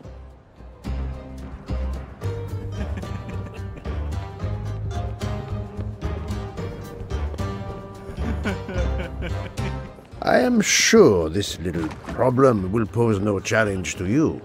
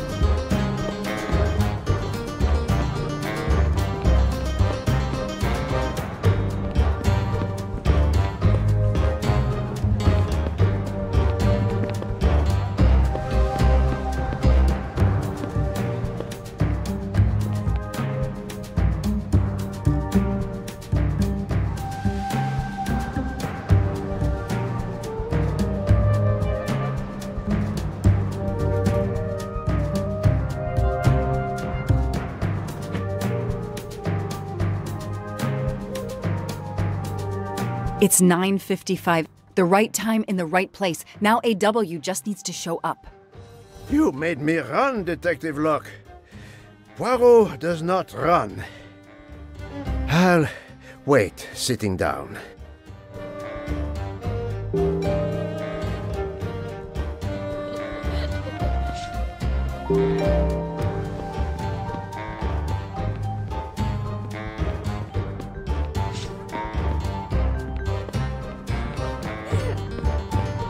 I have an appointment with you, don't I? No, dove la tua maschera?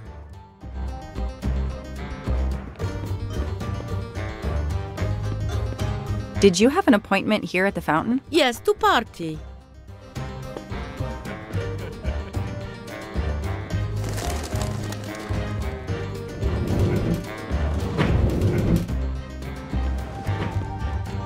If there's no one to help me, they won't mind if I help myself.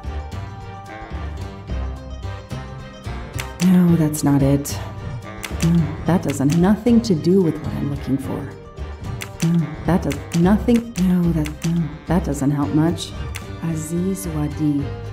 That's the only name that corresponds to the initials AW. Spacente, non ti ho sentito. Posso aiutarla? I'm sorry, I don't speak Italian. Do you speak English? Of course, signorina. How may I bother you? How? What? Oh, I have an appointment with one of your guests. What is the name?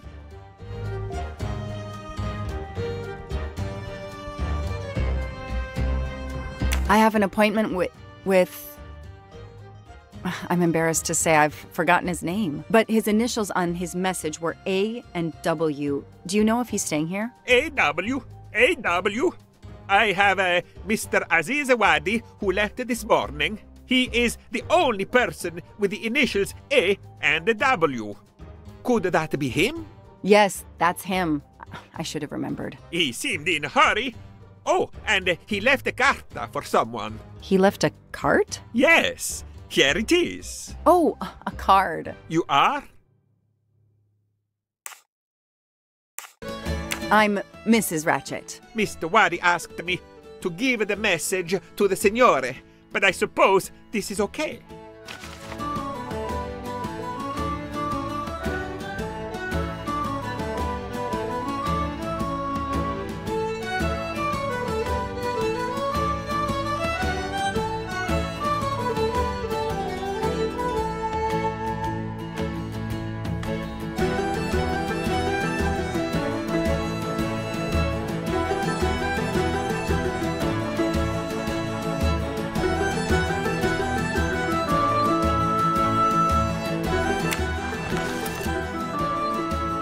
The receptionist is here.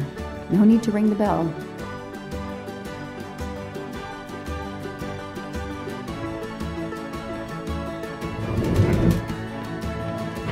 So, mademoiselle, was our mysterious A.W. here? No, but I managed to get his name, Aziz Wadi, and a letter he wrote for Ratchet. It seems to be a kind of riddle rhyme. Let me see. Well, Ratchet and Mr. Wadi must love this book to refer to it so much. Yes, I think we have to search and find the tracks that this person left for Ratchet to find him. I think so. Lead the way, Mademoiselle Locke.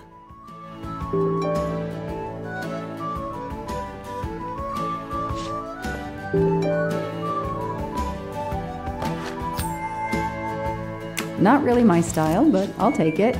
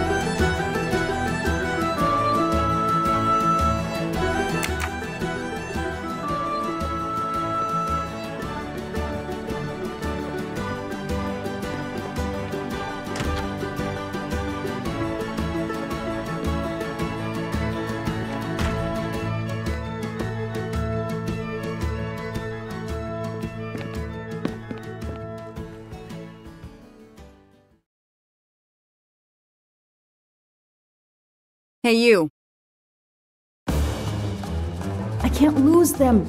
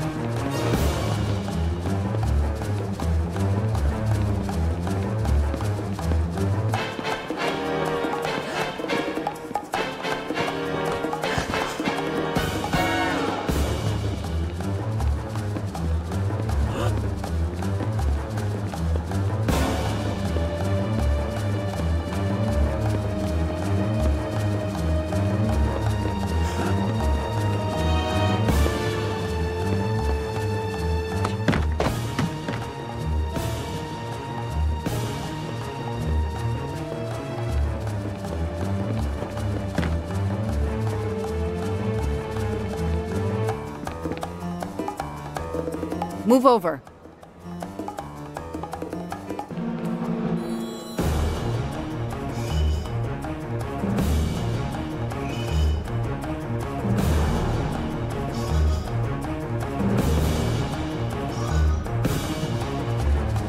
Too many! Too many masks! The murderer could be standing there watching me and laughing.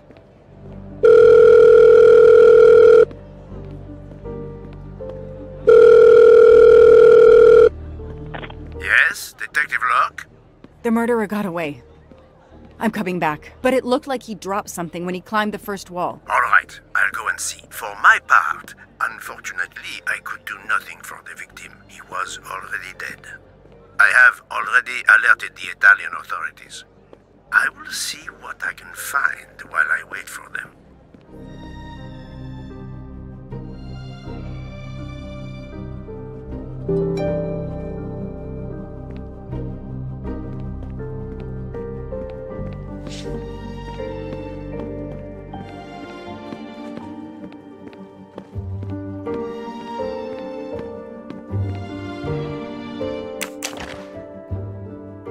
A pair of women's glasses.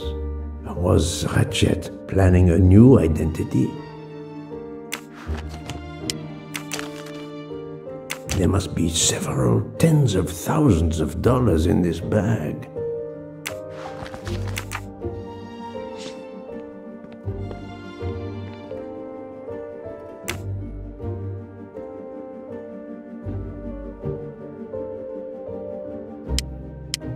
Various clothes in his suitcase. Mr. Waddy was obviously planning to leave this city.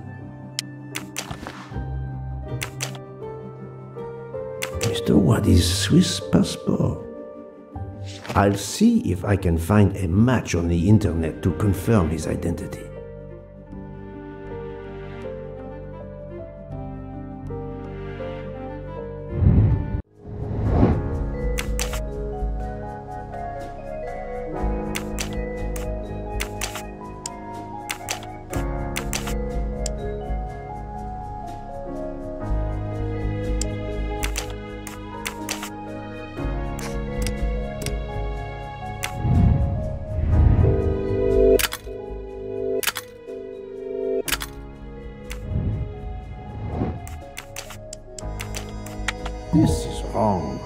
but I'm never far from the truth.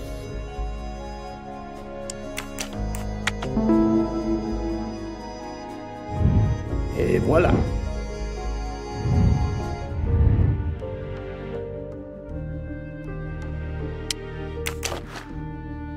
A bunch of keys. If, as seems likely, Mr. Wadi is a resident of Geneva, then one of these may belong to his home there.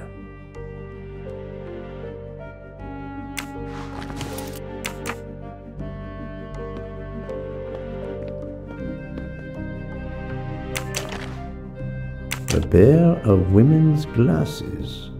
Was Ratchet planning a new identity?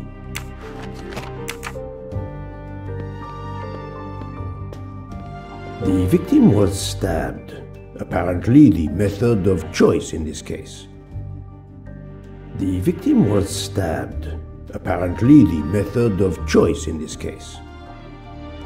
The victim was stabbed, apparently the method of choice in this case.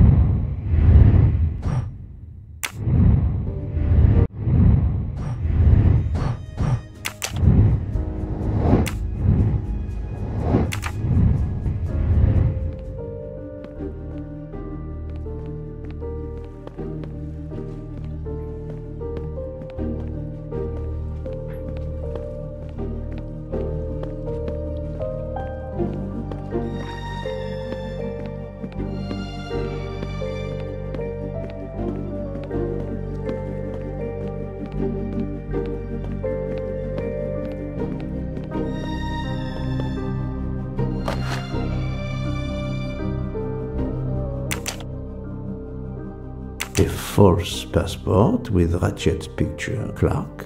Ratchet? How many others? Now he will become Enrico Caldo. It appears Ratchet changed his identity as often as his socks.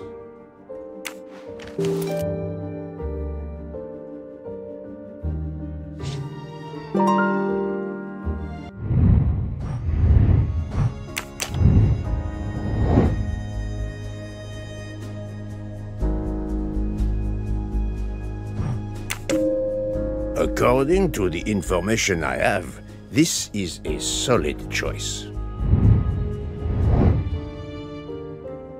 I'm sorry I couldn't catch the suspect, Mr. Poirot. There is no need to apologize, mademoiselle. Your efforts were marvelous. I found some information about Mr. Wadi. Did you access the FBI database? Don't worry, my little gray cells were enough. However, the database may confirm the origin of these banknotes. No need. I included them when I continued my investigation. Excellent.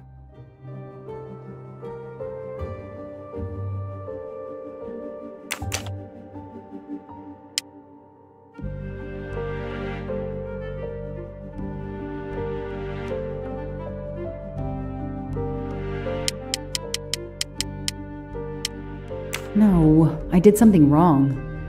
No, this isn't it. Think!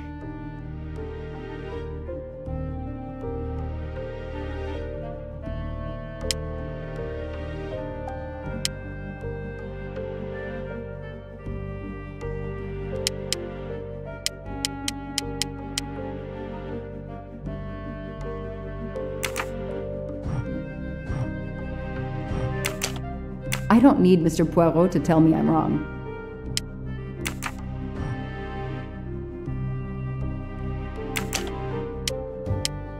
The detective gets it right.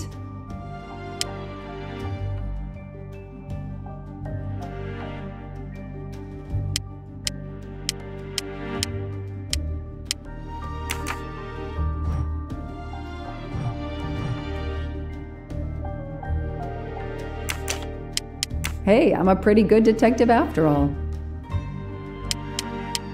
The detective gets it right. Mr. Poirot, it's part of the ransom money from the Armstrong case. You are surprised? I suppose not. So Ratchet had it in an account at the Banque du Lac. It would seem so. He knew the serial numbers on the banknotes could be traced, and he could not spend it, so he stashed it there. But now he's run low, something he didn't count on. He hopes enough time has passed so he can begin to spend the ransom money. There is something else he didn't count on. What's that? He didn't count on you, Detective Locke, and your tenacity. Thank you. But we are still left with a murderer on the loose. But we progress. We know Mr. Wadi had an appointment with Ratchet. He had a bag full of money and a passport with Ratchet's photo, but a new name. What is your opinion about the passport?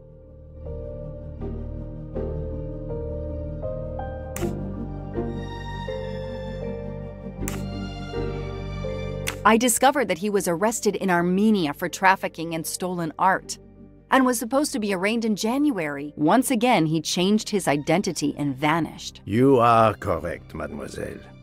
He also told me that he was threatened, and that threatening letter we found in his room was real. He had to disappear once again.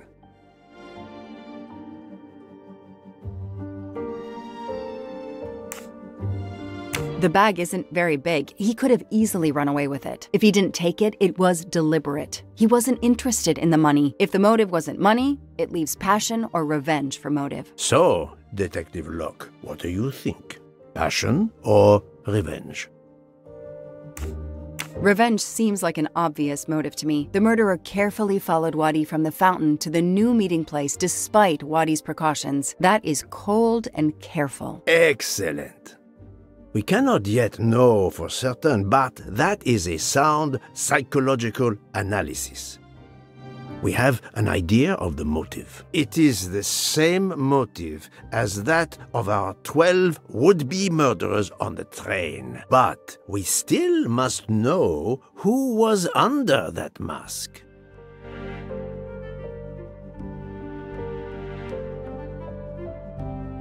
I think Wadi's killer is also Ratchet's murderer. The motive for both deaths was revenge, and both are related to the Armstrong case through the ransom money. Exactly. So our murderer is linked to the Armstrong case. The money is linked to the Armstrong case. But these glasses that I found in the bag, they must have something to do with this case too. Wait, those glasses mean something to me.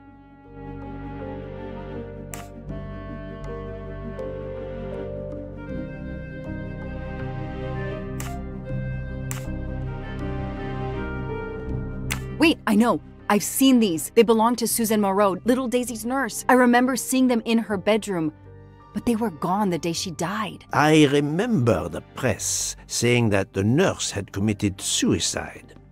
I've always believed otherwise, and the glasses are proof that she was killed by Ratchet or his accomplice. He took those glasses. I always had a gut feeling, but now, Mr. Poirot, now I have proof Suzanne was innocent. Yes, you do. But the question I ask myself is this. Why did Ratchet keep these glasses? Ratchet used to leave fake evidence at the scene of his crimes to incriminate others. He did the same thing to frame Suzanne. Possibly. But keeping an object belonging to his victim as a souvenir of the murder, that is the behavior of a fetishist. Now that you mention it, in my investigation at the time, I had already found Daisy's hair clip in Ratchet's cabin, and now we find Suzanne's glasses in a bag for Ratchet. 2 objects from 2 victims of Ratchet. He is a trophy hunter. Okay, we managed to clear up some of the gray areas. What now? The bag only contained a fraction of the $1 million ransom of the Armstrong case. The rest must still be in a secure place. I will make a wager with you that it is the Banque du Lac in Geneva where Mr. Waddy worked. Waddy was also the keeper of Ratchet's secrets. They were killed by the same murderer. Agreed. Well, there is nothing more we can do here except wait for the police. Prepare yourself for a long evening with the police. We have a lot of explaining to do. And after that? A visit to Geneva, perhaps?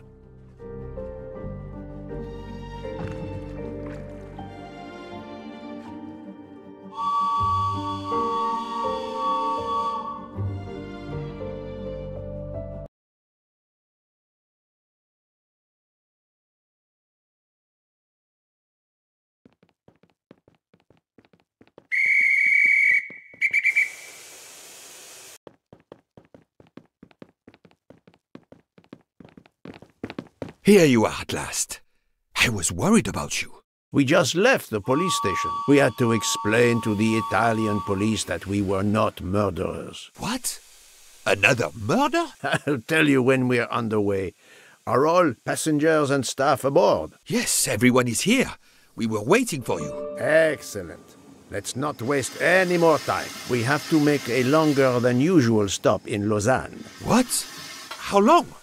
Long enough to do a little banking in Geneva.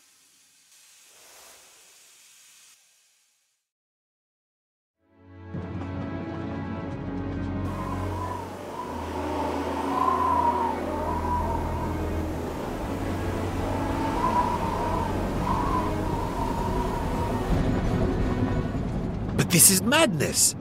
A 13th murderer of Ratchet? Mon ami, he was not well liked. But Monsieur Michel would have seen anyone enter Ratchet's compartment. And there were another 10 people milling about, taking their turn at stabbing him. How could they not notice an uninvited killer?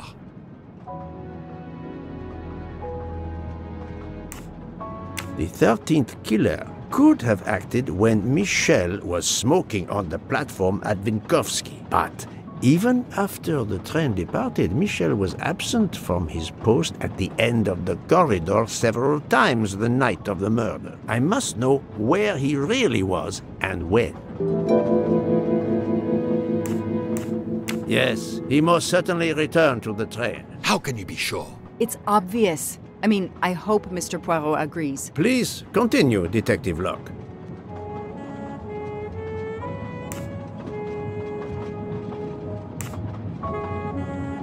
All the passengers and crew are still aboard. If the killer of Mr. Waddy had remained in Venice, we would have noticed right away that someone was missing, and we could have alerted the authorities. I promise you, I made certain everyone was aboard before we embarked. Book, calm yourself. Calm myself? But we're back where we started.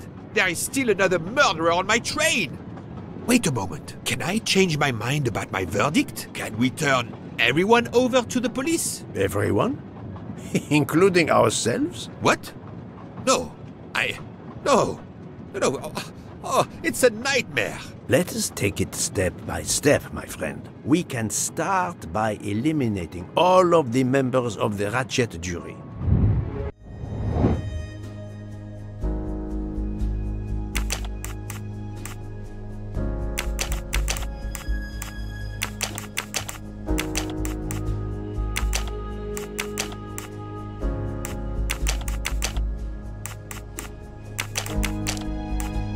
I must admit I'm not right this time.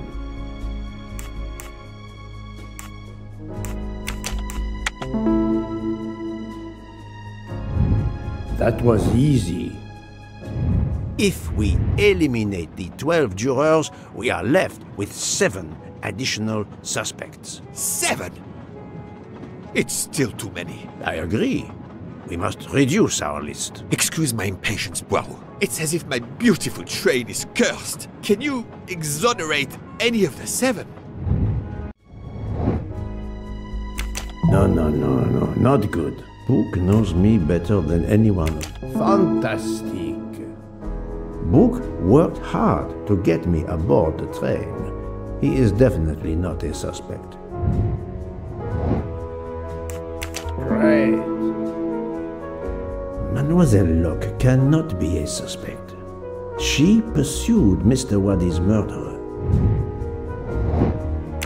Think, Poirot. That is not a good answer. It was well done. Dr. Constantine alerted me to the 13th stab wound. He is not a suspect. I'm right again. That happens to me a lot. I have 4 suspects left who I must now examine more closely. Miss Nielsen, Monsieur Maury, Monsieur Fauché, and Countess Andrény. One of my employees? Suspicious? All 3 got off the train in Venice to restock supplies. Any one of them might have slipped away without being noticed. I suppose. But what of Countess Andrény? You cleared her yourself. She is cleared of the first murder, but we know little of her movements here in Venice, so we still have 4 suspects to interview. Detective Locke? I can't join you, Poirot. My chief saw something on the news about the case and my involvement. He's demanding an explanation. If I want to keep my badge, I have to call him. Then you must do so by all means. I'm sorry. No need to apologize. I understand. I'll make the call from my compartment. If you're looking for me, I'll be there.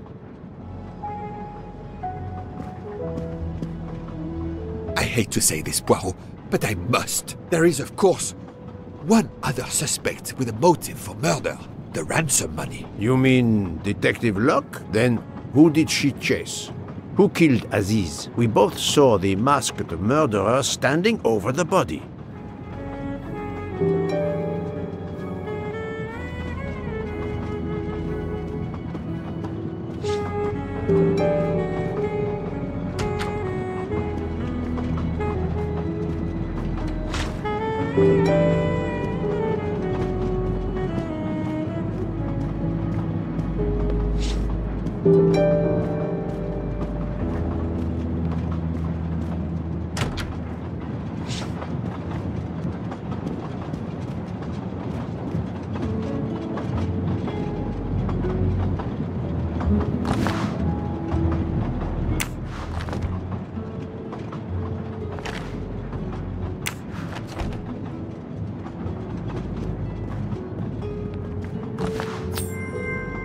Another delightful trophy for my collection.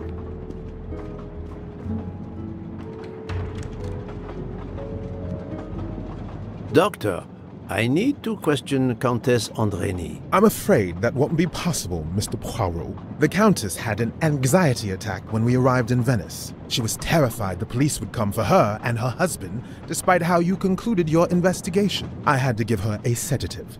She has been sleeping since. You have stayed with her all the time we were in Venice? Count Andrény begged me to watch over her. I have not left this room. You're the reason she's in this state.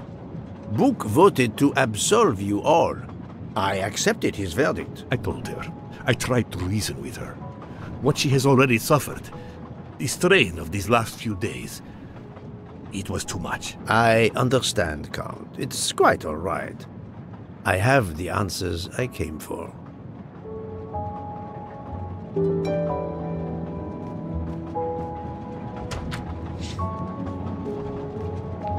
Ah, Michel, I have a few more questions to ask you, if you will allow me. Anything, Monsieur Poirot.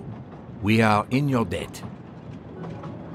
Please tell me your movements when we were stopped at Venice Station. Once the compartments were cleaned and the linen refreshed, I stayed in my quarters. Did you notice anything special? Comings and goings? Monsieur Bouc had asked everyone to stay in their compartments. I would occasionally walk the train to ensure everyone was comfortable. Oh, I saw Monsieur Maury was all alone loading his crates of provisions. A great chef like that, reduced to petty labor, I would have helped him. But Monsieur Bouc had ordered me not to leave the train for any reason. So, Monsieur Maury was forced to labor alone. Let us review the actual timeline of the night of Ratchet's murder, not the one manufactured to hide your crime. I left the train in Binkowski for a smoke. Then I resumed my post. That was the truth. The train departed on schedule. But then, of course, an avalanche of snow blocked the tracks. At 12:45, Madame Hubbard and I met in her compartment to discuss how to adapt our plan. Due to the snow and Poirot. The little play we had staged for you had to be rewritten. I left her compartment at approximately 1:15. Then the curtain went up. Calls in the night, the red kimono, all for my benefit. And all for nothing, as it turned out. Do not blame yourself, Michel. I am the theater critic no playwright wants to see in the audience.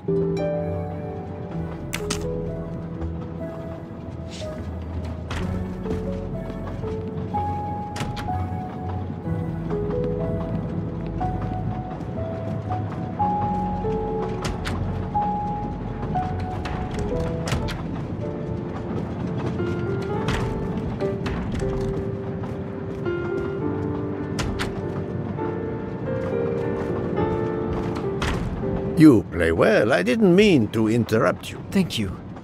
Many years of piano lessons thanks to my mother. I try to play in a few clubs in Paris when I get the chance, but as you can see, it hasn't made me rich. What can I do for you? Conversation only. Tell me about your time in Venice. I had Monsieur Bouc's permission to see my sister. She lives in Marghera, just outside of Venice. She had a baby a few weeks ago. This was my first chance to meet my new nephew. Monsieur Bouc gave you permission? Yes, you can ask him. Most assuredly, I will. What time did you leave and when did you return? I left around 9:10 p.m. I was back by 10:45 p.m. When I got back, Hotaru was in a lot of pain. I gave him a back massage. That would have been enough time to kill Monsieur Wadi and return to the train. May I see your knives? Of course. They are here. If you don't mind. Help yourself. They are under the bar counter. Tell me again about your poker game the night of the murder. It's a regular game to help relax after a long day. Let's see, we started around 11 p.m. We took a short break in Vinkovsky, Hotaru, Pierre and I. The game finished up around 2 a.m. We'd all had quite a bit to drink. Ah, yes, I left for about 10 minutes to refrigerate champagne for the next day. That must have been around 1 a.m.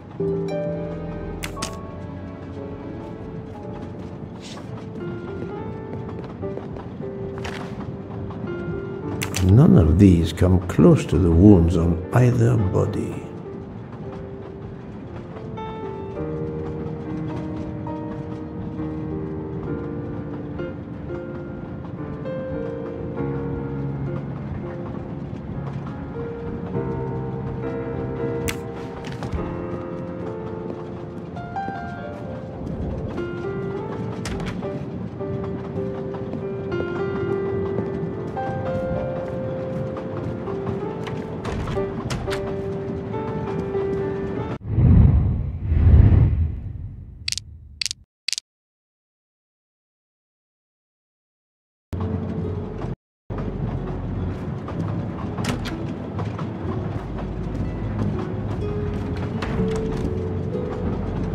You told Fauché he could go into Venice? Marghera, actually. Not so far away. It was his only chance to see his sister. He's been working every train for weeks. There is never time to see the new baby. Enough, Book. Your heart does you credit, but your common sense, it... I know. But it's fine. Isn't it? He did come back. Oh, it's fine, as you say. Unless he saw the baby, then killed someone else and returned to the train. But that's monstrous. Murder is always monstrous, my friend.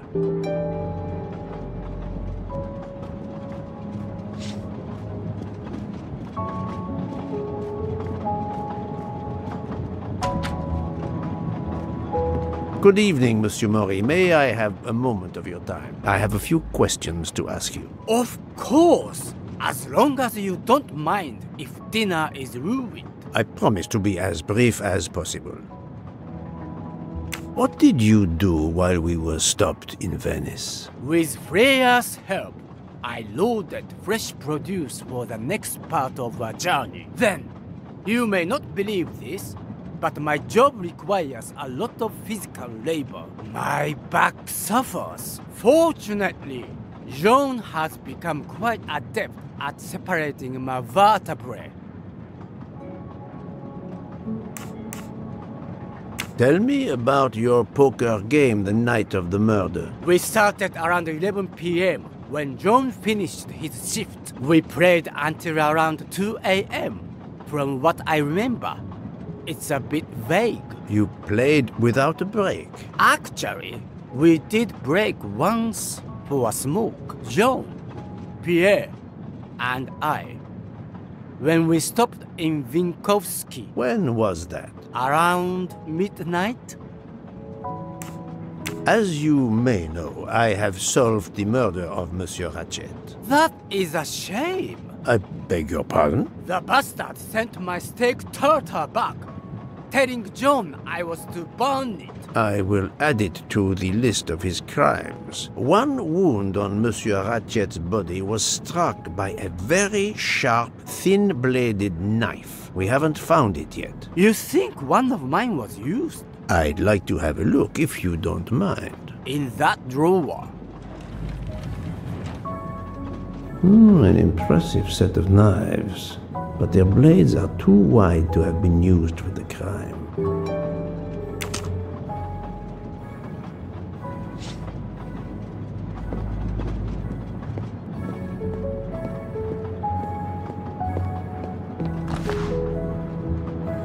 Saffron. It must be worth a small fortune.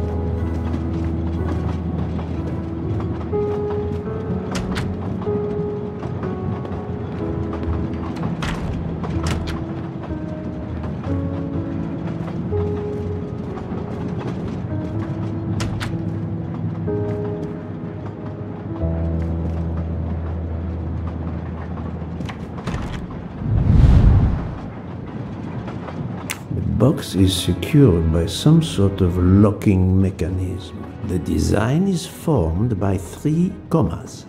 What is the word in Japanese? Tamoe. And it's obviously missing a piece.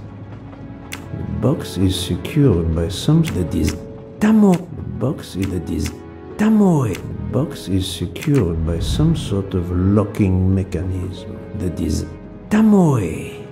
And it's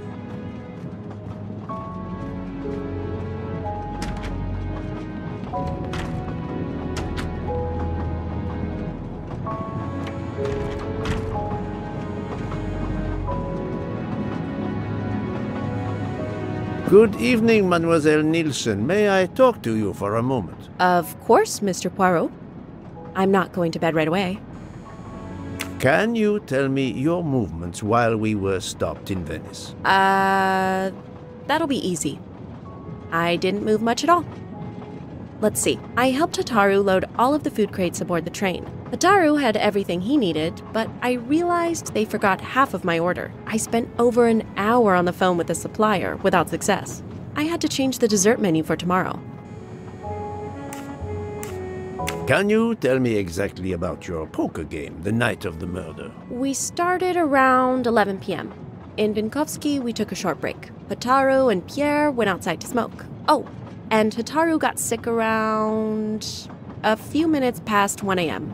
1:10 a.m. maybe? He spent about 15 minutes in the bathroom, but he didn't want to quit on a losing streak. Did his luck improve? No, so we played to around 2 a.m. He lost every hand. Dr. Constantine found a stab wound on Ratchet's body that was caused by a much thinner and sharper blade than the others. Possibly a chef's knife? My thought, precisely. And you'd like to see my knives? If you wouldn't mind. I would gladly show you if I had any, but I don't. I use the regular kitchen knives. You may search if you don't believe me. I see. All the knives the staff use are in the kitchen or in the lounge, except... Except? Otaro prefers to use his own. Monsieur Mori doesn't use the kitchen knives? Not usually. I know he keeps a set of traditional Japanese knives in a box in his room. He doesn't let anyone else use them. Although now that I think of it, he has been using the kitchen knives lately. I've talked to everyone, but some elements of the testimonies do not seem to correspond. I need to recheck a few things.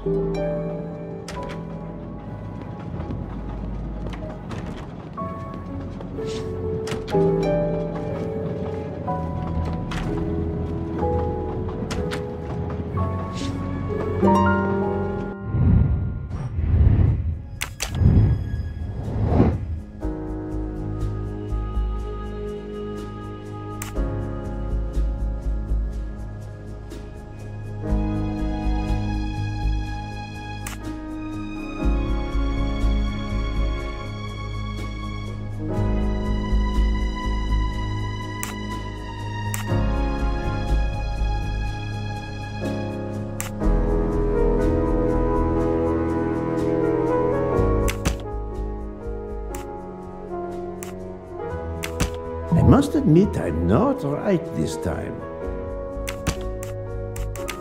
This is wrong, but I'm never far from the truth. No, not good.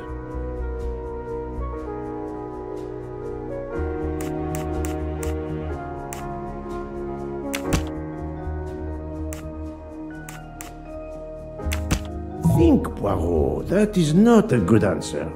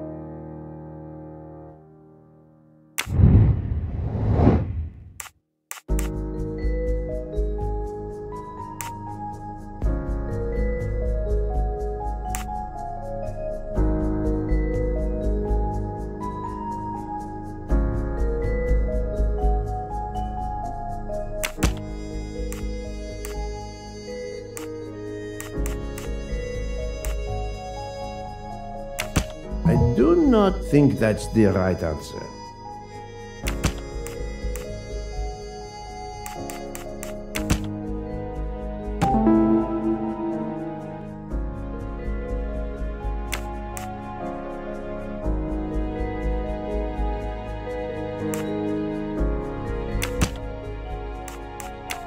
No, not good.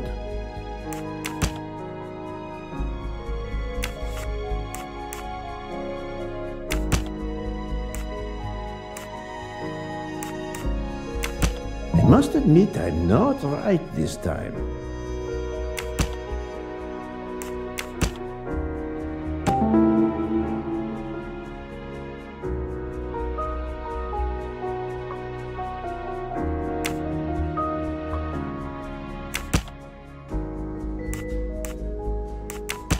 Think, Poirot. That is not a good answer.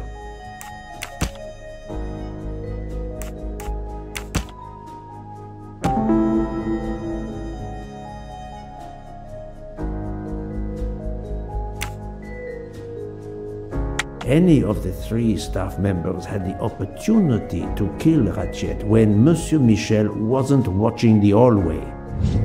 That was easy.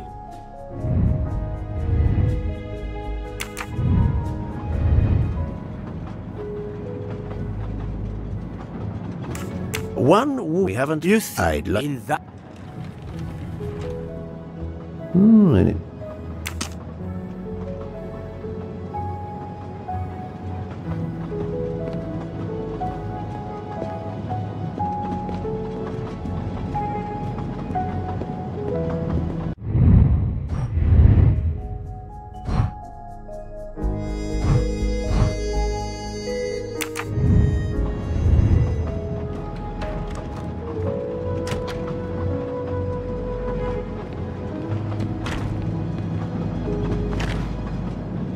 A black feather.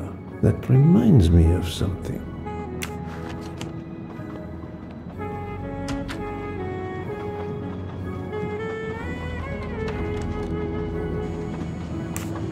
Remind me of what you did when the train stopped in Venice. No problem. I helped Hotaru load all of the food crates aboard the train. Hotaru had everything he needed, but I realized they forgot half of my order. I spent over an hour on the phone with the supplier, without success. I had to change the dessert menu for tomorrow.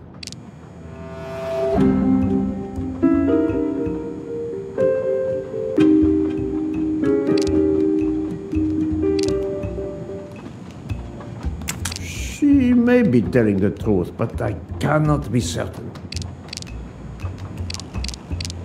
Mademoiselle, I believe you're hiding the truth from me. What makes you say that?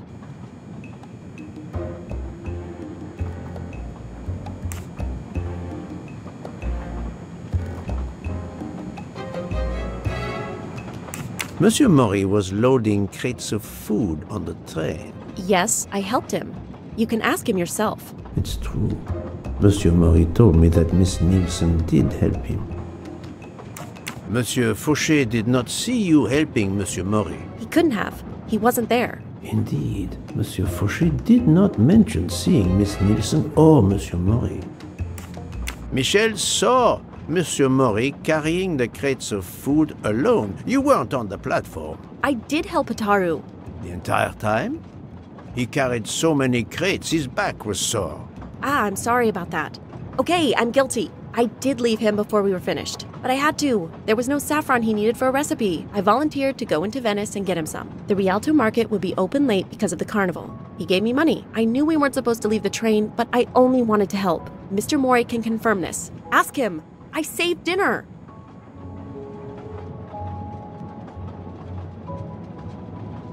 Oh, on behalf of my palate, I thank you.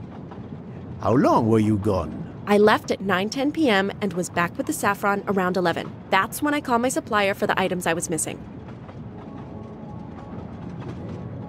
Miss Nielsen had almost 2 hours to buy the saffron, find a costume, kill Monsieur Wadi, elude Detective Locke, and make it back to the train for that phone call. Yes, it's possible that was enough time.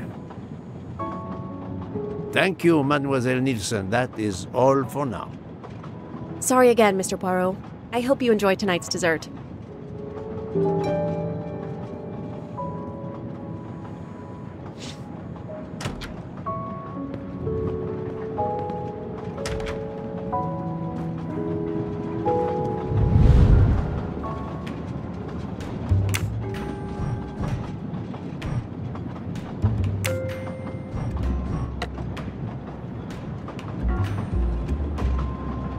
It's still locked. I need to move the parts on the side.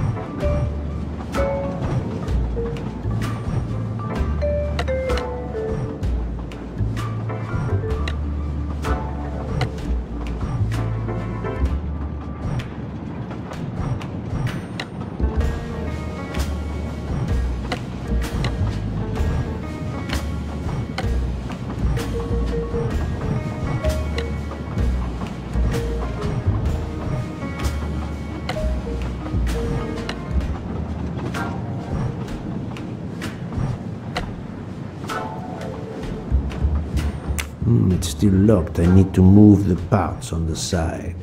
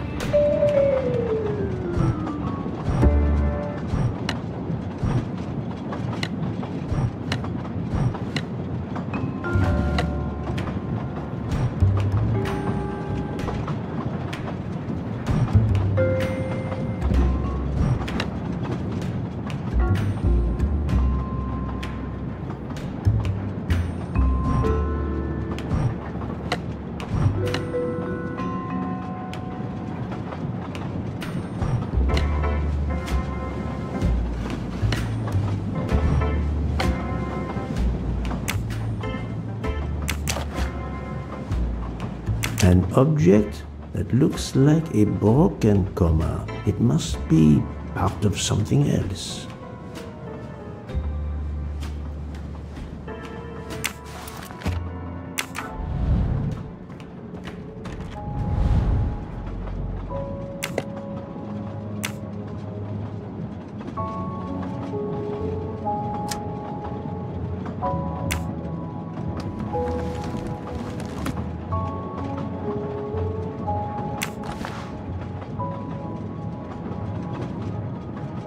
Sushi knives, razor sharp.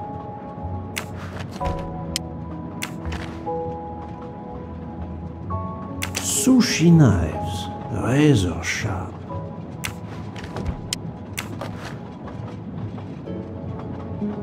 Sushi knives. Colteria Venezia.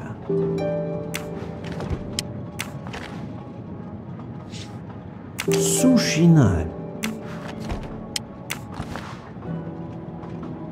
Colteria Venezia.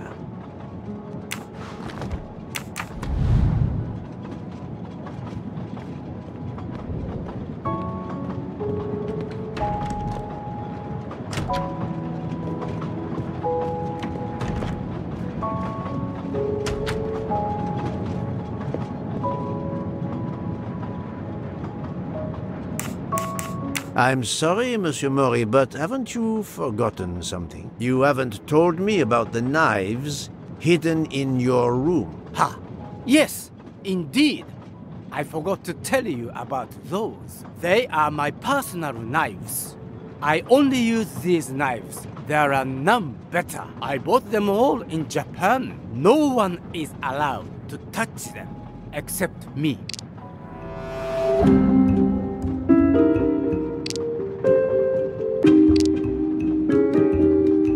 I'm afraid you are better at sushi than lying.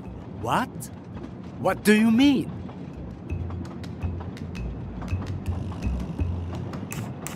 One of the knives has an inscription, Coltelleria Venezia. Did you happen to go shopping tonight, monsieur? Damn you, Poirot.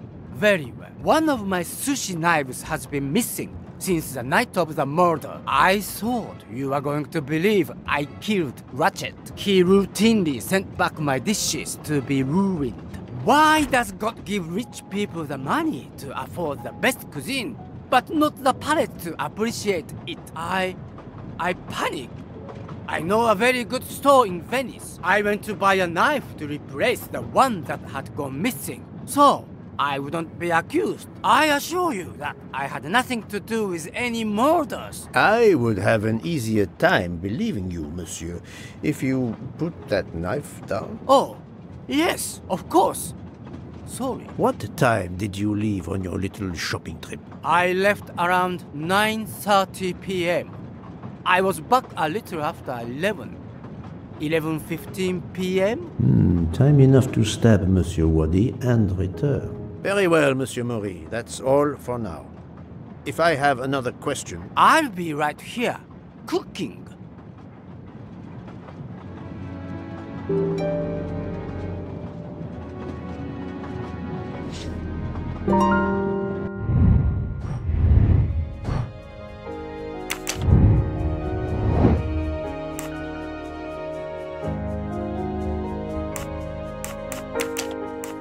I do not think that's the right answer.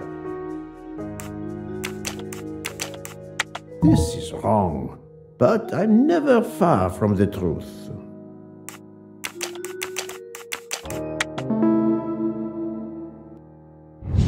My little gray cells did not let me down.